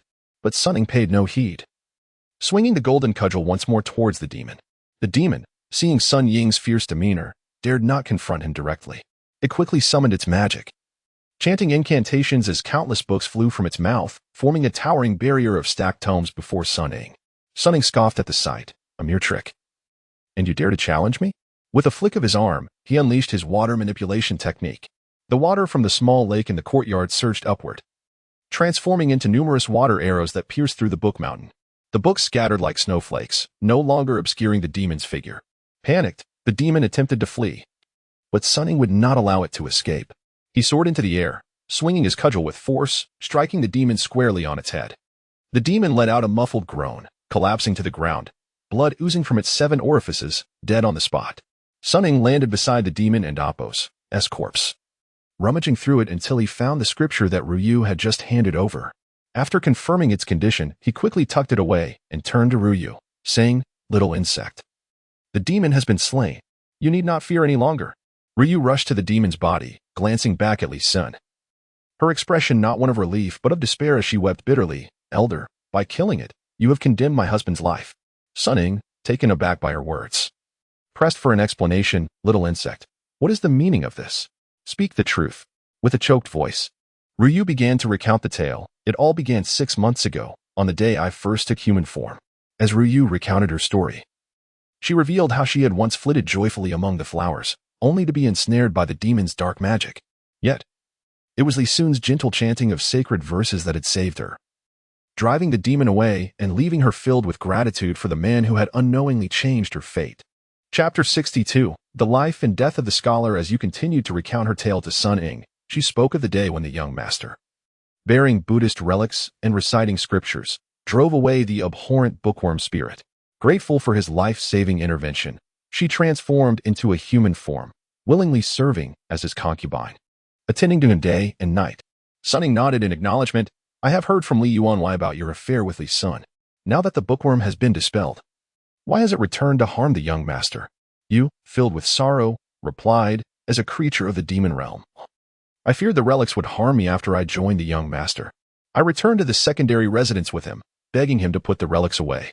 Little did I know, this would bring about calamity. Days earlier, In the study of the Li family's secondary residence, Li Sun sat at his desk, engrossed in a book. You approached softly, urging, "Young master, it is getting late. Let us rest." Li Sun smiled at her and gently took her hand. "All right. Let us retire." You, feeling bashful, lowered her gaze. Suddenly, a dark shadow swooped in and landed before them. As Li Sun, astonished, was about to inquire, the bookworm waved a hand, and Li Sun collapsed to the ground. You, recognizing the bookworm, anxiously shielded Li Sun, pleading, "Do not harm my young master." The bookworm glared at her menacingly. "You thought I would simply let the past go after you escaped? Thanks to you, this lovesick fool has put away the relics, allowing me to settle the score today." You knelt before the bookworm. "Great king, it was arduous for me to attain human form, and my young master is a good person. I beseech you to show mercy and spare us." The bookworm chuckled. "It is not difficult for me to spare you. Do you know my origins?" You hesitated, failing to respond. The bookworm continued unabashedly. "I am a mere bookworm, and my powers grow by devouring various texts. However, the books I have consumed are too chaotic for further advancement. I once feasted on a tattered Buddhist scripture and gained much from it. The Li family reveres Buddhism and possesses a vast collection of scriptures. If you bring me their scriptures regularly, I shall not harm you or Li Sun, allowing you both to live happily as a couple. What say you?" You glanced at the bookworm and then at the unconscious Li Sun, reluctantly nodding in agreement. She continued her tale to Sun Ying. "Initially, I followed the bookworm's orders, stealing the scriptures from the Li family, and we lived in peace. But half a month ago, all the Buddhist texts were sealed, rendering the bookworm unable to consume them. It accused me of deliberately making things difficult and poisoned my young master, demanding I find new scriptures for him. In desperation, I sought unsealed texts at the Famen temple last night. I discovered that the scriptures carried by two elders were unsealed and seized the opportunity to steal them, hoping to offer them to the bookworm in exchange for my young master and Appo's life. How can this be? The bookworm has been slain. Yet you claim your husband cannot be saved?" Sun Ying inquired, perplexed. You, feeling wronged, replied, "The poison used by the bookworm is beyond the reach of ordinary remedies. It relied on daily rituals to sustain my husband's life. Now that he is dead, I fear my young master is on the brink of death." As they conversed, a chilling wind suddenly swept through their surroundings. Sensing impending doom, you anxiously looked at the now stiffly Sun and held him tightly. The figures of black and white impermanence emerged with the wind. Standing before you, Li Sun's time on earth has come to an end. "We are here on the orders of the King of Hell to escort his soul to the underworld." Upon hearing this, you panicked and knelt before the two spirits, pleading, "Sirs, my young master was harmed by a demon. He should still have time left. I implore you to spare him." Black Impermanence coldly replied, "We are merely fulfilling our duty to collect souls. Any grievances must be presented to the King of Hell by the soul itself." You turned to Sun Ying, beseeching, "Elder, I beg you, save my young master. He has devoted himself to Buddhism and performed countless good deeds. He does not deserve such a short life." Sun Ying, having witnessed Yu's devotion to Li Sun, felt moved. He could not bear to see them torn apart, so he stepped forward to obstruct black and white impermanence. "I am Sun Ying, the direct descendant of the great sage equal to heaven. I command you, spirits, to withdraw at once and refrain from taking Li Sun's soul." However, white impermanence showed no fear, bowing respectfully to Sun Ying. "Young sage, over 700 years ago, the great sage stirred chaos in the underworld and altered the ledger of life and death. The 10 kings of hell established a rule that if any spirit fails to collect a soul, they shall face severe punishment. If you insist on keeping Li Sun here, we shall comply, but we will undoubtedly face the wrath of the underworld." Black and white impermanence then knelt before Sun Ying, offering their chests. Sun Ying understood their predicament. They were bound by duty. He, being inherently kind-hearted, could not bring himself to harm them. "I have taken refuge in Buddhism. How can I save one at the cost of two?" he lamented. Black Impermanence interjected, "Young sage, life and death are decrees that cannot be arbitrarily changed. Li Sun's fate, afflicted by the bookworm's poison, is written in the stars. We ask you to grant us the right to return his soul to the underworld." Sun Ying's heart wavered. He did not wish for Li Sun to perish unjustly. Yet, it was clear that obstructing the spirits would not resolve the issue. You, noticing his indecision, continued to plead. "Elder, please, you are the only one who can save my young master." Sun Ying hesitated, gazing at you. "Little bug, I understand your feelings for Li Sun, but the spirits present compelling arguments. Perhaps." "No, Elder, my young master cannot die." You insisted stubbornly, remaining protective of Li Sun. "Sirs, I know that life and death are decrees, but if I am willing to sacrifice my own cultivation to extend my young master's life, could you grant us this mercy?" Black and white impermanence were momentarily taken aback. Then white impermanence responded, "Such a divine art that extends life would indeed allow Li Sun to remain in the mortal realm. We cannot obstruct this." Yu expressed her gratitude. "Thank you, esteemed spirits." Turning to Li Sun, she sat cross-legged, channeling her energy, placing her hands upon his chest. A golden light began to emanate from her, as she prepared to transfer her own cultivation to prolong his life. Watching Yu and Apos' actions, Sun Ying was reminded of the day when Wuzhiqi imparted his essence to him at Water Curtain Cave, and his heart ached with reluctance. He felt compelled to intervene. Just then, the mechanical system voice echoed once more. "Host has activated a random selection task. Please make a choice based on the options presented." Chapter 63. This time, I choose B. Before Sun Ying appeared a selection panel from the system, presenting him with several options. Choose A. Forcefully employ violence to repel the ghostly messengers and create chaos in the underworld. Compelling Yin Wang to alter the book of life and death to revive Li Sun. Completion reward: 100 peaches of immortality, aged 9,000 years. Choose B. Dissuade Ruyu from utilizing the art of creation to transport, employing wisdom and connections to revive Li Sun. Completion reward: 3 forgetfulness pills. Choose C. Do not interfere, allowing Ryu to sacrifice her own essence to rescue Li Sun. Completion reward: title of indifferent to death. Faced with these 3 choices, Sun Ying promptly dismissed option C. He simply could not fathom the purpose of the so-called title rewards the system often devised. As he pondered this, the system, sensing his thoughts, immediately issued a mechanical prompt. By collecting a certain number of titles, the host can activate hidden rewards.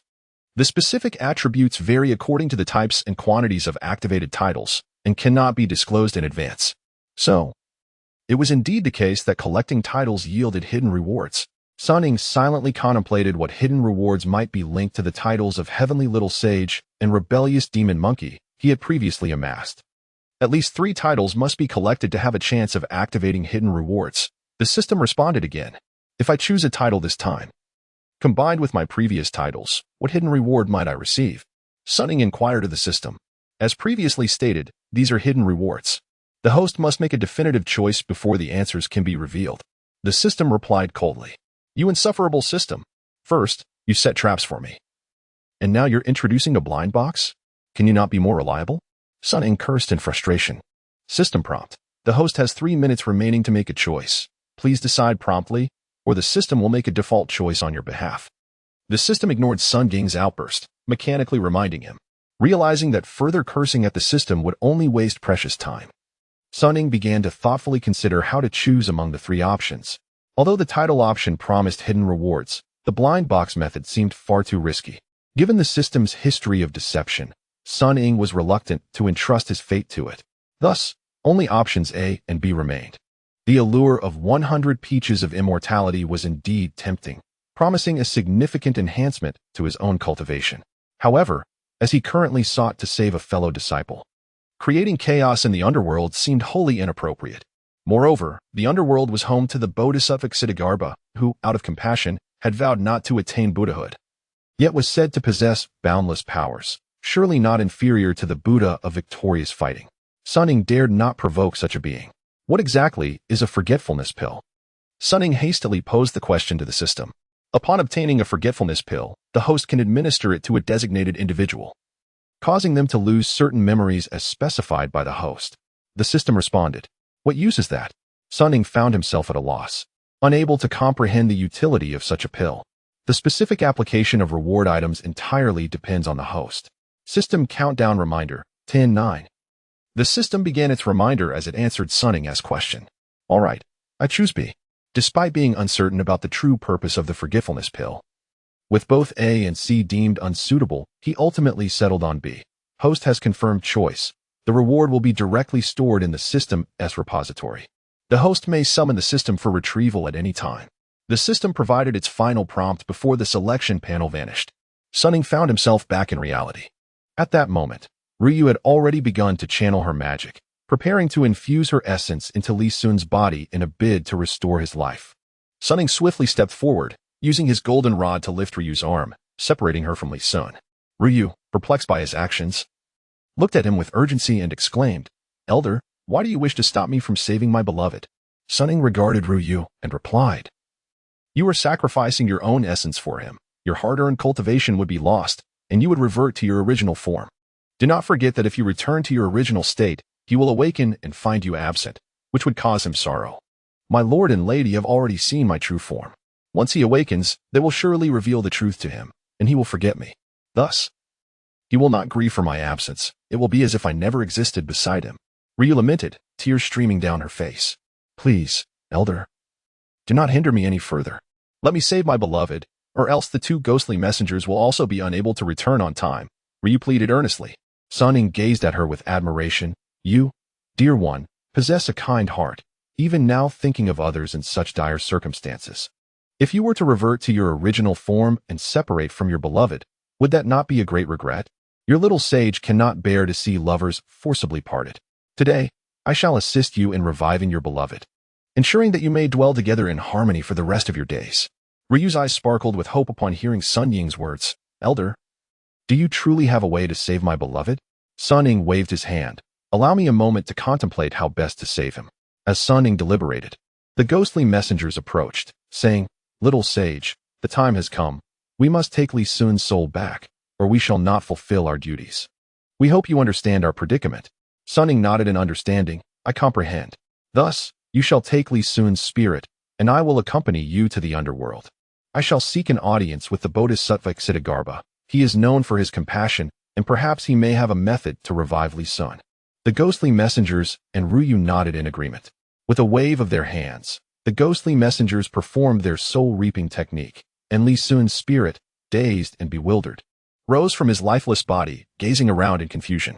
Sun Ying addressed Ryu, "Dear one, remain here and watch over your beloved's body. Do not allow it to be disturbed. I will accompany the two ghostly messengers to the underworld and will surely find a way to bring him back safely." Ryu knelt before Sun Ying. "Thank you, elder." Sun Ying waved his hand dismissively and, alongside the ghostly messengers, descended into the depths of the earth, heading toward the realm of the dead. Chapter 64. The elixir of the supreme Laozi. Sun Ying followed the black and white impermanence, bringing the ghost of Li Sun to the city of Fendu in the underworld. Upon arriving at the entrance of the Sunluo Palace, they found countless ghosts queuing to await judgment from the judge. Sun Ying hastily entered the palace and saw the judge seated behind a desk. He stepped forward and greeted, "Judge, it is I, Sun Ying, the little sage of Qitian." The judge was startled upon seeing Sun Ying and quickly rose to bow deeply, exclaiming, "Oh, esteemed immortal, please do not place me in such a position. I am unworthy of such reverence." "Do not be so formal," Sun Ying replied. "I have a request that I hope you will assist me with." "What does the esteemed immortal wish to command?" "Please speak freely," the judge responded promptly. "There is a ghost named Li Sun, hailing from Fengyang, who was killed by a demon known as the Bookworm. I implore you to grant him a chance to return to the realm of the living." Sun Ying explained his intent. The judge quickly consulted the Book of Life and Death and said to Sun Ying, "Esteemed immortal, Li Sun was supposed to live for 82 years. But he was taken by the Bookworm. Although he still has 60 years of life remaining, it must be forfeited, and thus, I cannot allow him to return to the living." Seeing that no other ghosts or officials were paying attention, Sun Ying leaned closer to the judge and whispered, "Please, do not be so rigid. Make an exception. He still has life left. Simply consider that he never encountered the Bookworm. Help me, and I assure you, the little sage will not forget your kindness." To Sun Ying's surprise, the judge's eyes widened, and he replied sternly, "Esteemed immortal, your words are misguided. As a judge, I must uphold the law impartially. How can I indulge in favoritism? If every immortal from the heavenly realm were to approach me to alter the fates of mortals, what order would remain in the universe? I cannot agree to this."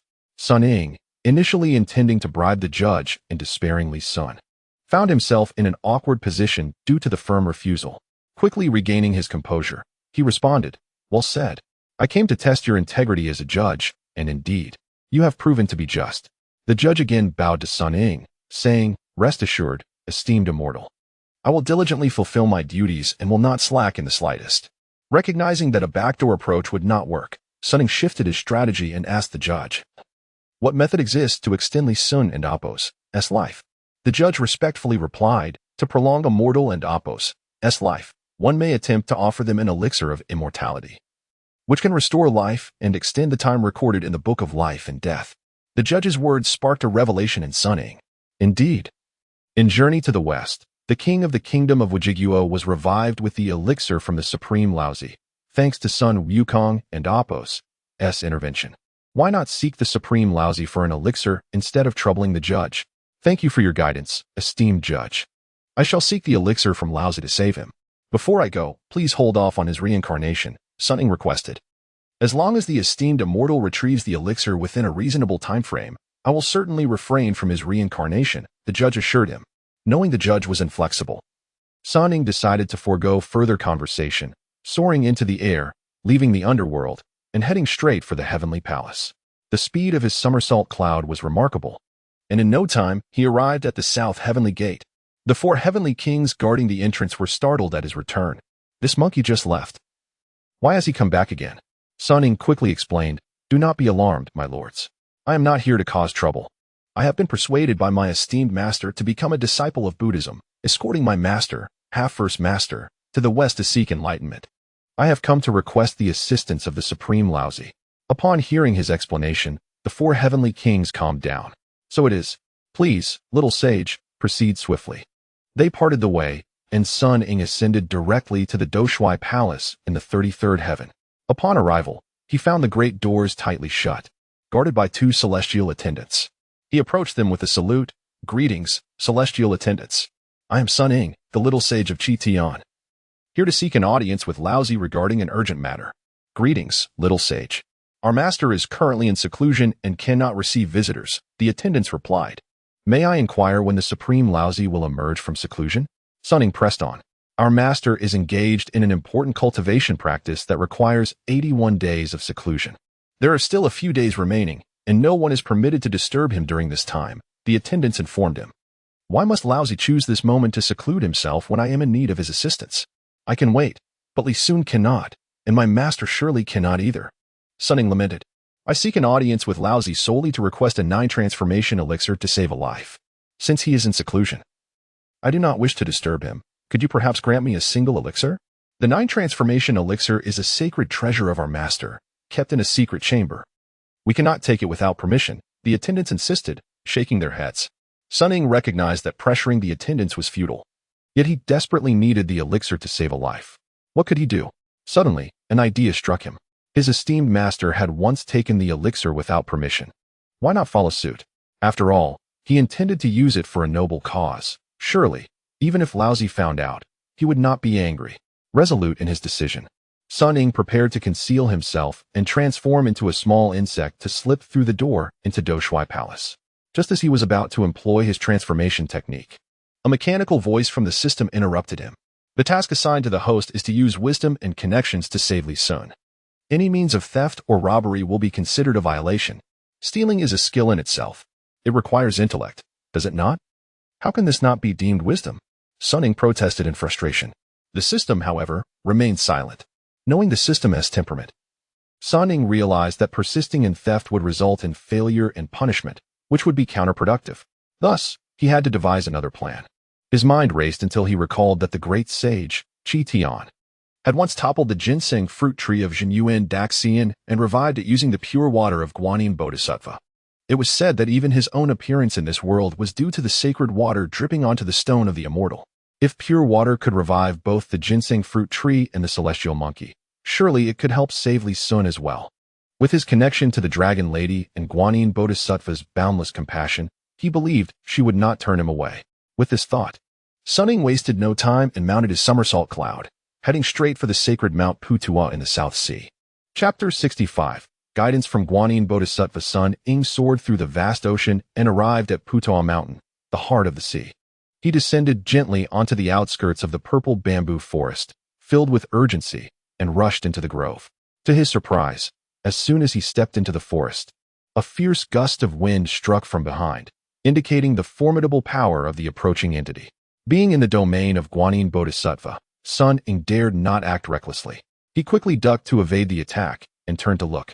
Behind him stood a colossal black bear clad in armor, exuding an imposing presence, with small, glaring eyes. It scowled at Sun Ying, demanding, "What wild monkey dares to intrude upon the sacred grounds of Guanyin Bodhisattva?" Upon seeing the bear's appearance and attire, Sun Ying immediately recognized its identity as the black bear spirit, Xiong Pai, from Journey to the West, who had stolen the Kasaya and was subsequently subdued by Guanyin Bodhisattva, becoming a divine protector of the mountain.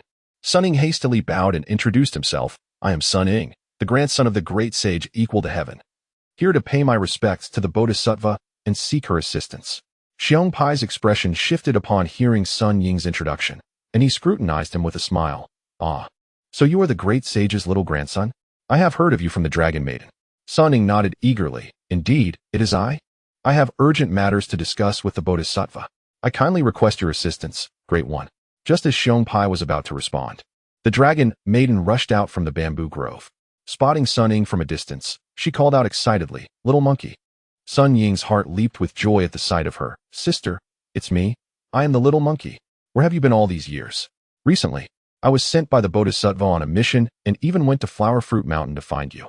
But at that time, the water curtain cave was filled with demon kings, and I dared not provoke them, so I left, fearing you had been devoured by them, the Dragon Maiden exclaimed, tears of joy streaming down her face. Sun Ying understood her heartfelt words. Had it not been for the obstruction of Wuzhiqi, they would have met. Witnessing her genuine concern for him deeply moved him. Sister, do not cry. I am well. I was in hiding, learning skills. Now, I am truly the great sage equal to heaven, here to protect my master on his journey to the west. The Dragon Maiden nodded. The Bodhisattva mentioned your arrival and instructed me to come out to greet you. She examined Sun Ying with delight. When you clung to my leg back then, you barely reached my waist. Now you have grown so tall, even taller than I. Regardless of my height, I will always be your little monkey, Sun Ying replied, pride swelling in his heart. I have urgent matters to discuss with the Bodhisattva. Please take me in quickly. The Dragon Maiden agreed, and after bowing respectfully to Xiong Pai, Sun Ying followed her swiftly into the purple bamboo forest. They soon arrived at the lotus pool where Guanyin Bodhisattva sat gracefully. Sun Ying, upon seeing the kind and compassionate face of the Bodhisattva, knelt and exclaimed, Sun Ying pays his respects to the Bodhisattva. Guanyin Bodhisattva regarded him with a gentle nod. You possess a semblance of the spirit of Wukong, yet you exhibit far more wisdom and understanding. I am already aware of the purpose of your visit. Hastily, Sun Ying implored, then I beseech you, Bodhisattva, to bestow your pure water and revive Li Sun. Little monkey, while my pure water can indeed bring the dead back to life, it is exceedingly powerful. The 3 drops I once gave to the Dragon Maiden saved countless victims in the East Sea. If I were to grant you this water now, reviving but one person, it would extend his life by a millennium, Guanyin Bodhisattva explained. Is that not perfect? His wife is a little beetle spirit. They could live together for a long time. Sun Ying said joyfully. Guanyin Bodhisattva shook her head gently, though Li Sun has devoted himself to Buddhism and good deeds. How can one defy the heavens to grant him a millennium of life? Moreover, living in the mortal realm, such an extended lifespan would only bring him sorrow as he witnesses the passage of time and the loss of loved ones. Hence, I cannot grant you this pure water. Hearing this, Sun Ying grew anxious. Bodhisattva, I have already sought the old Lord, but he is in seclusion. If you do not grant me the pure water, I truly do not know how else to save Li Sun. I implore you to show mercy and grant him a chance at life. Guanyin Bodhisattva chuckled softly. Why do you seek my help when you possess the means to save him yourself? Sun Ying replied in astonishment. Bodhisattva, though the great sage bestowed upon me the abilities of transformation and cloud somersault, he did not teach me the art of resurrection. The Bodhisattva smiled. Who said the Buddha taught you this? Have you forgotten your own water manipulation technique? Sun Ying looked at Guanyin Bodhisattva with confusion, clearly not understanding how his water manipulation could save someone. Tell me, which of the 7 divine waters in the world is the most precious, ranking first? The Bodhisattva inquired. Naturally, it is the divine waters of the sun, moon, and stars. The sun's divine water can dissolve flesh and bones. The moon's divine water can corrode the soul. The star's divine water can devour the true spirit. These 3 are uniquely rare and perilous substances, and I have never dared to use them against formidable foes like Yang Jian or Neza. What is your intention in mentioning them, Bodhisattva? Sun Ying answered, then posed his own question. While each of these divine waters is indeed deadly when used alone, when combined, they form the 3 light divine water, the foremost healing elixir in the world. Capable of neutralizing all poisons across the realms, it can mend bones and revive the dead, Guanyin Bodhisattva explained to Sun Ying. Sun Ying, who had always believed the 3 light divine water to be a lethal weapon, was astonished to learn that its fusion could yield miraculous restorative properties. A delighted smile spread across his face. So, Bodhisattva, you mean I can create the three light divine water myself to revive Li Sun and restore his lifespan? The Bodhisattva cautioned, little monkey, while this holy water possesses immense power, the process of combining it is exceedingly perilous. You must exercise extreme caution to avoid any contact with the waters. Otherwise, not only will your efforts be in vain, but you may also fall victim to their toxic properties. Thank you for your guidance, Bodhisattva. I understand. Sun Ying expressed his gratitude, bowing deeply to Guanyin Bodhisattva. With an urgent desire to save Li Sun, he bid farewell to the Bodhisattva and the Dragon Maiden, hastily departing the South Sea and heading back towards the Tang Dynasty in Fengxiang. Chapter 66. The High Monk of the Tang Dynasty with Acrophobia within the Li family courtyard. Ruyu wept incessantly, guarding the lifeless body of Li Sun. Suddenly, Sun Ying descended from the sky, exclaiming, "Little beetle, I possess a means to revive your husband. If he returns to life, you may enjoy 60 more years together." Overwhelmed with joy, Ryu replied, "Thank you, elder. Please, hasten to save my beloved husband." Sun Ying gestured for her to step back slightly, then sat cross-legged before Li Sun's corpse, commencing his water manipulation technique. From his palms emerged 3 droplets of divine water, golden sunlight, silver moonlight, and purple starlight. With meticulous care, Sun Ying fused the 3 droplets together. Under the powerful control of his water manipulation, the droplets coalesced into a single drop of tricolored divine water, which gently dripped into Li Sun's mouth. As the divine water gradually coursed through Li Sun's body, his complexion began to normalize. A chilling wind arose as the black and white impermanence returned with Li Sun's soul. The immortal has employed celestial arts to alter Li Sun's fate, and we are tasked with returning his soul. Black impermanence addressed Sun Ying, performing their incantations. The 2 figures guided Li Sun's spirit back into his body, achieving a complete reintegration. Upon concluding their ritual, Black and white impermanence bowed respectfully to Sun Ying. "Little sage, our duty here is fulfilled. We take our leave." "Much appreciated," Sun Ying responded. The 2 figures vanished. Ruyu gazed at the slowly reviving Li Sun, a hint of bliss illuminating her face. Yet, at that moment, Sun Ying remembered something and silently instructed the system. "System, provide me with a forgetfulness pill." A pill materialized in Sun Ying and Appo's hand, and he approached Li Sun to administer it while chanting incantations. Ryu, puzzled, watched Sun Ying, unsure of his intentions.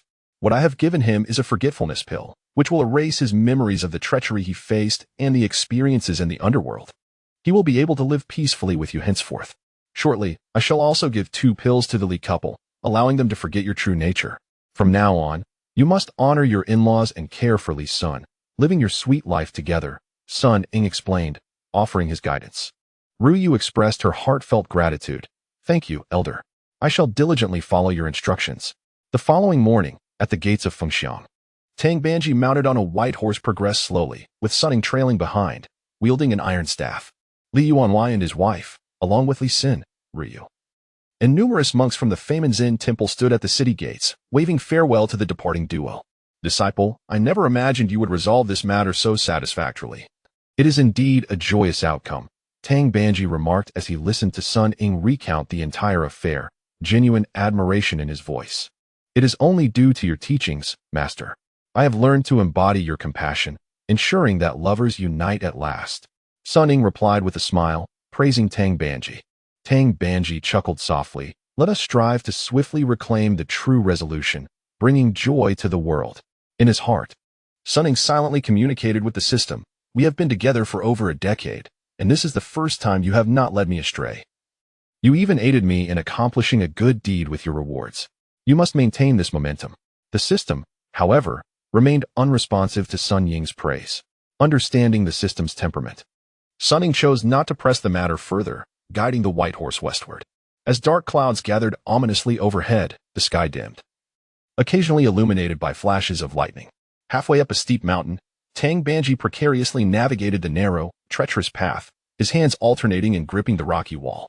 The trail was exceedingly narrow, barely wide enough for a single person, and a moment and Appo's lapse in concentration could lead to a perilous fall into the abyss. Sun Ying led the dragon horse closely behind, ensuring its safety while keeping a vigilant eye on Tang Banji. With both hands on the wall, Tang Banji's gaze remained fixed ahead, too fearful to glance at the yawning chasm beside him, inching forward with utmost caution. Another bolt of lightning struck, followed swiftly by a deafening clap of thunder. Startled, Tang Banji, overwhelmed by fear, clung to the wall, squeezed his eyes shut, and crouched down. Sun Ying looked at him with concern, exclaiming, "Master, you are afraid of heights yet refuse my offer to carry you over the mountain. What purpose does this serve?" Tang Banji remained crouched, tightly shutting his eyes, yet resolutely declared, "To seek enlightenment in the West, one must tread each step with sincerity. Though I am afraid, I must remain grounded. There is no room for shortcuts." Worriedly glancing at the sky, Sun Ying urged, "Master, rain is imminent, and the muddy mountain path will become even more treacherous. If you will not allow me to carry you, then I shall use my golden staff to flatten the mountain, creating a smooth path for you to traverse safely."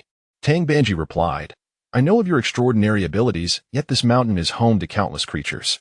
If you were to strike with your rod, though the mountain may be leveled, the lives within would inevitably suffer. My heart cannot bear such a consequence. Fear not. I shall navigate this path myself." With newfound resolve, Tang Banji stood again, gripping the wall. Sun Ying, feeling both pity and helplessness at Tang Banji's trembling figure, drew forth his golden staff, extending and thickening it to form a protective railing alongside the cliffside, ensuring his master's safety. Tang Banji bravely opened his eyes, his legs quaking, and pressed onward. Sun Ying cautiously supported him as they traversed the perilous section of the mountain path. Eventually, they reached a relatively level area within the forest, where they paused to rest, the dragon horse grazing nearby. Tang Banji leaned against a rock, retching helplessly. Sun Ying stood guard beside him, looking up at the sky, and urged, "Master, the rain is truly about to fall. Given your condition, why not seek shelter in a cave until the storm passes?"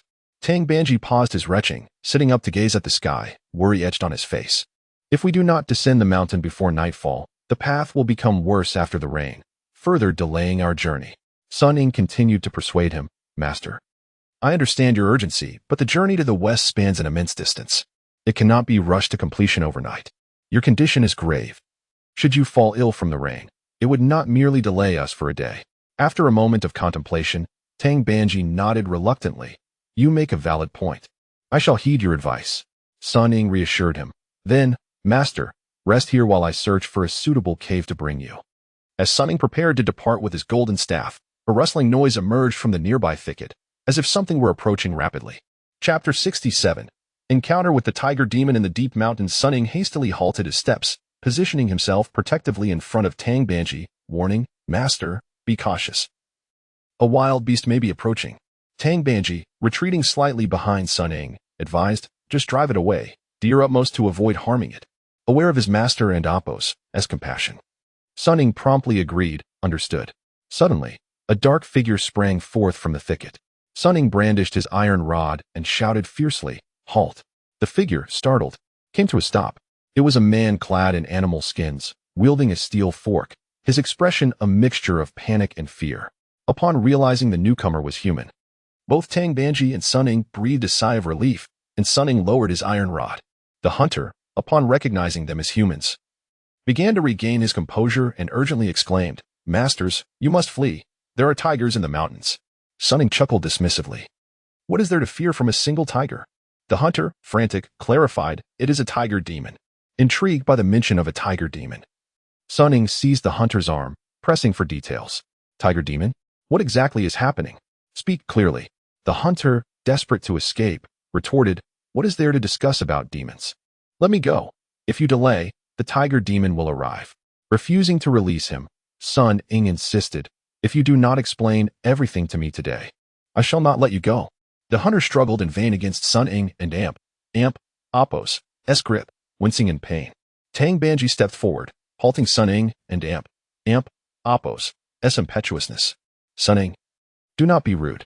Reluctantly, Sun Ying loosened his hold, and the hunter rubbed his sore wrist. Tang Banji bowed respectfully and inquired, "Good sir, I am a monk sent by the Tang Emperor to seek enlightenment in the West, and this is my disciple, Sun Ying. We happened to overhear your mention of a tiger demon. Could you elaborate?" The hunter, increasingly anxious, recounted, "My mother and I had just entered the mountains when 2 tiger demons appeared suddenly. If I had been any slower, I would have been devoured." Sun Ying interrupted, "You mentioned entering the mountains with your mother. Where is she now?" Taken aback by the question, the hunter stammered, "My mother, she..." Observing the hunter's reaction, Sun Ying pieced together the situation, his frustration boiling over. You abandoned your mother to save yourself?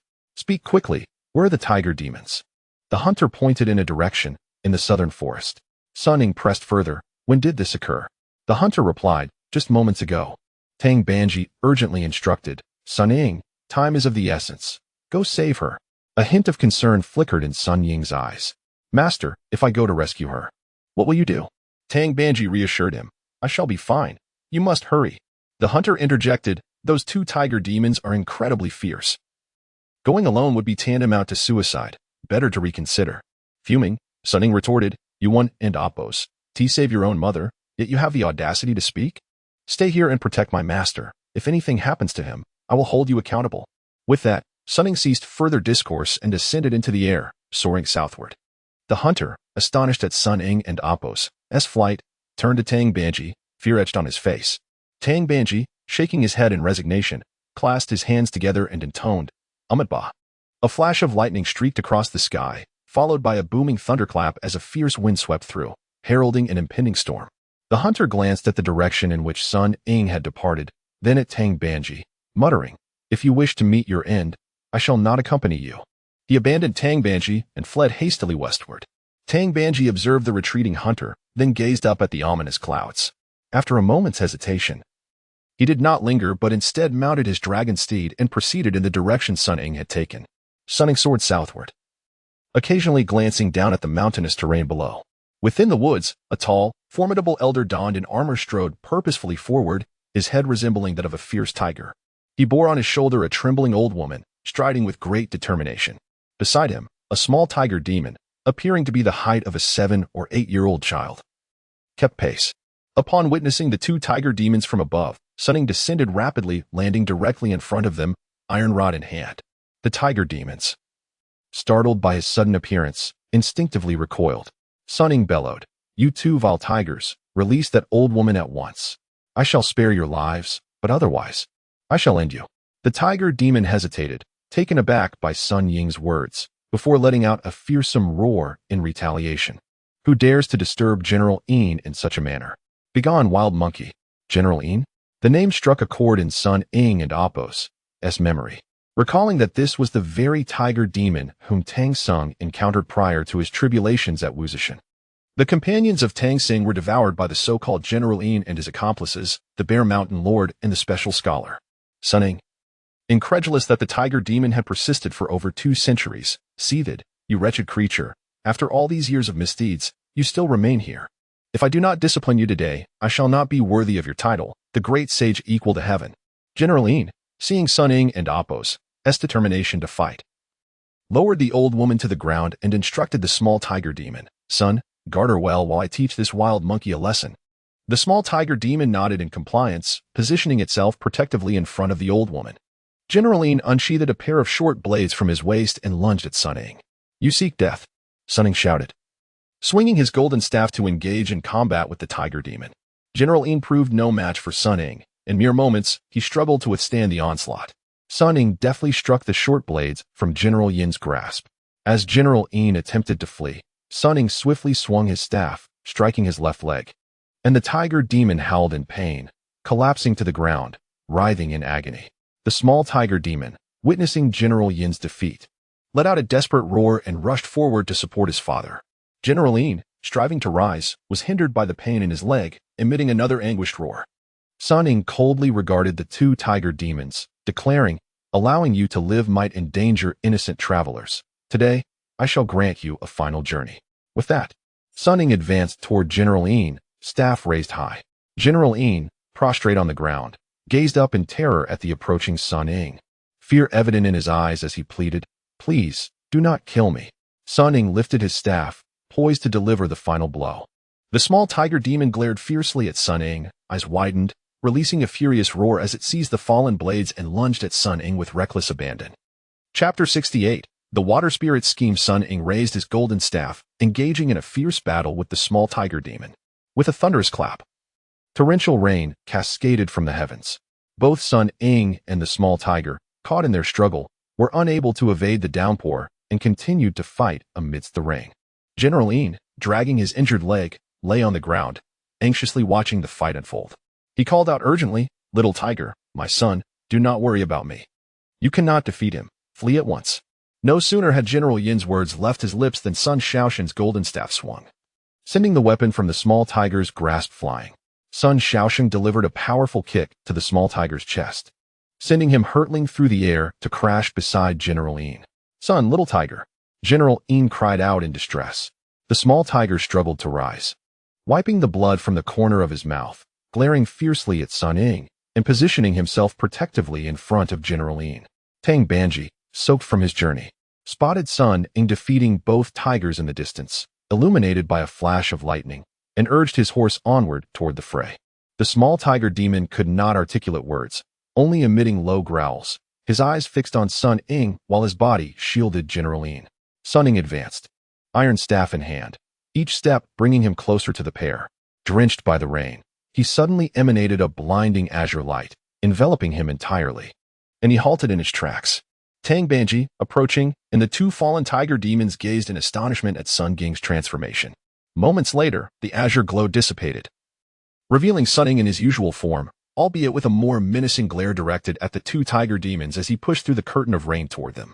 The small tiger, glaring at the advancing Sun Ying, unleashed a roar and lunged at him. Sun Ying, unfazed, swatted the small tiger aside with a single strike and continued toward General Yin. General Yin gazed at Sun Shaoxun in terror, wishing to flee but unable to move. Instead of delivering a fatal blow, Sun Ying raised his foot and began to crush General Yin's injured leg, eliciting a pained roar from the general. The small tiger repeatedly struggled to rise, attempting to push Sun Ying away from tormenting his father. Despite the pain in his leg, General Yin endeavored to shield his son from Sun Ying's wrath. Sun Ying repeatedly shoved General Yin aside and sent the small tiger flying, yet refrained from taking their lives. The near-exhausted small tiger continued to crawl toward General Yin and Sun Shaoxun, emitting low growls. Sun Ying regarded the two tiger demons before him, then threw his head back in a triumphant, maniacal laugh, which morphed into a woman's voice, rendering it exceedingly eerie and terrifying. Unable to contain himself, Tang Banji emerged, commanding, "Sun Ying, cease this at once." Sun Ying turned to glare at Tang Banji, remaining silent while continuing to apply pressure to General Yin and Appo's wounded leg. Tang Banji implored, "Though this tiger may be a demon, he is still alive. The bond between these father and son is profound, especially the small tiger, who would lay down his life to protect his father. Why must you torment them so?" Sun Ying erupted in laughter. "Old monk, how Navi you are. Do you know how many tigers I have slain in my lifetime? This is merely a moment of torment. What does it matter?" Tang Banji, taken aback by the feminine tone of Sun Ying's voice, questioned, "Sun Ying, what has happened to your voice?" Sun Ying sneered, responding arrogantly, "Who said I am Sun Ying? Let me tell you, I am the ancient water deity, Wuzhiqi." Tang Banji stood in shock, incredulously asking, You are Wuzhiqi, Sun Ying's aunt?" But he said, "When you bestowed upon him your transformative power, your original spirit was extinguished. How can this be?" Wuzhiqi laughed heartily. "That was merely my ruse for escape, meant to await this very moment. Everyone believed that I had infused only my celestial prowess into Sun Ying. Yet no one suspected that I had also embedded my original spirit within him." Tang Banji stared at Wuzhiqi in disbelief, struggling to comprehend her explanation. "What does this mean for you? What are your intentions?" Wuzhiqi replied coldly, "My physical form is bound by the icy chains of the North Sea, rendering my powers untapped. The Lingming Stone Monkey is exceptionally gifted, nourished by the nectar of Avalokiteshvara, making him even more sentient. By embedding my spirit within his body, once I seize control of his physical form, not only will I restore my powers, but I will also enhance them further. From the moment I laid eyes on this small monkey, I devised a plan to usurp his body. However, in his youth, he lacked the capacity to withstand the magnitude of my spirit's power, forcing me to bide my time, training him in celestial arts to fortify his body and elevate his cultivation until he matured enough to accept my spirit and fulfill my scheme." Wuzhiqi and Appo's sinister smile revealed her comprehensive plot. Tang Banji, realizing the truth, exclaimed, "So your so-called infusion of transformative power, aiding Sun Ying and Appo's growth, was merely a ruse to deceive him, with the sole aim of usurping his body? Naturally, otherwise, how could the illusion of Prince Zhang's immovable manifestation defeat me? Everything was orchestrated by me. These two fools were blissfully unaware of my deception," Wuzhiqi boasted, her hubris palpable. "Given your goal to seize Sun Ying's body, why have you waited until now?" Tang Banji inquired, confused. Wuzhiqi sighed softly, who says I did not wish to usurp his body immediately, upon entering his form. I took a moment to rest before launching an assault on his spirit's altar, intending to capture his essence and take control of his body. In a vast, nebulous realm, a colossal altar loomed at the horizon, where the semi-transparent spirit of Sun Ying sat in meditation. Wuzhiqi and Appos' spirit emerged from the clouded sea, initially releasing a triumphant laugh before swiftly darting toward the altar. Before Wuzhiqi could reach the altar, Sun Ying's spirit radiated golden light, and in response, torrents of fire and lightning erupted from beneath the altar, launching a ferocious assault on Wuzhiqi. Wuzhiqi's expression transformed to one of shock as she tumbled and dodged, desperately attempting to approach the altar. The altar's onslaught intensified, becoming more concentrated and violent as Wuzhiqi drew near, ultimately leaving her with several wounds from the flames and lightning, knocking her to the ground. Struggling to rise, Wuzhiqi gazed in astonishment toward the altar, only to be met by another surge of fire. Reluctantly, she rolled away from the altar, retreating into the clouded sea, finally evading the fiery and electric pursuit. Wuzhiqi, staring longingly at the altar, was filled with resentment and fury, yet powerless to act.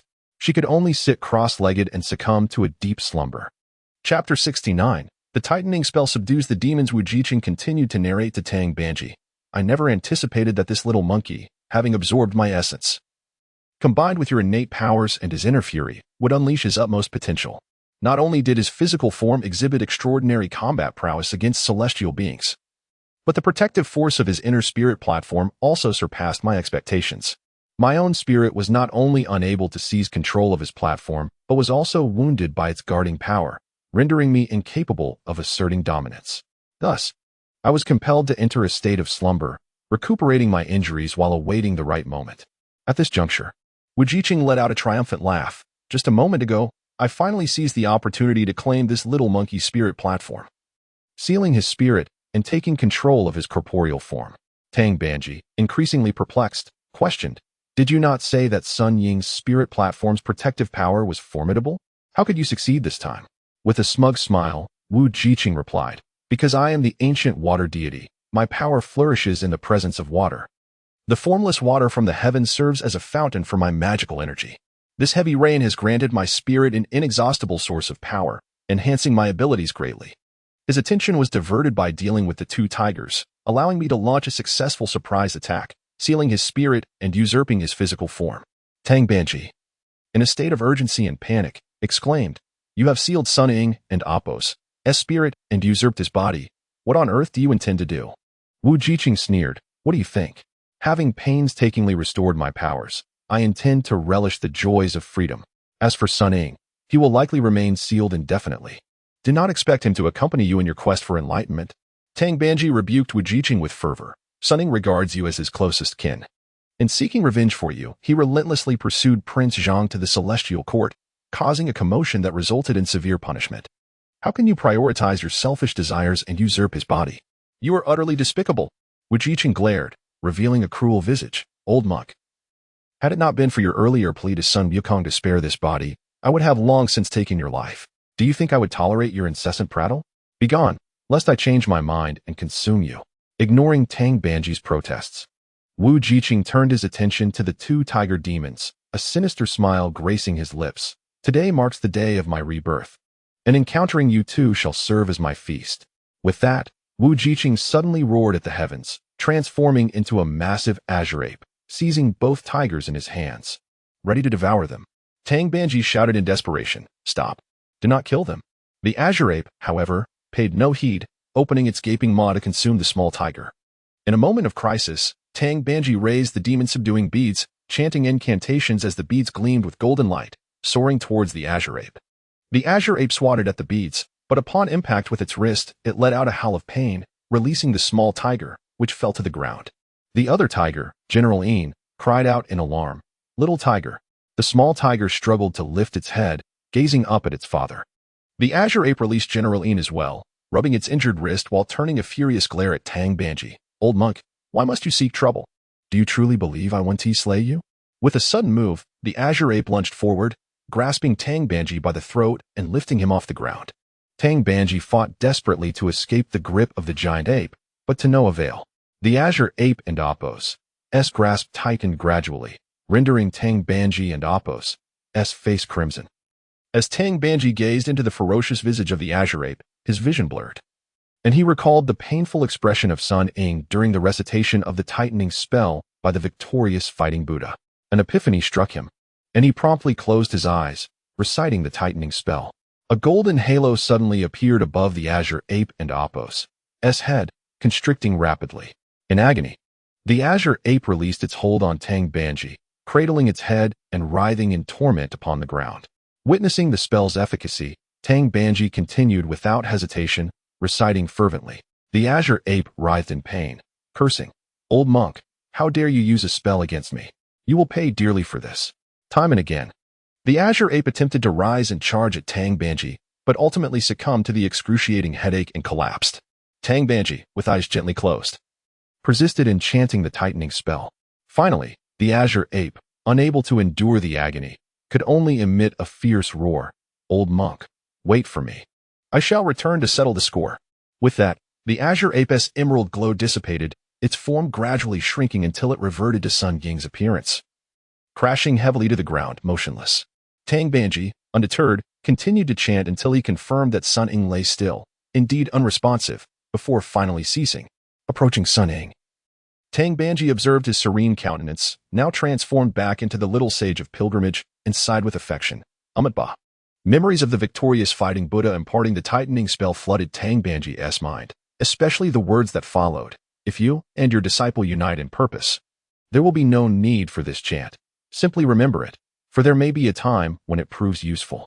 At that moment, enlightenment dawned upon Tang Banji. The great Buddha had foreseen the tribulations that awaited him and his disciple, thus imparting the tightening spell in advance, ensuring they could counter Wuzhiqi when the time came. Looking heavenward, Tang Banji clasped his hands in reverence. "Thank you, great Buddha." The two tiger demons struggled to rise, supporting one another as they tended to their injuries. After expressing his gratitude, Tang Banji turned to pick up the demon-subduing beads from the ground and approached the elderly woman. He assisted her. "Elder, are you all right?" The elderly woman, helped to her feet, expressed her gratitude profusely. "Master, thank you for saving my life." Suddenly recalling something, she anxiously grasped Tang Banji and Apos' arm and inquired, "Master, have you seen my son? Is he safe?" Tang Banji hurriedly reassured her. "Elder, please rest easy. We encountered your son and learned of your capture by the tiger demons. He is safe. You need not worry." A sigh of relief escaped the elderly woman. "Thank heavens. As long as he is unharmed." Tang Banji continued to comfort her. "Elder, let us take you to a sheltered spot from the rain. Once my disciple awakens and the storm passes, we shall escort you home to reunite with your son." However, upon hearing these words, the elderly woman's expression shifted. "No, I will not return home. I will not go looking for my son." Chapter 70. The Heartless Son. Tang Banji gazed at the elderly woman with a look of perplexity, unable to comprehend her actions. "Madam," he inquired, "in this desolate wilderness, why do you not return home to seek your son? Where else could you possibly go?" The old woman, caught off guard by the question, felt a twinge of embarrassment and evasively replied, "It's nothing, master. You need not concern yourself." The two tigers, nestled together for support, reacted to her words. General Ying bellowed at Tang Banji, "Master, this elderly lady has been abandoned by her son. Left to languish in these deep mountains, she cannot return to him." Tang Banji, taken aback by General Ying and Apos' revelation, pressed the elderly woman. "Is this true?" Touched by the painful memories, the old woman wept silently, turning her head away and refusing to answer. Realizing that he could glean no further information from her, Tang Banji reluctantly turned towards the two tiger demons. The young tiger, fearing that Tang Banji intended to harm them, instinctively shielded General Ying, casting a frightened glance at the master. General Ying quickly admonished his son, "Young tiger, do not be disrespectful to the master. If it were not for his timely intervention, we would have long been devoured by that giant ape." With great respect, General Ying bowed in pain to Tang Banji. "I am eternally grateful for your life-saving assistance." Tang Banji, joining his palms in gratitude, responded, "The heavens bestow kindness upon all living things. The bond between you and your father is indeed moving. Yet remember, others also have parents and children. Should you consume them, it will only lead to sorrow and separation. I implore you to spare this elderly woman and allow her to return home." General Ying, anxious to clarify, insisted, "Master, You misunderstand. My son and I have no intention of harming this elderly lady. We seek to rescue her and repay her kindness. Tang Banji regarded General Yin with skepticism, clearly unconvinced of his words.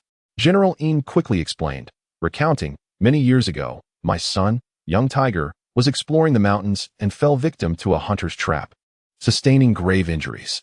The narrative transported us back in time. A middle-aged woman trudged along a mountain path, burdened with a bundle of firewood, wiping the sweat from her brow. The echoes of pitiful tiger roars resonated through the forest, growing fainter. Initially frightened, the woman felt a surge of curiosity as the cries dwindled, prompting her to cautiously approach the source. As she ventured deeper into the thicket, she discovered a young tiger ensnared in a cruel trap, its front leg mangled and bleeding, writhing in agony. Upon spotting the woman behind a tree, the young tiger shook its head in despair, pleading for help.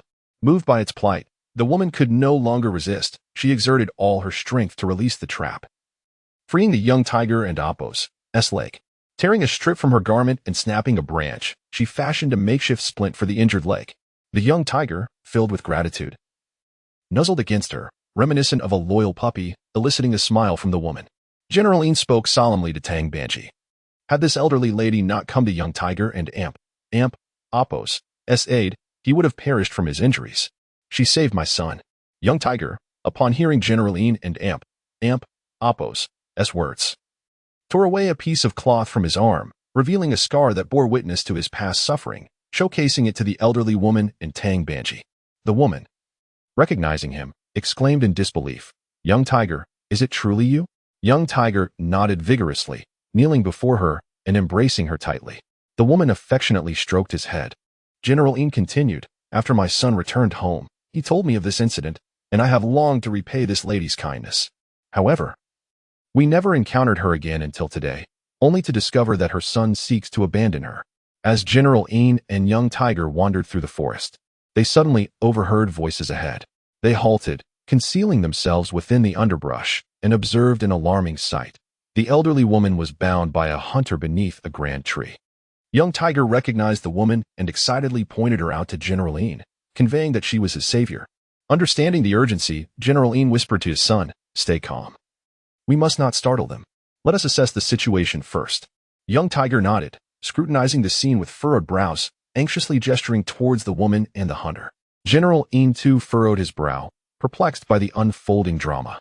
The hunter, binding the elderly woman with a rope, spoke coldly, "Mother, do not blame me for my harshness.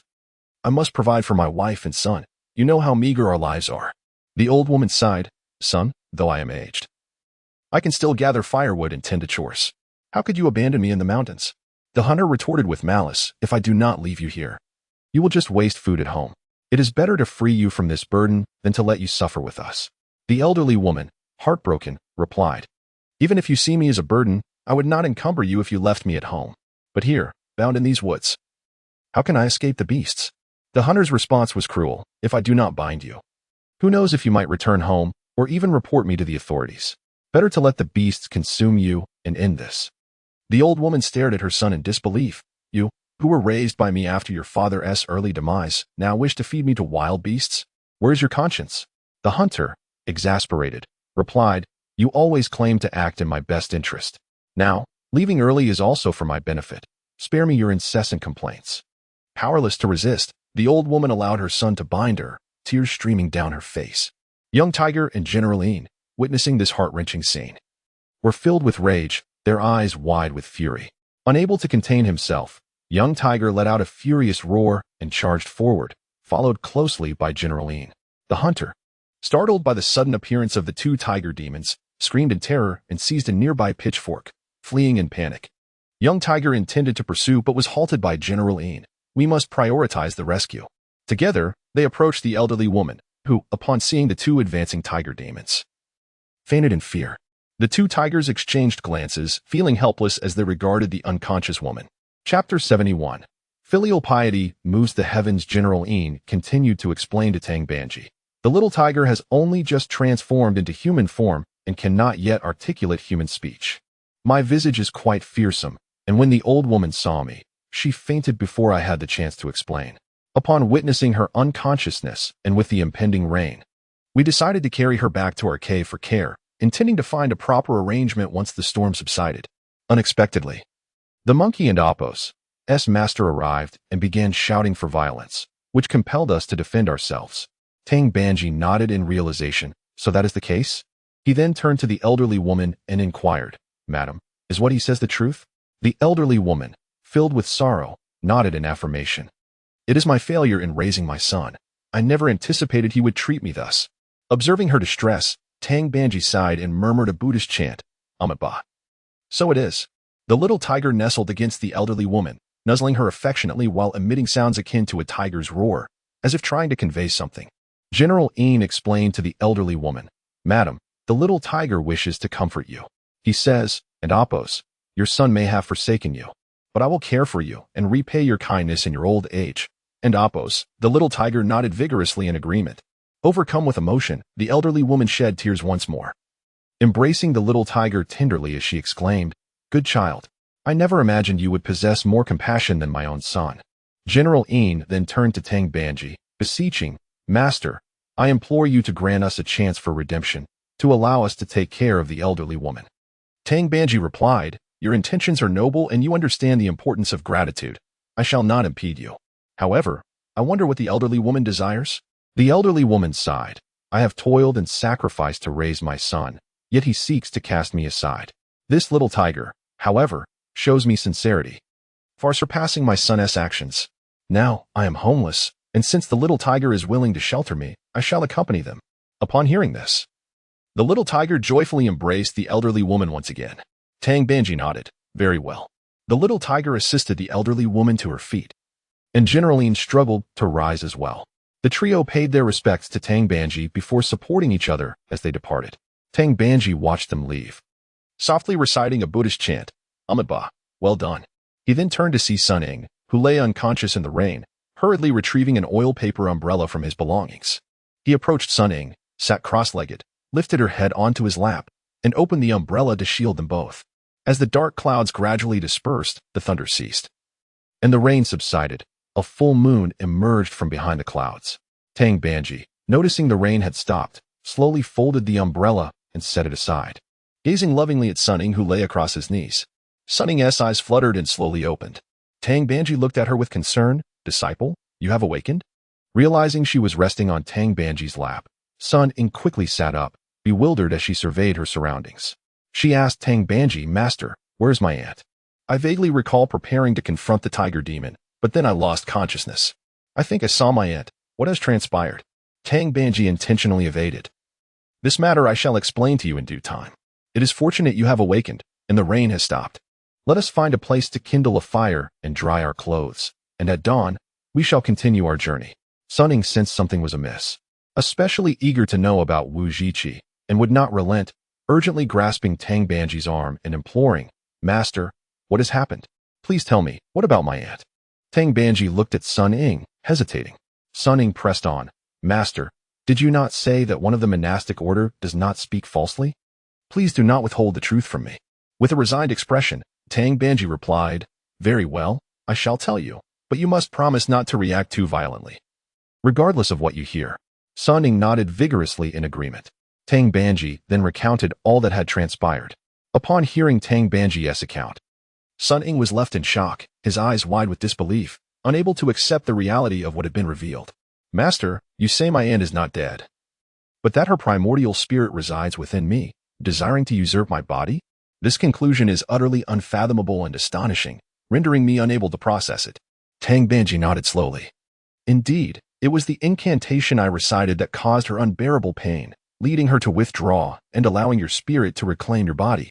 Sun Ying and Apos' emotions surged. Impossible.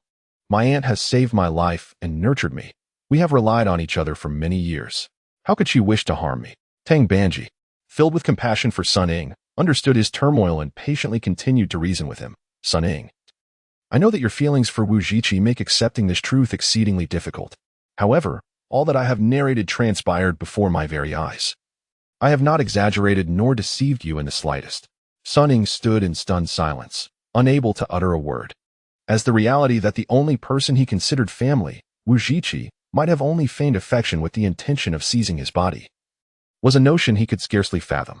This profound upheaval of his beliefs left him utterly bereft of acceptance. In a small cave halfway up the mountain, a hunter, who had been sheltering from the rain, peered outside as the downpour ceased. He muttered to himself, "It has been quite some time. I wonder how my mother and those 2 monks are faring?"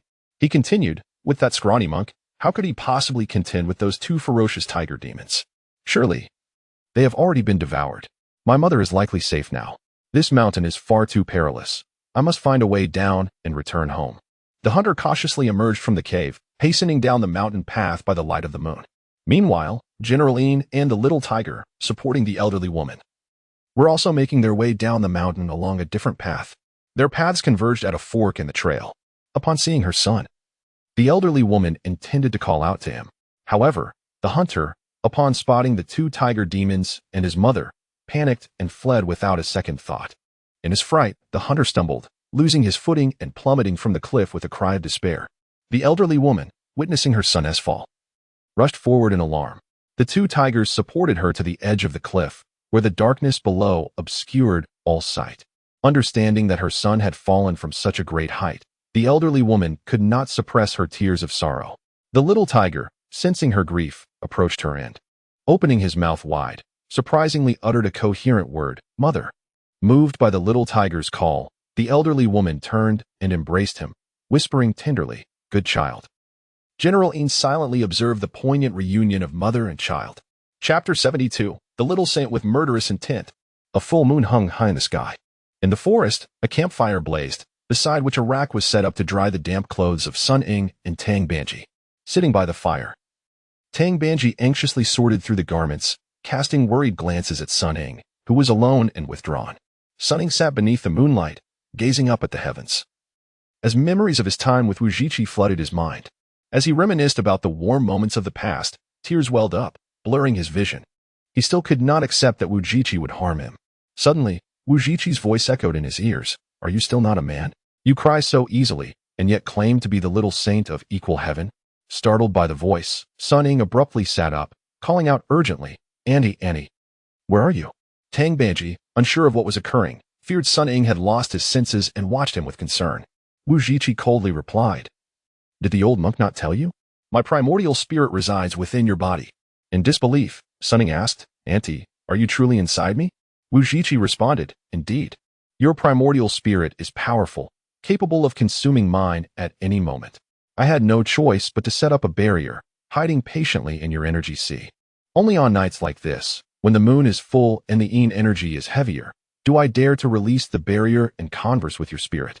Sun Ying, filled with excitement, exclaimed, "So that's how it is.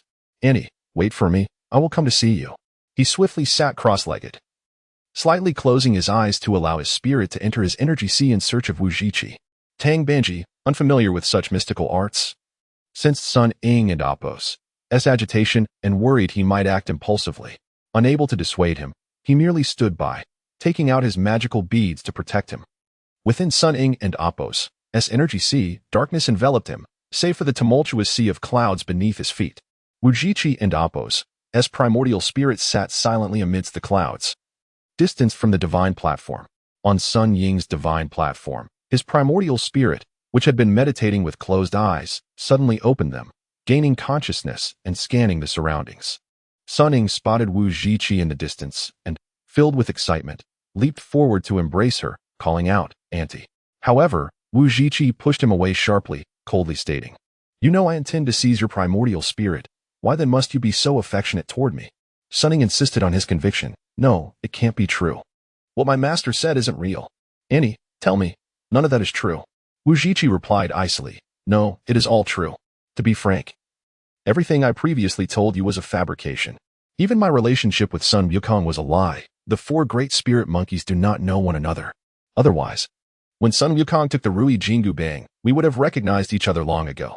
I said those things to gain your trust, to lower your guard, so you would open the heavenly gate and allow my spirit to enter your divine platform, enabling me to seize your physical form." Sun Ying still refused to believe, insisting, "You saved my life, raised me, taught me spells, and took care of me. In my heart, you are my aunt, my most beloved person." Wuzhiqi retorted coldly, "Enough. Do not be so naive. I tell you, everything before was an illusion, all in the past. I saved your life because I valued your body. I taught you spells because your body was too weak to withstand my primordial spirit. Even when Prince Zhang appeared, I intentionally bore the sword strike of the immovable Vajra to make you believe I was dying, allowing you to let your guard down and accept fate. Everything I have done, from start to finish, had one purpose: to seize your physical form and regain my freedom. It was my gullibility that brought me countless calamities. Yet I never expected to encounter a fool even more gullible than myself. Haha. Wuzhiqi could not contain her wild laughter. Sun Ying gazed at Wuzhiqi in shock. Though she had always maintained a cold demeanor over the past decade, the warmth of her care, applying medicine, sewing clothes, felt genuine to him. How could all of that be a lie? If everything was merely deception for her own ends, then where was the truth in this world? Who could he trust? Was his quest for vengeance, the turmoil in the heavens, and even the punishment of seeking redemption in the West all in vain? To Wuzhiqi, was he merely a fool? A storm of emotions brewed within Sun Ying, shifting from disbelief to desolation, and then to rage. It was a helpless fury born from betrayal by someone he considered family, leaving him feeling humiliated and mocked. He looked at Wuzhiqi, demanding, You are truly deceiving me. Yes, I have been deceiving you, from the very beginning. Wuzhiqi admitted loudly, unable to contain his anger any longer. Sun Ying let out a furious roar, leaping into the air and drawing the golden staff from his ear, swinging it toward Wuzhiqi's head. Wuzhiqi merely regarded him coldly, showing no intention to evade. Host has activated a random task. Please choose from the options provided. At that moment, the cold voice of the system echoed. Subsequently, a selection panel appeared before Sun Ying. Choose A. Kill Wuzhiqi. Task reward: 1 ginseng fruit, 1 worry-free pill, 1 9-turn golden elixir. Choose B. Spare Wuzhiqi. Task reward: title of loyalty and honor. Initially filled with rage at the system's interruption, Sun Ying's heart stirred as he considered the options and rewards presented. He had harbored thoughts of killing Wuzhiqi, and now, following the system and Oppo's prompt, doing so would yield rewards of ginseng fruit and golden elixirs, especially the worry-free pill, which seemed even more appropriate. He could consume the worry-free pill after killing Wuzhiqi, erasing all memories of their shared experiences, thus freeing himself from sorrow and loss. I choose A. Sun Ying declared his choice. Chapter 73. Unforgettable Grievances. Please confirm your choice, host. The system issued a mechanical final reminder. As Sun Ying was about to deliver his final answer, his eyes instinctively glanced towards the faintly visible Wuzhiqi behind the choice panel. Due to the system selection, Wuzhiqi remained completely still, her eyes gently closed, utterly disregarding the golden cudgel descending from above. Sun Ying stifled the latter part of his sentence, as he was reminded of the myriad moments spent with Wuzhiqi. From the time she valiantly vanquished the Tiger Demon King to save the young Sun Ying, to their later adventures in gathering herbs, training, crafting beast garments, and transmuting life. Each memory surged before him, vivid and poignant. Each event felt so tangible, stirring something deep within Sun Ying, making it impossible for him to believe that this was merely an illusion conjured by Wuzhiqi to deceive him. His eyes began to blur, moistening with tears. In both his past and present, Sun Ying had always been alone, with no kin but the companions from the orphanage and the monkeys of Flower Fruit Mountain. Though Wuzhiqi had remained indifferent towards him throughout the years, he still could not accept that this warmth of friendship could be false. After a bout of anger, reason reclaimed its throne in Sun Ying's mind, yet he still found it impossible to resolve to strike down Wuzhiqi. I choose B. I shall not waver. I am certain. Under the system and Oppo's countdown prompt, Sun Ying tightly closed his eyes and made his decision, tears streaming uncontrollably at that moment. Host confirms choice. Bestows the titles of affectionate and righteous upon the host. The system announced its reward, just as Sun Ying thought the system would exit the selection interface. A new prompt sounded. The host has cumulatively earned the titles of the Heavenly Sage, the Unruly Divine Monkey, and Affectionate and Righteous. Activating a special reward, 1 Forgetting Worries pill. The system revealed the special reward that Sun Ying received after gathering 3 titles. Forgetting Worries pill. Sun Ying was taken aback by the nature of the reward at this moment.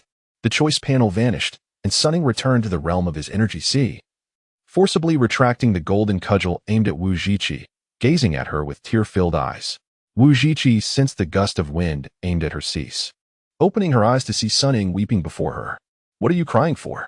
Were you not going to kill me? Go ahead, strike me. I no longer have a physical body, merely a wisp of my primordial spirit. Death would be far more merciful. Wuzhiqi coldly chastised Sun Ying.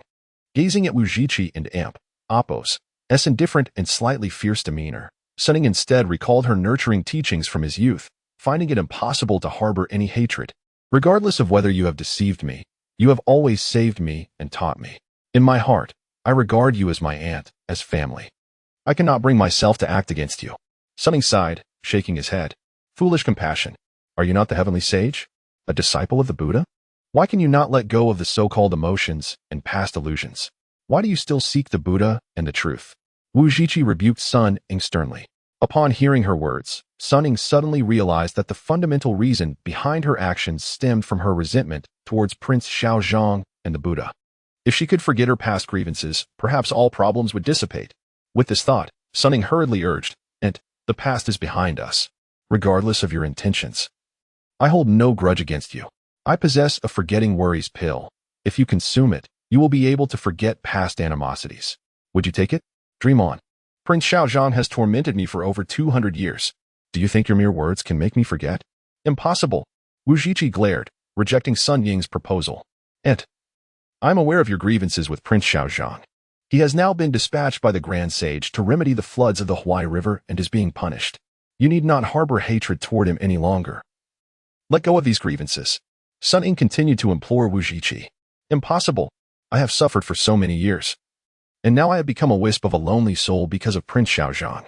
I will never forgive him. Never. And you, cease this nauseating talk. I will remind you once more, I am not your aunt. I am the millennia-old water demon, Wuzhiqi. If you do not kill me, I will seize your body at the first opportunity and slay the old monk. Let's see what you can do then. Wuzhiqi roared fiercely at Sun Ying, then turned away from him, closing her eyes and forming a barrier to protect herself, her figure gradually fading from Sun Ying's sight. Being within his own energy sea, Sun Ying could not replicate Prince Xiaozhang's previous forceful breach of Wuzhiqi's barrier. Please do not do this. Hear me out. Sun Ying called out loudly to Wuzhiqi. Yet she did not respond, and Sun Ying had no choice but to return his primordial spirit to the divine platform, exiting the energy sea and returning to reality. Upon returning to reality, Sun Ying felt an overwhelming sense of despondency, his head bowed in silence. Tang Banji, who had been guarding him, hurried forward, concerned. Disciple, what happened just now? What transpired? Sun Ying could not hear Tang Banji's words. As Wuzhiqi and Apos' rebuke echoed in his ears. All is a lie. All is an illusion. At that moment, he understood that everything Wuzhiqi had said was indeed the truth. In anguish, Sun Ying soared into the sky, shouting at the heavens, Why did you deceive me? His anguished cries reverberated throughout the valley. Tang Banji silently gazed upward, concerned for the distraught Sun Ying venting his frustrations in the air. After a considerable time, Sun Ying finally descended to the ground, cradling his head in his hands, weeping sorrowfully. The usually fierce and formidable heavenly sage now resembled a sorrowful, helpless child. Tang Banji, understanding his plight, approached to console him. Sun Ying, I know you are in pain and feel wronged. Why not share your thoughts with me? Perhaps it will bring you some solace. Sun Ying sorrowfully turned to Tang Banji. Master, I truly do not understand why there is deception in this world. Why does sincerity lead to such harm? Should I trust others at all? Tang Banji replied, a fundamental trust between people is essential. As the Book of Rites states, and Apos, to correct one's heart, one must first be sincere in intention. And Apos, Sun Ying sighed deeply, I emerged from stone. Having no family from a young age, soon captured by the 72 demon kings, enduring all manner of humiliation until my aunt rescued me. She raised me, taught me the arts, in my heart, she is my closest kin. But why must she deceive me so deeply and profoundly? Is it that even between family, trust and love cannot be absolute? Just like the mother and son we encountered during the day, the mother always worried for her child, yet the son disregarded her life, fleeing alone. Why is this so? Chapter 74. Enlightenment. Tang Banji gazed at Sun Ying and calmly replied, Wuzhiqi deceives you solely because she is consumed by her own survival and thirst for vengeance. The hunter, who abandoned his mother, was only preoccupied with his own life and death, forgetting the gratitude owed to his mother for her nurturing. All of this stems from inner greed, obstinacy, and selfish desires, manifestations of one's inner demons. At this juncture, Tang Banji paused and continued. Do you know why Master Tripitaka undertook the arduous journey to retrieve the scriptures from the West? He hoped to use the true scriptures to enlighten the world and purify souls. Regrettably, upon returning with the scriptures, they were exploited by avaricious monks, turning them into tools of deception. It is precisely for this reason that we must strengthen our faith, journey to the sacred mountain, seek true understanding, and guide humanity to eradicate inner greed and malice, thereby creating a peaceful world. In this world, apart from Wuzhiqi, Sun Ying and Appo's greatest trust lay in Tang Banji. For he had once risked his own life to save her. Throughout their journey westward, Tang Banji consistently sought to enlighten Sun Ying with his compassion, teaching him to recite sutras, study Buddhist principles, and purify his heart. Sun Ying held a degree of trust in his words. He looked at Tang Banji and tentatively inquired, "Master, if we obtain the true understanding, can it truly rid the world of greed and malice?" Tang Banji replied earnestly, "It is up to human action. As long as we strive towards our goals, we shall surely achieve the best outcomes. From now on, you shall recite the Heart Sutra with me daily." Hoping that we can help Wuzhiqi eliminate her hatred through this method, Sun Ying nodded at Tang Banji, then sighed softly, "In truth, I possess a forgetting worry pill. If my aunt were to consume it, she could forget all past grievances. But she presently refuses to heed my counsel and will not take it. One cannot force everything. As long as we persist in our efforts, one day Wuzhiqi will let go of her hatred, and that will be true liberation," Tang Banji calmly reassured Sun Ying. Sun Ying gazed at Tang Banji and nodded slowly. "Thank you for your teachings, Master. I understand now. I will certainly follow your guidance and strive to resolve my aunt's hatred, encouraging her to release her fixation on past grievances. I will also wholeheartedly protect you on our journey to the West to seek the true understanding and enlighten the world." Tang Banji looked at Sun Ying with delight. "Amaba. After this tribulation, my disciple, your bond with Buddhism has deepened." Sun Ying expressed his concerns, "Master, there is another matter that worries me. My aunt's primordial spirit resides within me. Should she seize control of my body again, it could pose a threat to you." Tang Banji pondered for a moment and reminded Sun Ying, "Just now, Wuzhiqi, in her arrogance, mentioned that your primordial spirit is significantly stronger than hers, and she cannot overpower it to dominate your body. However, she thrives in water, especially when nourished by rain, which greatly aids her. Thus, if you keep your distance from all water sources and avoid getting wet, you can suppress her powers and prevent her from controlling your physical form." Sun Ying nodded in understanding. "Master, your reminder is noted. I shall be vigilant and steer clear of all water sources. My aunt's water manipulation skills are formidable. I will refrain from using water to subdue demons in the future to avoid giving her an opportunity." Tang Banji replied, "Sun Ying, the night has grown late. After a long day, we are weary. Let us rest early, and at dawn, we shall continue our journey." Sun Ying agreed and assisted Tang Banji towards the nearby campfire. As the sun rose, illuminating the forest, Tang Banji rode upon the dragon steed, with Sun Ying leading the way, and the two continued their journey westward. Upon exiting the woods, they noticed a group of passers-by gathered at the foot of a mountain, engaged in discussion. Tang Banji, perplexed, instructed Sun Ying, "Sun Ying, please approach and discern what has transpired." Sun Ying complied and discovered that the hunter who had abandoned his mother had fallen to his death at the mountain and Appo's base. The onlookers were conversing. "Isn't that the hunter Lu from the West Mountain? How could he meet his demise here? Indeed, it is a tragic fate. We should hurry to inform his family and prepare for his burial," several remarked, leaving one individual to stand vigil over the body while the others departed hastily. Sun Ying returned to Tang Banji and reported, "Master, it is the son of the old woman, the hunter who has died." Tang Banji expressed astonishment. "What? It is him?" Sun Ying, with a hint of schadenfreude, remarked, "He abandoned his mother and was unfilial. It is only fitting he met such an end." Tang Banji admonished Sun Ying with seriousness. "Sun Ying, while the hunter's failure to care for his mother is indeed a grave error, it is regrettable that we did not guide him towards redemption. As a disciple of Buddhism, you must refrain from speaking ill of the deceased." Sun Ying replied earnestly, "Master, I understand your compassionate heart, but compassion must be discerning. If one harbors good intentions, we should guide them towards rectifying their mistakes. However, for those who are truly wicked, our compassion may only embolden their malevolence, leading to further harm in the world. Did you not say that Buddhist teachings caution against enabling harm through misplaced compassion? True compassion is wise and selective. That is the essence of great compassion." Tang Banji regarded Sun Ying with surprise, nodding slowly. "Disciple, your words hold merit. I did not anticipate your insights into Buddhist doctrine to surpass my own." Sun Ying gently shook his head. "Master, it is not that my understanding exceeds yours. It is that I have suffered greatly at the hands of demons and monsters throughout my youth, and I know too well the depths of human depravity. Such malevolence cannot be rectified through gentle words. Only through force can we restore peace to the world. The Buddhist pantheon includes Vajra, arhats, protectors, in the revered way to Oz, all of whom exist to eradicate evil and uphold righteousness. The hunter, having forsaken his mother, has committed the ultimate act of filial piety, deserving of his tragic fate. He sowed the seeds of his own destruction, and thus his demise is a consequence of his own actions, an affront to natural justice. Tang Banji nodded, acknowledging, "You speak wisely.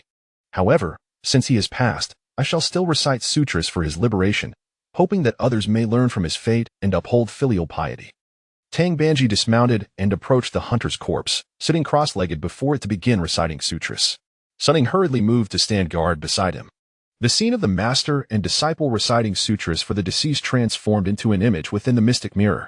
The victorious fighting Buddha and Master Tripitaka sat within the Yongin Palace, observing the two in the celestial mirror. Master Tripitaka turned to the victorious fighting Buddha with a puzzled expression, Wukong, knowing that Wuzhiqi concealed her primordial spirit within the little monkey. "Why did you not inform him at that time?" Sun Wukong explained that little monkey caused a commotion in the heavenly palace for Wuzhiqi, despite being clouded by demonic influence. His deep affection for her was evident. Even if I had revealed the truth then, he might not have believed it. It is better for him to realize the truth gradually. As he understands the reality now, it will serve his growth and fortify his resolve to seek enlightenment.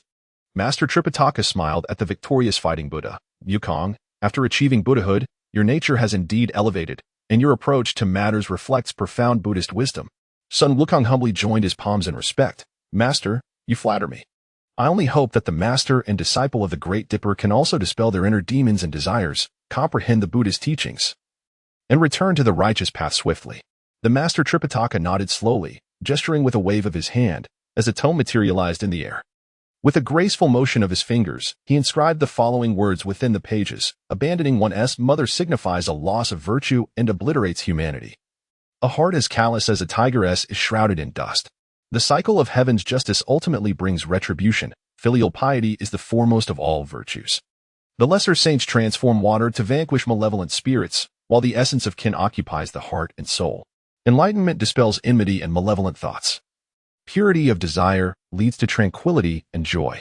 As the tome gently closed, the master and his disciples recited the name of Buddha in unison, turning their gaze towards the reflection of Tang Banji and his disciples in the Zhuangguang mirror.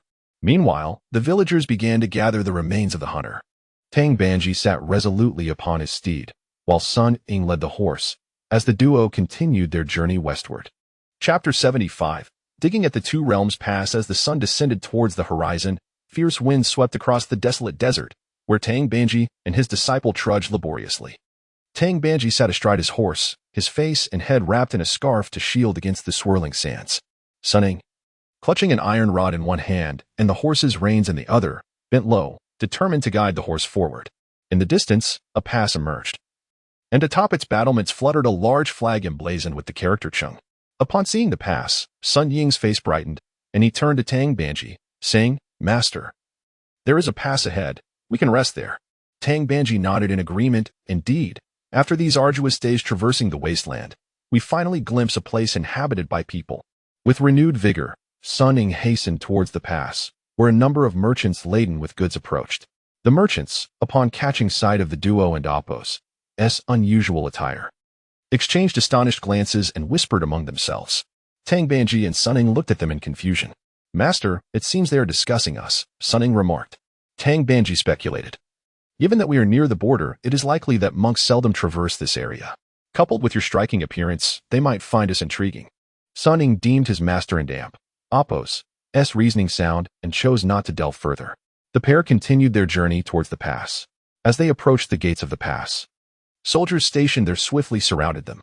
Tang Banji quickly dismounted and joined his palms in a gesture of respect, addressing the soldiers, "I am but a humble monk, sent by the current sovereign to seek enlightenment in the western lands, passing through here to obtain the necessary documents." Before he could finish, the lead soldier interjected, "Regardless of your purpose, you are indeed a monk, correct?" Tang Banji affirmed, "Yes, my disciple and I are indeed seekers of truth." The soldier barked an order. "If you are monks, then seize them." Several soldiers brandished their weapons and lunged forward to apprehend the duo. Sun Ying, incensed, stepped in front of Tang Banji, his demeanor fierce as he shouted, "How dare you?"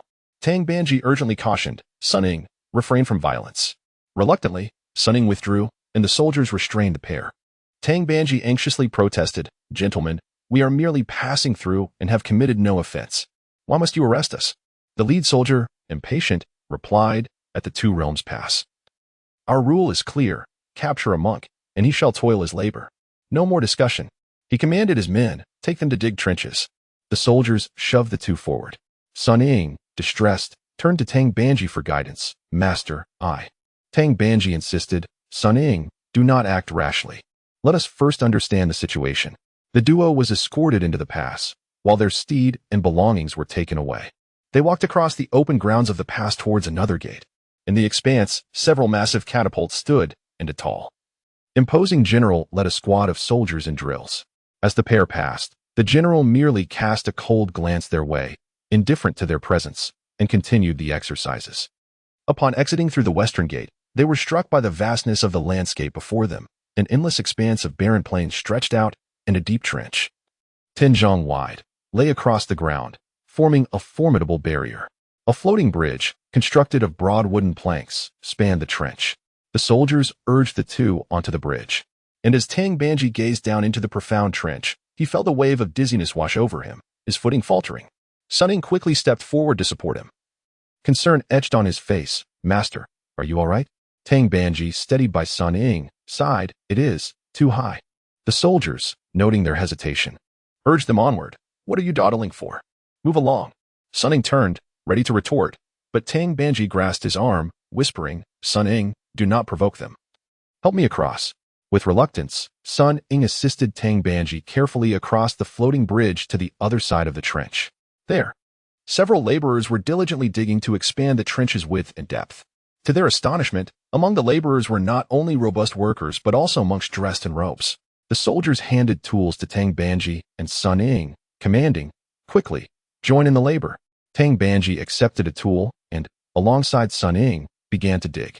Sun Ying, perplexed, complained, "Master, why must we endure this? Why should we not teach them a lesson for making us dig here?" Tang Banji quietly explained, "We do not yet understand their reasons for our capture. How can we resort to violence? There are monks laboring here as well. I shall inquire further before acting." Taking advantage of the work, Tang Banji approached one of the monks, clasping his hands in "Greetings, brother." The monk turned, his face marked by hardship, and replied, "Do I still appear to be a monk?"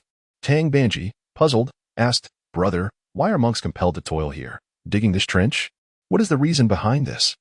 The monk sighed, "Alas, this tale stretches back 200 years.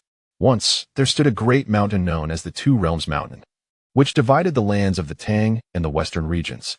Later, the monk Tripitaka journeyed westward to seek scriptures, unsealing the mountain's summit and releasing the imprisoned great sage Chitian, leading to the mountain's collapse and the transformation of the area into a vast plain. With the mountain gone, the natural barrier was removed, allowing wild beasts, previously confined beyond the mountain, to invade the Tang territory and ravage the borderlands. Emperor Taizong, upon learning of this calamity, commanded General Chang Jie to establish a border fortification at the site of the former mountain, naming it the Two Realms Pass, to fend off these ferocious creatures and foreign invaders. Under General Chang's leadership, the soldiers worked tirelessly, and within a year, the Two Realms Pass was constructed. For a time, peace reigned. Tang Banji reflected, "Thus, the border inhabitants can be said to enjoy a semblance of tranquility." The monks sighed. Originally, that was the hope. As trade increased, more travelers ventured forth, but who could have foreseen that a decade later, disaster would strike once more? Chapter 76. The beast tied at the pass. Several soldiers stood guard at the checkpoint, while merchants came and went, some driving carts and others carrying burdens on their shoulders. Suddenly, everyone felt the ground begin to tremble, the sensation growing increasingly intense, prompting all to turn in bewilderment towards the west. The soldiers stationed in the lookout tower also gazed in that direction. Gradually, they discerned the distant scene, revealing expressions of astonishment. Countless wild boars, wolves, leopards, and other beasts formed a massive horde, surging towards the Two Realms Pass. Among these creatures were several towering elephants, distinguished by their extraordinarily long tusks. The sentinel immediately sounded the alarm. Chang Jie, leading a contingent of soldiers, rushed to the forefront, peering into the distance with a look of shock, then commanded loudly, "Quickly! Let those outside the pass come in swiftly, and close the city gates." Archers, prepare on the walls. Upon receiving Qing Jie's orders, the soldiers sprang into action, urgently beckoning the merchants outside to enter the city. The merchants, disregarding their goods, hurriedly sought refuge within. Countless wild boars and elephants pursued the fleeing crowd, with some falling prey to the beasts, resulting in a scene of horror. A child, caught in the chaos, fell to the ground just as a wild boar lunged at him, its tusks poised to strike. In a critical moment, a spear flew through the air, piercing the boar, which let out a dying cry before collapsing. The child looked on in shock as Qing Jie rushed to his side, pulling the spear from the boar and Appo's body. Behind him, several soldiers armed with swords and spears followed, rescuing the fleeing civilians. Qing Jie guided the panicked crowd into the safety of the Two Realms Pass, swiftly shutting the gates behind them. He then rallied a group of archers to the forefront, forming a line with their bows drawn, aiming at the approaching horde. Qing Jie glared fiercely at the beasts and commanded, "Fire!" The archers released a volley of arrows, a rain of projectiles flying towards the throng. However, aside from a few wolves and leopards that fell, the thick-skinned wild boars remained largely unharmed as they continued their relentless charge. The soldiers atop the walls, witnessing the ineffectiveness of their arrows, displayed expressions of dread. Qing Jie, maintaining his composure, ordered once more, "Launch firebombs." Upon receiving the command, the soldiers swiftly maneuvered several catapults, launching oil-filled firebombs into the fray. The bombs struck the horde, igniting some of the beasts and causing a degree of chaos, temporarily halting their advance. The soldiers atop the walls, seeing the flames, expressed relief. Yet, a piercing howl echoed above the horde, stirring the creatures into a frenzy once more. A few of the colossal elephants charged forward, using their long trunks to lift nearby wolves and hurl them into the fiery pit, extinguishing the flames with their weight. The chilling cries resounded again, and the horde, reassembled and emboldened, charged toward the Two Realms Pass, trampling over the carcasses of their fallen brethren. The impact of the wild boars against the city walls sent tremors through the structure as the soldiers continuously shot arrows and hurled stones, yet could not deter the onslaught. The soldiers atop the walls turned to Qing Jie, awaiting his orders. He bellowed, "Form ranks." All soldiers quickly lined up, ready for his command. Qing Jie proclaimed, "Those with living parents and wives and children remain in place. The rest, step forward." Following his directive, a portion of the men stepped out. Qing Jie surveyed the soldiers before him and declared, "Those who stand with me shall form a death squad, vowing to defend the pass at all costs, ensuring the beast horde does not breach the borders of the Tang dynasty and harm our people." The soldiers of the death squad raised their arms in unison, shouting, "We vow to defend the Tang dynasty." Qing Jie instructed the remaining soldiers, "You stay back to guard the pass. Charge." He seized his spear and leapt from the walls into the fray, engaging the beasts that relentlessly battered the city walls. The soldiers of the death squad followed suit, descending into the melee, battling fiercely. As the struggle continued, Qing Jie found himself increasingly isolated, bloodied and battered, yet the horde showed no sign of retreat, pressing their assault. He wielded his spear with unwavering resolve. Observing this from the walls, a young leader shouted, "I am a soldier of the Tang, and I too vow to defend our land and protect our people." Grabbing a weapon nearby, he leapt down into the fray. This act inspired the other soldiers, who echoed, "We vow to defend the Tang dynasty." One after another, they jumped from the walls to join the battle against the beasts. Qing Jie, moved by the sight, felt tears welling in his eyes, yet the roars of the beast snapped him back to focus, and he resumed the fight. As the sun set, a few crows flew by, calling out mournfully. The ground before the Two Realms Pass was strewn with the bodies of soldiers and beasts alike, painting a grim tableau of hell on earth. In the distance, the remnants of the horde slowly retreated. Qing Jie, drenched in blood, stood amid the battlefield, using his spear as a crutch to keep himself upright. He gazed at the retreating beasts, then turned to the banner of the Tang dynasty fluttering above the pass, and looked at the fallen soldiers beside him, raising his voice in a furious roar, "I vow to defend the Tang dynasty." His anguished cry echoed through the skies above the Two Realms Pass. The monk sighed as he continued his tale. General Qing Jie led the soldiers valiantly against the onslaught of beasts, preventing them from breaching the Two Realms Pass and inflicting harm upon the Tang territory. From that moment, every 10 years, a horde would launch a fierce attack.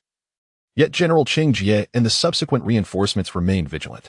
After his passing, his descendants continued the duty of guarding this place, and for 2 centuries, generations upheld the defense against the beastly assaults. The current commander, Sun Ying, is indeed his descendant. Tang Banji, upon hearing this, expressed surprise. So that is the case. The Chung family has led the military and civilians of the two realms past for 2 centuries, establishing a legacy of valor. Why have I never heard of this in Chong and Amp, Apos, and in other regions? The monks sighed. Time has a way of erasing memories. Even if there was once word of it in Chang'an, as the years passed, it faded from memory. Moreover, the assaults occur only once every decade. And since they have been repelled without inflicting harm, they naturally do not draw much attention. Sun Ying, puzzled, pressed on. You mentioned these soldiers have guarded this place for 2 centuries. I do not understand why they do not simply send a large army to exterminate the beasts for good. The monk explained. To the west of the Two Realms Pass is no longer Tang territory, making it inconvenient for the Tang to deploy troops. Furthermore, those beasts vanish without a trace after each attack, retreating into the desert sands, making them difficult to track. Strangely, the horde that attacks every decade consists of ever-changing beasts. Initially, they were dominated by wild boars, later by wolves, leopards, and yaks, with no discernible pattern to eradicate them. Even though the attacks occur every 10 years, they do not adhere to a specific timing, sometimes in the height of summer, other times in the depths of winter, rendering them unpredictable. Tang Banji finally comprehended. Pointing to the deep trench, this trench was dug to block the beast horde? The monk nodded. Indeed. Sun Ying, confused, inquired, even if it is to fend off the beasts, why not hire laborers to dig the trench? Why resort to capturing monks indiscriminately for the task? The monk was about to explain to Sun Ying when he suddenly fixed his gaze westward, his expression transforming into one of terror. Chapter 77. The onslaught of venomous creatures. Tang Banji and Sun Ying turned their gazes simultaneously towards the horizon, where a dark line began to emerge, accompanied by swirling clouds of dust. Soon, the earth itself trembled beneath their feet. A horn sounded from the checkpoint, and the soldiers guarding the laborers shouted urgently, "Quickly return to the fort. The beast horde is upon us." At the sound of the alarm, the laborers abandoned their tools and hastily sprinted towards the Two Realms Pass. Sun Ying hurriedly shielded Tang Banji as they rushed towards the floating bridge. The tremors of the earth intensified. Unable to suppress his anxiety, Tang Banji glanced back, catching a glimpse of the approaching beasts in the distance. Leading the charge were gigantic venomous creatures, including spiders, scorpions, and lizards, all the size of dining tables. The soldiers stationed at the edge of the floating bridge swiftly used long hooks to tear away the covering fabric, revealing flammable materials such as sulfur and gunpowder beneath. They shouted, "Hurry, move quickly." The crowd surged onto the floating bridge, which began to sway violently. As Tang Banji stepped onto the bridge, the instability made it difficult for him to maintain his balance. He grasped the safety rope, feeling a wave of dizziness wash over him. Sun Ying rushed forward and steadied Tang Banji, exclaiming, "Master, be careful." The thunderous roar behind them grew ever closer. The soldiers, seeing the urgency, called out to Tang Banji and Sun Ying, "Hurry, come quickly. The beast horde is nearly upon us." As the monstrous creatures approached, Sun Ying swiftly lifted Tang Banji onto his back and soared over the chasm. Behind them, several monks who had just stepped onto the floating bridge were still in transit when a few giant venomous creatures lunged at them. Tang Banji, witnessing this alarming scene, urgently shouted, "Sun Ying, go save them." With concern etched on his face, Sun Ying replied, "If I go to save them, what will happen to you, master?" Tang Banji insisted urgently, "Do not worry about me. I can run on my own. Go save the others." Drawing his golden staff, Sun Ying leaped over the chasm, striking down a giant spider that had pounced on a monk, and quickly grabbed the fallen monk, urging, "Hurry, move." He swung his staff to fend off the relentless onslaught of venomous creatures, providing cover for the monks still crossing the bridge. On the far side, soldiers noted that the monks had all made it across and shouted anxiously, "Little monk, come back." Sun Ying, while fending off the creatures, yelled back, "Don't worry about me. Cut the bridge and return to the fort." The soldiers hesitated, but Tang Banji urged, "Quickly, sever the bridge. My disciple will find a way to come back." Only then did the soldiers wield their knives to sever the ropes, disconnecting the floating bridge. They swiftly ignited torches that had been prepared in advance and tossed them into the chasm. The flames erupted, spreading rapidly and forming a fiery barrier against the beast horde. As Tang Banji and his companions rushed towards the city gate, a chilling scream pierced the air. They turned to see a 3-zhang-long sandworm, resembling an enormous earthworm, emerging from the ground, its gaping maw clamping down on a monk's calf. The monk struggled desperately, but soon, a dozen more massive sandworms broke through the earth, lunging at Tang Banji and the others. In sheer terror, they sprinted towards the city gate. While fleeing, Tang Banji called out, "Sun Ying, come and save them." Sun Ying, who was battling venomous creatures on the western side of the fiery chasm, heard Tang Banji and Appo's cries and leaped into the air, soaring towards him. The horde of venomous beasts reached the edge of the flames, momentarily halted by the fire. Sun Ying reached Tang Banji's side and swung his golden staff, repelling several advancing sandworms while urging the others to retreat quickly towards the gate.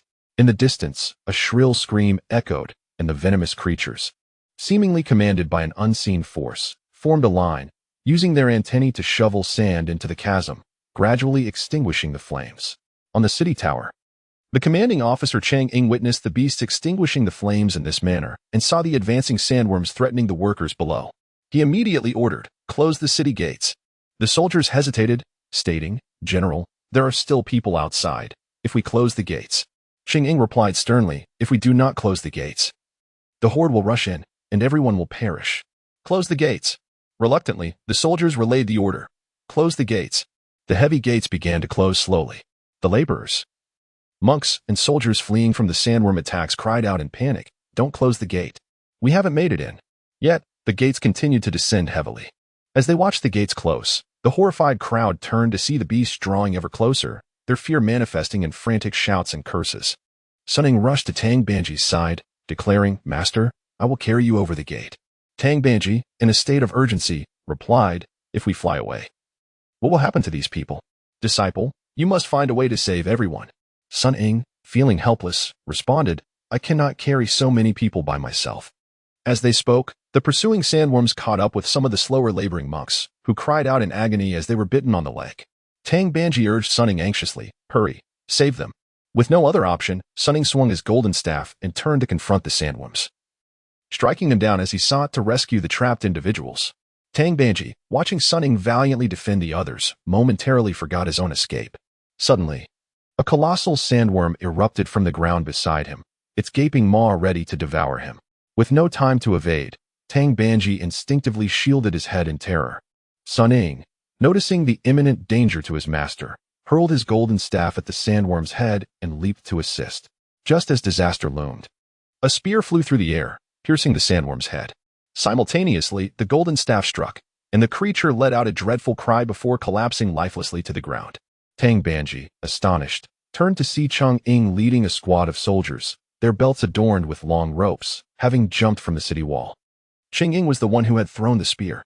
He swiftly untied the rope from his waist, drew his spear, and charged into battle against the sandworms, fighting to rescue the laborers and monks below. Sun Ying rushed to Tang Banji's side, helping him to his feet. "Master, are you all right?" Tang Banji waved him off, saying, "I am fine." Two soldiers called out to Tang Banji and the laborers, "Quickly, come here. Hold on to the ropes. Our men will pull you up." The crowd hurried forward, grasping the ropes left by Chang Ying and his men, who swiftly began to hoist them up the city wall. Sun Ying lifted Tang Banji onto his back, soaring over the wall and placing him safely atop the city fortifications. Once Tang Banji regained his footing, he instructed Sun Ying, "Quickly, help save the others." Only then did Sun Ying leap down the wall again, ferrying the laborers and monks to safety atop the city. Chang Ying and his soldiers engaged in fierce combat with the sandworms, with both sides suffering casualties in a brutal struggle. Chapter 78. The Sandstorm and the Venomous Creatures. The sand stirred up by the venomous creatures by the edge of the deep trench had gradually extinguished the flames, and the creatures began to prepare for a charge across the trench. Chang Ying pierced a sandworm with his spear and turned to see a distant horde of venomous creatures readying for a charge. He shouted towards the city walls, "Quick! Launch the fireballs." The soldiers operated the catapults, and massive fireballs soared through the air toward the horde at the trench's edge. Accompanied by piercing cries, the swarm quickly dispersed, evading the descending fire projectiles. A group surged directly down into the trench, crawling up from the bottom and heading towards the checkpoint. The monks and laborers below had already been pulled up to the city by ropes. Only Chang Ying and the soldiers remained engaged in battle with the sandworms. A small leader called out anxiously, "General, hurry up. The beast horde is charging." Tang Banji and Sun Ying tended to the injured who had been brought up, casting worried glances at Chang Ying and the others below. Chang Ying continued to stab at the sandworms with his spear, then commanded the soldiers nearby, "Quickly, ascend the city." I will cover you. The soldiers fought while retreating towards the city, some beginning to pull on the ropes for evacuation. As the number of people below dwindled, the battle with the sandworms became increasingly brutal.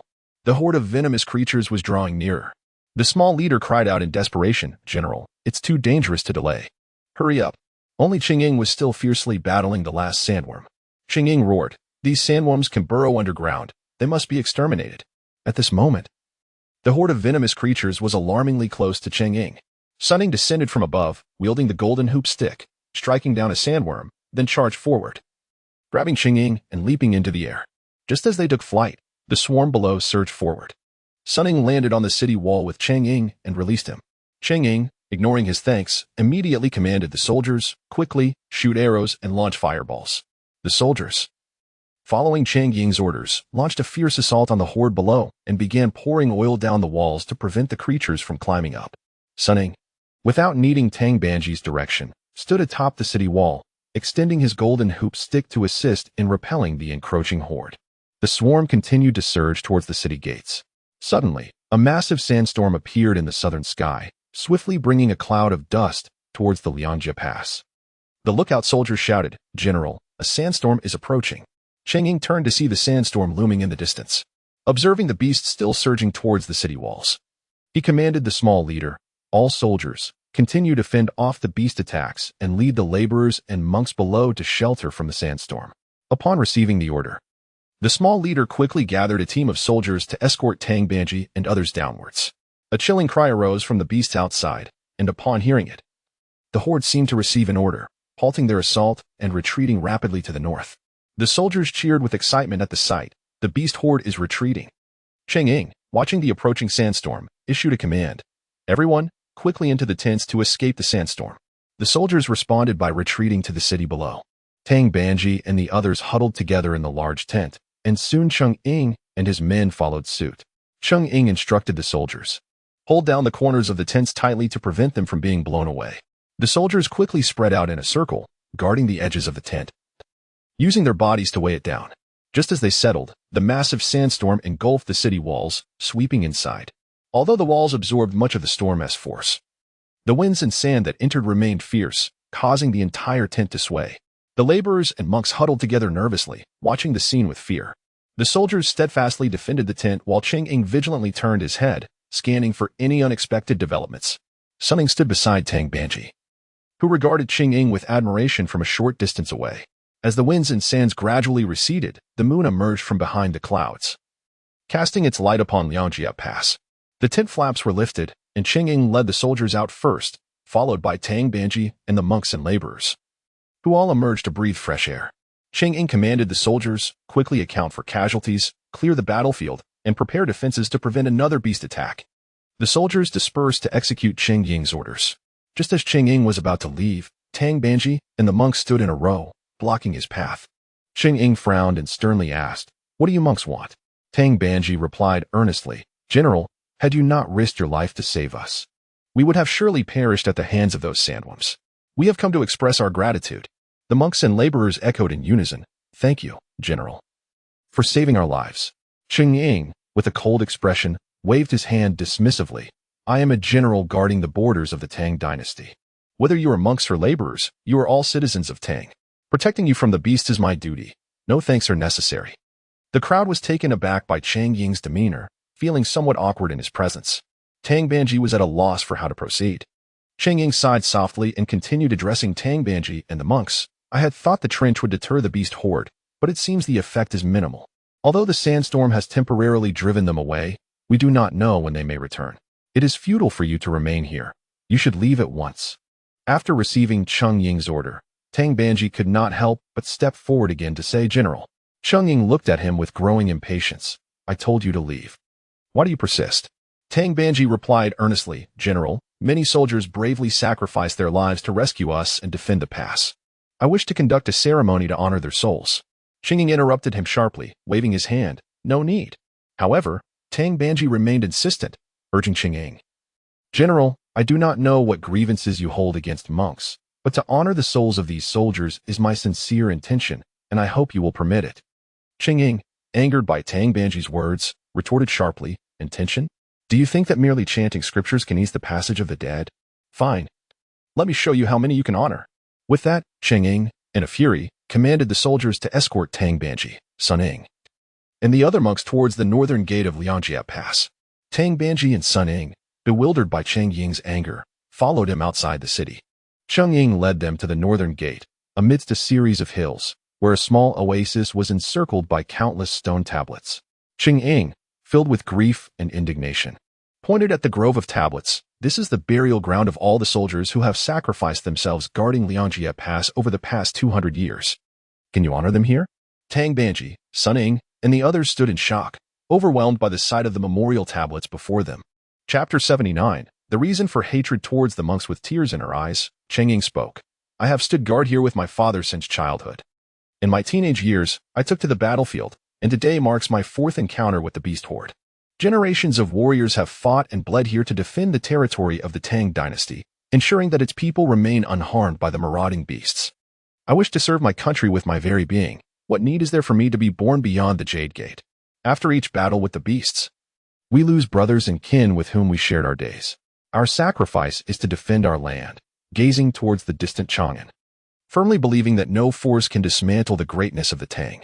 Tang Banji, Sun Ying, and numerous monks listened to Sun Ying's impassioned words, their minds conjuring images of the soldiers who had perished in the conflicts at the Two Realms Pass over the past 2 centuries, and they were profoundly moved. Sun Ying caressed the stone tablets. Many here have ancestral ties to this land, destined from birth to guard the Two Realms Pass. Many of them have never set foot in Chang'an, never witnessed the splendor of the Tang, yet their lives were forever lost in this desolate expanse. Turning in fury, Sun Ying glared at Tang Banji and the other monks. All of this is the result of your actions. Had you not destroyed Mount Two Realms, the beast horde would not have had a clear path to invade the Tang. Upon hearing this, Tang Banji could not help but retort, General, while it is true that the invasions began after the destruction of Mount Two Realms, that mountain was not an ancient fixture.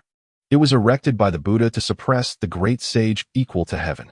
Its purpose fulfilled, it was destined for destruction. To hold the monks accountable for the subsequent invasions is rather far-fetched. Sun Ying angrily interrupted Tang Banji, rebuking, you may still argue about the destruction of Mount Two Realms, but since the day Tang Xing returned from the west with the true scriptures, the veneration of monks and Buddhism has flourished in the Tang dynasty. From the common folk to the wealthy merchants, from noble lords to successive emperors, all have revered Buddhism. Yet, every decade, as the beast calamities strike, the Two Realms Pass suffers severe damage. We search far and wide for quality materials, only to find none, as all resources are diverted to the construction of temples and monastic forests, leaving nothing for the borders. Is this not the fault of you monks?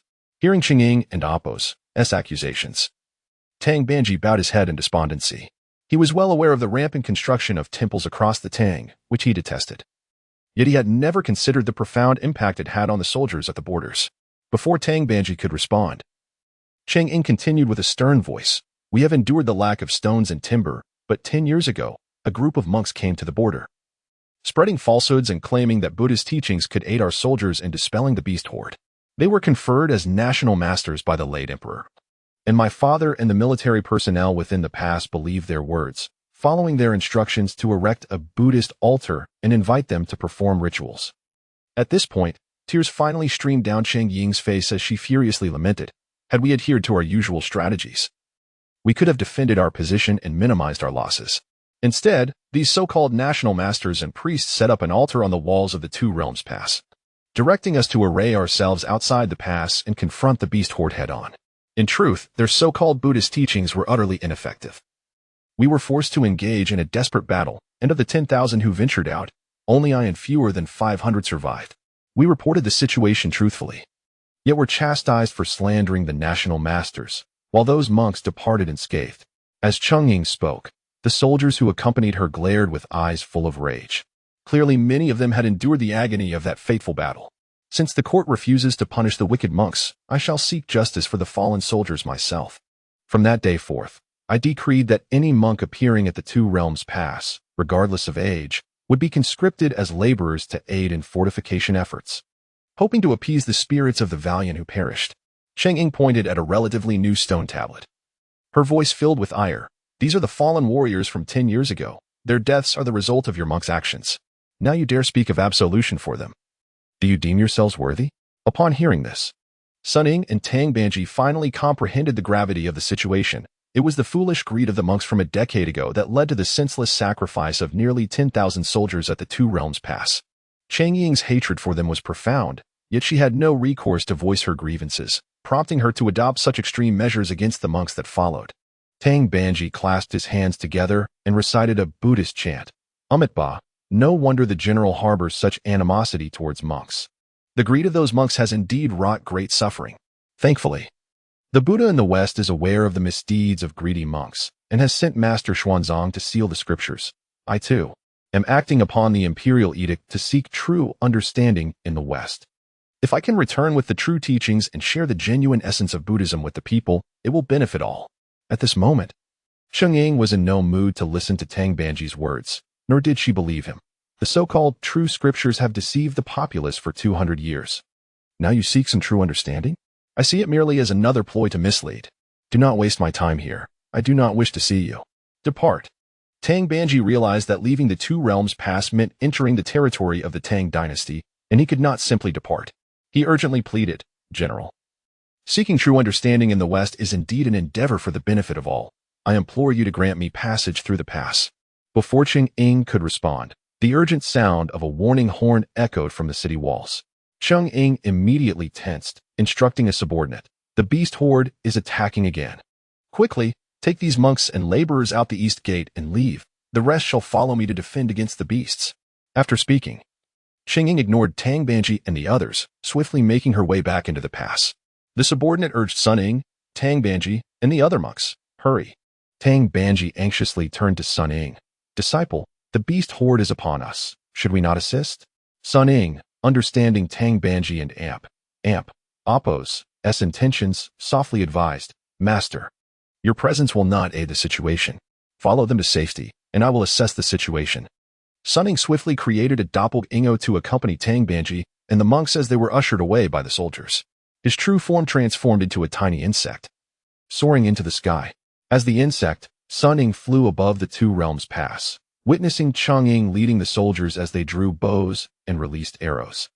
Engaging in battle with the advancing beasts under the moonlight, Sun Ying transformed back into his true form, retrieving his golden staff and murmuring, with my master present during the day, I dared not unleash my full might. Now, I shall teach these beastly fiends a lesson. Just as Sun Ying prepared to dive down, he suddenly caught sight of a peculiar phenomenon behind the beast horde. Wisps of smoke were rising into the air above the Two Realms Pass, sweeping towards the rear of the beast horde and then descending, as if something were rapidly absorbing the smoke. Perplexed, Sun Ying muttered, what is happening? He halted his descent and quickly flew towards the tail end of the beast horde. Chapter 80. The scheme of the little sage. Sun Ying soared to the rear of the beast horde and gazed downward. Behind the throng of beasts loomed a colossal monster, resembling a tiger yet possessing a coat akin to that of a dog, with fur that was quite long. Its visage bore a slight resemblance to that of a human. Its legs echoed those of a tiger, while its elongated mouth displayed tusks reminiscent of a wild boar. The creature's lengthy tail swayed as it gaped wide, voraciously consuming the smoke that billowed from the sky. After a bout of gluttony, the beast emitted a chilling howl that stirred the horde into a frenzy, propelling them with renewed ferocity toward the Two Realms Pass. Sun Ying stared at the monster in realization, murmuring to himself, so it is this beast that is causing the turmoil, but what exactly is it and what does it consume? He scoured his memory, yet could not uncover any recollection tied to this monstrosity. Turning his gaze, he spotted a small oasis to the south of the horde and swiftly devised a plan, launching himself toward it. Upon landing on the oasis, he brandished his golden staff against the ground and called out loudly, Earth deity, come forth. Urgent matters await. A thick plume of smoke rose from the earth, and shortly thereafter, a diminutive elder, leaning on a cane, emerged, bowing respectfully to Sun Ying. Greetings, little sage. Sun Ying, anxious, urged, no need for such formalities. Tell me swiftly, what is the origin of that hideous beast over there? What is it consuming?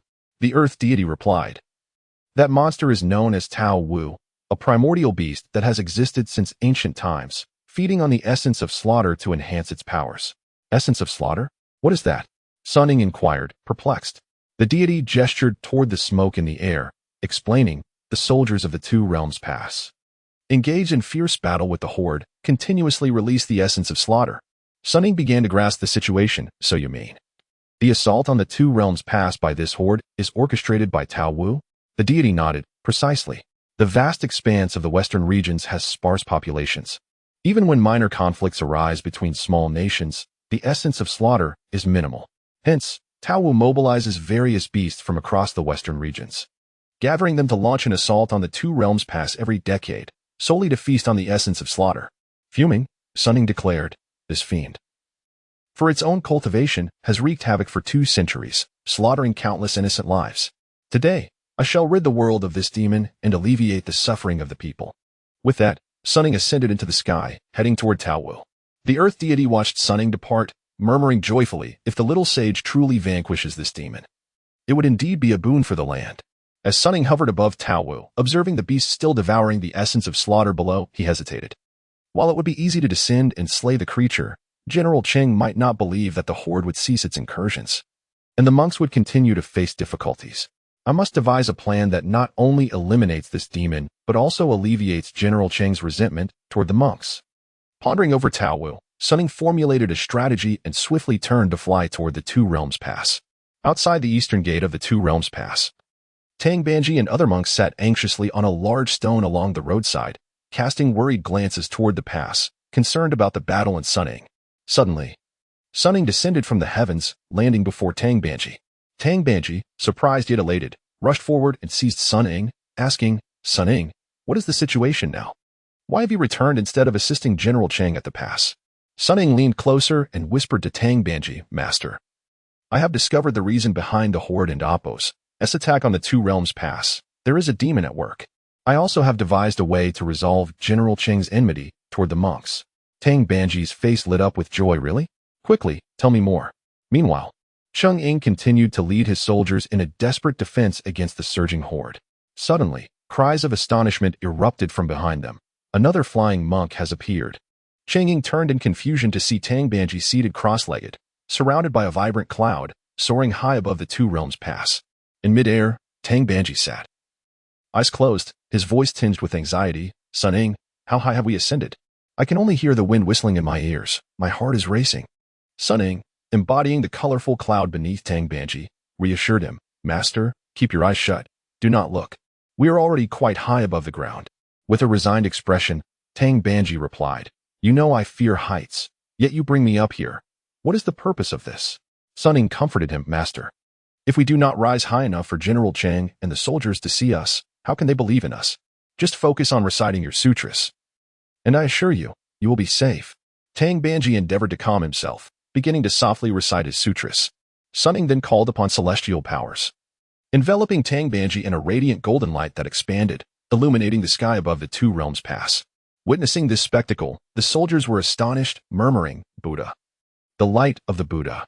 Yet Cheng Ying remained skeptical, commanding sharply, focus on the battle. Do not be deceived by the tricks of the demon monk. At Cheng Ying's reprimand, the soldiers dared not gaze upon Tang Banji, pouring all their efforts into combating the advancing horde. Sun Ying continued to wield his celestial powers, transforming into a colossal figure of the revered Wei-Tuo behind Tang Banji. He quietly urged, Master, as I taught you, command the Wei-Tuo to vanquish the demons. Tang Banji hesitated. I am but an ordinary monk. Is it appropriate for me to command Wei-Tuo? Sun Ying pressed, Master, every moment you delay increases the danger for the soldiers at the Two Realms Pass. Hearing this, Tang Banji could not afford to hesitate any longer. He raised his voice. Wei-Tuo, swiftly vanquish the demons, restore tranquility to the Two Realms Pass, and ensure the safety of the people of Great Tang. Sun Ying amplified Tang Banji's voice with his celestial powers, echoing across the sky above the Two Realms Pass. Wei-Tuo then bowed to Tang Banji. Your command is obeyed. The Wei-Tuo, as manifested by Sun Ying, soared from Tang Banji, heading toward the horde outside the Two Realms Pass. The soldiers, hearing the command and witnessing the Wei-Tuo flying toward the beasts, erupted in joyous shouts. The Buddha has manifested. Cheng Ying, equally astonished, gazed at the Wei-Tuo soaring overhead and the still suspended Tang Banji, struggling to comprehend the scene before him. However, the Wei-Tuo did not confront the relentless onslaught of the beast horde. Instead, it soared toward the rear of the throng. Cheng Ying, witnessing this, erupted in fury, exclaiming, I told you it was merely the demon monk and Appo's trickery. It is all an illusion. Chapter 81. The exorcism of grudges. The formidable Veda master soared to the rear of the beast horde, witnessing the monstrous Taowu still gaping its massive jaws, devouring the pervasive aura of slaughter. With a swift motion, Veda master wielded his demon-subduing staff and struck at the Taowu. Caught off guard by the sudden assault, the Taowu halted its consumption and evaded the attack, engaging in a fierce struggle with the Veda master using its razor-sharp claws. However, after merely a few exchanges, it became evident that the Taowu was no match for the incarnation of Veda, Sun Ying. Terrified, it sought to flee southward. The incarnation of Veda promptly obstructed the Taowu's escape route, compelling it to break through the beast horde and flee eastward towards the Two Realms Pass. Closely pursuing, the Veda incarnation relentlessly drove the Taowu towards the pass. As the Taowu sprinted, it emitted piercing shrieks, commanding the beasts in front to disperse. Responding to the Taowu's orders, the beast horde immediately scattered, clearing a path for it. Veda master pursued the Taowu to the base of the Two Realms Pass. Knowing that Sun Ying and the soldiers atop the fortifications could see them, he resolved not to grant the Taowu a chance to escape. Launching a fierce assault with the demon-subduing staff, striking relentlessly at the Taowu's body. Realizing it was cornered and enduring several painful blows, the Taowu let out a heart-wrenching cry, rallying the beasts that had been besieging the city to turn their fury against Veda master. Seeing the horde advance, Sun Ying dared not remain complacent. He ascended into the air, transforming into his true form, and plucked a hair from his body, invoking celestial powers to conjure countless small saint avatars. Descending from above with his myriad of avatars, some engaged the oncoming beast horde while the remainders surrounded the Taowu, wielding iron rods to mount a fierce offensive. The Taowu, under relentless assault, could only emit agonized cries as it commanded the beasts. Under the Taowu's direction, the horde pressed forward against the numerous small saint avatars, igniting a brutal confrontation. On the ramparts of the Two Realms Pass, as the beast horde, now commanded by the Taowu, shifted their focus to attacking Sun Ying. Sun Ying and the soldiers took a moment to breathe, intently observing the fierce battle between Sun Ying, his avatars, the Taowu, and the beast horde. Sun Ying, concerned for Sun Ying's plight, recognized that the battle had reached a critical juncture. Without hesitation, he rushed to the war drums, grasping the mallet and striking it with fervor. Under his leadership, the other drums joined in the cacophony. The resounding war drums echoed across the heavens, accompanied by the synchronized battle cries of the soldiers. Kill! Kill! Kill! Tang Banji, hearing the thunderous drumbeats and battle cries, discerned the fierce struggle below. Cautiously opening his eyes for a glimpse, he was captivated by the clash between Sun Ying and the Taowu, abandoning his previous desire to close his eyes and instead observing the battle from the sky. Upon hearing the drums and battle cries, Sun Ying felt invigorated. Seizing an opportunity, he struck the Taowu precisely on its crown with his golden staff. The Taowu opened its gaping maw, emitting a final, sorrowful wail before collapsing lifeless to the ground. With the demise of the Taowu, the beast horde fell into disarray, scattering in all directions in a matter of moments. Sun Ying, witnessing the vanquishing of the demon beast and the dispersal of the horde, jubilantly led the soldiers in a chorus of cheers. Well done! Well done! Well done! Confirming the Taowu and Appo's death, Sun Ying hastily ascended to the side of Tang Banji in the air. Supporting Tang Banji, they descended gracefully to the ramparts. Sun Ying approached swiftly, his face a mask of contrition, bowing respectfully to Tang Banji. Master, I have previously offended you, yet you have graciously overlooked our past grievances. Your Buddhist teachings have slain the demon beast, alleviating the tribulations of the border soldiers and civilians. Please allow me to pay my respects. Sun Ying knelt, leading the other soldiers in a similar gesture of reverence. Tang Banji quickly extended his hand to assist Sun Ying to rise. General, please rise. You and your valiant soldiers are the true heroes who have defended the Tang dynasty through countless trials. I have merely contributed a small effort. How can I accept such honors? Standing upright, Sun Ying solemnly declared, in the past, I was ignorant and blind. Today, I have come to understand the boundless wisdom of the Buddha. I shall personally draft a commendation for you, Master.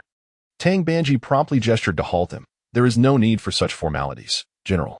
I merely hope you will expedite the transfer of past documents, allowing me to journey westward in search of true enlightenment. This is the true salvation of the people of the Tang. Sun Ying replied with heartfelt admiration, Master, your compassion for the populace is commendable. How could I refuse your request? You both have toiled through the night. Please take a moment to rest while I arrange the necessary documents. Exchanging glances, Tang Banji and Sun Ying shared a smile of satisfaction. The next morning, sunlight bathed the Two Realms Pass, and the battlefield beyond had been cleared. The western gate of the pass swung wide open as Sun Ying led a contingent of soldiers, accompanying Tang Banji and Sun Ying as they departed. Sun Ying respectfully bid farewell to Tang Banji. The teachings of the master shall remain etched in my heart. I will no longer trouble the past monks. As you embark on your journey west, may you navigate the arduous path ahead with care. Tang Banji expressed gratitude with a respectful gesture. Thank you, General. Your dedication to the borders is commendable, and I wish you continued well-being. Sun Ying returned the gesture. I shall await your return here. Only then did Tang Banji mount his steed, with Sun Ying leading the horse, both setting forth towards the distant desert. Sun Ying and the soldiers waved farewell, watching as Tang Banji and Sun Ying disappeared into the horizon. The scene of Tang Banji and Sun Ying traversing the arid landscape reappeared in the celestial mirror of the Eternal Peace Palace in the west. Master Sanzang and the victorious Buddha, along with their disciples, sat before the mirror, quietly observing. Master Sanzang praised Sun Ying. Wukong, your cleverness and awareness are remarkable. Not only can you vanquish demons, but you also possess the wisdom to collaborate with your master in this ruse. In doing so, you have resolved past grievances with Sun Ying, ensuring he will no longer trouble the monks. Compared to the reckless great sage of yore, this little sage undoubtedly surpasses him. The victorious Buddha responded with a smile. The student surpasses the master, which is a splendid outcome. The pursuit of enlightenment serves to alleviate worldly evils and greed.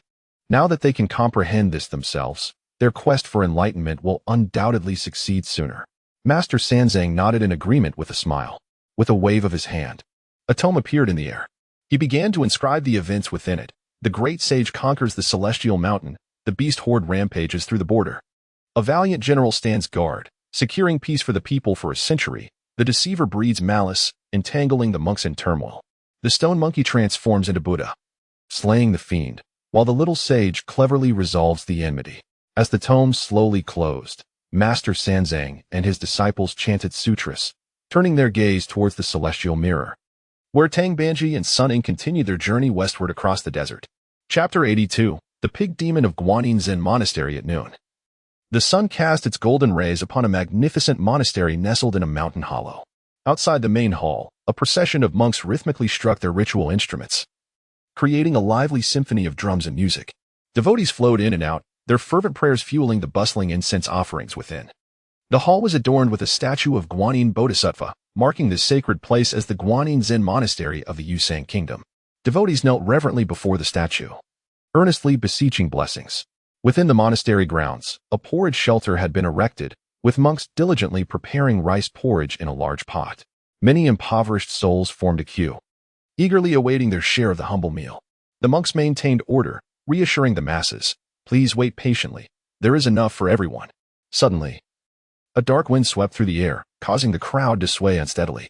Accompanying the gale, a sinister black cloud materialized, within which loomed a grotesque pig-headed demon with long ears, a prominent snout, and sharp tusks. With a triumphant laugh, he surveyed the chaos below. The monks and devotees, upon seeing this frightful apparition, scattered in terror, leaving the monastery deserted in an instant. The pig demon descended, approaching the pot of porridge with a gleeful grin, and began to devour the porridge hungrily. Just then, a dozen monks armed with brooms and clubs rushed in, encircling him. The lead monk, filled with righteous indignation, shouted, "You foul pig demon! How dare you disrupt the sanctity of Guanyin Zen Monastery? Leave at once." The demon paid no heed to the monk's admonitions, continuing to feast with unabashed delight. Enraged, one monk raised his wooden staff to strike him. The demon merely raised a hand in casual defiance, and the staff shattered upon contact, leaving the demon unscathed as he resumed his meal. Infuriated, the monks collectively charged at the demon, weapons raised. Yet, emboldened by his formidable strength and tough hide, the demon stood his ground, shattering their weapons with ease. The monks exchanged glances, bewildered and at a loss for how to proceed. Once the demon had consumed the entire pot of porridge, he turned to the monks, tauntingly asking, "Having fought, why not prepare another pot of porridge for me?" The monks, incensed, rebuked him. "This porridge is meant for the destitute. Your gluttony is a sin. How could we possibly offer you more?" The pig demon retorted, "If it is charity, why must it be doled out in portions? If the poor may partake, why not I? You monks possess a disdainful superiority. I shall simply take what I desire without regard for your approval." With that, he lunged toward the monks. With his imposing size and strength, the demon easily overpowered them, sending them reeling as they fled in disarray. Watching their retreat, the demon erupted into a triumphant roar of laughter. In the woods a few miles east of Guanyin Zen Monastery, Sun Ying led a horse, while Tang Banji sat astride, the pair advancing slowly.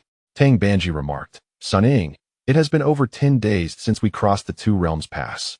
We have finally emerged from that desolate expanse. I wonder where we have arrived now?" Sun Ying replied, "Master, once we reach a nearby settlement, I shall inquire about our whereabouts and procure some vegetarian offerings for you. You've grown quite gaunt from subsisting on dry rations." As the master and disciple conversed, they were suddenly drawn to a sound of weeping emanating from the woods ahead. Tang Banji's brow furrowed in confusion.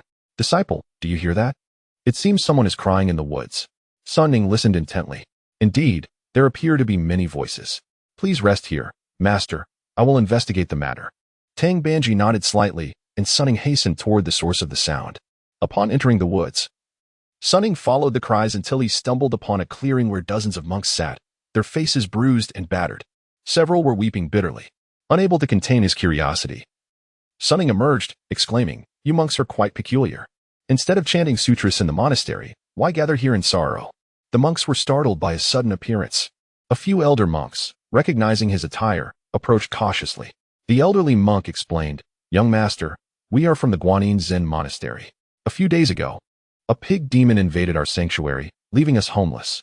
We gather here to lament our plight." The other monks chimed in, "Indeed, our scriptures have been sealed, and now our monastery has been taken from us. How are we to survive? We have devoted our lives to the monastic path, and now we find ourselves with nowhere to turn." Sun Ying, taken aback by their tale, expressed disbelief. "A pig demon dares to seize the Guanyin Zen Monastery? His audacity is astounding." The elder monk replied, "Young master, the pig demon possesses immense strength and a hide as tough as iron. We attempted to band together to drive him away, but he left us all injured. We truly have no options left." "Enough of the tears," Sun Ying declared. "Crying will not banish the demon. Today, your fortune has changed. I shall rid you of this pig demon." The monks initially reacted with excitement, but their expressions soon turned to despair as they regarded Sun Ying. The elder monk sighed, "Young master, we appreciate your goodwill, but you truly do not comprehend the demon's might. Alone, you may." Sun Ying's competitive spirit ignited. "Are you doubting my ability to defeat the demon?" He withdrew the golden cudgel from his ear, brandishing it as it expanded to the thickness of a bowl. He swung it forcefully at a nearby boulder, which shattered upon impact. The monks gasped in astonishment. "Is the demon's head harder than this stone?" Sun Ying challenged. The monks shook their heads vigorously. No, young master, you are truly impressive." Sun Ying revealed his identity, stating, "To be frank, I am the disciple of the revered monk sent from the Tang dynasty to seek enlightenment. My master awaits just beyond the woods. You should accompany him while I deal with the pig demon." The monks and Appos, faces brightened with hope. "Young master, you are a disciple of Master Banji. No wonder you possess such prowess." Sun Ying, equally surprised, inquired, "You know of my master?" The elder monk replied, "Since the scriptures were sealed, we have sought answers. Travelers have spoken of events in the Tang dynasty, and we learned of Master Banji's mission. We have eagerly awaited his arrival, never expecting it to occur today." Sun Ying nodded in understanding. "Well then, since you are aware of my master, accompany him with due diligence and do not neglect your duties. I shall return after vanquishing the pig demon." With that, Sun Ying soared into the air, hastening westward to confront the demon. Chapter 83. The little saint's duel with the pig demon. Sun Ying descended from the heavens and landed within the tranquil confines of the Guanyin Zen temple, only to find the area eerily silent and devoid of any presence. "Pig demon, come out," he bellowed, his voice echoing through the stillness. After several calls yielded no response, he ventured into the main hall, where he noticed the statue of Guanyin still surrounded by the lingering scent of incense, indicating that someone had recently paid homage. This pig demon was aware enough to honor the bodhisattva with offerings, yet there was no sign of life. Puzzled, Sun Ying murmured to himself as he circled the statue and proceeded toward the back courtyard. Upon entering the courtyard, a thunderous snoring emanated from the kitchen's side. "Pig demon, come out and face your demise," Sun Ying shouted with fervor. To his astonishment, despite his repeated calls, the thunderous snoring continued unabated, and no one emerged. In a fit of rage, he swung an iron rod, shattering a dilapidated water vat with a resounding crash. "Pig demon, come out and meet your end," he cursed. Startled awake by the commotion, the pig demon rolled over from its cozy nest of straw in the corner of the kitchen, incensed by the outburst. As it stomped out, Sun Ying was momentarily taken aback by its appearance. With its plump head, large ears, and protruding tusks, it bore a striking resemblance to Wuzhiqi. Could this pig demon be related to Wuzhiqi? Was this quest for the West destined to mirror the past by assembling the four disciples once again? Sun Ying pondered, considering that if he could emerge from the stone, it would not be surprising for descendants of Zhu Beiji and Xiao Wujing to join the quest. Resolute, Sun Ying inquired, "What is your identity, and what connection do you have to Zhu Beiji?" The pig demon, however, remained unresponsive, glaring at him with malice. "You foul monkey.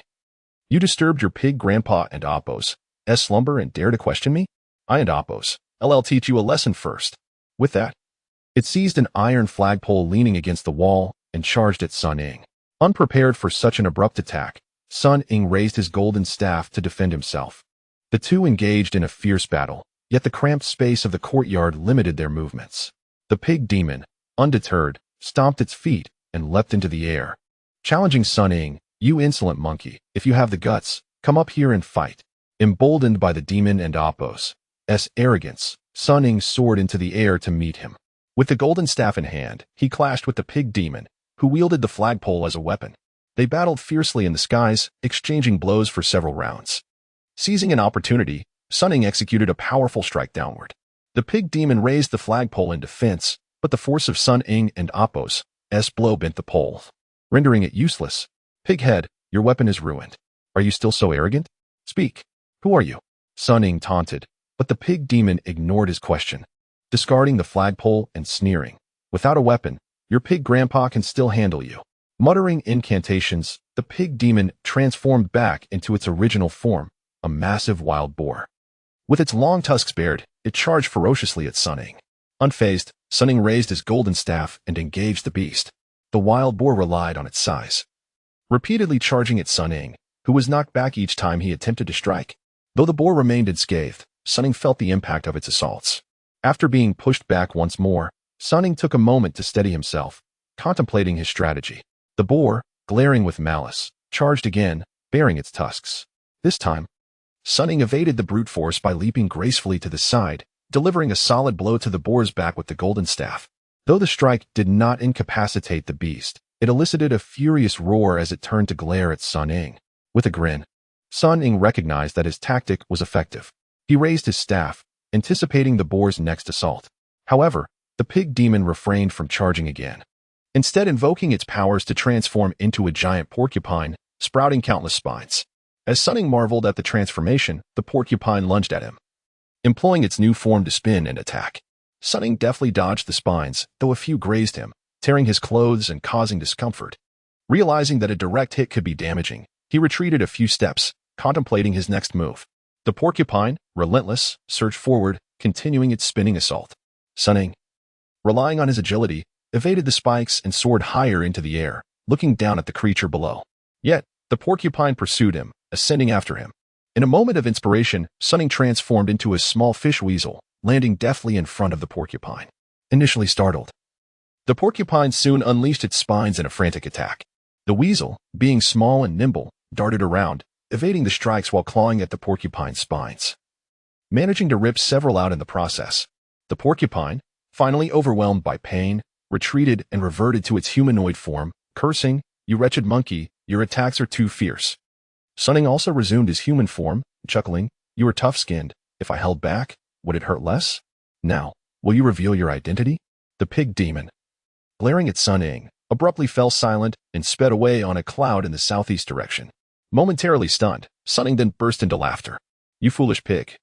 Unable to withstand your little saint, you're fleeing like a coward. Allow me to show you the prowess of my somersault cloud. Let us see where you can escape to. I must uncover your identity." With that, Sun Ying summoned his cloud and pursued the fleeing pig demon. Chapter 84.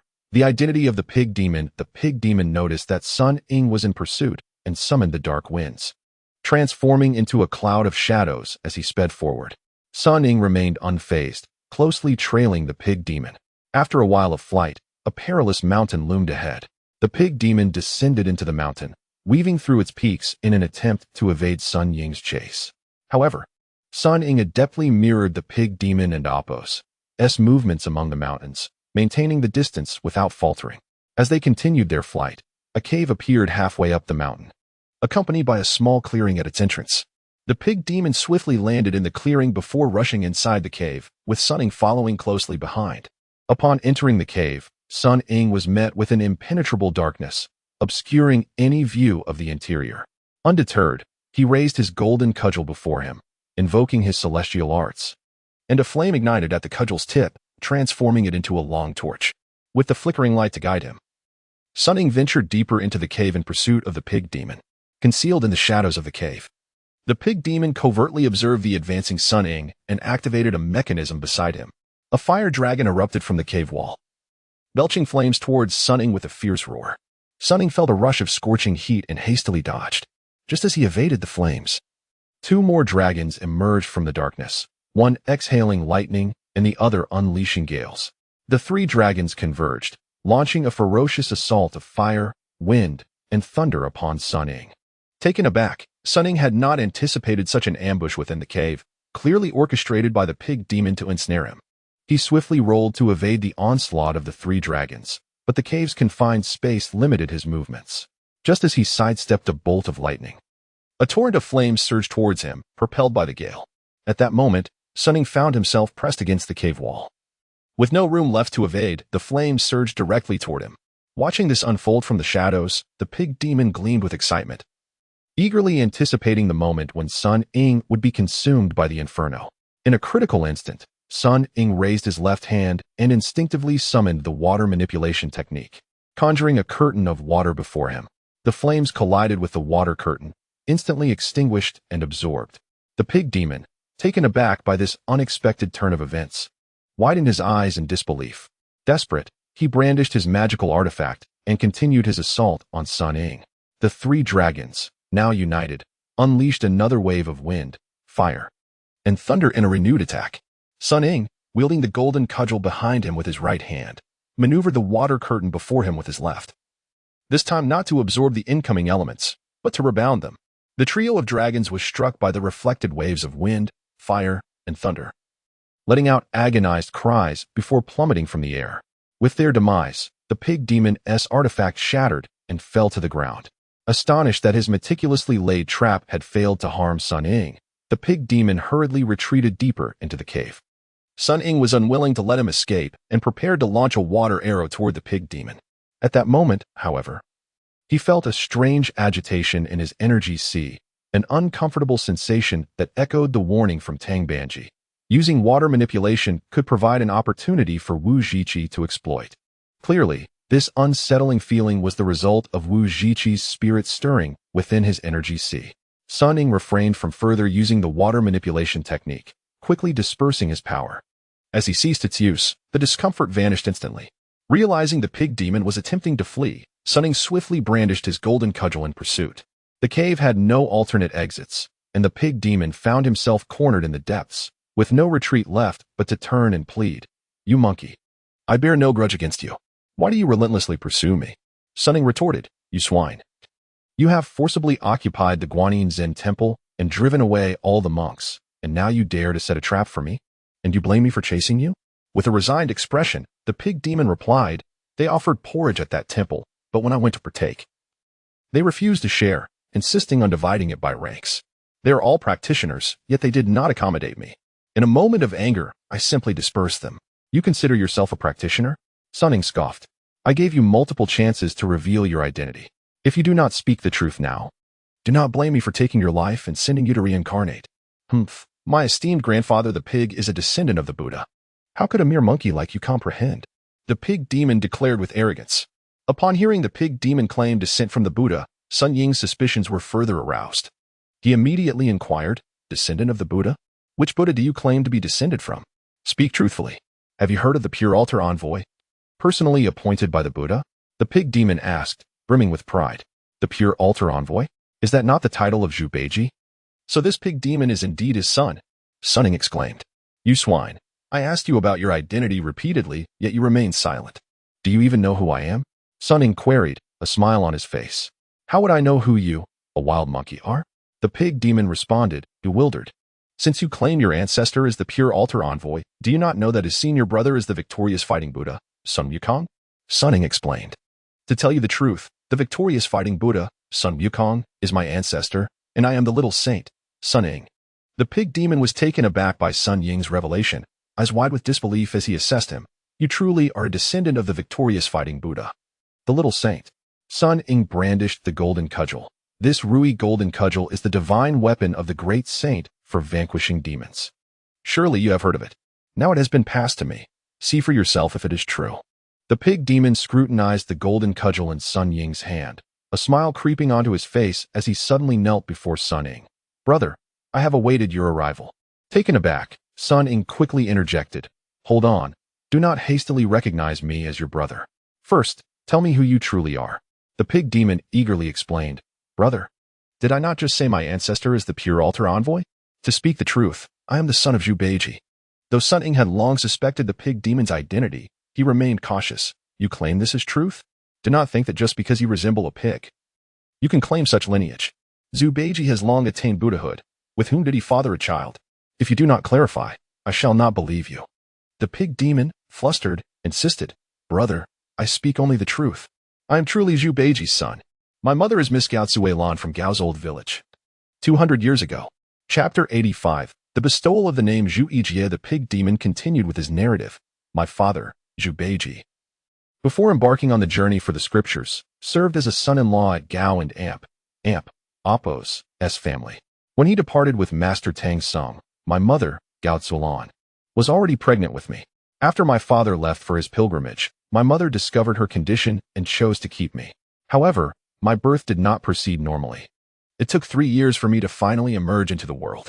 Sun Ying, half convinced, inquired, if you were born into the Gao family, why do you now appear as a monster, living in seclusion in this cave? The pig demon replied with a hint of resignation. I was born with the face of a pig, resembling my father closely, which displeased my maternal grandparents.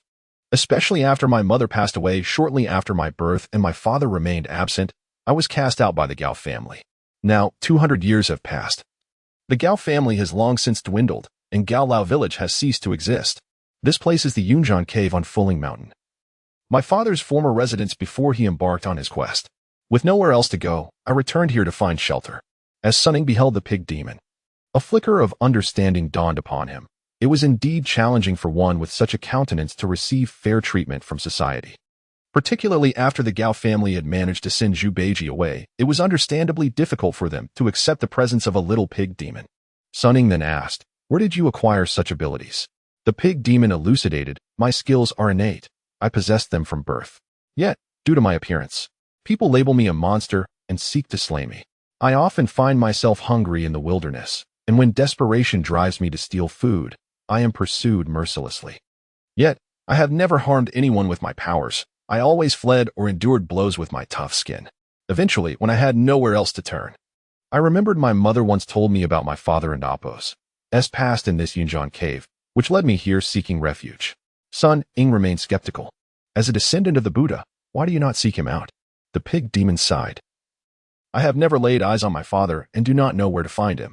However, my intent to cultivate and seek enlightenment is genuine. I have been waiting at Guanyin Zen Temple for you, brother. Why do you wait for me? Sun Ying queried, perplexed. The pig demon explained. The temple often engages in charitable acts, distributing rice porridge, and when hunger strikes, I sometimes transform into human form to partake in the offerings. It was there that I overheard you and the master discussing the journey to the west, which compelled me to remain and wait for you. I wish to accompany you in the quest for enlightenment. Sun Ying, still bewildered, asked, what purpose do you have in joining us? The pig demon continued. I heard from my mother that my father was once the marshal of the heavenly canopy, but due to a transgression, he was cast down to this realm. Eventually, under Guanyin and Appo's guidance, he became a disciple of Tang Sing, embarking on the journey for the scriptures, which led to his eventual enlightenment. I, too, do not wish to remain a mere demon in the mountains. I aspire to attain enlightenment and request that you take me to see the master, so I may journey with you. Sun Ying regarded the pig demon with skepticism. Do you truly wish to accompany us? The pig demon, earnest, knelt and declared, if I am not sincere in my quest, may I be struck by lightning and meet a wretched end. Sun Ying, already considering the necessity of 4 companions for the journey, found no flaw in the pig demon story and nodded, very well. I shall take you back to meet the master. He will decide your fate. The pig demon eagerly agreed. Yes, yes, Sun Ying urged. Let us hasten back to see the master. He must be quite anxious after our prolonged absence. Come, let us go. As Sun Ying turned to leave, the pig demon followed closely, but a fleeting glint of malice flashed in his eyes when Sun Ying and Apos' back was turned. As the sun dipped below the horizon, the sky grew dim. Tang Banji and the other monks awaited Sun Ying's return in the woods. After a prolonged absence, Tang Banji began to feel anxious. Sun Ying arrived. Soaring through the air with the pig demon in tow, gently descending above the trees, Tang Banji, upon seeing Sun Ying return with the pig demon bound, wore a smile of relief. The other monks, witnessing the pig demon obediently following Sun Ying, rejoiced, knowing he had been subdued. The pig demon inquired, Brother, which one is the master? Sun Ying pointed to Tang Banji and said, That is he. The pig demon rushed forward, kneeling before Tang Banji and bowing deeply. Disciple pays respects to the master. Tang Banji, startled by the pig demon and Apos' appearance, asked in alarm, What manner of demon are you? And why do you seek to bow before me? The pig demon hastily rose and explained, Master, I am not a demon. I have been waiting here for you, yearning to accompany you on the journey to the west in pursuit of enlightenment. Tang Banji turned to Sun Ying, Disciple, what is the meaning of this? Master. He claims to be the son of Zhu Beiji, the pure altar envoy, left behind in Gaolao village. He does not wish to remain a demon and desires to join us on the quest for enlightenment, hoping to attain a rightful reward. Sun Ying clarified the pig demon's identity. Tang Banji, upon hearing this, was filled with joy. Is this truly so? He has sworn a solemn oath, and his account aligns closely with the truth. It appears he speaks genuinely. Sun Ying affirmed Tang Banji and Apos' assessment. Tang Banji, elated, turned skyward and bowed. I am grateful for the Buddha and Apos' compassion in granting me such a worthy disciple. I shall endeavor to travel westward in pursuit of true understanding, to repay the Buddha and Apos' grace. Sun Ying and the pig demon quickly knelt in unison. After Tang Banji completed his homage, he turned to the pig demon and asked, Since you wish to be my disciple and seek enlightenment, the journey to the spirit mountain is fraught with challenges. You must strive earnestly and endure hardships. Upon returning with true understanding, your golden body shall be validated. The pig demon sincerely responded, Master, though my appearance is unseemly, I assure you I harbor no ulterior motives. I am immensely grateful for your acceptance and shall protect you diligently on our journey westward. Tang Banji, pleased by the pig demon and Apos' earnestness, replied, You are indeed a straightforward individual. What is your name? The pig demon, feeling somewhat awkward, replied, I was born shortly before my mother passed away. My grandparents blamed me for her death and cast me out. No one has ever given me a name. For many years, I have only been referred to as pig demon or pig head. Tang Banji, upon hearing the pig demon's story, nodded with understanding and sympathy. Now that you are my disciple, you must not be addressed as a demon anymore. How about this?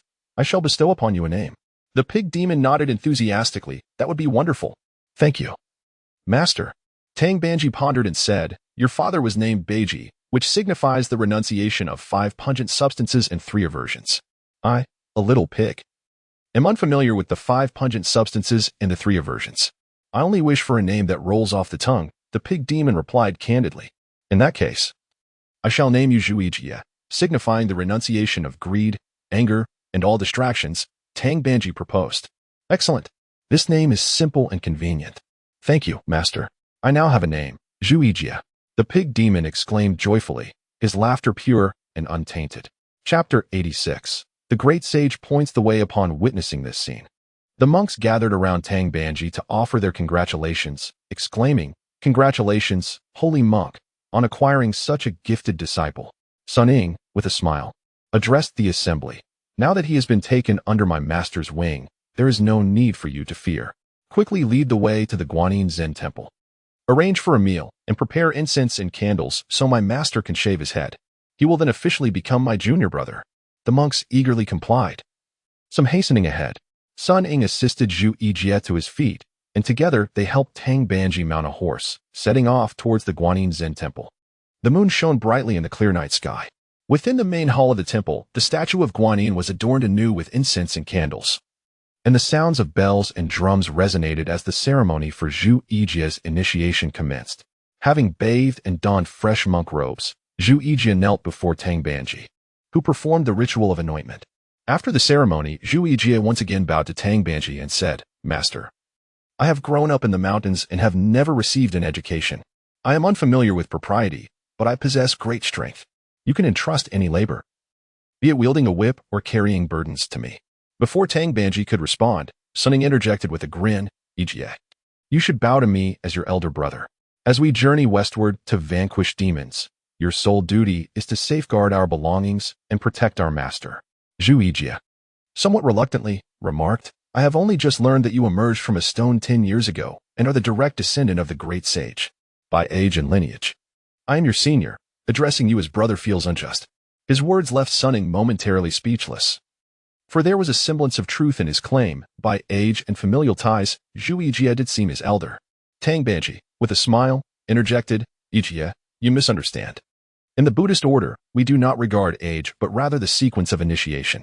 Although Sun Ying is younger, he entered the order before you. Thus you ought to refer to him as your senior brother." Hearing this pronouncement from their master, Sun Ying beamed with pride. Wuzhiqi, straightforward as ever, knelt before Sun Ying and proclaimed, "I pay my respects, senior brother." Sun Ying hastily assisted him to his feet, saying, "Rise, brother." Once upright, Wuzhiqi muttered, "According to the order of initiation, I acknowledge you as my senior brother. However, if we speak of true prowess, your claim to slaying demons and vanquishing monsters does not sit well with me. In terms of skill, I, little pig, am not inferior." Sun Ying could not help but laugh at Wuzhiqi's words. "You little pig, how quickly you grow arrogant. Have you forgotten how I chased you across the mountains? Now you dare to speak so boldly?" Wuzhiqi retorted, "That was only because I lacked a suitable weapon. Otherwise, I would not have fallen to you. If I had my father's treasure, I would not fear your Rui Jingu Bang." "What treasure does your father possess?" Tang Banji inquired, unable to suppress his curiosity. Wuzhiqi explained, "Master, my father wields a 9-toothed rake, known as the Supreme Treasure Golden Rake, forged personally by Taishang Laojun using divine ice and iron, blessed by the 5 directions and the heavenly deity of thunder. During my father's pilgrimage with the monk Xuanzang, he relied on this rake to subdue demons and monsters. Alas, I have never met my father and know not where this rake has wandered. Otherwise, I could also partake in this enterprise of vanquishing monsters. Surely this is not a difficult task. We can seek out your father and ask for its return. My Rui Jingu Bang was bestowed upon me by the great sage." Sun Ying asserted dismissively. Wuzhiqi sighed. "I do not even know where my father is, let alone how to request it." Tang Banji proposed, "Since your father is a brother to the great sage, he may know his whereabouts." Sun Ying, "Why not visit Yong'an Palace and inquire with the great sage about obtaining the weapon? Should Wuzhiqi require assistance on our journey, he may be of help." Sun Ying nodded. "Your suggestion is wise, master. The day is waning. Let us rest for the night. Tomorrow at dawn, I shall visit Yong'an Palace to seek clarity from the great sage." Amidst the clouds and ethereal mist, Yong'an Palace stood resplendent within a rainbow of auspicious clouds. Sun Ying soared on his cloud and descended gracefully before the palace. A young novice monk stood at the entrance, who approached Sun Ying with a bow, inquiring, "Are you the great sage's disciple?" Sun Ying promptly returned the gesture, affirming, "Indeed. I have come to pay my respects to the great sage." The novice monk replied, "The great sage is aware of your arrival and has sent me to await you with a message." Sun Ying, overjoyed, urged, "Truly, the great sage possesses foresight. Please share the message." The novice monk conveyed, "Since becoming a Buddha, he has often engaged in discussions with the Sandalwood Buddha and has not seen the purification envoy for many days. He roams without a fixed abode, so finding him is quite a challenge. Then it seems I cannot locate my uncle after all?" Sun Ying expressed his frustration. The novice monk reassured him, "Worry not, little sage. Matters in this world can be both complex and simple. The great sage has indicated that to the northwest of Guanyin Zen Temple, there lies the kingdom of Habib. Tonight, the king of Habib is hosting a grand Buddhist ceremony at the Wuyang Temple, where the purification envoy is certain to appear, enjoying the offerings." With newfound enthusiasm, Sun Ying exclaimed, "In that case, please convey my gratitude to the great sage. I shall take my leave now." The novice monk bowed as Sun Ying ascended into the sky, returning to Guanyin Zen Temple.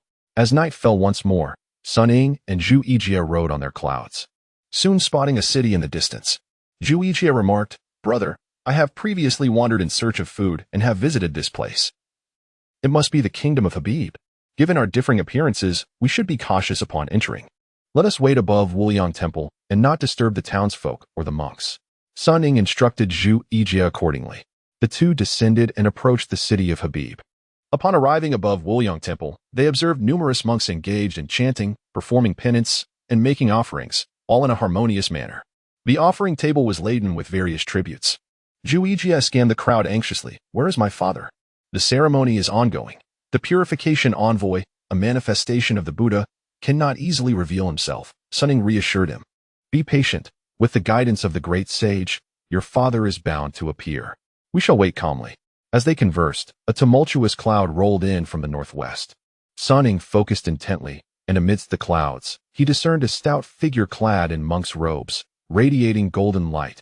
Indeed, it was the purification envoy, Wuzhiqi, who had arrived. Chapter 87. The reluctant pig. Sun Ying, filled with joy, said to Wuzhiqi, "This must be the place. Come, let us hasten to meet your father." However, Wuzhiqi displayed a look of embarrassment and hesitantly declined. "Senior brother, perhaps it is best if I do not meet him. You can speak on my behalf." "Dear little pig, that is your biological father. Although it has been a century since you last met, he is still your flesh and blood. What is there to fear? Come along with me," Sun Ying urged with a smile. After a moment of hesitation, Wuzhiqi finally nodded and followed Sun Ying into the swirling clouds. As they approached the tumultuous clouds, Sun Ying called out loudly, "Could it be that the one approaching is the pure altar messenger, Uncle Pig?"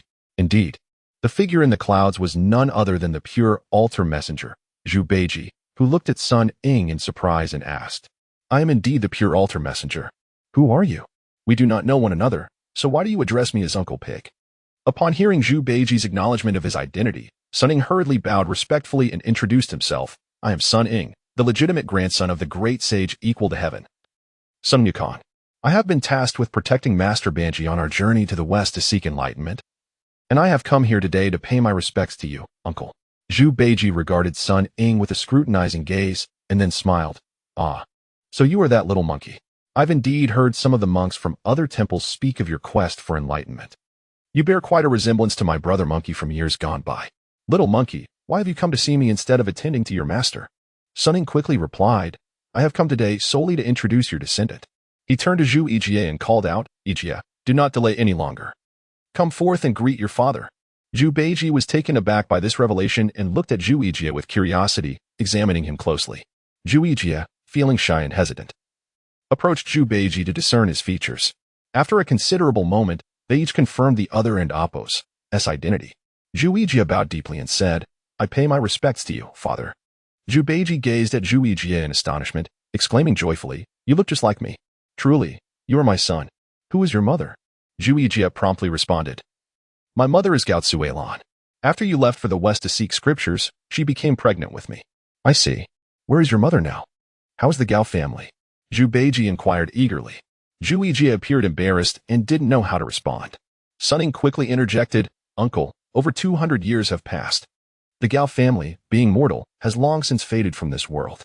Wuzhiqi smacked his forehead in realization and nodded repeatedly, "Indeed, indeed. Child, why have you not sought me out all these years? After father went west, I never returned to Gao Laozhuang. I had no idea where you resided, so I had nowhere to search." Wuzhiqi spoke with evident grievance. Wuzhiqi discerned the hint of reproach in Wuzhiqi and Appo's words and explained apologetically, "After our journey to the west, I attained enlightenment and wished to sever ties with my past. I did not think to return to Gao Laozhuang, believing they could start anew. I did not anticipate that your mother was already expecting you. Child, where have you lived all these years, and how have you fared?" Wuzhiqi asked with concern. "I have resided in the ancestral home at Yunshandong all these years. Recently, I heard that my senior brother was protecting Master on his journey to the west, so I came to Guanyin Zen Monastery to await his arrival. I was fortunate that Master did not abandon me, accepting me as his disciple and bestowing upon me the name Ijie," Wuzhiqi recounted. Upon hearing this, Wuzhiqi was filled with joy and exclaimed, "Excellent. Now that you have returned to the righteous path and have a master, you must work hard alongside your senior brother to protect Master on his journey westward, seeking true enlightenment. In due time, you will reap the rewards." Wuzhiqi looked at Wuzhiqi with a touch of pleading, saying, "Previously, I had no means to seek you out, which is why I embraced the righteous path and followed my master to the west. Now that I have met you, And seeing as you possess the pure altar to enjoy daily, might I not accompany you to enjoy some of life's pleasures instead of enduring the arduous journey for enlightenment? Zhu Beiji shook his head vigorously at this suggestion. Child, that notion is misguided. As the saying goes, and oppos, those who cultivate their own merits reap their own rewards. I endured many hardships on my journey to the West, and only now do I enjoy the fruits of my labor. You have yet to earn any merits, so how could you expect to partake in the rewards without effort? Additionally, the offerings at the various altars are fragrant offerings, not earthly food. Only after attaining enlightenment can one truly savor their sweetness. You are still a mere mortal. Those empty fragrances will serve you no purpose. Following me would be of little use. Do not waver. Focus on your quest for enlightenment, and in time, you will find your own rewards. Zhu Beiji gently advised Zhu Yijie. Upon hearing Zhu Yijie's desire to abandon the quest, Sun Ying was unrelenting. He stepped forward, pinching Zhu Yijie's ear, and scolded. You little pig. You spoke of seeking your father and requesting a rake. Yet now that you have met your uncle, you wish to indulge instead of pursuing your quest. Just wait and see how I will deal with you. Zhu Yijie quickly pleaded, Senior brother, let go of me. I was wrong. I will go seek enlightenment. Please spare me.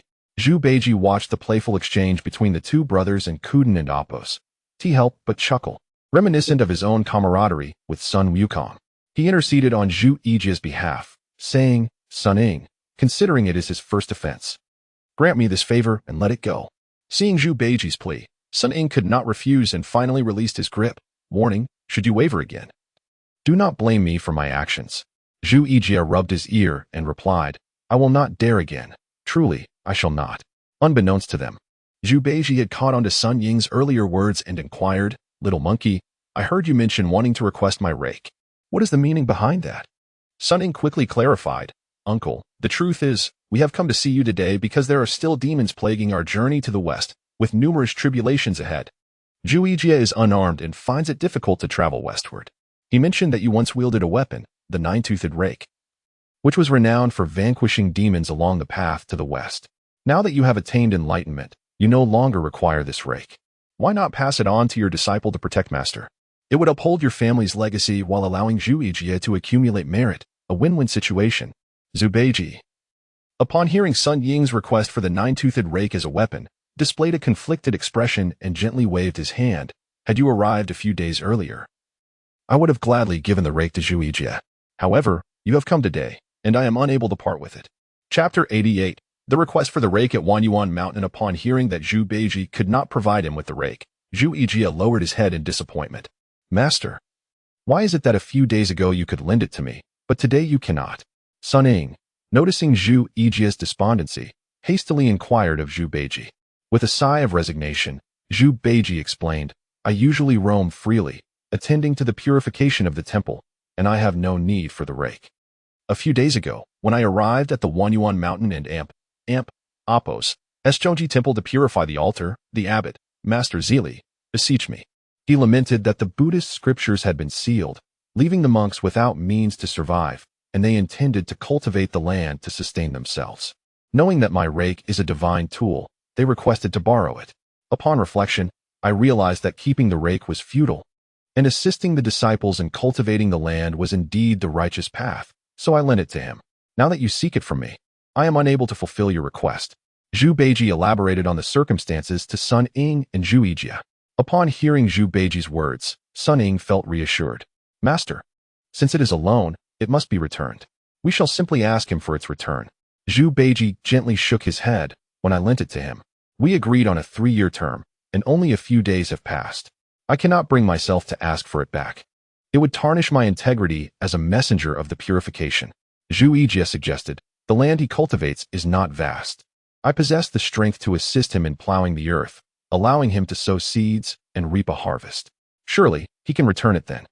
Zhu Beiji replied with a gentle shake of his head. In truth, the land is not large.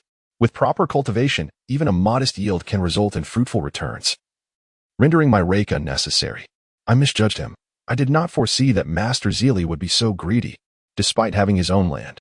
He is not satisfied and spreads tales of my rake's divinity, claiming that with it, he can cultivate the world for all sentient beings, enticing pious men and women to offer incense and devotion.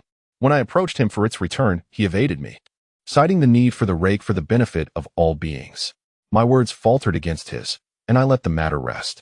With a sigh of resignation, Zhu Beiji continued, "Yet, this rake belongs to you, master. It cannot be allowed to remain in his possession under false pretenses."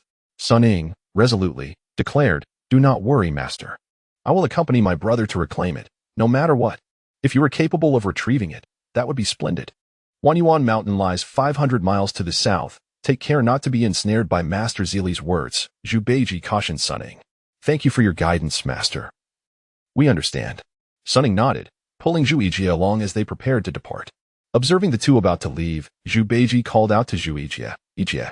Zhu Yijie halted, turning to look at Zhu Beiji but avoiding direct eye contact, lowering his gaze. Zhu Beiji approached, placing a gentle hand on Zhu Yijie's shoulder and stroking his head with the other, speaking softly. "Child, these years, I have neglected your existence, and you must have endured much suffering. I am at fault."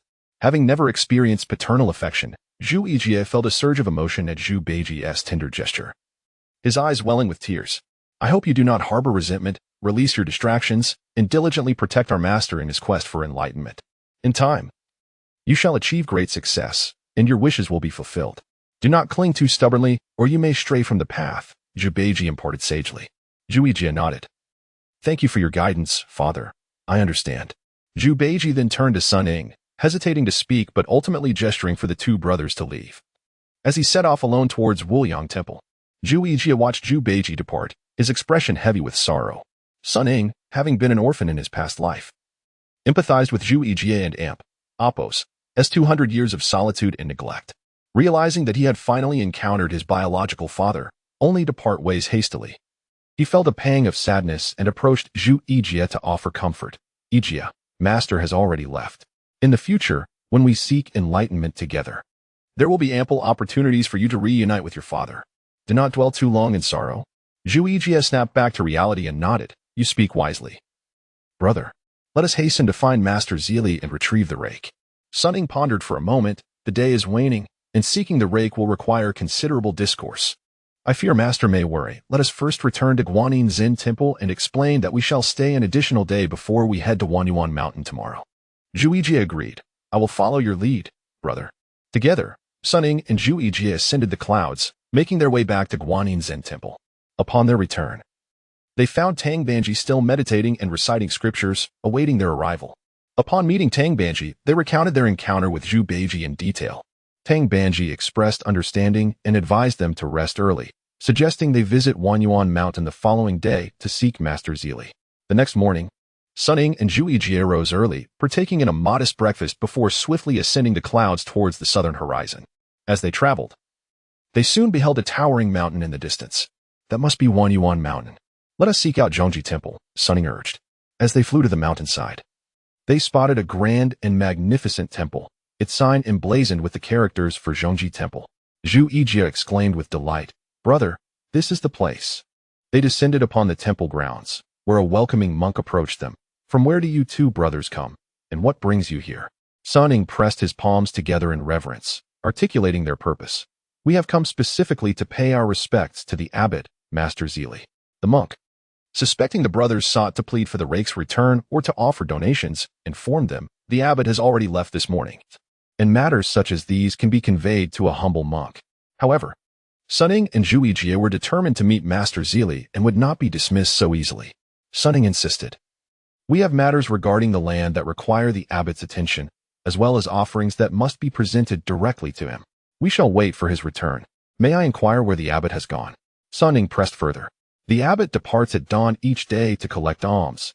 It is his customary routine. If you wish to wait, feel free to explore the temple grounds. He shall return in due time," the monk replied. Sun Ying and Zhu Yijie acknowledged his words and stepped inside the temple. Chapter 89. The cunning old monk. As Sun Ying and Zhu Yijie entered the grand hall, they beheld 3 majestic Buddhas enshrined at the center. However, the incense burner before them was devoid of any burning incense, and the altar was bare of candles, with no monks chanting sutras, rendering the atmosphere quite desolate. In such a large temple, how could there be no one offering incense or reciting scriptures? Where could all the people have gone? After pondering for a moment, Zhu Yijie remarked, "Brother, my father mentioned that there are fields for cultivation within this temple. Might the monks have gone to tend to these fields?" hence the absence of people here? Sun Ying nodded in agreement. That is indeed a possibility. Let us proceed to the fields and investigate. The two exited the grand hall and returned to the entrance, where they found the hospitable monk still stationed at the door. Sun Ying approached him and inquired, I have heard of a field for cultivation within the temple. May we have a look? The field lies at the back of the mountain. You are free to visit. The hospitable monk replied.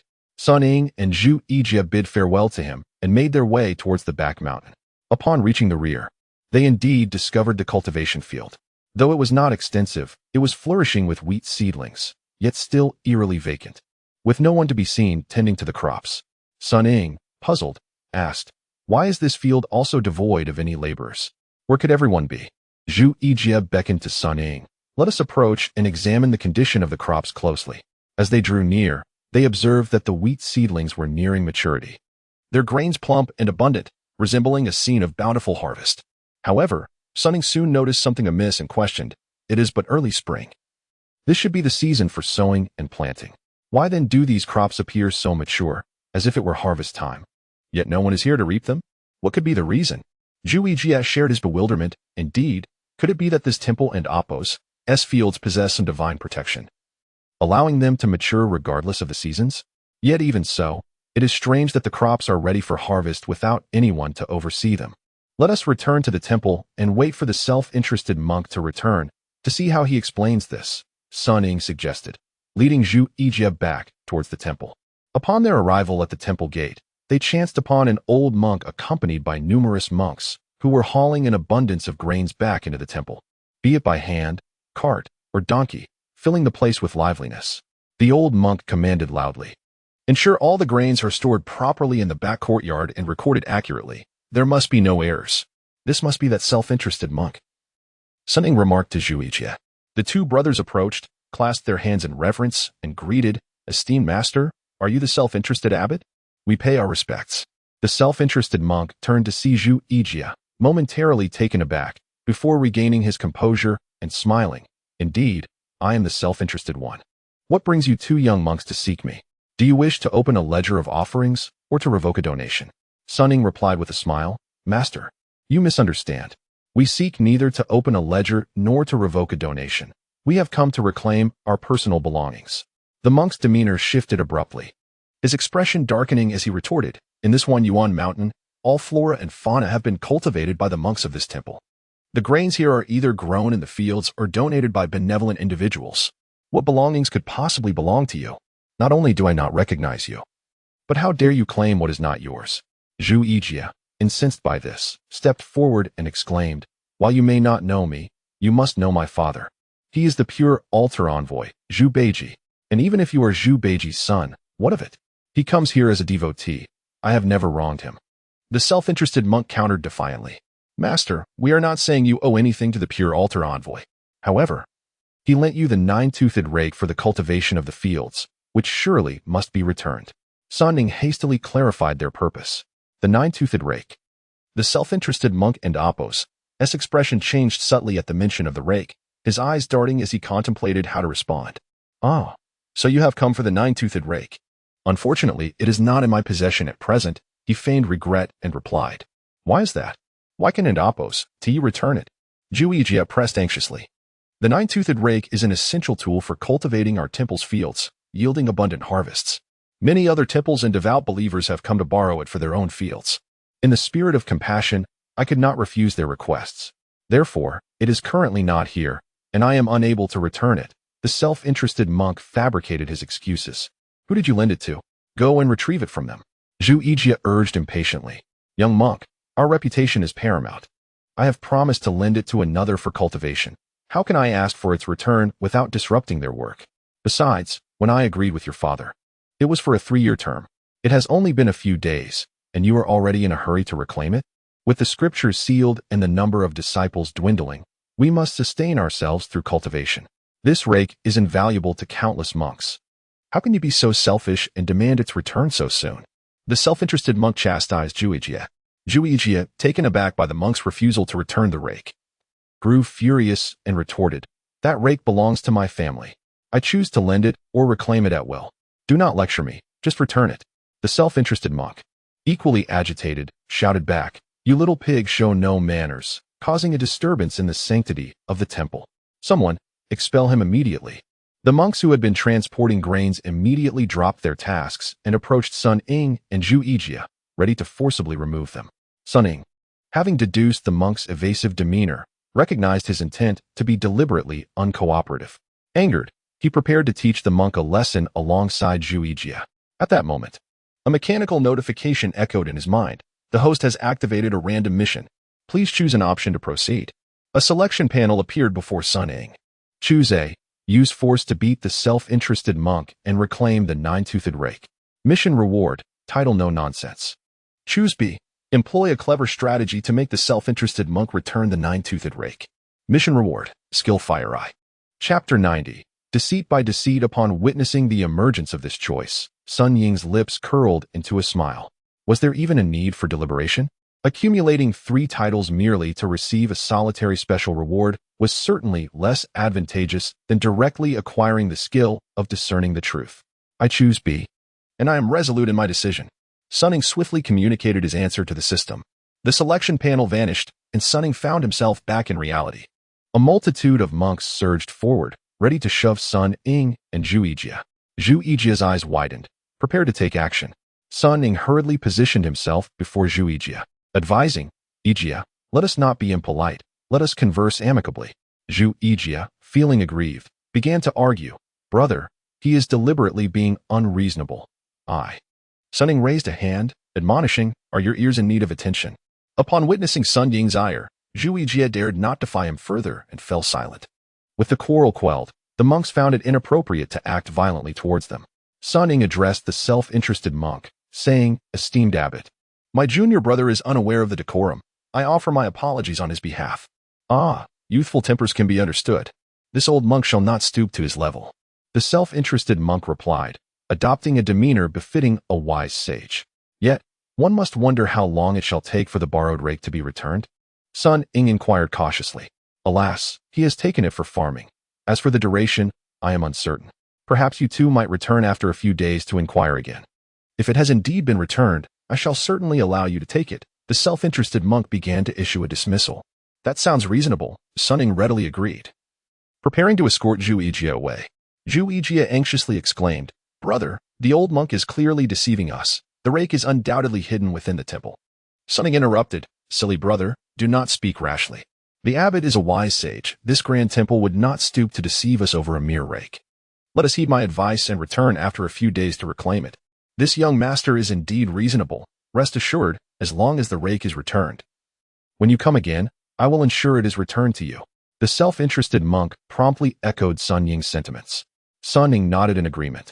Dragging the reluctant Wuzhiqi away, the two departed the temple and traversed the mountain path.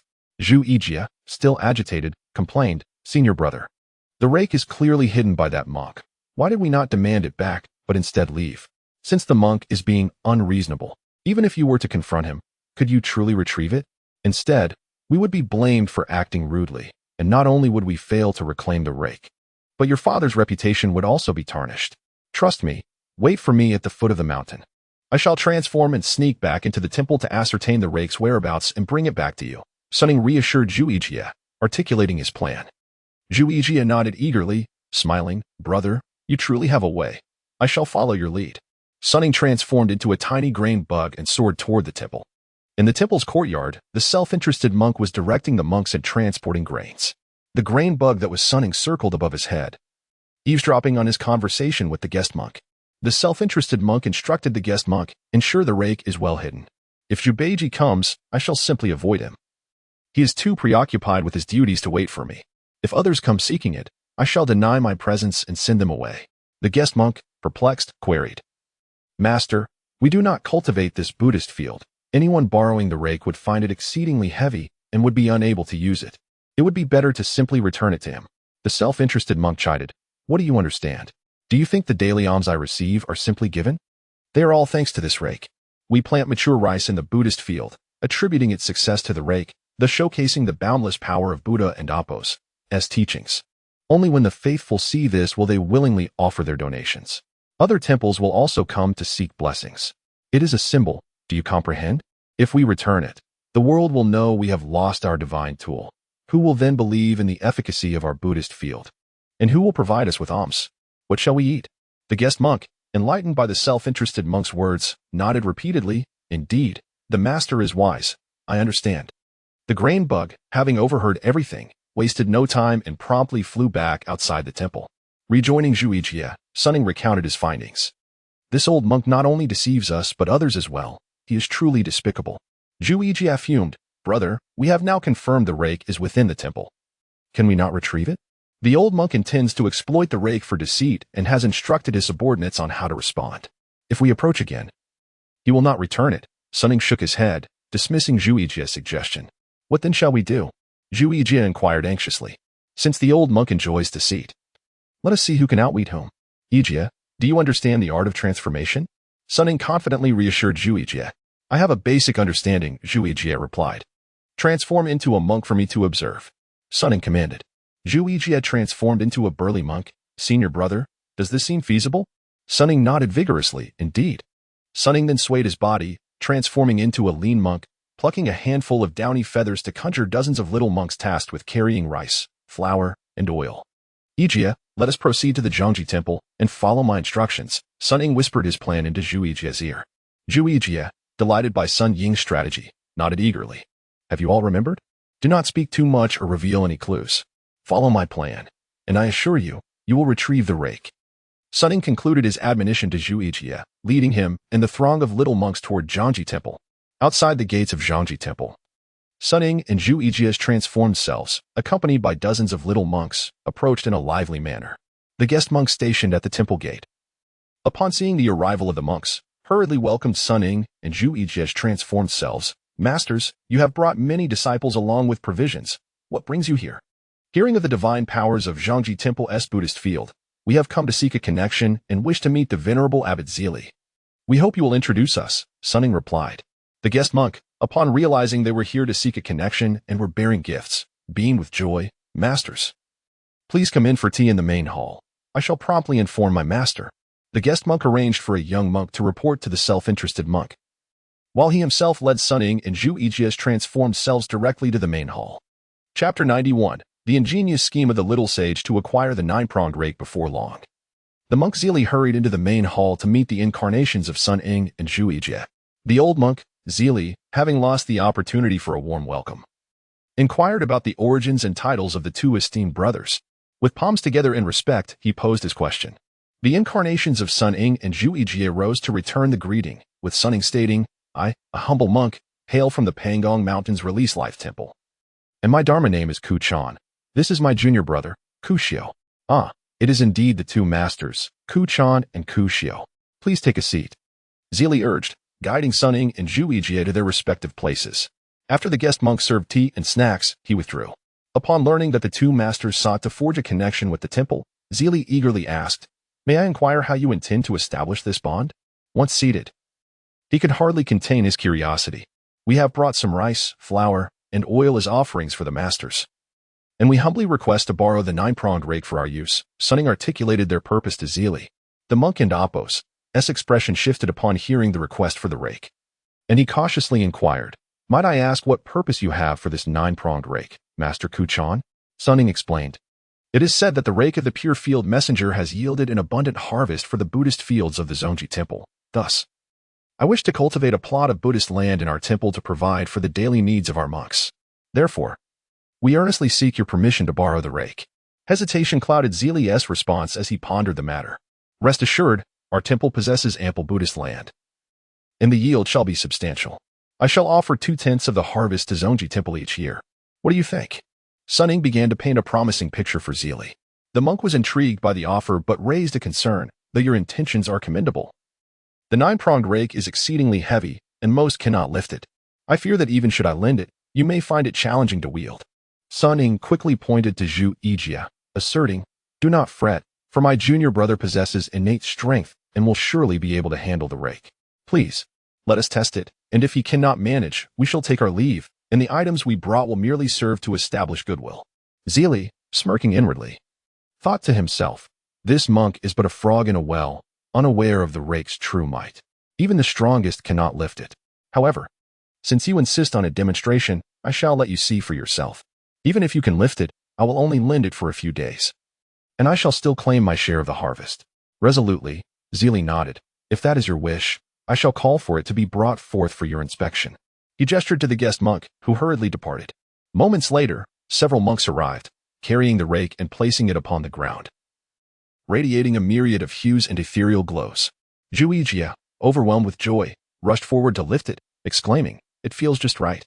He swung the rake effortlessly, astonishing Zili, who stood dumbstruck at the display of strength, repeatedly praising, "Indeed, Master Ku Xiu possesses extraordinary power." At that moment, Wuzhiqi swayed and revealed his true form, rebuking Zili. "You old monk, you claimed the rake was not in the temple when I first requested it. What do you say now?" Zili's eyes widened in terror as he recognized Wuzhiqi. "How can this be?"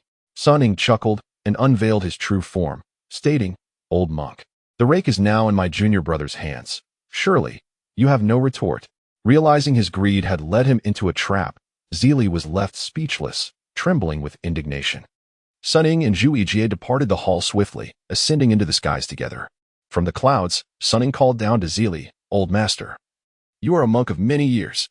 My slight trick today serves as a lesson. I hope you will be more prudent henceforth, avoiding selfishness and deceit under the guise of the Buddhist field. Should you continue down this path, next time, I may not merely take the rake, but I shall also ensure you receive a fitting reprimand." Zili, aware of his wrongdoing, dared not oppose and could only sigh helplessly, palms together in acquiescence. "I understand." Sun Ying and Wuzhiqi exchanged no further words and soared away. Within Sun Ying's mind, the system's voice resonated. Host has completed a random task and received a reward, the skill of the fire eye. Subsequently, Sun Ying felt a warm sensation coursing through his eyes, a most pleasant experience. Upon reopening them, he noted that they appeared much brighter and clearer than before. Looking down from his lofty perch, he could see the ground below with remarkable clarity. Sun Ying rejoiced inwardly, through cleverness. "I have assisted Wuzhiqi in reclaiming the 9-pronged rake, and I have acquired the skill of the fire eye. Truly, it is a splendid outcome." As the morning sun bathed the Guanyin Zen temple, Wuzhiqi carried their belongings, while Tang Banji rode on horseback, and Sun Ying held an iron staff at the forefront. The trio journeyed onward, with the temple monks waving them off. The scene of Tang Banji and his disciples appeared in the Xianguang mirror at the Yong'an Palace in the west, where the fighting Buddha and Tripitaka sat quietly observing. Tripitaka expressed his astonishment. Who would have thought that Beiji still has descendants in the mortal realm? Now he can also embrace Buddhism and walk the righteous path. Accompanying Dakian to the west in search of truth, the fighting Buddha nodded slightly in acknowledgement, replying with layered meaning, "Let us hope everything unfolds as the master wishes. May this little pig truly walk the righteous path and attain enlightenment, rather than fall into the demonic way." Tripitaka regarded the fighting Buddha with understanding, nodding. "All unfolds according to their karmic destinies, and it is the tribulations that Dakian and his companions must face. I trust they will navigate them safely." The fighting Buddha pressed his palms together, softly reciting the Buddha's name, Amitabha. Tripitaka waved his hand, and a book appeared in the air as he began to inscribe upon it. "Roots and branches are interconnected. Every encounter is precisely timed. After a century, descendants shall recognize one another, embracing righteousness in this moment. The rake is indeed a Buddhist relic, slaying demons and safeguarding the righteous path. The little sage's clever scheme has yielded a treasure. Selfishness and greed shall ultimately reap consequences." As the book slowly closed, Tripitaka and his disciples recited the Buddha's name, once again gazing into the Xianguang mirror, watching the trio of Tang Banji as they ventured forth into the distance. Chapter 92. Deep bonds of brotherhood under the blazing sun. With not a cloud in sight, Master Tang Banji and his disciples traversed the mountain path.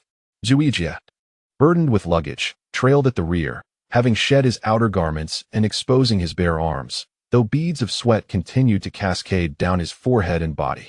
Tang Banji sat astride his horse, adorned with a sunshade crafted from a scarf, sweat trickling down his brow. Sun Ying led the way. Though he showed no signs of perspiration, his spirit dampened by the heat. Turning back, Tang Banji cast a concerned glance at Wuzhiqi and called out, "Ijia, are you weary?" Wuzhiqi promptly lifted his head, eager to assure, "No worries, master, I am not tired." "Sun Ying, Ijia, it is midday. Let us rest and have some provisions before continuing," Tang Banji instructed, reining in his horse. Sun Ying shielded his eyes from the sun and surveyed the area, responding, "Master, there is a large tree over there. Let us rest in its shade." The trio quickened their pace towards the tree. Tang Banji dismounted and settled beneath its shade, while the horse wandered off to graze. Wuzhiqi placed down the burden and retrieved a water pouch, offering it to Tang Banji. "Master, please drink." Observing Wuzhiqi's perspiration, Tang Banji returned the pouch, saying, "Ijia, you drink first." Wuzhiqi, shaking his head in refusal, insisted, "No, master, you drink." Sun Ying, witnessing their exchange, chuckled and remarked, "I never expected you, little pig, to be so considerate and filial." Wuzhiqi replied with a simple smile, "I grew up without parents, with no one to care for me. Thankfully, master has taken me in, and you, brother, look after me. You treat me well, so I must also treat you well." Tang Banji smiled with satisfaction at Wuzhiqi and took a few sips from the water pouch before handing it back. "You've sweat so much. Drink up." Wuzhiqi accepted the pouch, but instead offered it to Sun Ying. "Brother monkey, you drink. I am not thirsty. You should." Sun Ying declined the kind gesture, prompting Wuzhiqi to take a hearty drink himself. After quenching his thirst, Wuzhiqi retrieved a bundle of provisions from his belongings and presented it to Tang Banji. "Master, have some food." He then offered another piece to Sun Ying, who, upon sniffing it, quickly exclaimed, "Master, do not eat that." Tang Banji, perplexed, asked, "What is it?"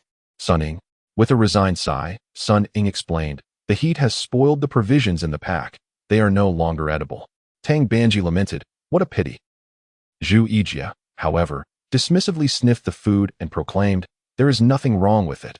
I used to eat such things often." As he attempted to consume the spoiled provisions, Sun Ying swiftly swatted them from his hand. Wuzhiqi glanced at Sun Ying, then lowered his gaze to retrieve the fallen food, memories of childhood bullying flashing in his mind as food was knocked from his grasp. A fleeting look of ferocity crossed his face, only to vanish instantly. Sun Ying admonished Wuzhiqi, "You silly pig. I've told you, spoiled food is not to be eaten. It will upset your stomach." Wuzhiqi lifted his head, his expression returning to its usual innocence. "Brother, you're right. I do not wish to waste food." "Master, brother, you stay here. I will find a village ahead and bring back some fresh provisions." Without waiting for Tang Banji or Sun Ying to respond, Wuzhiqi dashed off into the distance. Tang Banji watched him with concern and turned to Sun Ying. "Sun Ying, Ijia has grown up without parents, alone and uncared for.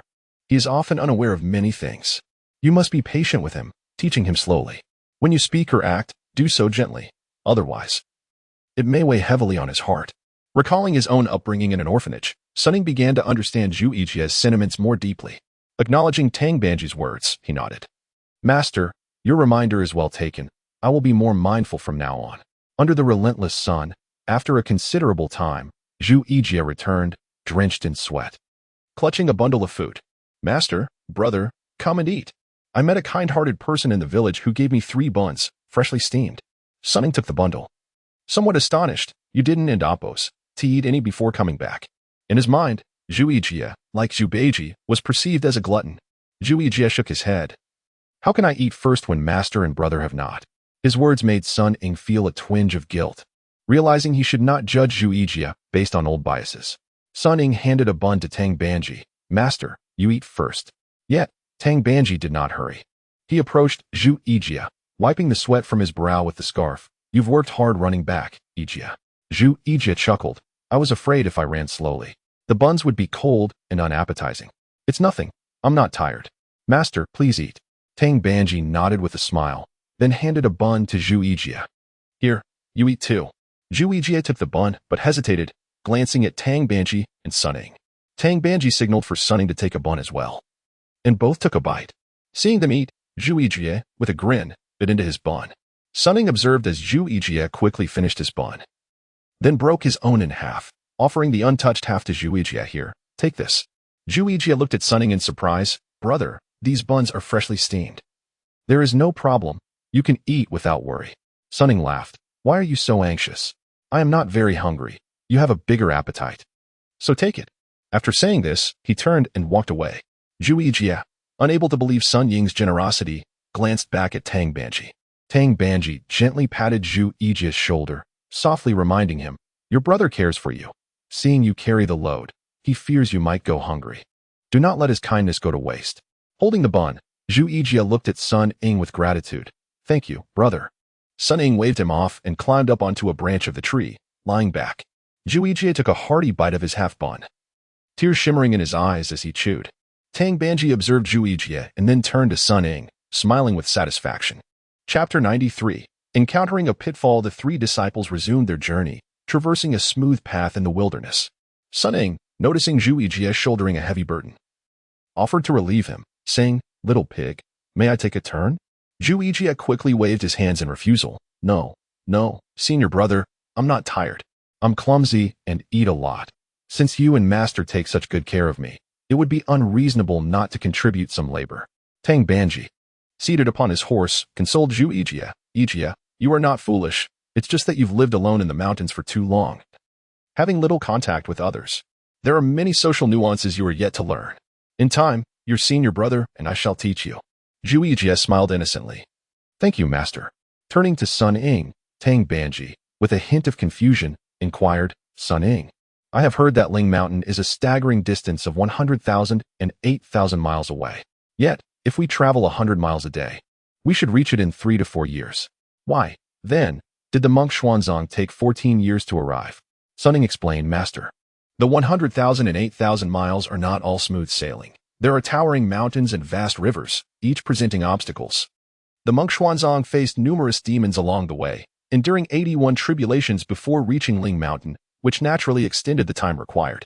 Tang Banji nodded. "That is true. Since I left Chang and Amp, Oppos, and it has already been over half a year, and I have traveled less than 10,000 miles. Sun Ying reassured him, "Master, I understand your compassionate heart desires to seek the truth and liberate all beings swiftly. However, there is a saying, haste makes waste. We should proceed steadily and with caution." As Sun Ying spoke, the ground ahead suddenly cracked open, causing him to stumble momentarily. Tang Banji's dragon steed stumbled as well, throwing him off his mount. Wuzhiqi, lagging behind, dropped his burden and rushed forward to catch Tang Banji, preventing him from injury.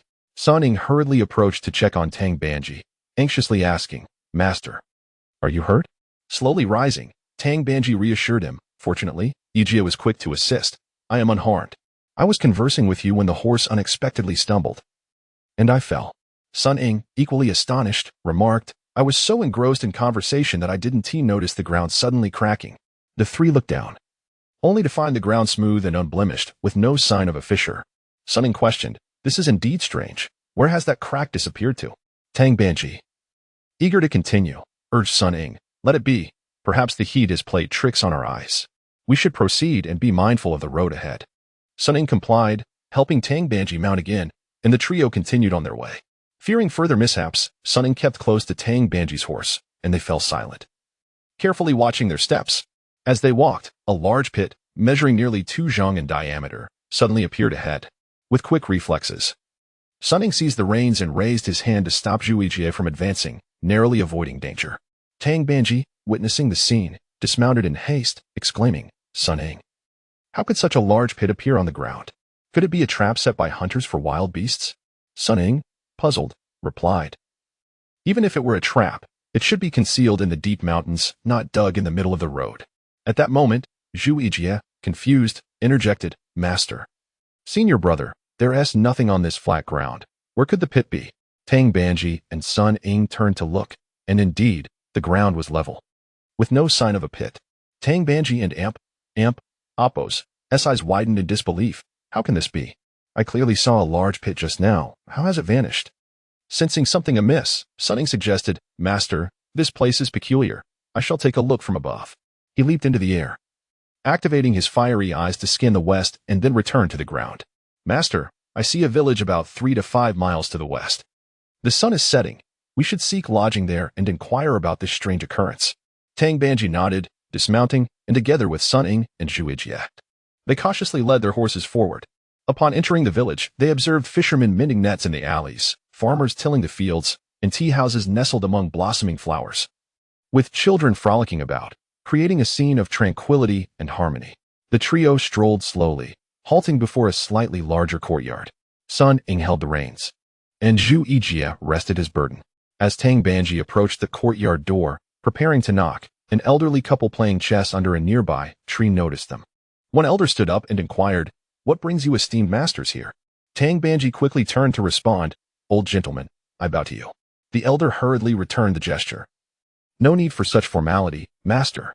Your attire suggests you are not from our humble village. Tang Banji replied.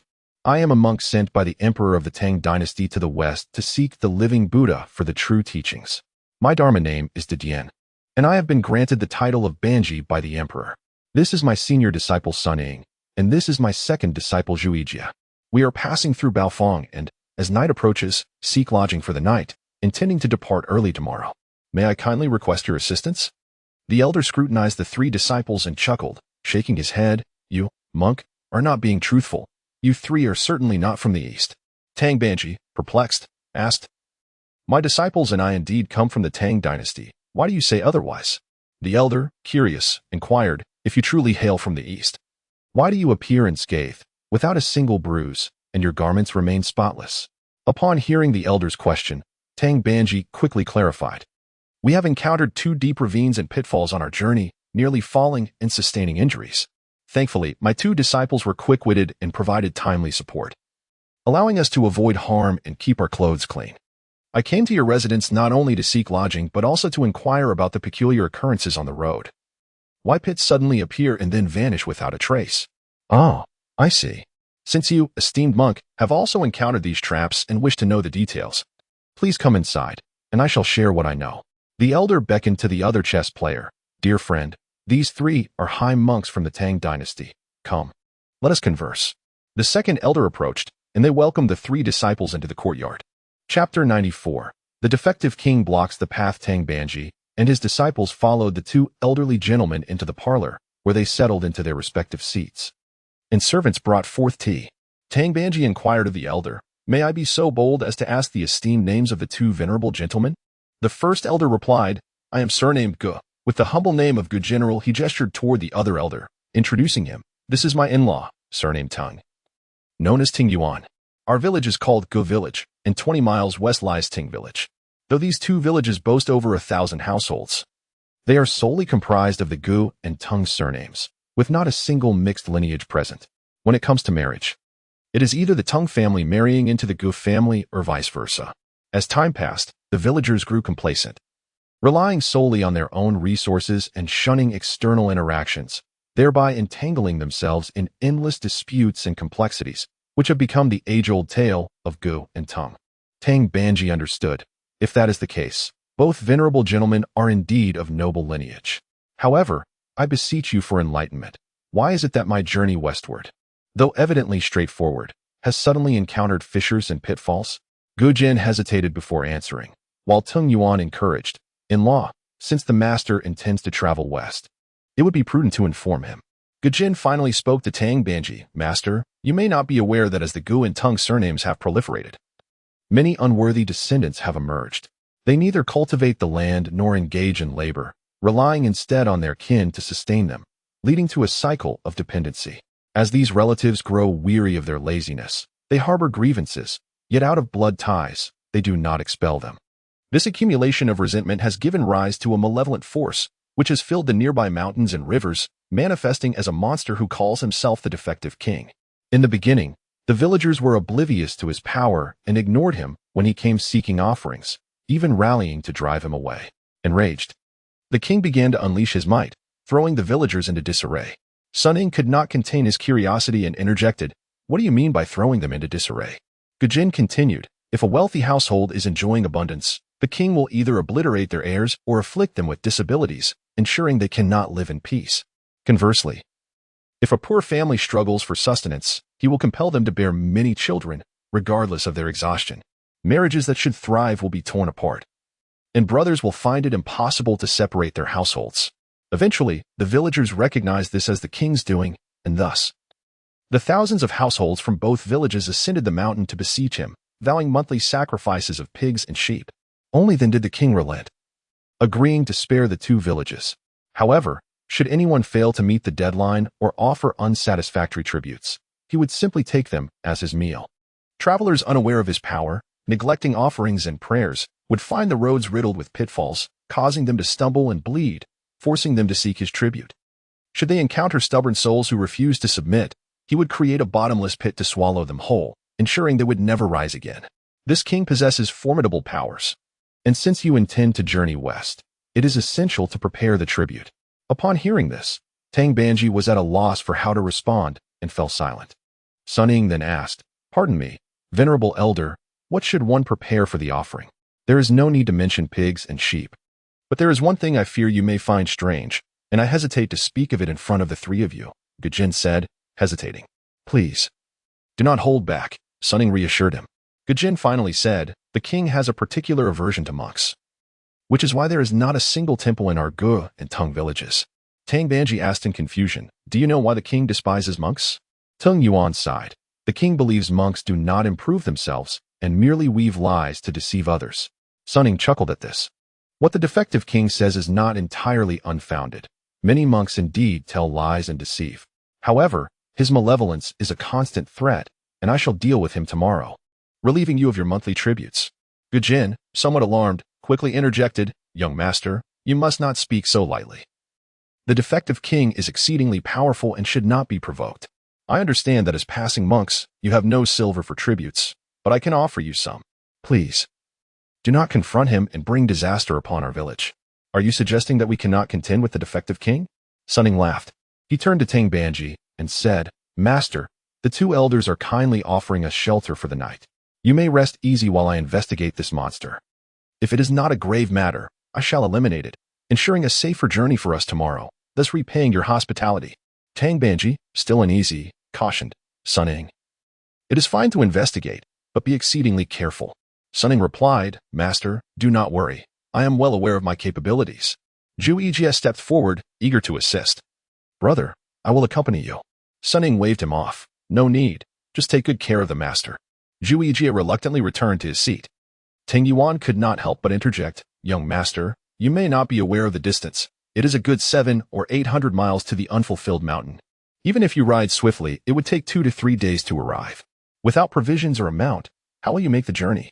Sun Ying turned to the two elders with a reassuring smile. "You underestimate my abilities. Today I shall demonstrate my prowess."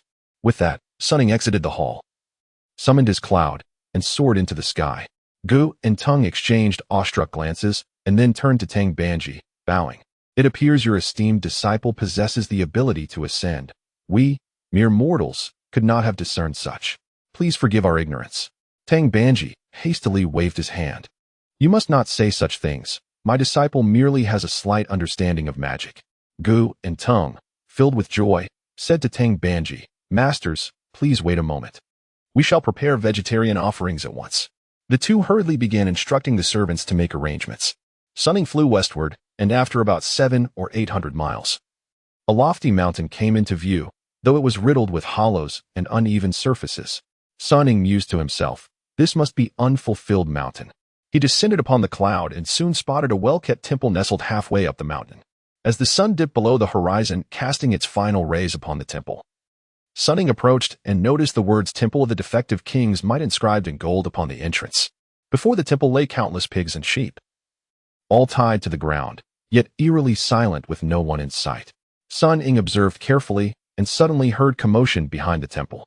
He swiftly turned and headed toward the sound. There, in a clearing at the mountainside, sat a monstrous creature with fierce eyes and a menacing snout, surrounded by 30 to 50 smaller demons, feasting on the raw flesh of slaughtered pigs and sheep, blood dripping as they gorged themselves. Enraged, Sun Ying shouted, "You vile monster! Practicing your malevolence here, unaware that your end has come today." He soared into the air, raising his staff to strike. The defective king, startled, quickly glanced up and, seeing Sun Ying's ferocity, shrank his body and burrowed into the ground. Chapter 95. Brothers face the Demon King with a single strike. Sun Ying shattered the massive stone into dust. Witnessing this spectacle, the lesser demons either scattered in terror or burrowed into the earth.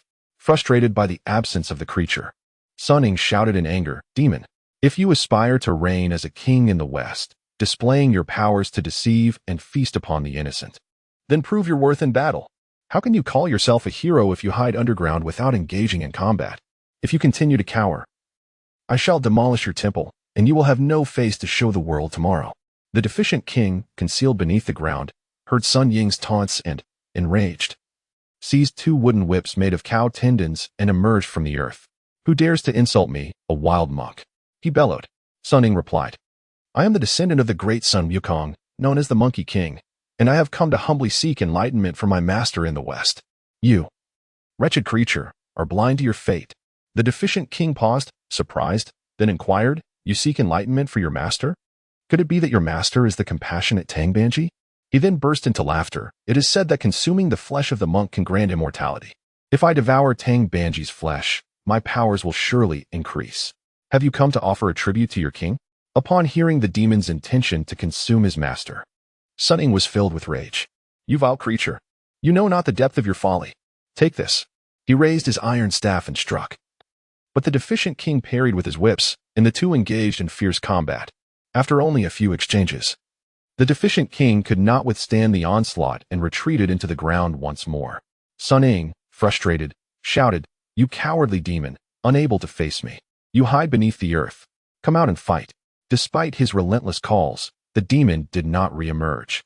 As the night deepened, Sun Ying realized that fighting in the darkness was unfavorable. Reluctantly, he took flight and returned the way he came, in the main hall of the Guzhen family.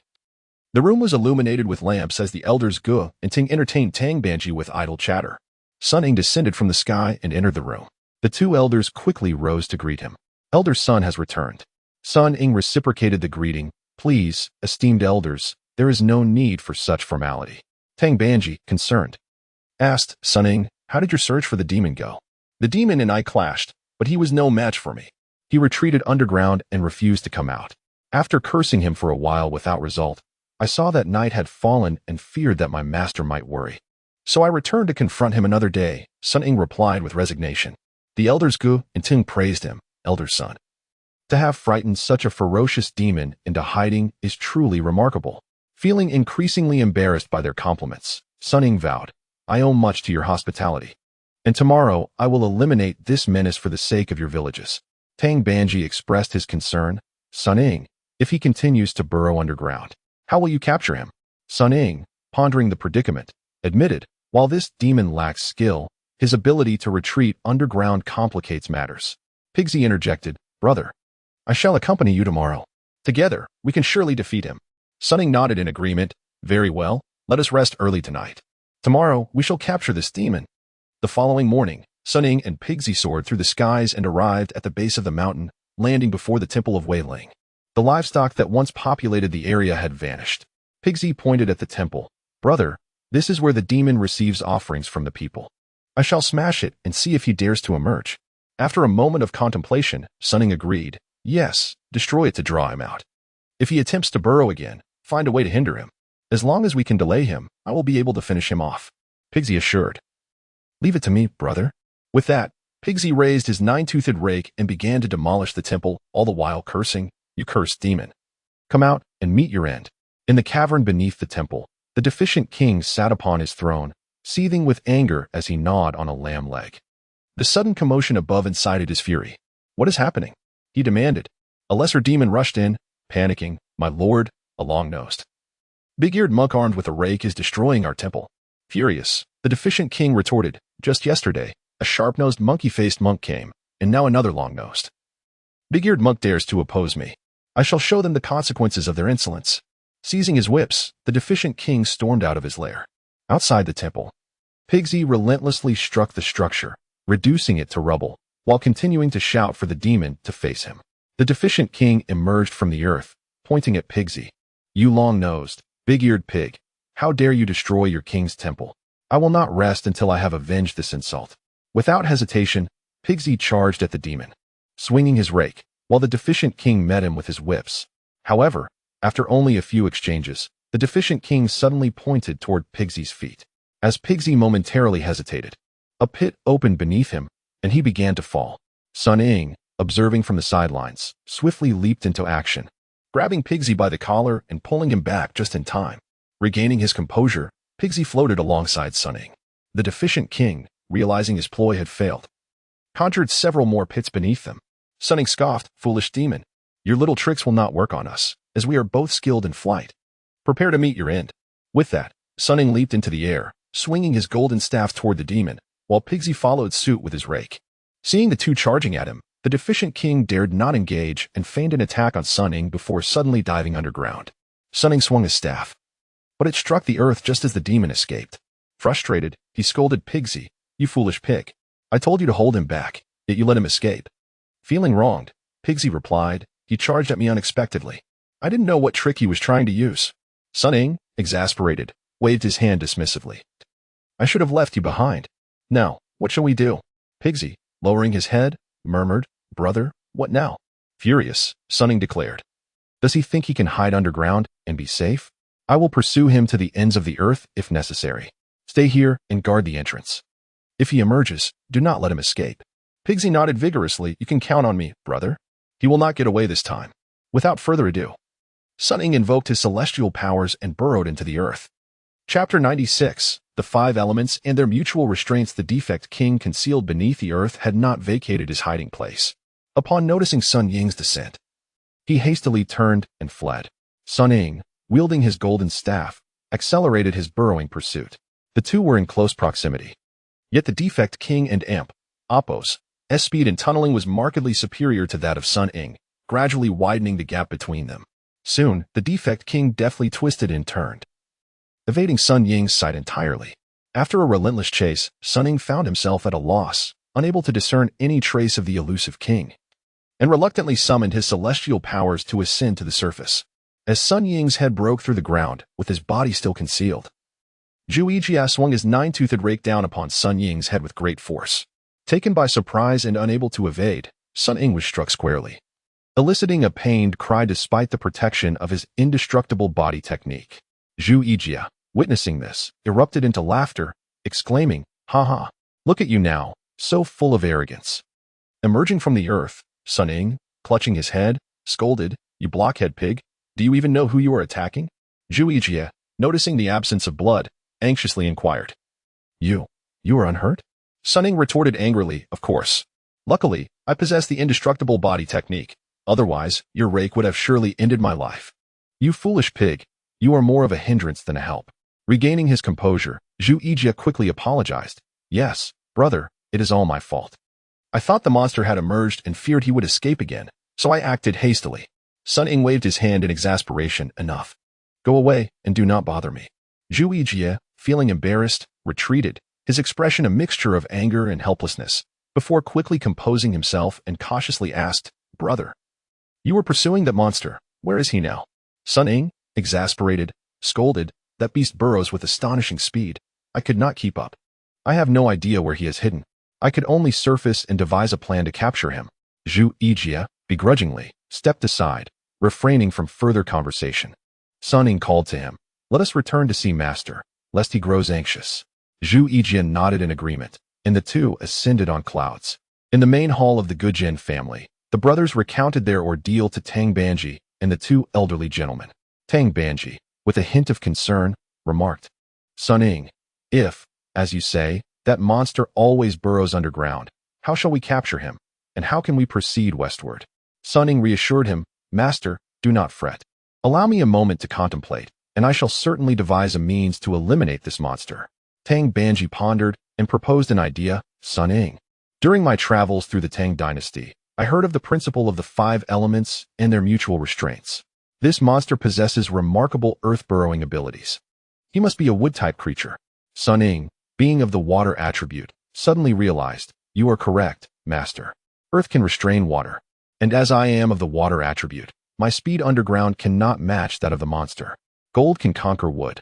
Thus, to capture this monster, I must consider a strategy involving gold." Wuzhiqi interjected curiously, "Master, brother, what do you mean by gold and wood? Do we need to find gold?" Gujin quickly responded, "If Elder Sun requires gold to subdue the monster, please do not hesitate to ask. We, the Gu and Tung villages, are willing to offer our all to rid ourselves of this calamity." Sun Ying shot Wuzhiqi an exasperated look. "You foolish pig, if you do not understand, do not speak." He then turned to Gujin, explaining, "Elder Gu, the gold I refer to is not gold as in currency, but rather the metal of celestial beings." Wuzhiqi withdrew, too intimidated to speak further. After some contemplation, Sun Ying addressed Tang Banji, "Master, the planet Venus has previously sought the favor of the Monkey King twice and shares a close relationship with him. When I caused chaos in the Heavenly Palace, he too was present. I would be wise to seek his assistance." Wuzhiqi, taken aback, asked, "Brother, are you going to the Heavenly Palace? Is that something you can do so casually?" Sun Ying chuckled softly, You cannot go, but I can do so at will. Keep a close watch on Master. Do not let anything go amiss.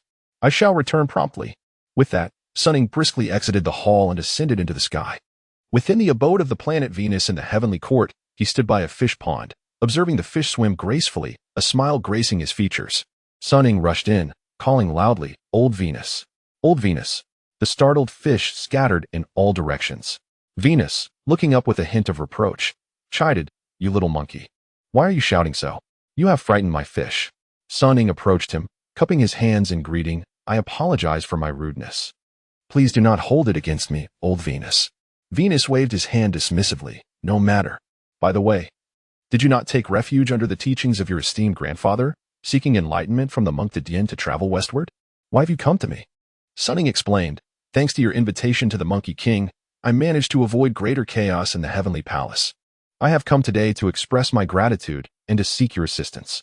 Since you are an old acquaintance of the Monkey King, there is no need for formality. Speak freely of your needs," Venus replied directly.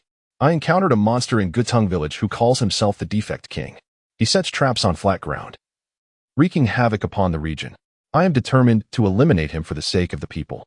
However, when I engage him in battle, he evades me by burrowing underground, mocking me without revealing himself. My master deduced that, given his burrowing skills, he must be a wood-type monster. I believe that only gold can conquer wood. Hence my visit to beseech you for a method to capture him." Upon hearing this, Venus chuckled and nodded. "Ah, so it is that little monster from Wukong village. He is a transformed pangolin, and burrowing is indeed his specialty. While wood can restrain earth, earth can generate gold, which in turn can conquer wood.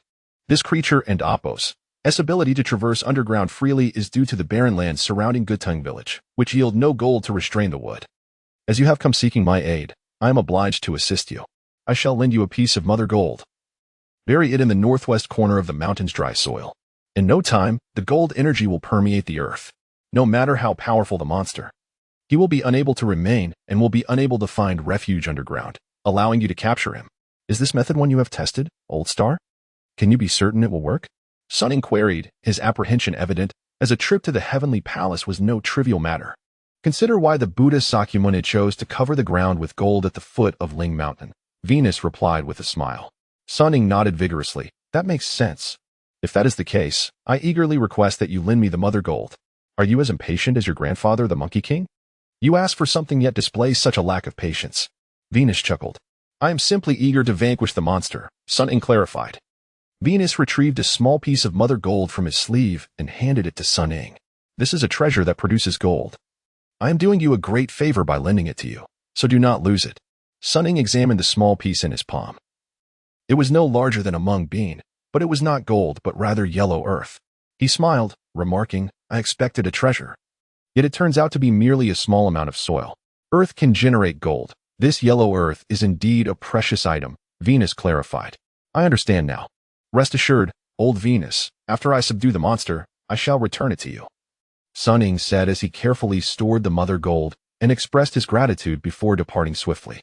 Chapter 97. The monster captures the holy monk in the main hall of the Gujin family, Tang Banji, accompanied by Wuzhiqi, engaged in casual conversation with the two elderly men, Gu and Tong. Suddenly, Sun Ying descended from the heavens, hastily entering to report, "Master, I have returned." Tang Banji quickly inquired, "Disciple, you have returned swiftly. Have you found a way to subdue the demon?" Sun Ying nodded. "The old golden star said that the demon lures people into traps because this land is barren and cannot produce gold, allowing him to move freely. He gifted me a seed of gold, instructing me to bury it underground, so that it may transform the soil into fertile ground. When the gold energy permeates, the demon will no longer be able to burrow." Tang Banji's face lit up with joy. "Since there is such a good method, you must act quickly." Sun Ying nodded. Pointing to Wuzhiqi, "This task requires Ijia's assistance." Upon hearing his name, Wuzhiqi hesitated. "Brother, do you not fear that my clumsiness will delay us?" Sun Ying insisted, "We truly need your strength. Quickly grab the hoe and come along." Wuzhiqi, not daring to delay, promptly rose to follow Sun Ying outside. The two brothers soared through the clouds, landing at the foot of a mountain. Sun Ying surveyed the surroundings and selected a patch of smooth land. Calling out to Wuzhiqi, "Ijia, this is the spot. Dig a large pit." Wuzhiqi complied, spitting into his palms and lifting the hoe to begin digging. In no time, a deep pit emerged. Sun Ying exclaimed, "It seems the golden star was right. Indeed, the soil here is soft, and you have great strength, brother." Sun Ying placed the seed of gold in the pit and instructed Wuzhiqi, "Fill the pit back in." Wuzhiqi took up the hoe and soon concealed the seed, leaving no trace visible. Sun Ying beckoned Wuzhiqi, "All right, now we wait for the demon to be unable to resist and emerge, and then we shall deal with him." Wuzhiqi nodded vigorously, grasping the hoe and squinting his eyes, declared, "This time, he must not escape." Meanwhile, within the demon's lair, the demon king fidgeted uneasily on his throne, surrounded by glimmers of gold, which assailed him uncomfortably. The lesser demons around him, lacking his power, could no longer contain themselves and rushed towards the surface one after another. The irate king cursed, "This land, barren for hundreds of miles, allowed me to move freely and harm others. Why has it suddenly become so hard? It must be that sharp-faced monk's doing.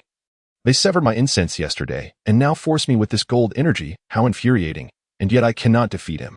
At that moment, the two brothers circled above the ruins of the Wei Ling temple, observing several lesser demons unable to resist surfacing. Wuzhiqi exclaimed joyfully, "Brother, truly, the demons are all emerging." Sun Ying urged, "Brother, if we do not act now, when shall we?" Wuzhiqi raised his hoe, grinning, and proclaimed, "Amit Ba, today I, the little pig, shall vanquish the demons." He swung the hoe fiercely towards the lesser demons. Seeing Wuzhiqi's ferocity, the smaller demons dared not engage, attempting to burrow back underground, but finding themselves unable to do so, scattering in all directions. Those who could not escape were swiftly slain by Wuzhiqi's hoe. The fallen demons revealed their true forms, appearing as badgers and rats. Sun Ying laughed upon seeing the corpses. "No wonder these demons cause harm. They are merely these creatures." As he spoke, he raised his golden staff to assist, and together they vanquished the remaining lesser demons. Hearing the cries of his subordinates, the demon king grew increasingly anxious. He thought, right? He claimed to be the monk seeking the eastern soil to resolve the issue. Tang Banji must possess a compassionate heart. If I consume him, my powers will surely increase, avenging today's grievances. Since they have come from the east, that old monk must be residing in Guting village. I shall go seize him. With that, the demon king swiftly surged towards the earth. Cautiously, he emerged from beneath the ground, spotting Sun Ying and Wuzhiqi combating the lesser demons. He glared at them with fury before swiftly flying eastward. As Sun Ying fought off the demons, he sensed a disturbance behind him. Turning to see the demon king fleeing, he called out to Wuzhiqi, "Hurry! That old demon is escaping." Together, they soared through the clouds in pursuit of the demon king. In the courtyard of Gutung village, Tang Banji sat at a small stone table, enjoying tea and conversation with the two elderly men. The demon king flew in from above, immediately recognizing Tang Banji. He thought to himself, "This village has never had a monk. Judging by his demeanor, he must be Tang Banji." The demon king swiftly dove from the sky, charging toward Tang Banji. Before Tang Banji could retrieve his magical beads, he felt a shadow loom over him and was abruptly seized by the demon king, who continued to fly southeast without pause. The two elderly men were left in shock, collapsing to the ground. Sun Ying and Wuzhiqi soon arrived. Witnessing the two elders seated on the ground and hurriedly assisting them, Sun Ying anxiously asked, "Elder gentlemen, where is my master?" Gujin replied in a fluster. That demon king suddenly descended from the sky and captured Elder Tang. Sun Ying lamented, "It is my fault for being careless. The demon had mentioned wanting to consume my master to augment his powers, and I should have been more vigilant. Brother, do not blame yourself. Since the demon desires to consume our master, we must hurry to find him. We cannot delay," Wuzhiqi urged. Sun Ying nodded. "This place has absorbed the gold energy, and the defect has been filled. The demon cannot burrow underground, but he must have other layers." As they conversed, an old man with a white beard emerged from the ground. "I am the spirit of this land, here to thank the little saint." Sun Ying encouraged, "You arrived quickly. Speak your mind." The spirit responded, "The lands of Gu and Tung are barren, and since the demon's arrival, many descendants have been burrowing, turning the soil to dust, preventing growth. Thanks to your magic, the gold seed has filled the defect, and I have come to express my gratitude." Sun Ying, growing impatient, asked, "Enough of the thanks. My master has been captured by that demon. You must know where he has taken him." The spirit hurriedly replied, "In the past, the Gu and Tung families were intertwined, creating an accumulation of negative energy at Wuding Ridge, 10 miles to the southeast.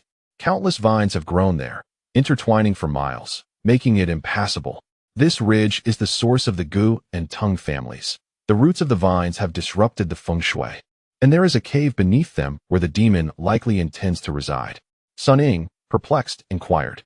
With so many families in the villages aware that the vines disrupt the feng shui, why do they not cut them down? The spirit explained. The common folk lack the wisdom to wield the sword and are not brave enough. With demons guarding them, how could they possibly cut them? Sun Ying nodded. If that is the case, I shall sever the vines, capture the demon, and restore the feng shui to Gutong village. You may leave. The land spirit then burrowed back underground. Sun Ying turned to the two elders, saying, Please take care of the horses and belongings. My junior and I will rescue my master and deal with the demon. With that, Sun Ying and Wuzhiqi soared into the sky, heading southeast in pursuit. Chapter 98. The Exorcism of the Demon Within the Root Cave. The defective king forcibly dragged Tang Banji and hurled him to the ground. Tang Banji slowly rose, surveying his surroundings, and discovered that the cave was enveloped by countless tangled vines, leaving only a small clearing where the two stood. The defective king bellowed at Tang Banji. You monk, summon your disciple to confront me. Today, I shall capture you and show you my might. Aware of the demon's ferocity, Tang Banji refrained from engaging in verbal conflict. He straightened his posture, settled into a meditative position, and grasped the demon-suppressing beads hanging around his neck. Seeing Tang Banji and Appo's indifference, the defective king grew increasingly enraged. I did not bring you here to chant scriptures. I intend to consume you. Do you really think your demeanor can save you from my grasp? The demon extended his sharp claws, ready to seize Tang Banji. Yet, Tang Banji remained motionless, and the beads on his chest emitted a golden light, instantly repelling the demon. Startled, the demon cursed, You monk. Do you think I cannot defeat you simply because you possess a protective Buddha artifact? Tang Banji, however, merely closed his eyes, ignoring the demon's wrathful gaze as it pondered its next move. Meanwhile, on Wooding Ridge, Sun Ying and Wuzhiqi soared through the air, but could not locate the cave amid the dense vines. Sun Ying wielded his golden cudgel to strike, while Wuzhiqi attempted to clear the way with a rake. However, the soft vines yielded to their efforts, bending under the weight of the cudgel and remaining entangled when lifted. The rake met with a similar fate, its prongs ensnared by the vines, making it impossible to retrieve. Fuming, Wuzhiqi exclaimed, Demon, I curse your soft-footed bindings that ensnare my esteemed self. With all his strength, he yanked at the vines, managing to retrieve the rake, only to be ensnared again. Sun Ying halted him, saying, Enough, little pig. Continuing this way will yield no results. Then what shall we do, brother? Wuzhiqi asked anxiously. Sun Ying reasoned, Our cudgel and rake are sturdy, while these vines are pliable. We must locate their hard roots and sever them. The soft branches will then be rendered useless. After a brief contemplation, Sun Ying devised a plan. You are right. But where are the hard roots? Wuzhiqi pondered. Sun Ying pointed to the thicker branches among the vines, suggesting, Let us follow the thicker branches, and we shall surely find them. Thus, the two proceeded, carefully selecting the larger branches as they advanced. After some time, they encountered a massive root, several yards wide, with twisted branches coiling around it. Sun Ying used the cudgel to clear half of the branches, gesturing for Wuzhiqi to take action.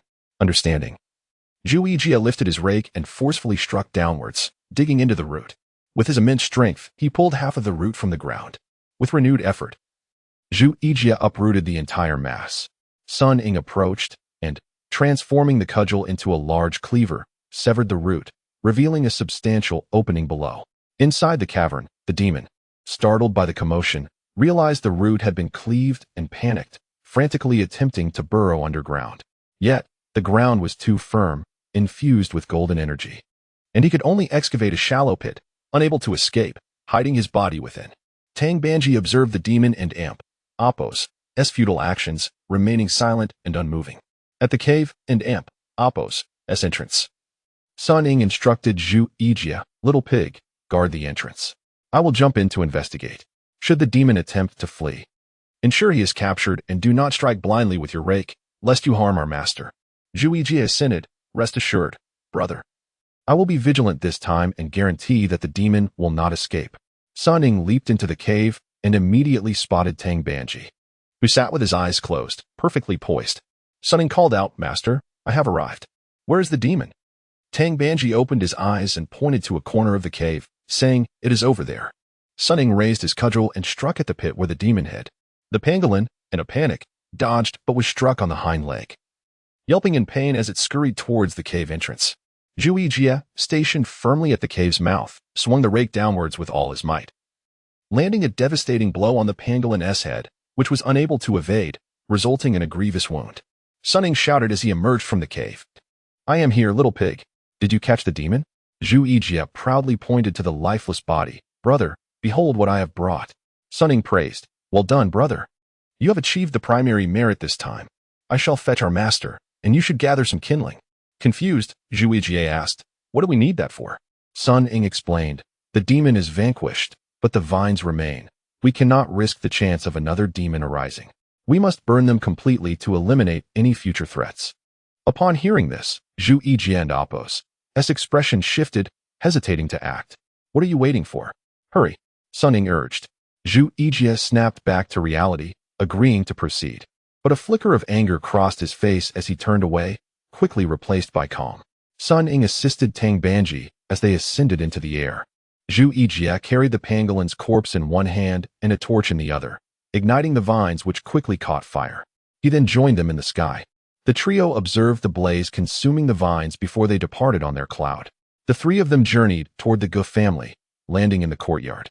Wuzhiqi tossed the pangolin's body onto the ground, declaring, "This is the defective king, slain by my hand." The two elderly men were both astonished and delighted. Gujin exclaimed, "It is a blessing to have rescued Elder Tang. Truly, you have brought the demon's demise. A real living Buddha, a true arhat." Sun Ying stepped forward, stating, "In our Buddhist practice, we are dedicated to alleviating suffering. We cannot allow a demon to harm others. It must be eradicated to prevent future calamities." Tung Yuan inquired. "This demon was exceptionally vicious. How did the two of you discover and defeat him?" "We possess our own methods to capture him. The demon has been vanquished. The root filled, and the vines on Wooding Ridge have been completely incinerated. You may rest assured that your villages will remain safe and free from trouble." Sun Ying reassured the two elders. Overjoyed, the elders rejoiced, with Tung Yuan exclaiming, "I shall return to the village at once to share this good news with everyone, so they can all come to express their gratitude to the three living Buddhas." He hurried out. Gujin added joyfully, "Please, three living Buddhas, come inside and take a seat. We shall prepare a vegetarian feast to thank you for ridding us of this menace." Tang Banji quickly interjected, "Dear layman, there is no need for such trouble. We merely offered a small effort and do not wish to impose. We must be on our way." Sun Ying encouraged, "Master, it is merely a meal. It is of no consequence. I still need to return the Golden Mother to Old Jinxing, and time is of the essence. You should enjoy the feast with Ijie." Upon finishing, Sun Ying turned to Gujin, saying, "Old layman, my brother played a pivotal role in defeating this demon. Prepare a hearty vegetarian meal for him so that he may eat his fill today." Gujin nodded vigorously. "No problem. We shall ensure there is more than enough." Sun Ying instructed Wuzhiqi, "Take good care of our master. Today has been arduous. Make sure to enjoy it well. I shall return the Golden Mother." With that, Sun Ying leapt into the sky and departed. Chapter 99. The Unquenchable Grudge of the Succubus. The following morning, the trio of master and disciples ventured beyond the village. Bidding farewell to Gujin, Tung Bin, and the many villagers, Sun Ying addressed Gujin and Qing Yuan, stating, "Esteemed elders, the shortcomings of Gu Tung village stem from the laziness of the people, compounded by the intermarriage between the two villages, which has led to stagnation and entanglements among them." Sun Ying wished to mention the issues of consanguinity that could lead to various ailments in future generations, but refrained, fearing his explanation might be unclear. He urged the villagers to broaden their horizons, to be industrious in their households, to engage in more marriages with neighboring communities, thereby reducing complications and preventing future calamities. The elders and villagers nodded in agreement, acknowledging Sun Ying and Apos' wisdom.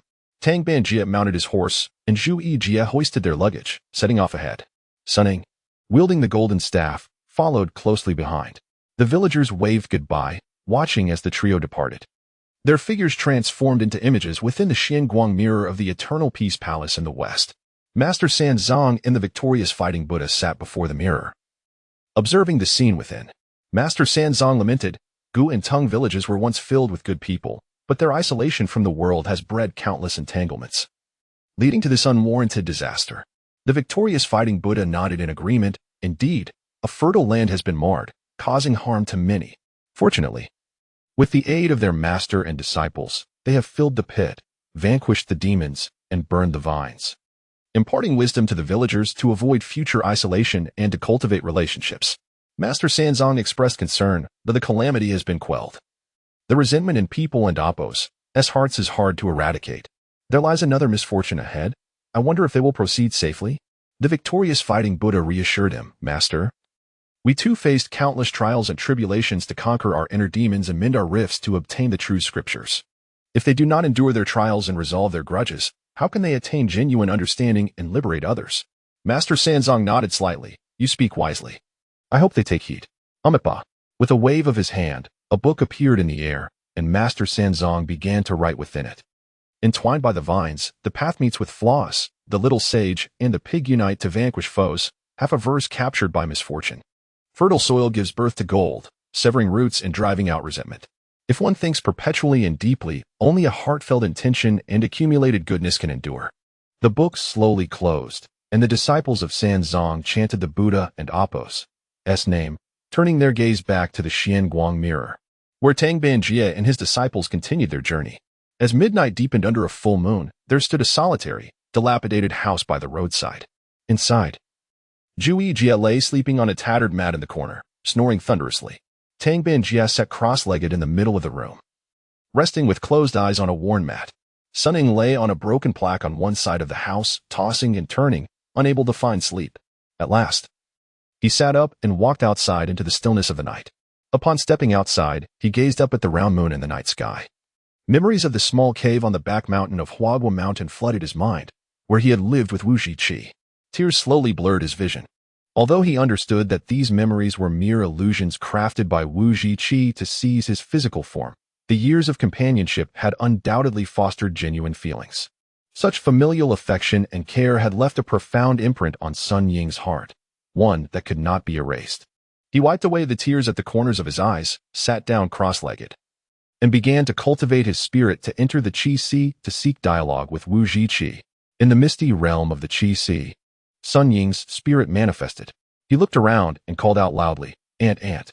Wuzhiqi's spirit dispelled the barrier and appeared in the Qi Si, coldly regarding Sun Ying, demanding, What do you want, you monkey?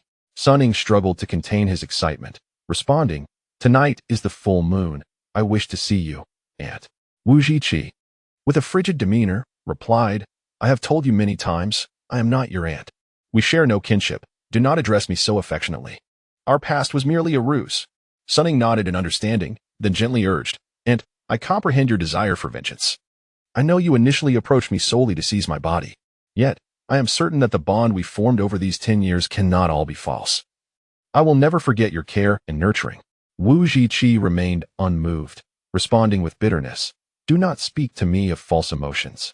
You know well that I despise disciples of the Buddha who preach righteousness and compassion, yet you chose to convert and claim you would not forget my feelings. Do you think I am unaware of your intentions in seeking me? You merely wish to placate me, to dissuade me from claiming your body. Sun Ying looked at Wuzhiqi with emotion, his voice trembling slightly. Aunt, it was you who saved my life. If not for you, I would have been devoured by the tiger demon king long ago. If you truly wish to seize my body, I would not object. However, I know that if you take my body, you would seek revenge on Prince Zhang and even the national master Wang Bodhisattva, wreaking havoc and harming the world. I do not wish for you to pursue such a path. I hope you can let go of your hatred. Wuzhiqi rebuked Sun Ying furiously. Let go. You speak so lightly of betrayal and deceit by a loved one. Have you ever felt such despair? Have you endured centuries of torment? Sun Ying continued to persuade her. Aunt, did I not tell you? The great sage has already punished Prince Zhang, sentencing him to the Huai River to alleviate the suffering of the people. This is already enough. Do you think this punishment is sufficient? Can it erase the wounds in my heart? Wuzhiqi interrupted sharply. Sun Ying could only look helplessly at the furious Wuzhiqi, realizing that words alone could not console her. Little monkey, did not your monk master instruct you to stay away from water sources to prevent me from seizing your body? Yet, it seems you do not care. When dealing with that little pig, you even used water manipulation techniques. Had there been more water in that cave, I could have seized your spirit then. He would not have been able to help you. From now on, heed his words. Otherwise, should the opportunity arise, I will seize your body and seek revenge on Prince Zhang, ensuring he suffers tenfold for the pain I endured. Wuzhiqi declared fiercely. With that, she offered no further chance for Sun Ying to speak, directly dispelling the barrier and concealing her presence once more.